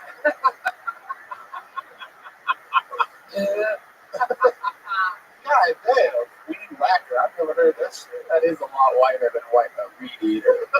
Especially the way you used that. My God, I didn't realize how silly white people sound. Weed and E-A-T base. Weed eater. Eater? E-A-T base. Eater. Wow. What you want to do to her? I'm an eater. Hey. I learn something new every day hanging out with you, David Lucas. But this is about Eddie C right now. Look at this fucking guy. Absolutely. Out of his Best Buy uniform right now. He's fucking waiting around. What do you do for work, Eddie? Oh, really? Where do you what kind of food do you cook? I live in Denmark now, so. Denmark, the country? Yeah. Wow. I'm a chef at a steakhouse over there. That's so fucking cool. How'd you end up Denmark? English chick. Damn, look at that. babies. Look at that. Man, you're an extreme Mexican. Yep, yeah. I figured it out. You can't go to Denmark. Socialism is awesome. Oh, wow, that's incredible. So, have you capitalized on the free healthcare at all? Have you come down with anything? Have you used it? Oh, yeah. I spent down. I used to be first to my first winter. I ate shit on both sides. Yeah, Mexicans do great with ice. You don't see a lot of Mexicans trying to cross the border into Canada. Iceland, yeah. It's the most Mexican shit ever. Slipped on ice, first day. Hey. What? It's incredible. Slipped right on the ice. I was going to cut down my first Christmas tree too. So I didn't do some stupid shit. So first Christmas tree in your entire life, or you cutting down? Oh, it's gonna be real sad if you never had Christmas.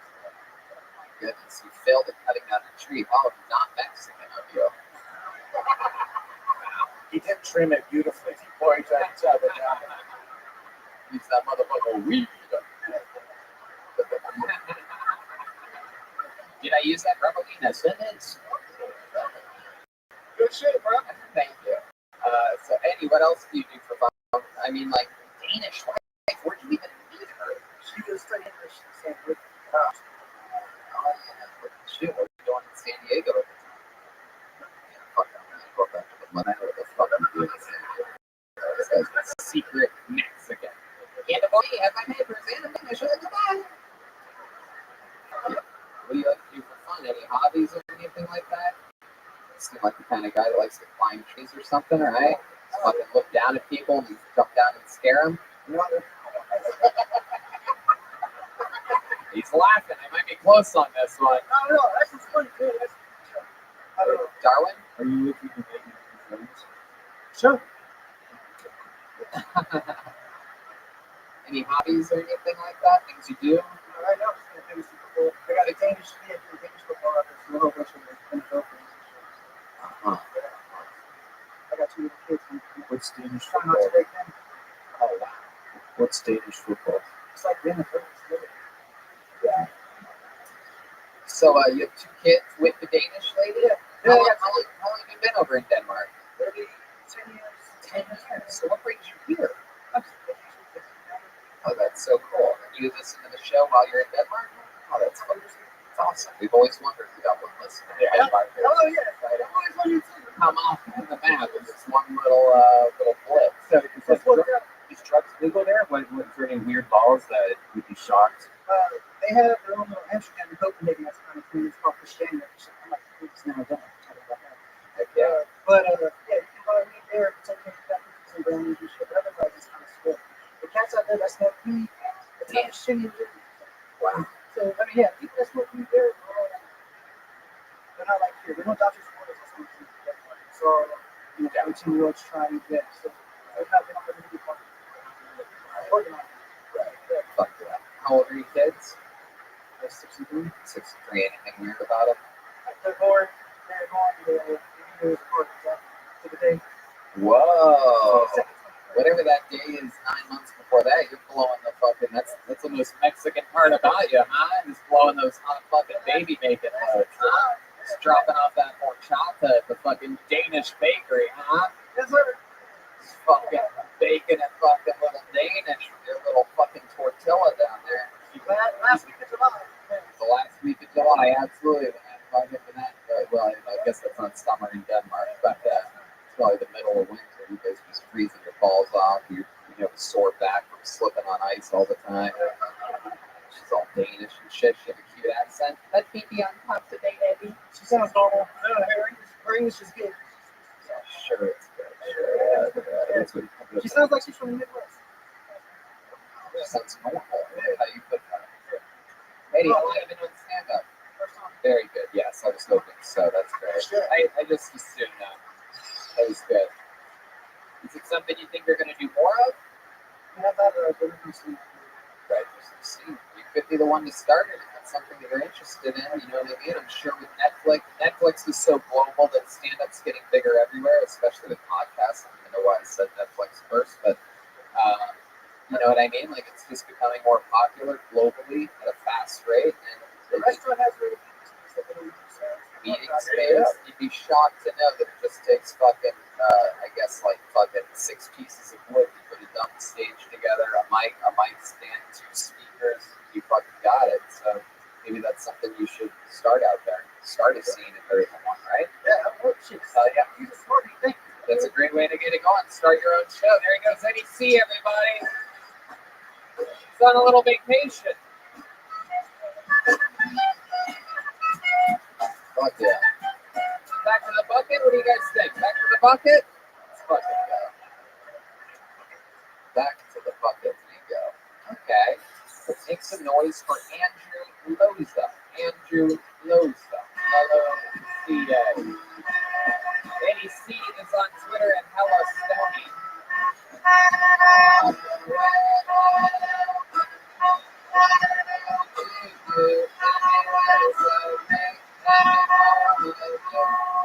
Hey, one more time, good and loud for Andrew Loza.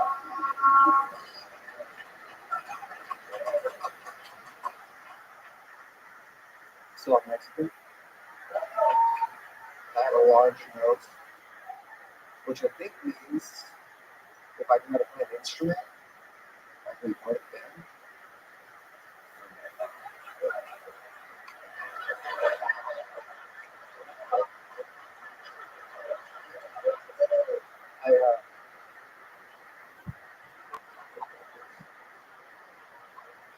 I once almost got a job at a bank, and the size of my nose alone.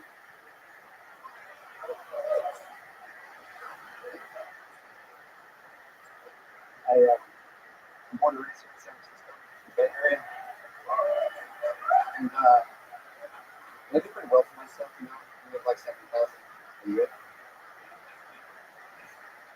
and yeah, I'm homeless. So, Fuck yeah, Andrew Loza doing real stand-up comedy. Dude, I have a quiz for you. Name four Apollo astronauts.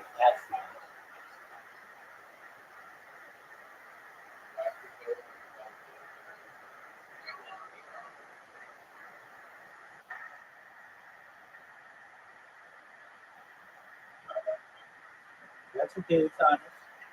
Are you ready to get your ass kicked in Scrabble / Literati? All right, just for a moment.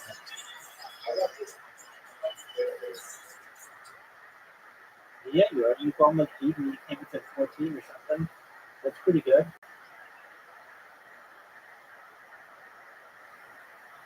I've won 6 games in the year. How many of those games have you beaten me?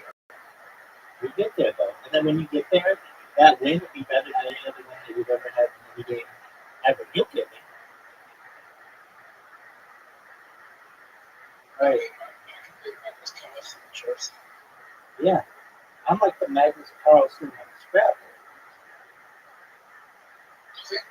No, I don't. I'm not very good.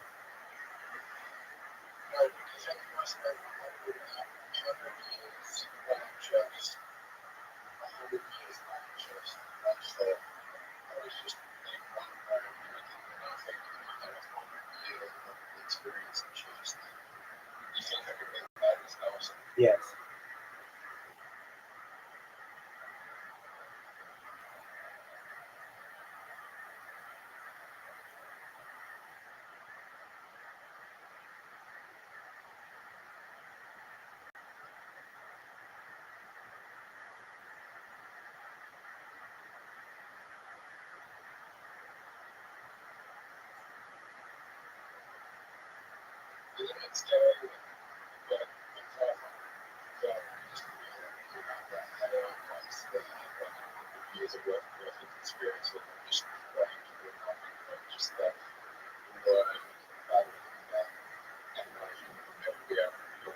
Right.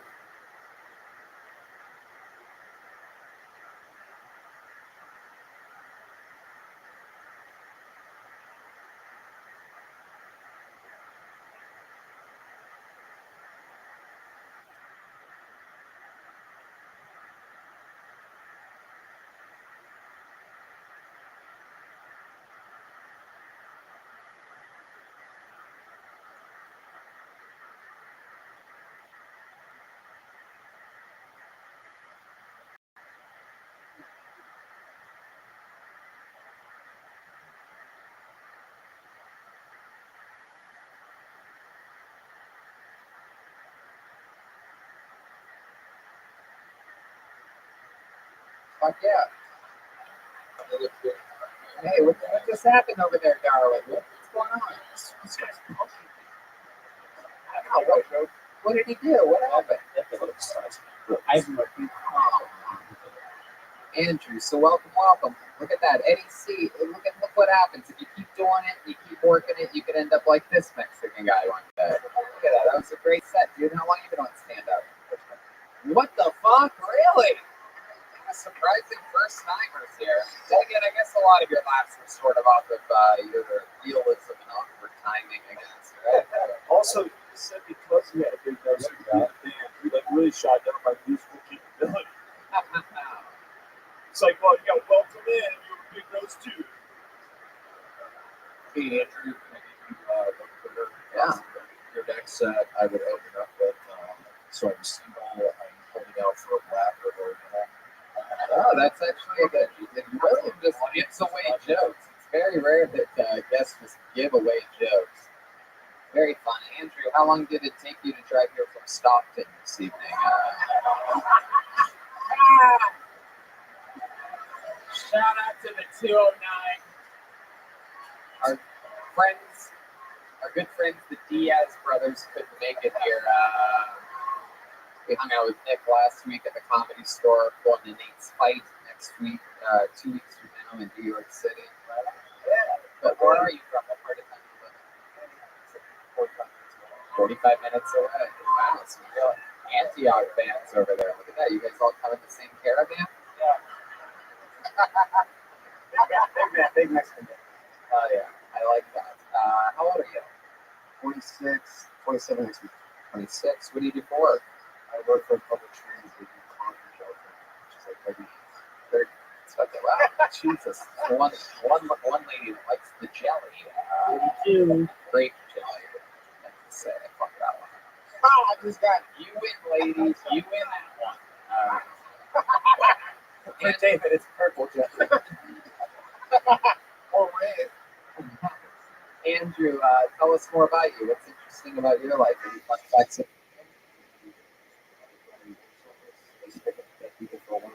Oh, he picked up dead people. Fuck yeah, William still fucks dead people sometimes. Used to pick them up. You were the body remover. Yeah, yes, I had one of these on the show. Well, we are big with the body removal industry. We're huge in that business. Everybody knows Bill Tony. They probably look. How did you, like, was it easy to have that job, or did you just, it was super weird. First day is going to be pretty fucking awkward, right? Absolutely. Yeah. It was just like I had a buddy that had an uncle that ran a funeral home. So it was, he's like, oh, are they hiring? Keep going. Your buddy's uncle had a funeral home, man. And he's like, oh, you want some part-time work picking up dead folks? All right. So that first day, what's that like? You go by yourself to this? You got someone else? I'll just point along and it's just so like if you had to guess 10 plus 10 or minus 10, how many dead bodies you picked up? How many would you guess? No, I'm saying give or take 10, how many bodies do you think you picked up? Like 20, 30, 40, 70? Those are wild. Probably like 25. Was there one that sort of stood out to you? Yeah, the first time I went on a driving home. So I went to Fairfield at like 3 in the morning because I was on call. Ooh, Fairfield sounds interesting. One guy in the room was just like, oh, shit. Fairfield. You talking about the Inn and Suites? City of North. And yeah, it was the first time I went by myself. Like I already knew what to do. Besides, I could work usually like time at hospice and things like that. And you go in, pick them up, start driving back. Then all of a sudden you look in your rearview mirror, you're just very close, very close. No, they're like on a gurney in a bag, tied down. And I'm driving. The radio's off 3 in the morning. Can't hear shit. Shut the fuck up. I'm already fighting right now. You have to finish the story, bro. Yeah, you got it. Radio off. Who has a dead body in the back and doesn't have the radio on? Turn it around every now and then I get a little bit. me up before you go. It's the worst day of my life. No, that's not what they would listen to, Darwin. All I heard was, Oh shit! Let's crash the van. I pulled over and jumped out. Oh my boss and I, what the fuck? Like, I think this guy's still alive. And he starts laughing. I'm like, what the fuck? Like, this guy, I heard something. He's like, no, they might have some air in the lungs. It's depressed.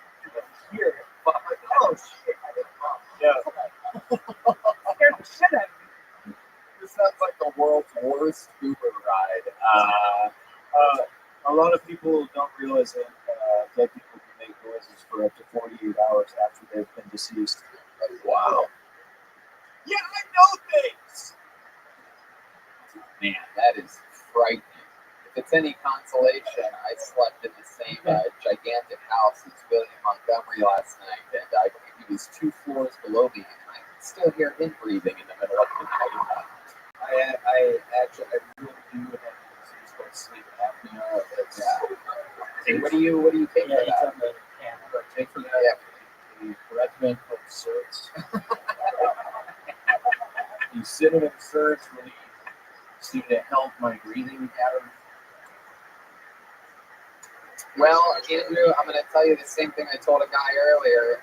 For a first-time set, very, very fun. You seem to have a real knack at like being comfortable, and you seem comfortable right now, right? Yeah, you seem comfortable, and that's what stand-up is. You're performing, and nervousness in a way never goes away. If anything, you know, I think it probably says before it increases. You know what I mean? All of a sudden, you're 3 specials in, and now people fucking whatever. You know what I mean? The pressure increases, so that never really goes away. But you seem cozy. Your hands go one more time. Brains close. Everybody's on Instagram. Uploads the door. CATOORR. Special treat? Special treat? Anyone? No, I should have said This is an exciting one. Now, this young lady has only been on the show one time ever before in the history of the show. And she let us know when we were on that show that she lives up near Northern California. And she left a real imprint on us, an unbelievable set minute that she had back at the Maynard, the Comedy Store. I recognized her immediately when she got pulled out of the bucket on that show as being featured on a lot of Brian Holtzman's amazing Instagram videos. She sang a song for us after her set. That was unbelievable. I present to you her second time ever on Kill Tony. Ladies and gentlemen, it is the return of Nicole Tran, everybody. Here she is.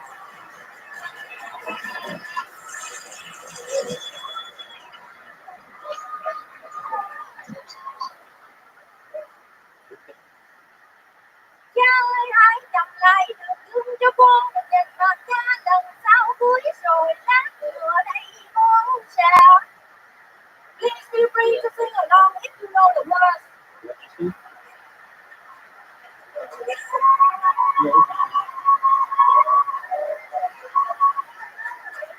I live in Little Saigon in San Jose. That's the only neighborhood where you see an Uber driver on a scooter.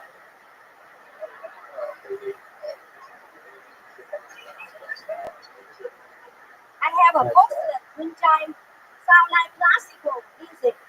My neighbor has a metal wind chime.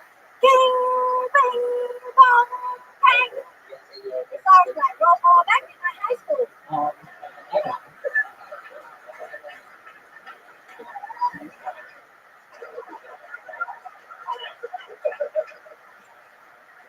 I like Halloween night. Last year, I dressed like Kim Kardashian. I found 2 watermelons down the back of my pants. Then I put 2 cantaloupes to the front. And I got arrested for shoplifting. Nicole Tran, everybody! Wow. Your energy is completely unmatched. You are just a little fucking firecracker. Come on, my man.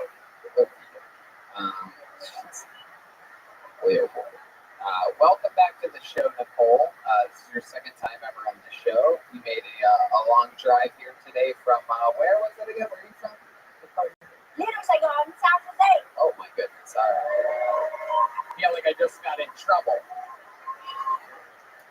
yeah.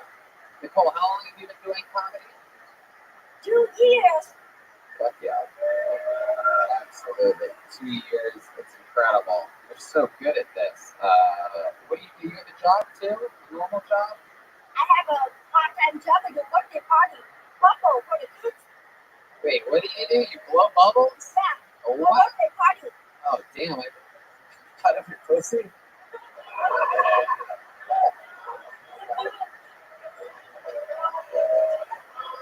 Wow. There you go. He's got his foot behind his head. He's done both legs so far today. He's stretched out. Someone went to jiu-jitsu today. Speaking of jiu-jitsu, let's get back to I don't know, man.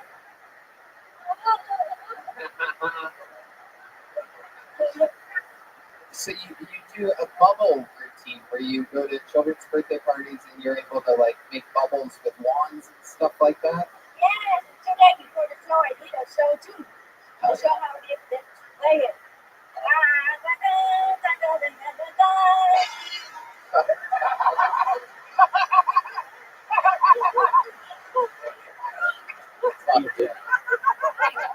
Let's check in with Darwin over here for a second. Can I just say she looks like a sketch drawing of what a racist white guy would draw of an Asian person. Wow. I like my guys, man, with blue eyes. Ooh. And they must have 2 of them. You are a sweet little thing. Is that what you've been with lately? Mostly white guys? Blue eyes, man.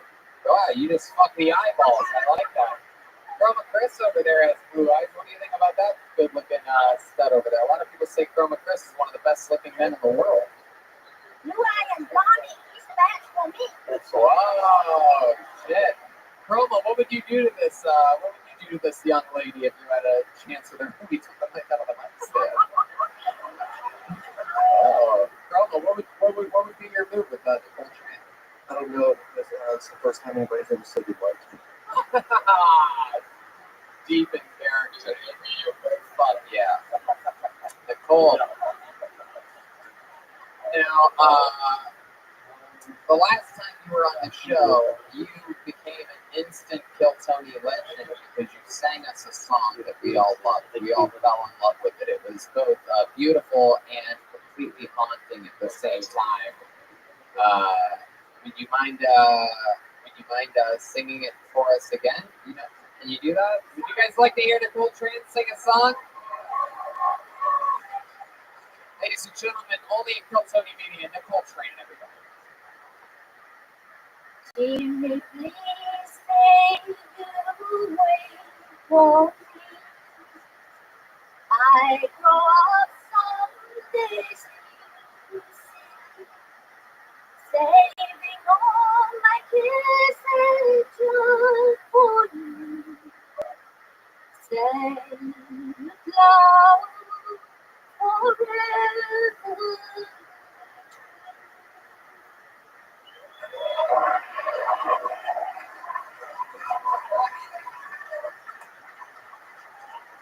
There's more. I don't think we got to the meat and potatoes of it. Keep going, Nicole. Jimmy is the guy who lives next door.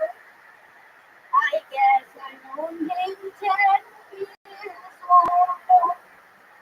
Jimmy wrote me a note one day, and this is what he has to say. Johnny, Johnny, please don't cry. You forget me by and by. You just 15, I am 22. Johnny, Johnny, I cannot wait for you. Yeah, there it is. Absolutely. Wow. Both beautiful and somewhat frightening at the same time. I used to want an Asian girlfriend. So Until that scared you? that's what I got to look forward to when she grows old. I don't think you have the blue eyes and blonde hair she's looking for, damn. Contact lens and the week after Halloween. I got this one for you, bro. Wait, what'd you say? Let me just see the guys. What'd you say? Contact lens, blue eye, contact lens. Oh, shit. The week after Halloween on sale clearance.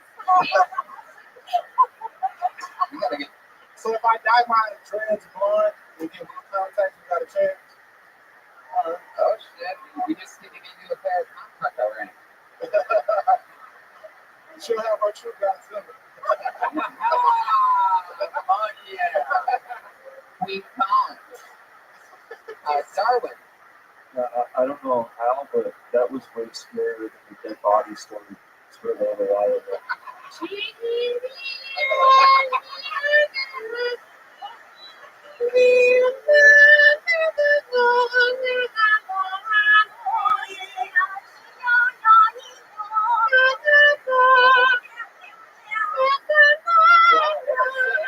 This is Darwin and Nicole Tran doing a little duo.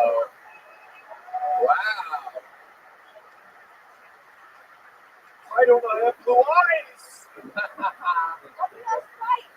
My goodness. Wow. Nicole, we absolutely fucking love you. I mean, you are just so special and so cool, and we love people of all different shapes and sizes on this show, and the fact that you love being part of it when we're around, or if you're around LA, excites the hell out of us. So thank you so much for coming out here to Go Tony Mania. How about one more time for the great Nicole Tran, everybody?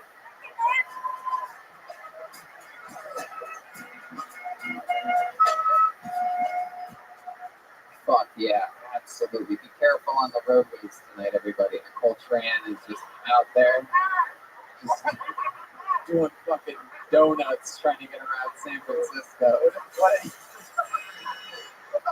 If we put her and the last guy's story together, when she was the dead body, she just starts singing. Imagine that. You're just driving along.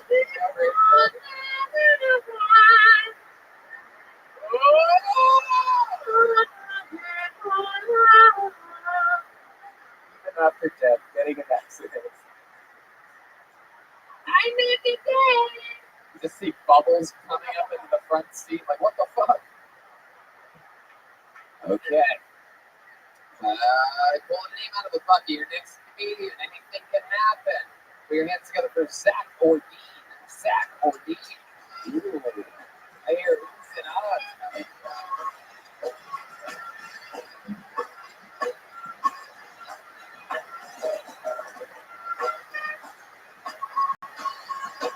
Zach Ordine. Here he is, everybody. What the fuck is up, San Francisco? Saturday night.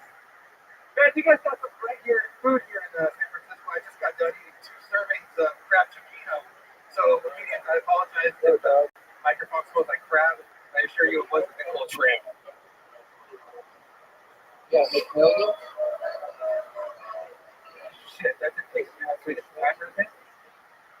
So, I'm a good guy, and I just adopted a dog, a little five-year-old dog. And, they say that your dog eventually takes on its owner's personality. So I just cut to the fucking chase, and I got a hyper-anxious dog that's sexually active. Oh, shit. I'm sorry, I got a hyper-anxious dog that's sexually active and just loves to fuck in front of people. Can I get some time right there? Good one, shit. The dog can't be left alone. I adopted a dog that can't be left alone. You want to finish it? So I adopted a dog that can't be left alone, so I have to go to doggy daycare. So on top of the high rent in San Diego, I gotta pay $200 per month. It's fucking ridiculous. You want to finish it? Zach Ordine, everybody. Oh! Zach, you don't need to yell in the mic. Don't yell too loud. Look at you. You're a goddamn animal. Yeah, sure. If I don't have material, I might as well do this, right? Hey, something like that. I guess so. First time doing stand-up? Yeah, first time. Absolutely. Fucking better, dude. Thank you. Welcome. Now, this is interesting. You said a lot of stuff. Face the audience. Oh, sorry. Stop pacing around like a fucking dirty method. Wear your pants up. Jesus Christ. Just relax for a second, Zach. Just relax. So let me get this right. You adopted a dog, so you're saying that you're anxious Yeah. and sexually active? Yeah, hypersexual. What do you mean by hypersexual? What do you mean by I enjoy sex. The dog enjoys sex in front of people, and I also enjoy a lot of sex.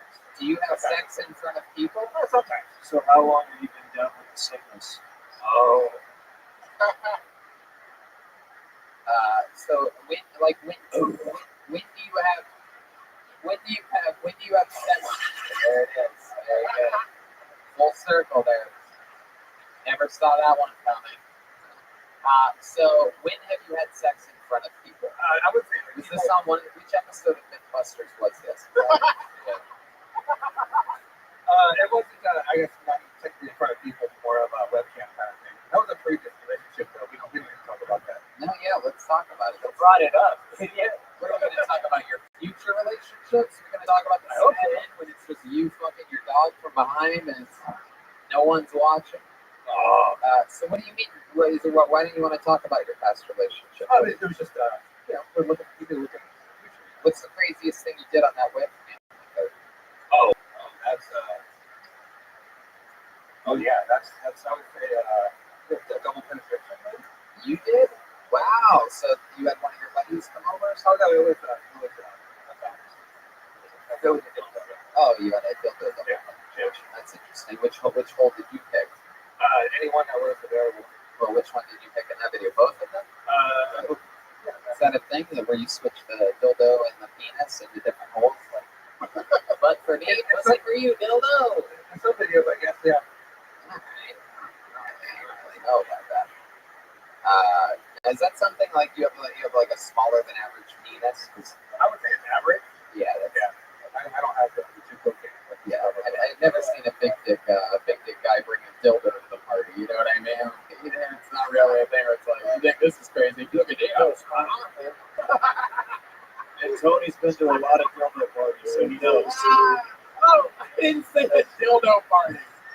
Oh, these people. Oh, you're gonna turn on me? Oh, okay. You said you've literally never seen a guy show up to a party to You said dildo. That's insinuating that you go to dildo parties. So, I've never been to a. Don't you dare. Hashtag dildo party. Oh, don't you dare. Don't you dare. Don't do it. No, don't do it. I don't know what I'll do. Oh, we just got word it's trending worldwide right now. Hashtag dildo party. This is what I thought it was like better than some people How about your butt? Anything ever been up there, Zach? Yeah, as of recently, yeah. Yeah. We explored that area. What's the craziest thing you've ever put up there? What are we talking about? Oh, my mom's here. No, just a finger. Yeah. With your mom? Your mom's actually here for the Yeah, it's gonna go Mania. Is that true? Fuck yeah, it's true. I wanted to see her all this fucking time as that goes on, man. Your mom have a good sense of humor? Oh, absolutely. She's a cool girl. How old is she? 62, 63? I might have some questions for her. Is there any chance we could get her up here, you think? Oh, yeah. Let's get Zach Ordine's mother up Oh, here right now. The place is bumping the crowd. Oh, shit. Look at that. Holy shit. Holy shit. Holy shit. Oh, my shit. Holy shit. Let her through. Whoa. Wait a sec. Jesus fucking Christ. What a debacle. Oh, Wow.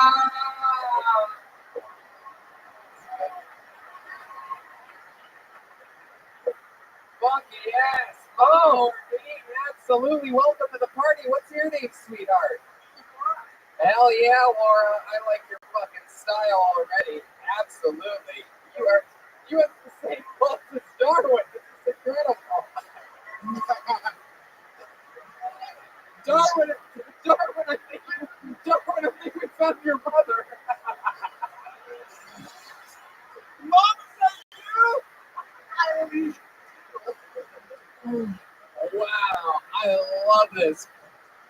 it's like I'm looking at a beer. It's true. This is incredible. I love you. Oh, my God. Take You're a little fucking rock star, Laura. I once went to all my corn jokes, but I'm sending you in. Hell yeah. No, I guarantee you. Yeah, but you got a minute ready? Ladies and gentlemen, I present to you Laura Ordean. So, me and my sister were driving down River Road the other day, and the man speaks to I said, Bart, behind the road in the yard. He said, well, that's not fair. Everybody's yards are different size.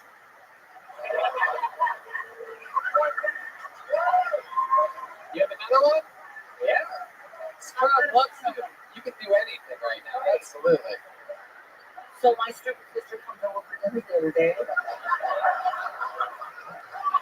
I was cutting up a pimento for chicken or whatever it's called. She said, just cut a pimento? Like, well, she said, yeah. She said, well, how big was the olive? Oh my goodness. You are something. Don't do my dog! I just met her! How dare you? Who do that? Who's this piece of shit at? Think you have a better minute, you motherfucker? Okay. We just keep moving this whole thing never ends. Give my dog another chance! Laura Ordean, it's incredible how much funnier you are than your son. It's incredible. Normally it's a sad situation when a mother has to bury her own son, but it works beautifully. You are so great at public speaking. It makes sense to me because for the listeners, she looks both like Elizabeth Warren and Bernie Sanders together. You would win the Democratic ticket in a fucking heartbeat. I love it. What have you been doing your whole life? Any fun facts about you? You retired now? My mother was a hippie here in San Francisco when I was growing up, and I remember seeing Janis Joplin at the old Happy Dog. True story. She parked me in the back of the video and said, stay here, and I'll come back for you. This is in 67. Wow. My son took me to the Tank and Bandits concert in San Diego the past year or so. Parked me in the back and said, stay there. I'll be back to get you. How are you the funniest comedian we've had on stage tonight? How is this humanly possible? Getting a partial standing ovation out there, Laura. This is incredible. My fucking goodness. You're not funny. Don't come there. You're a hater. She's kidding. She's kidding. She's kidding. Always one. That's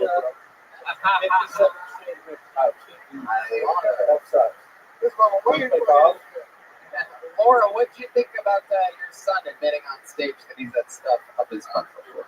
You know, he's a grown man. He's celebrating 40 couple things here. You know, we're all I can't take it a place here.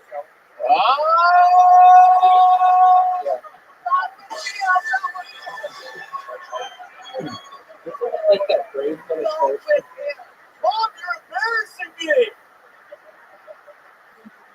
Laura has the distinction of being one of the only comedians that perfectly took a question that I had a set answer for and hit it out of the park. Most people overthink it and fucking don't go there. But Laura, you're a monster. Jesus Christ. You ever think about becoming a comedian at these later years? Monster means Eileen Worth. Oh, come on. How dare you? Actually, I have thought about it. The deli work at Safeway is just so important that I can't tell you something. Well, you know what? How about we do something? Let's make a deal right here, right now. Next, we do Kill Tony Mania every year. How about next year's Kill Tony Mania? You're guaranteed another minute. How about that? You, sir, hit me up on social media. Find me somehow. Figure it out. Hit up the band. Follow up with everybody again and again until one of us responds. And we'll stay in communication. We'll throw you both on the guest list next year, and she'll do a minute. You get to watch. You help your mom. What a twist in this story. What are you doing over there? What's that? What is that hand signal you're doing? Wait a second. What? Yeah, the whole reason I wanted to get up here. How do I feel like your mom an honor. My goodness. I mean, I don't know. You guys want to see a Mexican drum? All right. Oh! This is a fucking Kill Tony Mania from hell right here. Everything's happening. How about one more time for the great? You stay up here. Stay up here. Stay up here. I want you to see your son get slaughtered up here right now. Now, let me ask you a question. There's a microphone right next to that stool there, Zach. How long have you been playing drums for? I started playing when I was 12. Wow. Mom says 2. That's basically 38 years. You're about to be 40. She let that fucking cat out the bag. So basically 38 years of experience, and you watch the show a lot, you know how it works, right? So it's about, overall drum solo performance, it's about comedic performance, it's about the energy that you put out. You can feel free to do anything you want, use the stage, anything you feel creatively to have an edge in your drum solo. Feel free to go for it. Now, I must warn you, Zach, Joel Minutes is undefeated all time in Mexican drum-offs.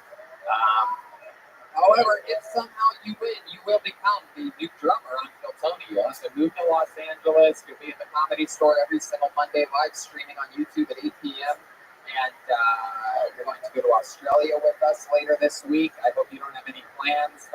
Don't try to sneak anything up your butt if you win. We're going to have to make a calendar.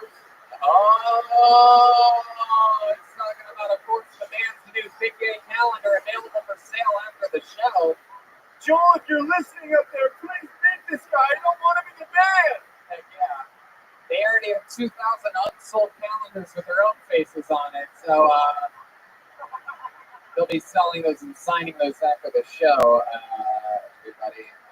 But here we go. This is very interesting. So you ready for the challenge? 40 years experience. This might be one of the toughest competitors we've ever had. Put your hands together. This is a Mexican drum off for Zach Ortiz.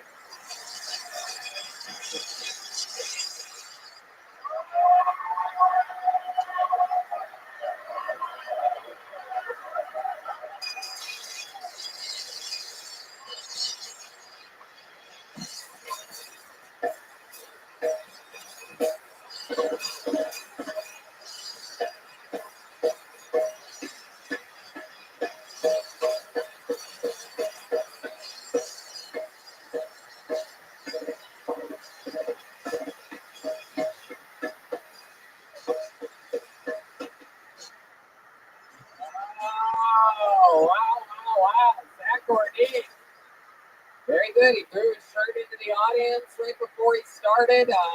Somebody threw it back like it was a home run ball from the other team. Put that shit back on.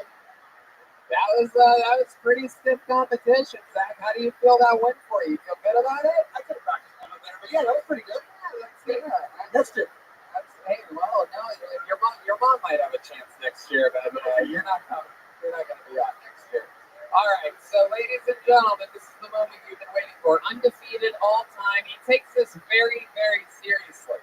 Let it be known that what we say is true. You decide this, everyone. I see people sometimes like, oh, you guys always, I think Joel lost that one. I see these dumb things on Twitter sometimes, but it's the audience that decides. It's always heavily in his favor. So let's see what happens here tonight. Ladies and gentlemen, I present you, defending his throne, undefeated all time for you, here live at Kill Tony Media, the one and only Joel Jimenez.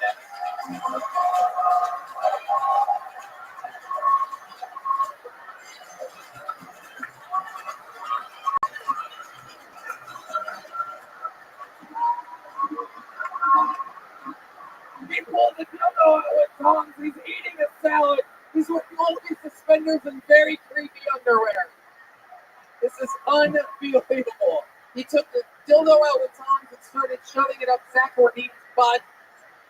This is mind-boggling right now what we're seeing. He is in the zone. Ladies and gentlemen, I present to you the one and only, undefeated all time, Joel Jimenez.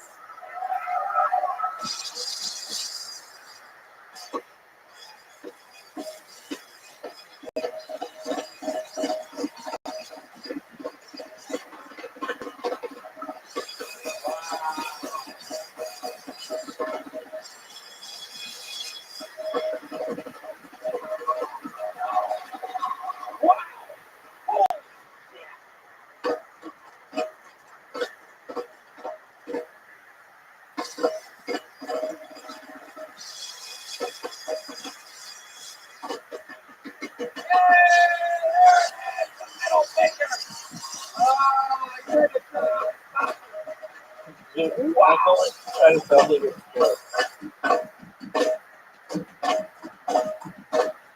Wow!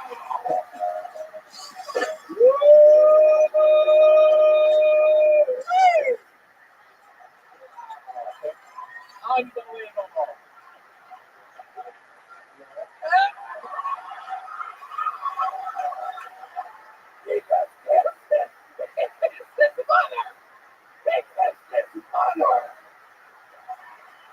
Standing ovation. The whole place is on their feet. He's putting his foot behind his head on the stool. And he's spinning around. Oh my God. Oh my God. The entire room is on their feet. That might have been the best one ever, man. What was Joelberg, Joel Jimenez? The crowd is in chaos right now. Oh, this man. Looks like he just took a fucking deep beat of the ass, loser. Wow, he's hitting him with the dildo. Oh my God.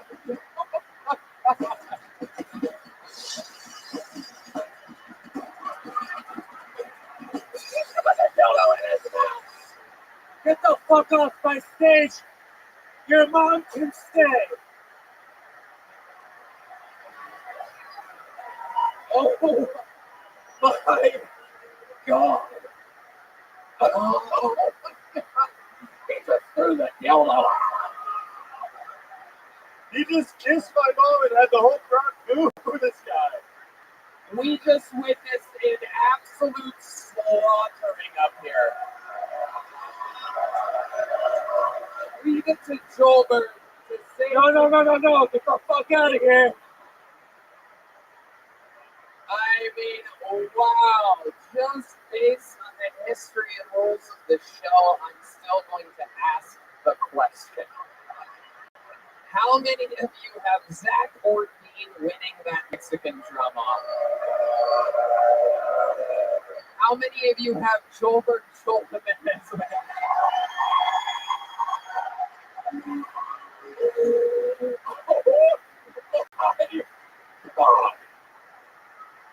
Oh my God, he's having sex with a table. He just did the worm.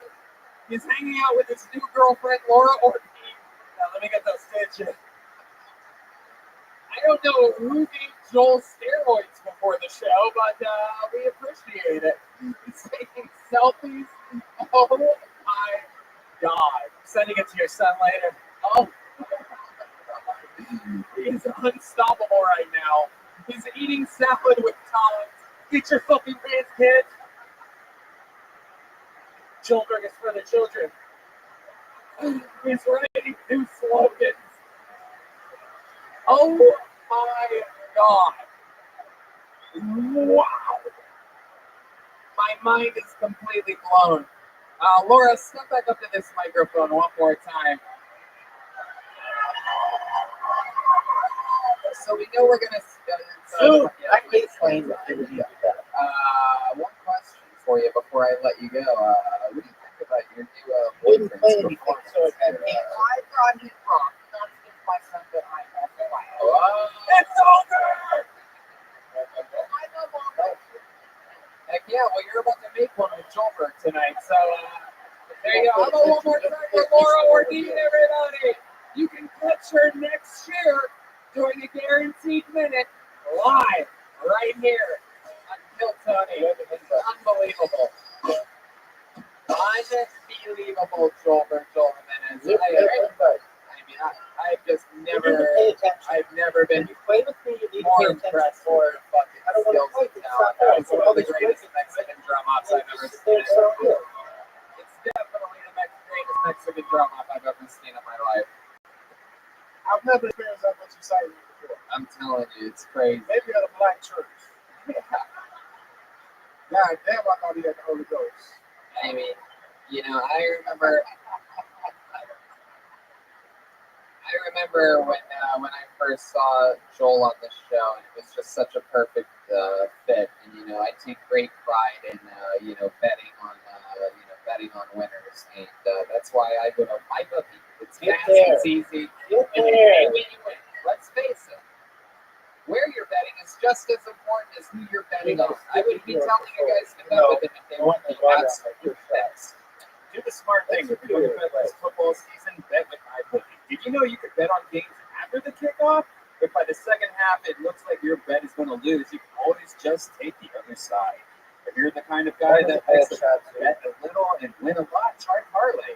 All your bets come through, you'll multiply your winnings. And no matter how you bet, the NFL season is the best time of the year. Absolutely. A lot of fun good things morning, to bet on, especially also with UFC this time of the year. Good morning. How did you sleep? That's what we love to hear. Are you all refreshed?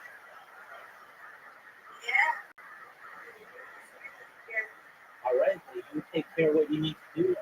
We'll talk to you tonight, hopefully, and play some bowling, okay? Take care, Mr. Farias. Bye-bye. Here, a lot of fun fights coming up. There, Diaz, Masvidal. Join now at MyBookie. Will double your first deposit. Use promo code Tony to activate the offer. That's promo code Tony. Visit mybookie.ag today. Again, that's mybookie.ag Oh, I can't believe I missed that. today. You play. I basically missed it on purpose. Make it. Hell yeah. Punish me. This show is selling out! That's what I'm talking about. I love it. I love it. I love it. So, yep. Ladies and gentlemen, what did I say? Another special treat here? Let's do it. This young man was in the history of the show, the youngest ever golden ticket recipient. He won it on his 20th birthday. 2 days later, he cashed in on his 21st birthday, the day after his 21st birthday at the Comedy Store in Hollywood. He's the guy that takes advantage of his golden ticket, uses it often. Ladies and gentlemen, I present to you a brand new minute from the great Tristan Bowling, everybody. Here we go. Here he is. Hey! Meet the two. What's up, Tony Mania? God damn. 21, I still live at my parents' house, which just breaks in the pussy. You know what I mean? Like, nothing breaks on the girl like, you might gotta be chanting. Like, wow. It's like she'll make I might be able to get it in two on the show, like, that's which not, seems like it would be a good, record. dude. Like, my mom's not a good hype man. I wish she was. Like, I would, more than anything, I wish my mom would just, like, knock on my door when I got a girl over. She's like, yo, lasagna's for dinner. Crush that pussy for me. You know? Just, like, creep walks downstairs and shit like that. It'd be fun. That'd be the best mom This should in be the a world. record. Like, I was fucking a girl upstairs and she was Dude, downstairs. this should be a record. She just had a foam finger. You know what I mean? Me on, just like, fuck yeah, bro. Fuck Get there. yeah. Get there. Inside you, Dude, we have a record. inside me. What's You up? recognize that you just witnessed perfection? What's up, bitch? What's up? Huh? Yo, when he sucked on my titties, it meant something. How about that? Yes. Wow. We just saw it. Look at that, man. It's fucking Monsters Incorporated here tonight. Tristan Bowling, an absolute young assassin. Definitely on your, I mean, like, being that funny at your age is sort of frightening. Is he overwhelming ever sometimes? Nah, not really. They try to kill myself. You Is won't that hard make for you to talk about? Is that something you're... Nah, So how long ago did that happen? Just a couple months ago? yeah, like a month ago. Yeah. And what happened there? You were... I was just all like, you know how, like, when you're like, I want to live, and that's... Oh, my finger slipped. My finger slipped, dude. You got a chance to take advantage of it. Yeah. You can send me your medicine? No. I was just like, yo, I'm freaking out really bad. They're like, and then another bad thing happened. And I was like, yeah, this is a good time to go. You know, like, I was in the right mind. I'm here, shut up. Like, Right. Yeah. So how'd you try? I tried to drive my car off a bridge, which knowing Arizona, that's hard, not me. Such a rookie. Did you do it? You drove a car off a bridge? No, I didn't. Oh. What do you mean? Well, you could have survived that. Yeah. You're dressed like a stuntman, so I'm sure. Dude, did you know that I beat you one game in a row? Did you know that I thought that you can't switch me to James, you know what I mean? No, which one is the flying guy? Stars? Blue Angels. Yeah, Blue Angels. Did you try a different way? Or? No, I tried to take like a bunch of pills, and then my dad was like, swat. And then I was like, that works, I guess. And then I just was all like freaking out, and my dad took me to the ER, and I went to the psych ward, which I didn't go to a psych ward, I went to a rehabilitation and processing ward for prisoners, which was, I've done that. Things that led to this, what were we heartbreak? Yeah, perfect relationship. Yeah. Oh, shoot, what a terrible shot. I think it was, you got me with Fortnite. Missed it. You were mad about the black shirt. They took my skills. So funny. Nah. I just did a bad decision when I blew up in my face in a rather Your dad's a video game developer, right? Yeah. Was it because he thought you had more lives left? That's so funny. Want to test that shit out? Let me tell you something, man. Make it. You know, you're 21 years old, and I'm sure you know this, and I'm sure you were just going through a rough patch, but, you know, don't let any fucking woman, especially fucking, break your heart to the point to where you want to hurt yourself. These people all need laughter. We need people like you, the next generation of comedians coming up. Just remember how, yeah. So, keep taking care of yourself. We love you. Remind me, I don't have it written down here. Remind me of your Instagram and Twitter. Tristan is a comedian Instagram. I don't go. Beautiful. Tristan is a comedian on Instagram. Anything else you want to plug or promote or anything? I might be putting out a new song soon. If you follow me on Instagram, I have a SoundCloud link to my first one. I'm gonna do a cover of my favorite Eminem song, My Name. You guys want to see a rap? All right. Let's see it. Hey, a little acapella. You want to go acapella, or you have a background thing? Do you want to do some? Let's go a little, like 150, like slow. Yeah. Okay. Tristan Bowling. Tristan Bowling is a comedian on Instagram. Let's see if this is fun. What up? All right. Look at this guy. I see motherfuckers crystal clear. I am clarity.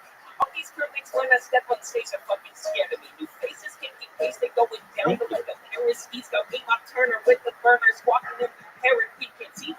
They just they fucking routine. I'm full of religion. I'm not gonna feed it. I'm telling the Jump on the water. Jump on the water. Jump on the water.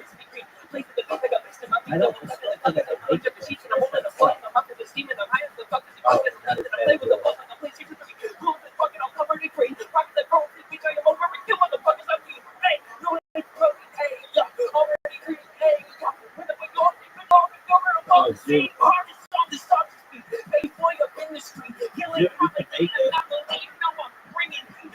You could make it. This would be like the longest shot in the history of the game.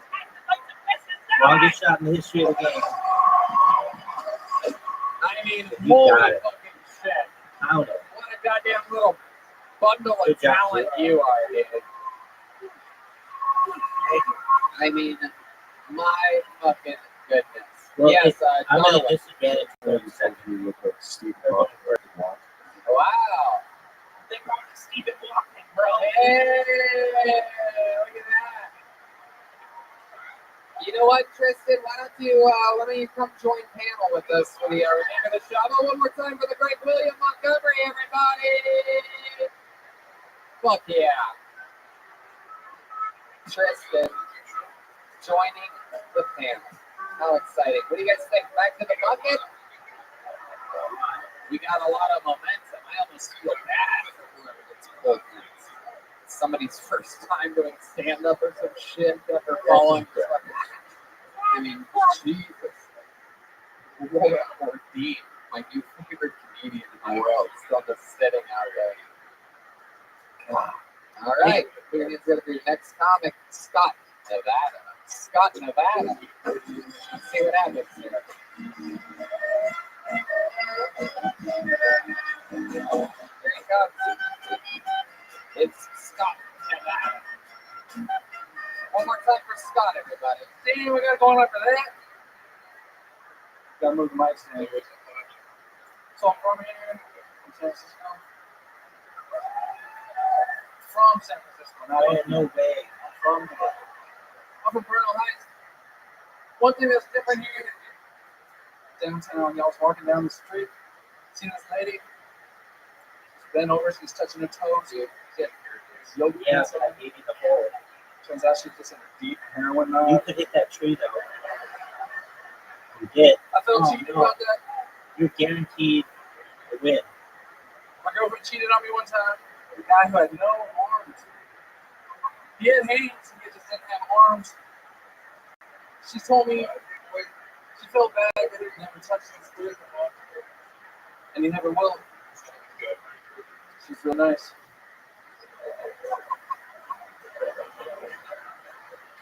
That's a good tragedy. I wasn't allowed to be there. Hey, all right. Do you want to finish that one? You want to do your closer? Go ahead, start with that. I wasn't allowed to be in the Boy Scouts as a kid. My dad did Nope. Be prepared, right? There you go. Start Nevada.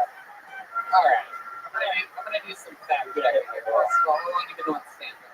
First time. Hey, First time, long time. First time, long time. Oh yeah, welcome, Scott. Yeah, big fan. This is super weird. Thank you. I love it. Well, you're in the middle of it. Oh, I think there's shit. Let's fuck. Fuck yeah. You know what? Hell yeah. You have a wife? Where's your wife at? You have a hot wife? I feel like Oh, you have a she's hot hot. wife. Where's she at? You seem like the kind of guy that would have a unbelievably hot wife. Really? Like way out of your league. You're way out of your league type of hot. For sure, she was. Yeah. Can I just, Yeah, let's talk to Darwin first. can I just say, like, the news joke that everything does his work? I appreciate that. Hey, So let's, I have some fact checking that I want to do here, Scott. So is that true about your girlfriend cheated you? yeah. That's just unrealized. Get the fuck out of here. Like a dolphin? I saw him one time walking down the street, and she goes, hey, you see that guy? Yeah, yeah. She goes, I fuck him sometimes. And he said, I gotta hand it to you. It's a good one. That's crazy. You must have hooked up with some real fucking freaks in your day. Yeah, it's crazy. She fucked a guy that had no arm. She's super nice though. Like, she must not be into like. She really felt bad that we never touched his dick. Wow. God, Ladies. all right. Okay, Scott, stay with me. Heck yeah, and the use joke, that's because you're saying that your dad hung himself? No, I just one day came up to him and I was like, hey, Dad, do you have a plan B? And he said he did, and he showed me. I'll tell you this right now. Wish I had a dad like that. Did you know that I just made it? I love it. David, what do you think about this guy? What do you think? Just look at a guy like this. He looks like handsome growing up. Dude, that's right. What else? What did I look like? You're spot on. You guys are always spot on. I don't know. Vigo from Ghostbusters to the pain. Don't try to do what I do. Dude, look at this shot. Dude, I watch everything. Very bad. You Very, look like a very bad. SoundCloud rapper's dad. You look like the Olsen twin without the eating disorder. Thanks, guys. It's fucking awesome. Yeah, you look like my old science teacher, Mrs. Buzzga. What is it what you do? I'm gonna ask you right now. I shoot porn. Really? Porn. I shoot a lot of porn. Are you serious? That's what you do for a living? I sure do. Wow. Do you specialize in any type of porn? Like the kinkiest fetish stuff, bondage, BDSM. What's something that you've shot and achieved in your living? It's like, what are we talking about here? Kink.com. Kink.com. Yeah. That's the fetish specialist. Yeah. Right, dude. I had this whole joke about squirting. Stick with that. Yeah. Stick with the question I just asked you. It's crazy. What was the question? Craziest thing most intense thing that you've ever shot as a porn director. Probably like a 7-on-7. Jeez, what is this, a basketball game? No, I used to shoot. Was it Black.com? I used to shoot for a wrestling site. It's girl-on-girl wrestling, sex wrestling. What the fuck is sex wrestling? This sounds like it'd be my favorite thing of all time.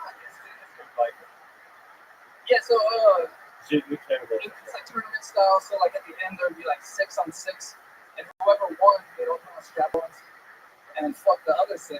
What? So then I'm on the mat and I'm broadcasting to the world live with my video camera, this 6-on-6 girl orgy. They live. Wait, you live stream it?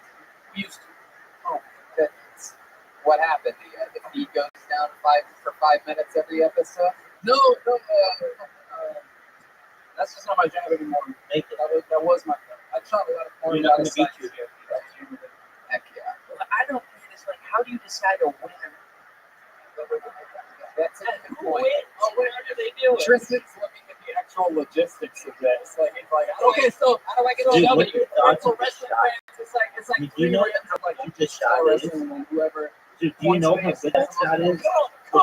Dude, do you know how good this shot is? Wow, so they all have What about this? they all have Dude, do you know how good? wrestling themed Come on, baby. characters, like Stone Cut That's Steve Barbie. Austin, or like what are we talking about? Yeah, they give it cute names. It's all like performers from like LA and stuff. Get there. Just so like people on the side. Yeah, why the fuck would you lie about that?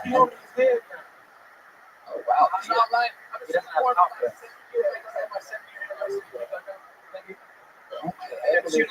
You actually you make it. the website. Big dog, let's see you make it. Brian knows he argues he looks for like the weird reflections in people's eyeballs and stuff when they're in the pornos. It's like, look at that guy. That guy's like an older grown up version of me. Oh, come on. Come on. Can you believe that I missed that? What do you mean you've been on stage a million times? I played a rock Dude, band you know called I'm better than what do you do in the band Flex Bronco? I play guitar. Oh wow. Wow. Yeah, I play the band every sort of Nope, I know. It's I'm okay. I've heard of a big fan. My goodness. How long have you been in this band? You just For like missed. 13 years. Do you ever sing in it? They don't allow me to sing. They don't allow me to even talk to Dude, the I mic, can so be I'll never say here. anything funny. It's a What are your rule. thoughts? Wow, you must. Hey, make your garbage talk. Would have thought Squints from the Sandlot would have grown up to have no confidence. So, thank you. Incorrect. I just beat you. I am rich and win. I had a perfect game, too. Style, pal. I like you, man. Yeah, congratulations. Your first time ever on stage. Very fun stuff. Scott, Nevada, everybody. Scott, motherfucking Nevada.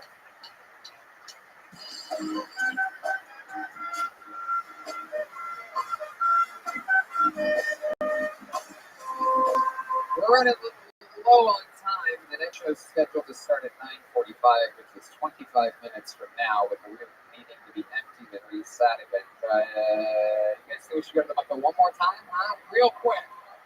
We gotta do it quick. All right, here we go. Back to the bucket we go. And your final comedian of the night here at this amazing, I love this episode of Show Tony. Goes by the name of Artie Valenzuela. Artie Valenzuela. Your final comedian. Here we go. Let's see what happens here. Hell yeah. By the way, we're going to be doing a little meet and greet after this show, but if you're coming to keep playing, guys, it's all good. But if you're coming to both shows, go to the meet and greet for the second show. That's very important so that we can turn the room as fast as possible. One more time for Artie Valenzuela, everybody. How's it going? I've been with my fiance 12 years. We get married next year. Thank you. I don't know about any other long relationships that are out there. I almost feel like I can talk to my lady without even saying a word, like telepathically. Does anybody else get that? I'll give you guys a scenario. So there was this one time I was in a community pool. So obviously there's just horrible things out there, right? And there was this kid probably between me and you. I'm looking at you. So just fucking stay with me, okay? And he was eyeing me, right? And already I'm irritated because he had his goggles on above the water. Like, take the fucking goggles off. You're the regular one, right? But he's staring at me. I'm not looking away. I'm not losing it out there. You know what I'm saying? So I'm looking at him. And he's like, there's this guy. Okay, so I spam the absolute shit out of Blue Sky, and people tweet about it, or you know what I mean, the comment or post or whatever. But there's this guy, whenever I post, generally, he will copy my username and he will make a post about it to tell people to ban it. And so the most recent names that he tweeted or whatever he posted were Dark Energy Dick, Suck This Dick Baby, and Best Pussy Eater Ever. Then also he used the usernames that I made: Dick Inside of You, Shaven Pussy, and Finger Licking Pussy. And it's just hilarious that this guy has to like retweet these just incredibly dirty users.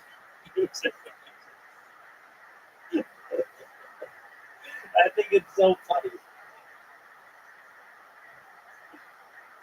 Oh, that is so funny. And then he keeps track of it. So he writes, spot the spammer, at Dick Inside of You, at Shaven Pussy, at Finger Licking Pussy. Rabbi Rothschild account spamming replies to random posts, promoting Discord and YouTube accounts. Numbers 4, 5, and 6 of accounts today with over 100 plus reported in total. I love it.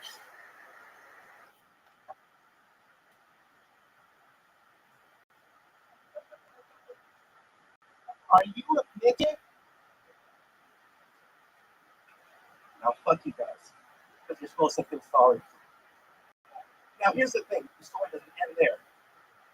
May I? Thank you. The story doesn't end there, right? So I look at it and I say, excuse me, which is a dog over, what the fuck you just say? And I looked over at my fiance and I was like, how many years can I get for killing a 9-year-old kid? I got 20 more seconds. Can I get it? Fuck it. Dude, it's so long. It's so long. How does it end? What the fuck happens? You know the big punch is that he says it again, and then I say I want to adopt a 9-year-old kid and I'll fuck this kid up. Okie dokie. I already balanced it. I tried. Thanks. First time doing stand up? Oh fuck no, but thanks though. Yeah. I just started March. Oh, okay. Well, that's good enough. But yeah, you're the funniest Down syndrome comedian we've ever had on this show, for sure. One of the top 4. I've never met a gopher that speaks so well. You put on a good shoe today. Oh, yeah. Jury duty outfit. What brand are those shoes? Groundhog? You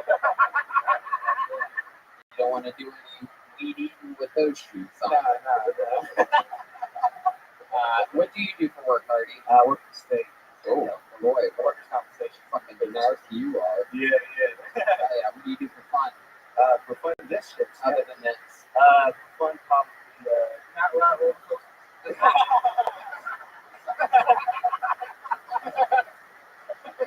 You are. I do sports shit. I like basketball. You are a cute little fucker, though. I've never seen a guy look more like a fucking Mexican Pikachu before. I show you. You look like some shit out the minute. In a form sheet. Darwin. Yeah, you said you do sports. I think what you do is sports. Heck yeah, I'm guessing something. I played baseball. Baseball? You were a catcher, right? I was. Damn right. All they fucking position you play. Either you're a pitcher or you're a backstop. That is wow. My goodness. For 12 years, huh? Yeah. So, did you end up playing at a higher level than high school? No, it's part of that. I mean, you probably, I know what's the thing you probably was the low school. Busted your knees, huh? Yeah. Did you have a good gun on you? Were you able to throw people out? Honestly, about like 60 pounds of elbow back. So that was my back. Japanese back. Yeah, that's incredible. Yeah. So you've gained weight since all of them. The initial part was I went to school in Hawaii. I fucking hated up out there. What you doing in Hawaii? Were you the bottom part of a totem pole? I wrote that. Every once in a while, Red Band drops fucking roast gold.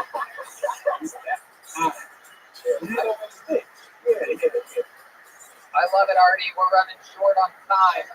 You're running short too. So we're going to fly through and finish the episode. How about one more time for Artie Valenzuela, everybody? He's on Instagram at Artie Valenzuela.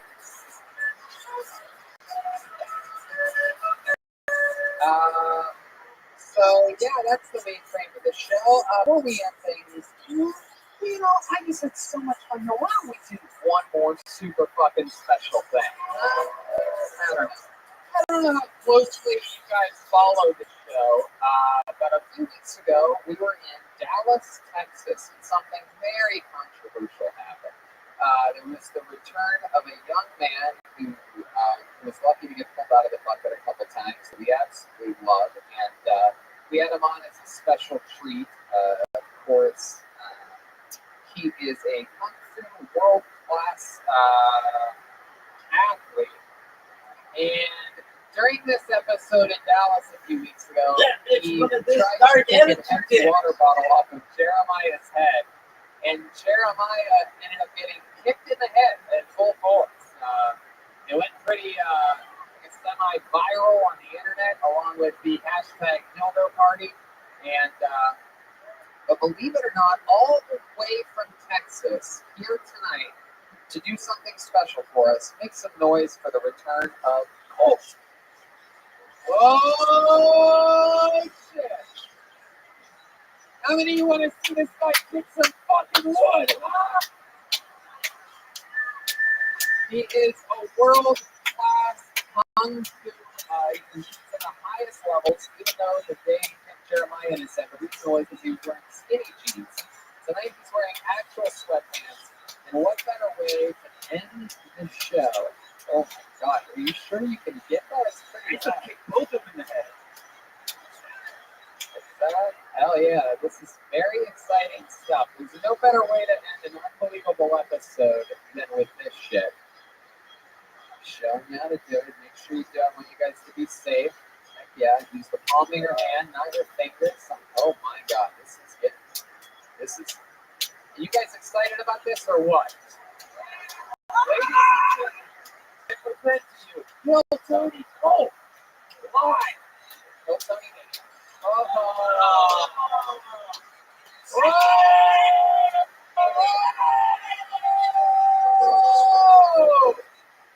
This is incredible. This fucking guy has that whippersnapper power. He's one of the strongest young Trump supporters we've ever seen in our lives. Not many Trump supporters break wood with their feet.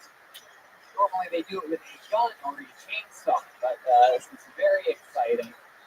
Every time, oh my goodness, what is happening? Oh boy, he's going to his arch nemesis, Jeremiah Watkins here. Oh my God, wait a second. Is that going to fly into the audience? Everybody near that? Okay, all right. Welcome to Sue Tony, everybody.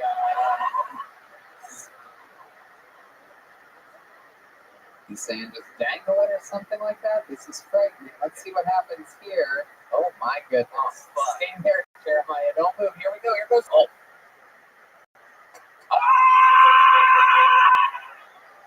Holy fucking shit! Wow. This is unbelievable. There's still a piece of wood left. What are we going to do with it? What's next? He's going to shove it up my back. Oh, wow. Oh my goodness. Jeremiah is taking off a shoe and a sock, exposing the heel of his foot. You have got to be fucking kidding me. Kill Tony icon, Jeremiah Watkins, stretching it out. I do believe this is his first time ever trying to break a piece of wood. Yes, he's telling us yes. It is indeed his first time trying to kick through a piece of wood. Bolt's showing him the way. And here we fucking go. His first attempt ever at kicking wood. Jeremiah Watkins. Oh my fucking God! Wow. Holy shit! Holy shit! Holy shit! Holy shit! Holy shit! Wow! The crowd goes wild. And that is episode 1 of tonight's Kill Tony Mania double feature. Jeremiah is holding his sore foot. Hey everybody, we did it. Look at this drawing from Ryan J. that he drew while you all sat there. Absolutely incredible. How about one more time for the great and powerful Jeremiah Watkins, everybody. Jeremiah is headlining Huntington Beach, California, November 16th, St. Louis, November 29th and 30th. San Diego, December 6th. In Kansas City, December 19th to the 21st. Tickets at JeremiahWatkins.com. Listen to Jeremiah Wonders, the amazing podcast. Chicago just added as well. Oh, it's going to Chicago at the beginning of January. How fucking awesome is that? How about one more time for Kill Tony Kung Fu Legend Colt, everybody? What a way to bring this show to a fucking hot end. Hell yeah. How about one more time for Silent but Deadly, the great Chroma Chris, everyone? And come on, you guys know what to do here. It's the great, powerful Joel Jimenez. I mean, wow. You got a full-blown standing ovation tonight. The greatest Mexican drum up in Kill Tony history. Joel's on social media mostly. Sorry. Joel, you had a little shout-out you wanted to get? Yeah, I want to see what's up to Ian and Alan from Two China San Mateo. Yeah, we got playing in jiu-jitsu. Yeah, if you need to get one goal there, you live in the area, it's a great spot. One more time for William Montgomery, Nicole Trans, Tristan Bowling, and the great David Lucas. Such an unbelievable episode. So much fun. Remember, if you're coming to both shows, don't go to this meet and greet. Get your ass outside as fast as you can, and they'll get you back in. You want to get in line anyway to have a good seat for the next show. But if this is the only show you're coming to, then you're the only people that should be waiting in line. Quick pictures. We got to fly through it fast. We'll sign posters. There's the big day calendar with the band for sale. There's Kill Tony pins. There's Death Squad shirts. The brand new Kill Tony shirt. And Tony Hinchcliffe pins as well. I'll draw a mustache on them if you get them. Ladies and gentlemen, we love you. Thank you so much. Thanks, guys, everybody. The great Brian Red Band. Good night.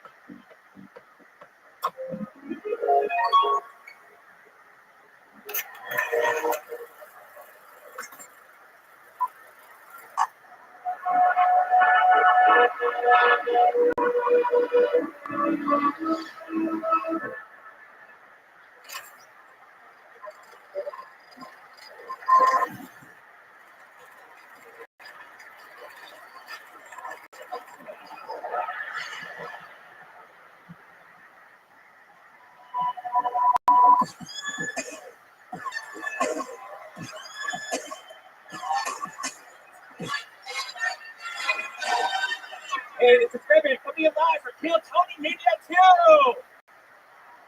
At Cops Comedy Club in San Francisco, give it up for Tony! Yes, San Francisco, it's Kill Tony Media and 2 show up!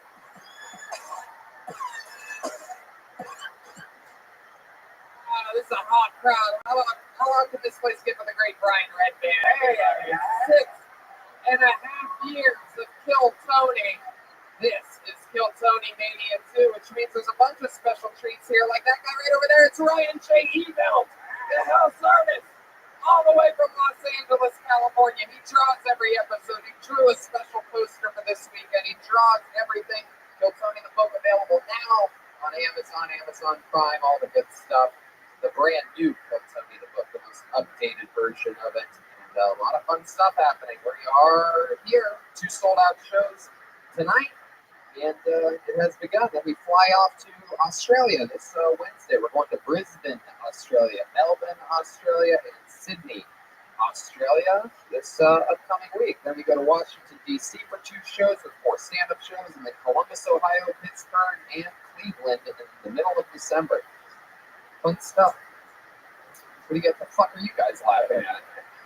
Cleveland in December. Cleveland in December. Gonna hang out with some family. You guys kind of get to meet my dad for the first time. That's going to be a certain topic of conversation. It's totally going to be a running gag on this show. How Italian Tony's dad is. I can see it already. Prepare yourselves for that. You will be shocked. But it's about tonight. We're here. We're live. It's Kill Tony Mania. This is very exciting stuff. I'm always so happy to be here. You know, this is just one of the most fun shows. And we always bring a bunch of special guests and a bunch of special treats. We also, go to the bucket. We had a bunch of people sign up. That's always fun. But we have a band on this show, ladies and gentlemen. They are one of my favorite things in all of comedy. It is my funniest friends. They every single episode they commit to being different characters. We never know what they're going to be. They had a farther different green room than we have tonight. So let's all find out what they are together. They stay in character throughout the show. Sometimes it's a brand new character for the first time ever. Last night we saw the Golden Girls for the first time ever. We also saw the return of the Cat Burglars during show 1. This is Saturday night. These are 2 sold-out shows. Let's see what they pick for this first show. Ladies and gentlemen, I present to you the best damn band in the land. It's the Kill Tony Band. Jeremiah Watkins, Chroma Chris, and Schulberg Joel Jimenez. Whoa! Oh, my goodness. We've seen these guys before. It's the emo guys. They are so emotional. These are some of the most famous characters in the history of the band. The crowd goes wild. You guys know the show. This is very exciting. It's been a long time since we've seen these guys. Can you remind me of your name? Big emotional guy. My name's Darwin! All right, Darwin. Welcome back to the show. And clearly over there. I'm not surprised you forgot my name.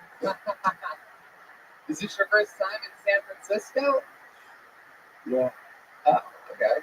And then clearly next to you, that's the great Chroma Chris, who tonight looks a lot like somehow the rare lesbian with AIDS. It's an elusive type.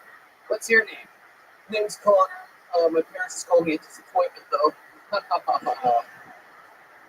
Wow. And then clearly back here we have the doll from the newest version of Child's Play, Mexican. How are you, pal? I'm good. Oh boy, you seem really sad. Yeah. Okay, you're real emotional. What's your name? Doesn't matter. You're just gonna call me gay anyway. I'm writing it down. Yay. Well, that'll work. Fuck yeah. That's the band. We have some special treats. But before we get to special treats for you, why don't we talk about this bucket of destiny? The actual bucket of destiny made it all the way from Los Angeles for this Tony Mania.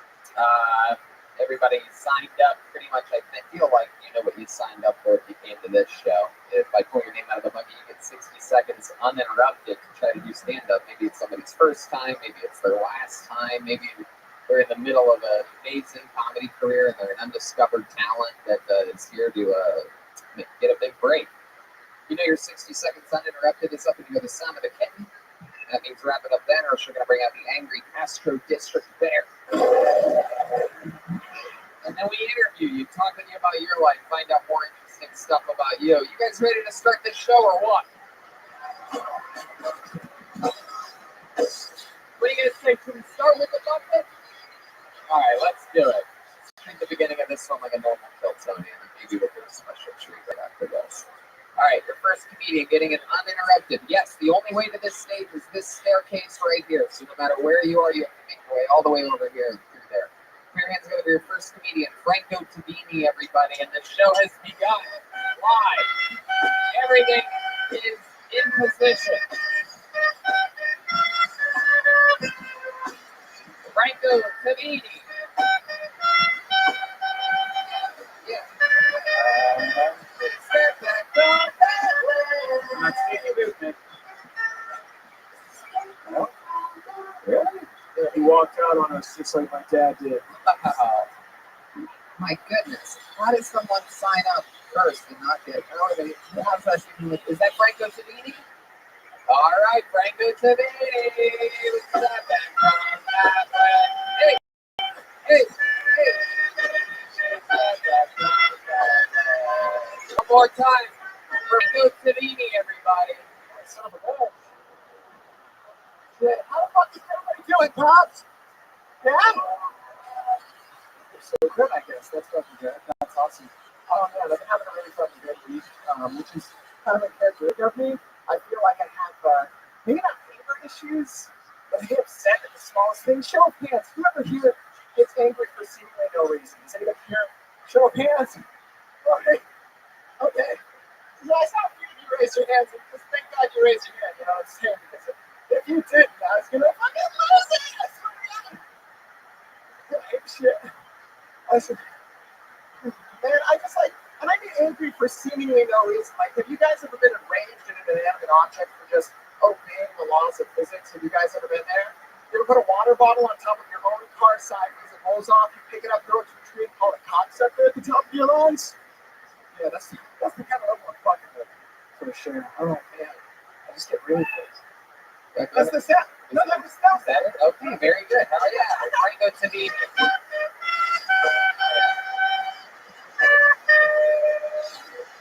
Franco, welcome to the show. Hell yeah. You almost walked away there. Have you ever seen this show before? No, I have. It was a weird instinct I have. Okay. Hell yeah. How long have you been doing stand-up comedy? 3 or 4 years now. 3 or 4 years. Hell yeah. All here in San Francisco? Yeah, mostly San Francisco, mostly the North Bay. I'm San Rosa. The North Bay, San Francisco. Represent the North Bay. There's another redheaded guy with earrings in the back that excited. Yeah, this guy rickrolled me a few years ago. That's so fun, Franco. What do you do for work? I work at a nursing center. It's all very boring. Is it? What do you do at the nursing center? I help the elderly, which it sure sounds very fulfilling, but so you're a butt wiper. Yeah. I mean, I'm not certified, but they let me do it sometimes. You ever have any? Rebel wizard cause. Oh yeah. You have any like sweet stories, like an elderly person, or like did something cute, or so like really likes you? No, but yeah, but a lot of the old ladies, like one of them grabbed my dick and balls one time. Oh, dick and balls, the whole package. She had very large hands. Oh, like catcher's mitts. It was very catcher's mitts. Goodness, long old lady hands. What you see, you let her fuck it. Yeah. That way you're like, hey, what about my butthole? I mean, who am I to deny someone their last wish? You know what I mean? Exactly. Hell yeah, last will. Fuck yeah. Did you turn away immediately? I mean, I would have sat there for a It couple was minutes. longer than it should have been. It was longer than it should have been. Right. Pushed in a little bit, right? Well, yeah. Fuck yeah. What do you like to do for fun? You have any special skills or talents or anything? You're the rare red-headed guy with earrings named Franco Tubini. That's my talent, and I've been riding that for a long time. Your look doesn't really match your name at all. Like Franco Tubini, this fucking guy. You know, the guy that looks like a real fucking bagat. You know what I mean? No, I mean, I had like Italian grandparents. I know how to make ravioli. You know what I mean? Like, I've been there. Heck yeah. How about the special skills and talents or anything? Special skills and talents, dude. I can fucking I can shave a cat very well, more than anybody else. What do you mean by that? I'm good with the clippers. You know what I mean? It's not like I don't know what you mean. Yeah. I just mean like I'm good. I'm good with grooming animals. Why do I feel like this only person could ever touch? Darwin. I'm sorry, I didn't mean to bully you. I mean, the cats are willing. You know what I mean? Like, where's the cats? So, like, are you making a joke or like you actually groomed? No, I got groomed animals. Not just cats, but I mean, like that seemed like the most. Like most people have seen a cat, so I feel like we'll just go with that. Wow. Besides dog? Oh yeah, I can groom a dog, I guess. How about any other animals can you groom? Oh yeah, man. I can groom like horses and stuff. Like on a team, I'm not gonna do that myself. I'm gonna groom a horse myself. You know, it's a whole effort. Wow. One step at a time, you know? Yeah. How about your love life? What's going on? Oh, it's great. So you're in a committed relationship? Yeah. Yeah. Ew. With my girlfriend. Where'd you guys meet up? With what? Yeah, I know. You look like the gay Weasley brother that nobody talks about. Yeah. I'm sorry, I don't know why I'm bullying you. Yeah. I think I'm gonna infliction on others. I'd actually be offended if you didn't think I was gay. Like there'd probably be something off. Yeah. Did she go on Plenty of Fish, but she found a rock lobster instead? Yeah. So what does she do for work? Dude, she works at a law firm. Oh, wow. Hell yeah. What does she do for the law firm? Sounds like a secretary. Yeah. I mean, I don't say it that way, but yeah. Law firm's like a big word for this typical secretary. Exactly. Or else you'd be like, she's a fucking lawyer, dude. No. You have any special things that you do in the bedroom? You have to do with fucking gingerbread man? For sure, yeah. Well, I mean, like, you know, I got this more. I got like a whole like red carpet situation going on there. You know what I mean? So it's all very like I like some cameras. You know. Yeah. I'll tell you what, Franco. You've been doing it 3 or 4 years. It's not easy to get this show started. You're a fucking cool dude. Thanks so much for signing up and coming on. Franco Tubini. He's on the copper or air. Copper or. A red-headed comedian. How fun is that, huh? It's not too often that you get to start the show with a redhead, and it's definitely not too often that you get to start the show with 2 redheads. Ladies and gentlemen, we are regular on this show. On Kill Tony Media, we do things crazy, out of order, and the people join the panel after they do a brand new minute. I present to you a brand new minute, very controversial figure. Either you love him or you hate him.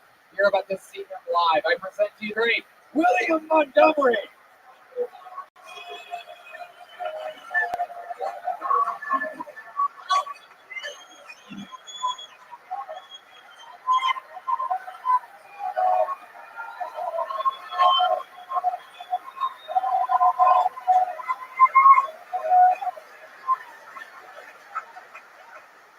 Living in your base for like 2 months ago. In 2010, my daughter was born. The only thing greater than that was The Giants winning the World Series.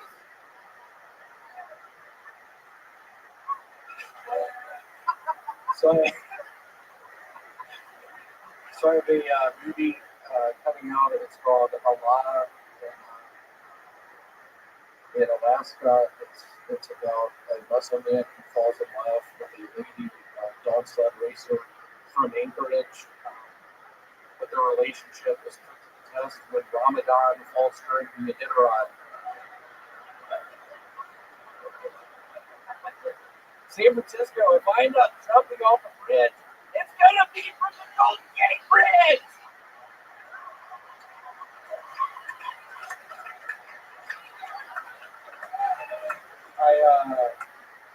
I used to homeschool my daughter. We fucked a lot.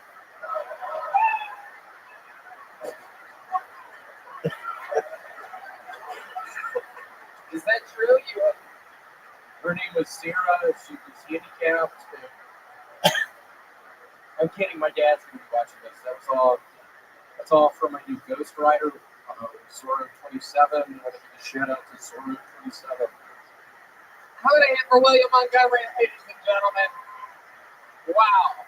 Live in the flesh, came out smashing, using a new technique we've seen a lot of lately from him, where he drops local references and gets the audience deeply on his side. Let's give it up for Peter Stoyanowicz.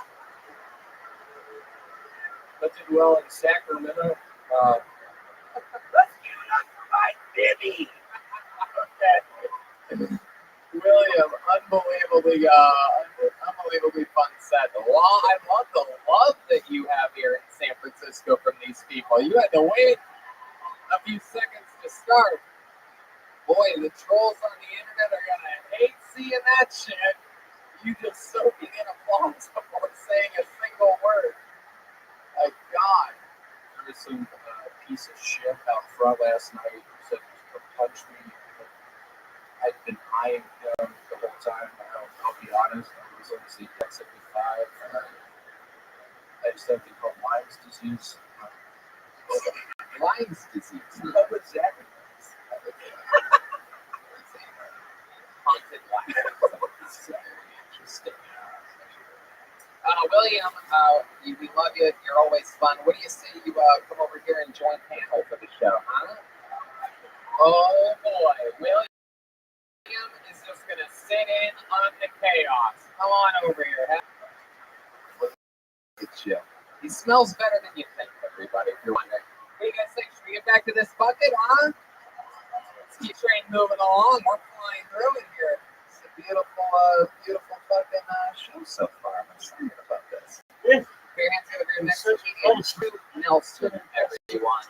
Drew Nelson. We're all going to meet him together. Wow, here he comes. Row 3, section A. Here we go. Slow stand. Here he is, Drew Nelson, everybody. Hello. So I just drove here from Reno, Nevada, with my brother. It's a shithole.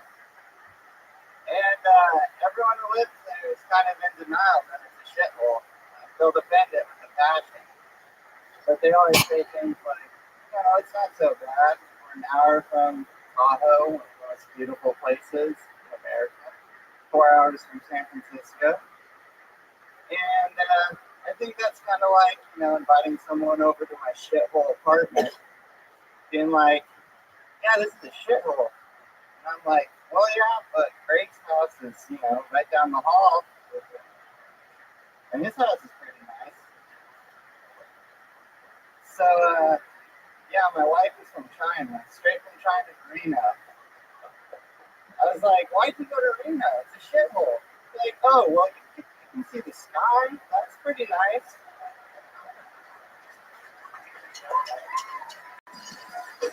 There you go. Drew Nelson.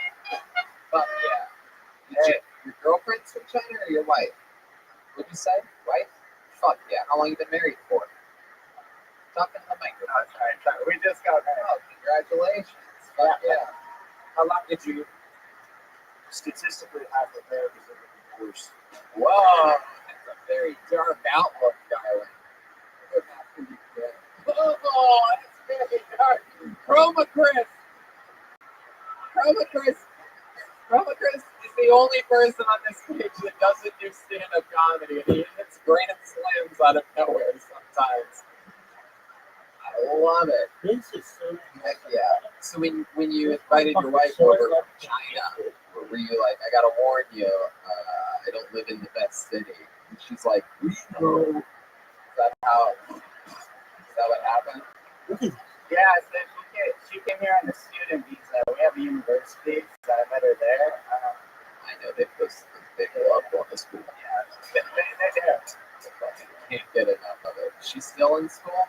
Yeah, Yeah, it never ends. In your entire life. Asians love mass foods. Anyway. Wait, what the fuck was that? Brian. Quit, man. What the fuck? Is that a new sound effect? What? This is what you're working on? Okay, alright. This is your wife calling in live. So, a long distance call from Reno. Is your wife with you here today? No, she is not. I came with my brother. Oh, wow, very cool. Does he have an Asian wife as well? No. Okay. She's his wife. I guess. Oh, wow. What do you mean by that? Jesus. Is she whiter than William Montgomery? Look at this fucking guy. What are you talking about? Drew, how long have you been on stand-up? This is my first time. Whoa! That's very good. Very good. Very fucking good. I would have guessed a little bit more than that. That's very impressive. Very fucking cool, man. You really get it. You're a fan of the art form? Oh, definitely, yeah. Oh, It's gotten me through some tough times. So, yeah. Absolutely. Us too. How about your life in Reno? What are you doing now for work? I'm a scientist at the State Health Lab.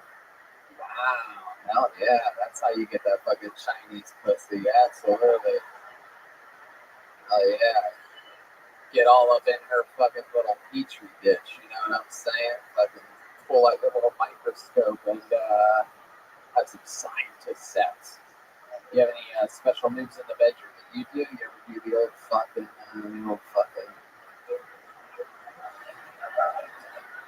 Yeah. Do you ever do the cry and cut yourself?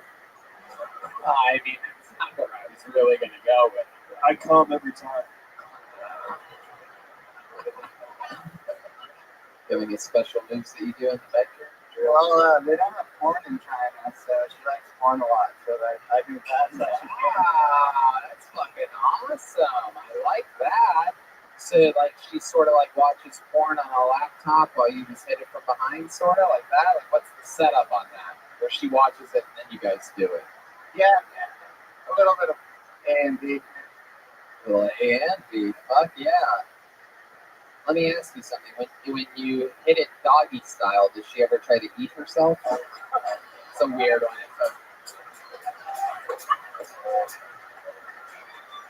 The fuck was that noise you guys just made? What is that? Jesus. Good Lord. Haunted. A lot of random sounds coming up. Like what is that one? How does that apply to that part? 10-second long sound effect of what? Alright, yeah. That one I think we just figured out the ending is better than the beginning. That's a little something to keep in mind on that. Yellow, man. Wow. So Drew, what else about you, man? What do you like to do for fun and shit like that? You have any hobbies or anything like that? You seem like the kind of guy that fucking likes to sit on a stack of books while reading other books. You know what I mean? Ever make a little book bench? I like to read, but I used to be an emo kid in high school, so. Wow, really? What was like? What was one of the more emo things that you ever did? I had some pretty sweet hair with that. I had some colors in it. I used to take MySpace pictures and get all those comments from the little girls, you know. And when did you start dressing like a South Park character? Wow, there it is. It has begun. The Joburg chant is rippling through the room. That is a fucking good one. You look like a South Park character. Fun fact, wow, there you go. South Park is also the name of his wife. Anyway, William, you don't get to be on panel very often. This is his first time. You have any advice for him? You were given some I've recently become a teacher or student of comedy. Some of my pointers I give to people, if you ever try to make them laugh, just start out, just right off the bat, just tell people you're blind, start talking about your aunt, start talking about diseases you may have. I like to bring up Lyme's disease. I like to bring up Legionnaire's disease, diverticulitis, you name it. start talking about you working at the Lakeem Gym. That's always fun. William, it's very interesting. You tell people to do exactly what you do. A lot of comedians try to swing people away from covering the exact topics. And I like your style. You're like, dude, you want to come for the throne? Come fucking get it, bro. You can write a better, diverticulitis joke than me. Good fucking luck. Drew, anything crazy about you else that we should know before we let you go? Let's see. I'm a recovering addict. I used to be one of the worst ones you've ever met. And yeah, but how far did we get? What was rock bottom for you? Ooh, rock bottom. Let's see. Let's see. I lived in a motel and puked all over the motel. That's correct. I mean, Redman did that last night. Yeah, that's normal. Rock bottom. You just put the pet deposit. You can do whatever you want. Hey, look at that. Shit all over the place. Jesus Christ. All right. Well, Drew, very, very, very impressive. Oh, Darwin, yes. What kind of music did you like in high school? Good question. You were in your emo phase. What was your Kyoto. How does that go? Can you remind me? What does that sound like? Yeah, sure. If I could just remind me of it. I'm not expecting like it sounds. There's not going to be like a lighting change or anything like that. It's going to be a single spotlight that comes down. But like, what was their famous song? There's no penguins in Alaska. I never got into any of that shit.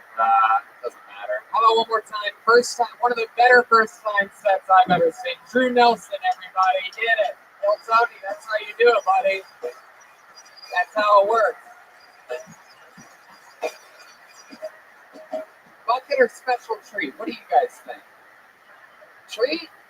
All right, let's do a treat. We have another regular on here, ladies and gentlemen. This guy added to the show a couple weeks ago. This is his first